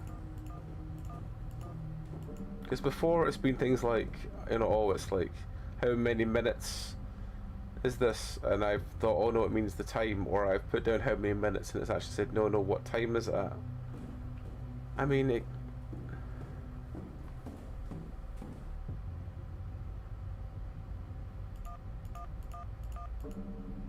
Unless,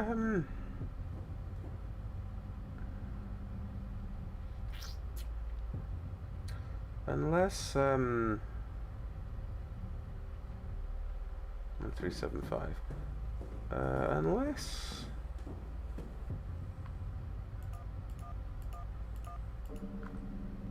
that's the last door opened. Let's scroll back down the bottom.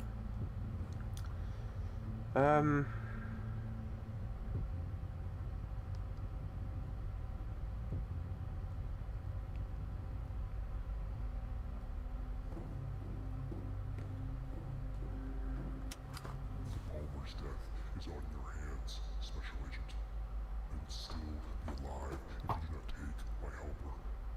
So let's remember the people that you killed. Why don't you start with Adriana Palmer's age? It's 26. Multiply by the number of minutes it took me to pull them out of their bed and tie Adriana to a chair and then hang Michael from the ceiling. You will next multiply by the number of hours we played my math game. The answer will be variable C. I'm pretty sure that's 6. But that's the only thing I can think to doubt is that one.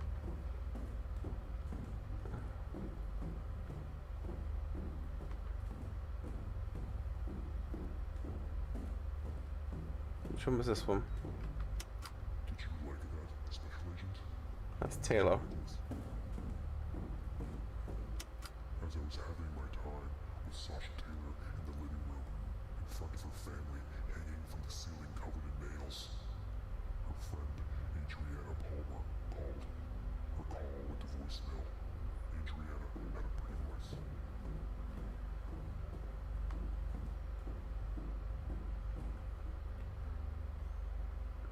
Yeah. Adriana and Michael Palmer cried and whimpered. I had duct taped their mouths shut, but they still screamed for 33 minutes. I let them scream. I like it when they scream. When they were finally exhausted from their screaming, I told them we were going to play a game. A math game. I was going to ask one of them a math problem.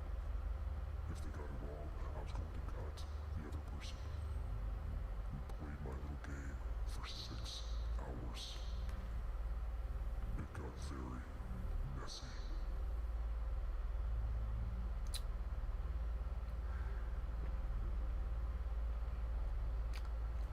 That was definitely 6. It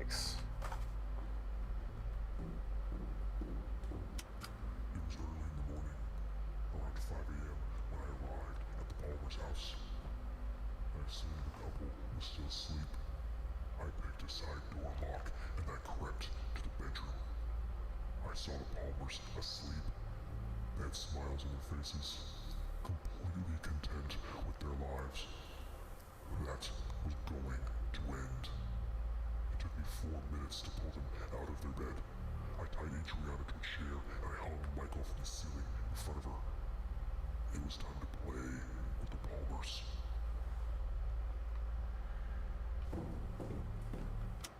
I want you to start with Adriana Palmer's age, and then add Michael Palmer's age.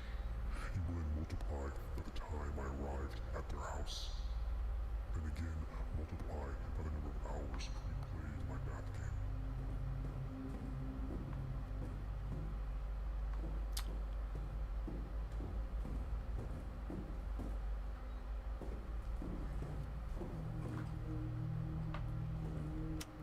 On the same day, I found the Palmers. I found the Hulse.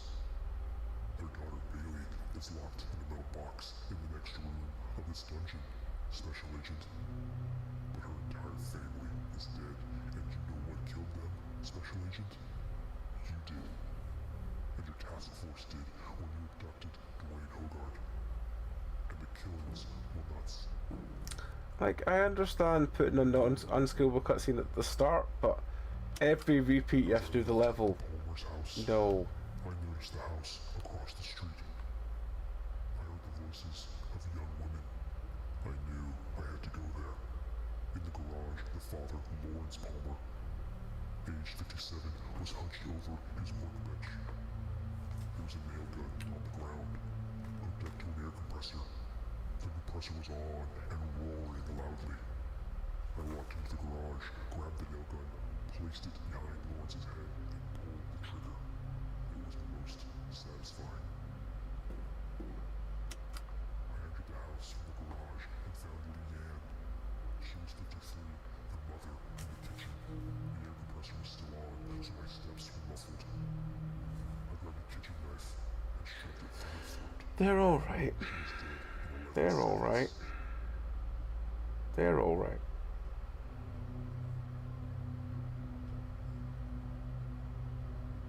I have nothing. I don't know what it is with this game that I'm not finding. On the kitchen, there was a photo No, it's of Lawrence and Leanne Holt with 4 girls. Bailey, aged 18. Christine, aged 22. Nicole, aged 19. And Ruby, aged 20. I decided to take them back to my dungeon. But I could not take them all. I had to choose. I had to make a choice. I chose Christine and Bailey and killed Ruby and Nicole. I hung them in the living room, next to their parents. I left the dungeon with the other 2 girls. When we got back, I put Christine on the nail table and Bailey went into the box.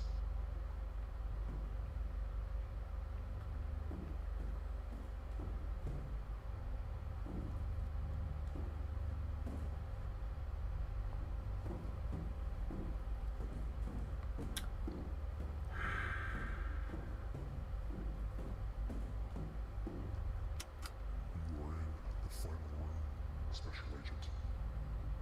Your path here was paved with the blood of the Fletchers, and the Palmers, and the Taylors, and the Holts. And that blood is on your hands, and your task force's hands. Now there is only 2 left alive. Inside that crate is Baby Holt. But wait, there is also someone else as well. Do you remember Bobby Fletcher, the 9-year-old boy? He is inside that box too. And he's inside that box with Bailey because you and your task force took my helper from me. His death is on your hands. No, I think it's reached. I'm gonna re-listen to these one last time. If I can't fathom it from listening to these one last time, I think I'm just gonna call it. Why don't you take a minute and remember the people that you killed? Like the Fletchers. Mhm. Who would still be alive if you didn't take my helper. Mhm. Start with Lily Fletcher's age, then add little Bobby Fletcher's age. Then multiply this answer by the number of seconds it took me to butcher Lily with the power cord. The answer will be very below.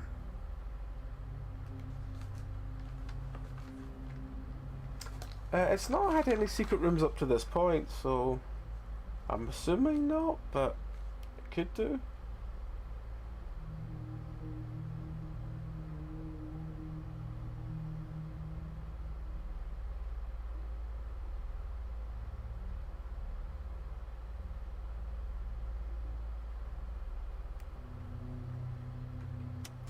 Why don't we take a minute and remember the people that you killed?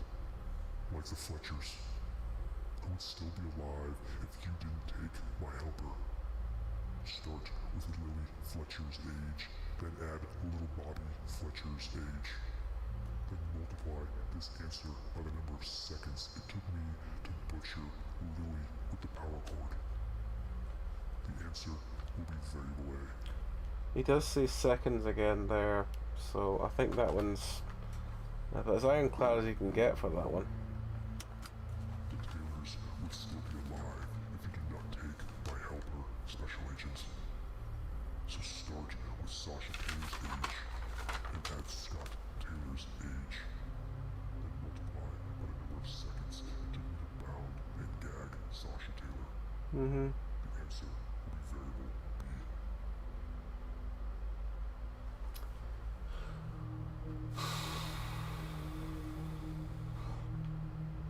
Try it, listen to that one more time.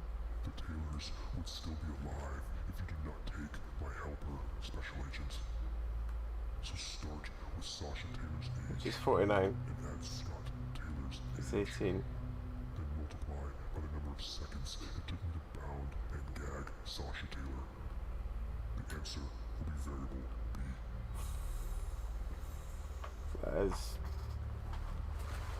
As unchanging as we can possibly get.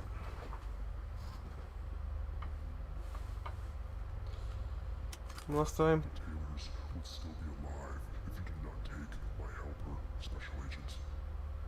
So start with Sasha Taylor's age, and add Scott Taylor's age.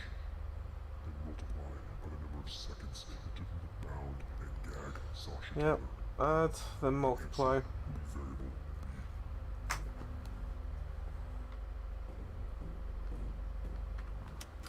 The Palmer's death is on your hands, Special Agent. They would still be alive if you did not take my helper. So let's remember the people that you killed. Why don't you start with Adriana Palmer's age, and then multiply by the number of minutes it took me to pull them out of their bed and tie Adriana to a chair and then hang Michael from the ceiling. You will next multiply by the number of hours you played my math game. The answer will be variable C.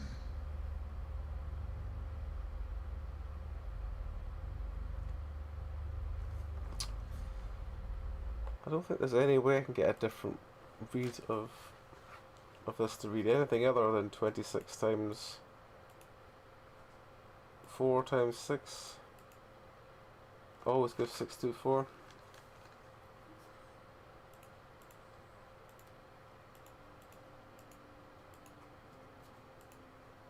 Yep.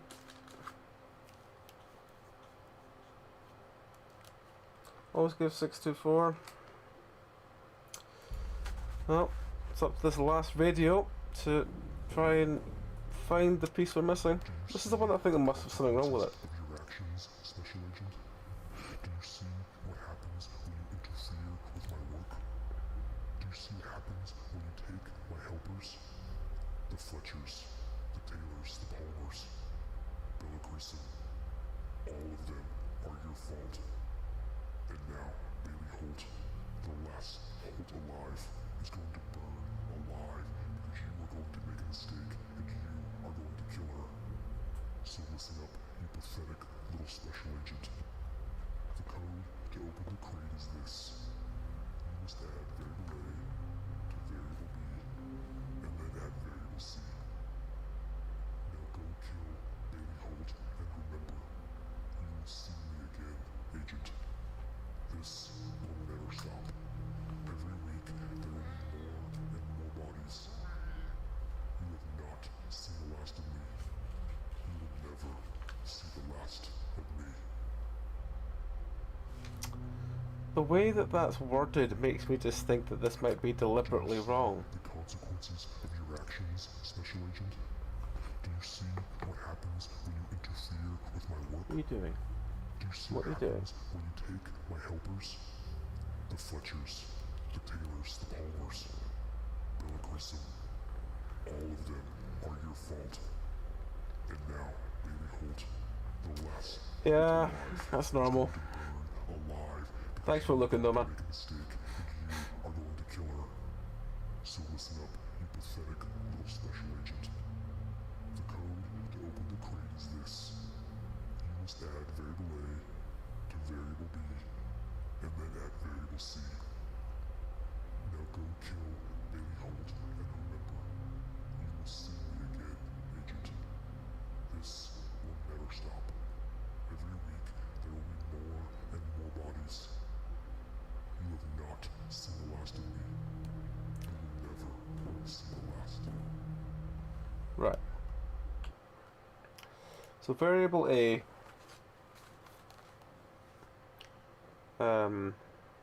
is 17, which is Lily's age, plus 9, which gives 26, and then we times 47, which is 1222.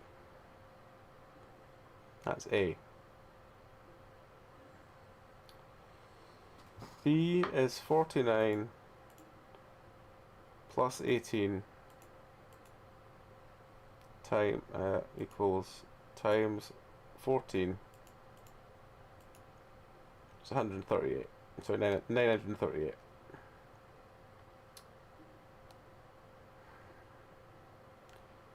Then C is 26 times 4 times 6.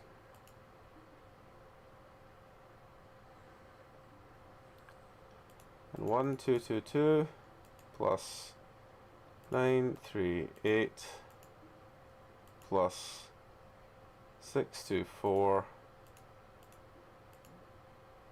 is 2784, which we've tried and doesn't work.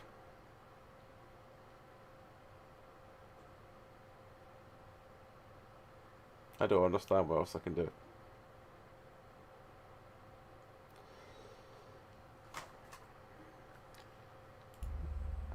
I'm going to try it backwards just for the fuck of it. 4, 8, 7, 2. If this doesn't work, I think I'm just going to wind up the game because I have no idea what else it could be. No. I have no idea what it could be. This is the last week as well. Which makes it even more annoying. This is the last one. And we can't get it.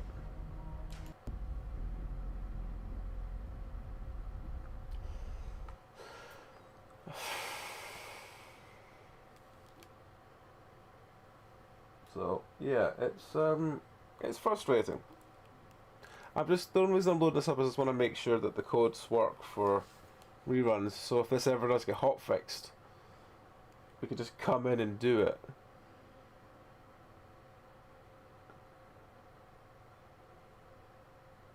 Hang on. Hang on a minute.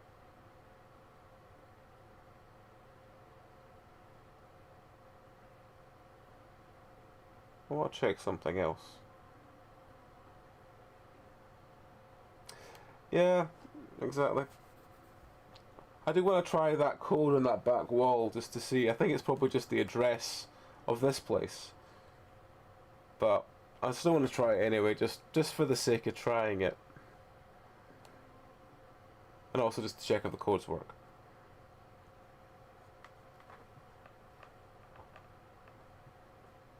But if the codes all work and that doesn't, then again, if I see a hotfix for it, I'll come in and get the ending at some point. But yeah, it's been kind of disappointing. there's been a lot of spelling mistakes and inconsistencies with the text. Don't get me wrong, I appreciate that it's all voice acted. I appreciate that's a lot of work, especially considering they've put quite a lot of work into the, obviously, the effects you need to have for the voice. Rather than just, you know, they've slowed it down and everything, and yeah, you can say, oh, that's nothing, but there's a lot of voice recording to record. Especially with, you know, it does seem like they've actually put effort into getting it on the right sort of, the feeling like it's actually being genuine rather than it's being like just phoned in. It does feel like it's got a little bit of quite a fair bit of love put into it, but the cutscenes for every single door you go through and the unskippable one at the start, I'm just going to try 7543 at the end and just see if it just wants to open. Because why the fuck not? 7543. I'm going to have forgotten that by the time we get to the end. 7543.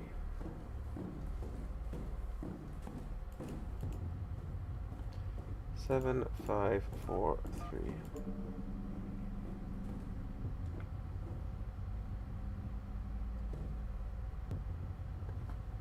Seven, 5, 4, 3.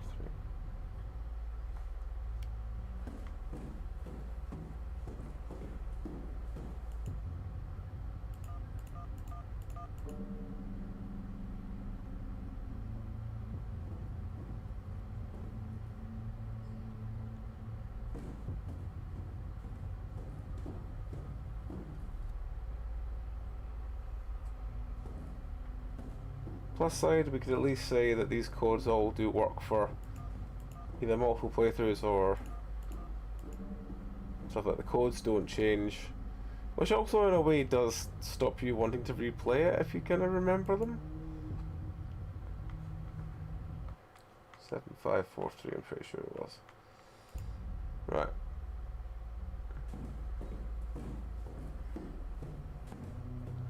Was your code for some reason 754? No. 7543. No. Well, we're giving up. We're giving up. Annoyingly. But if it doesn't work, it doesn't work. I can't do anything about it. We're gonna go probably right over JD because he's an awesome dude and he's playing some more Alan Wake. So yeah, we'll go with JD. Is that you? But yes, until next time, folks, you all take care. Have a great rest of your night. We'll be back.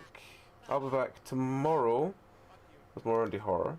I'll be actually playing the stuff I didn't play today because I didn't expect this to take up all fucking night and several hours after. You do need to wind up slightly early tomorrow. I do, because we've got the electrician coming Wednesday, so I'm going to have to wind up early tomorrow. I was just chanting finally. Yes, so he's going to come over, he's going to have a look. I don't know if he's going to get anything fixed, but hopefully he will at least get something done. But yeah, that's tomorrow. Wednesday should be Green Hell as usual with myself, Tom, Zeph and Meow. Thursday should be more indie horror. Friday should be more Lethal Company at the moment. Me and Tom have talked about maybe doing something else, but we haven't spoken to Zeph yet, so we need to speak to Zeph. Then Sunday will be Dark Tide as usual, and then next Monday we'll hopefully be back to Bellery, being in here, talking shite, and yeah. So we're going to raid out to JD, and we're going to put this game to bed, and just say, it was alright, but it, yeah, that's all you can do when the game doesn't work. It's alright. Anyway, you all take care. Have a great rest of your night. I'm slightly delirious because I'm falling asleep. So yes, till next time, take care. Good night.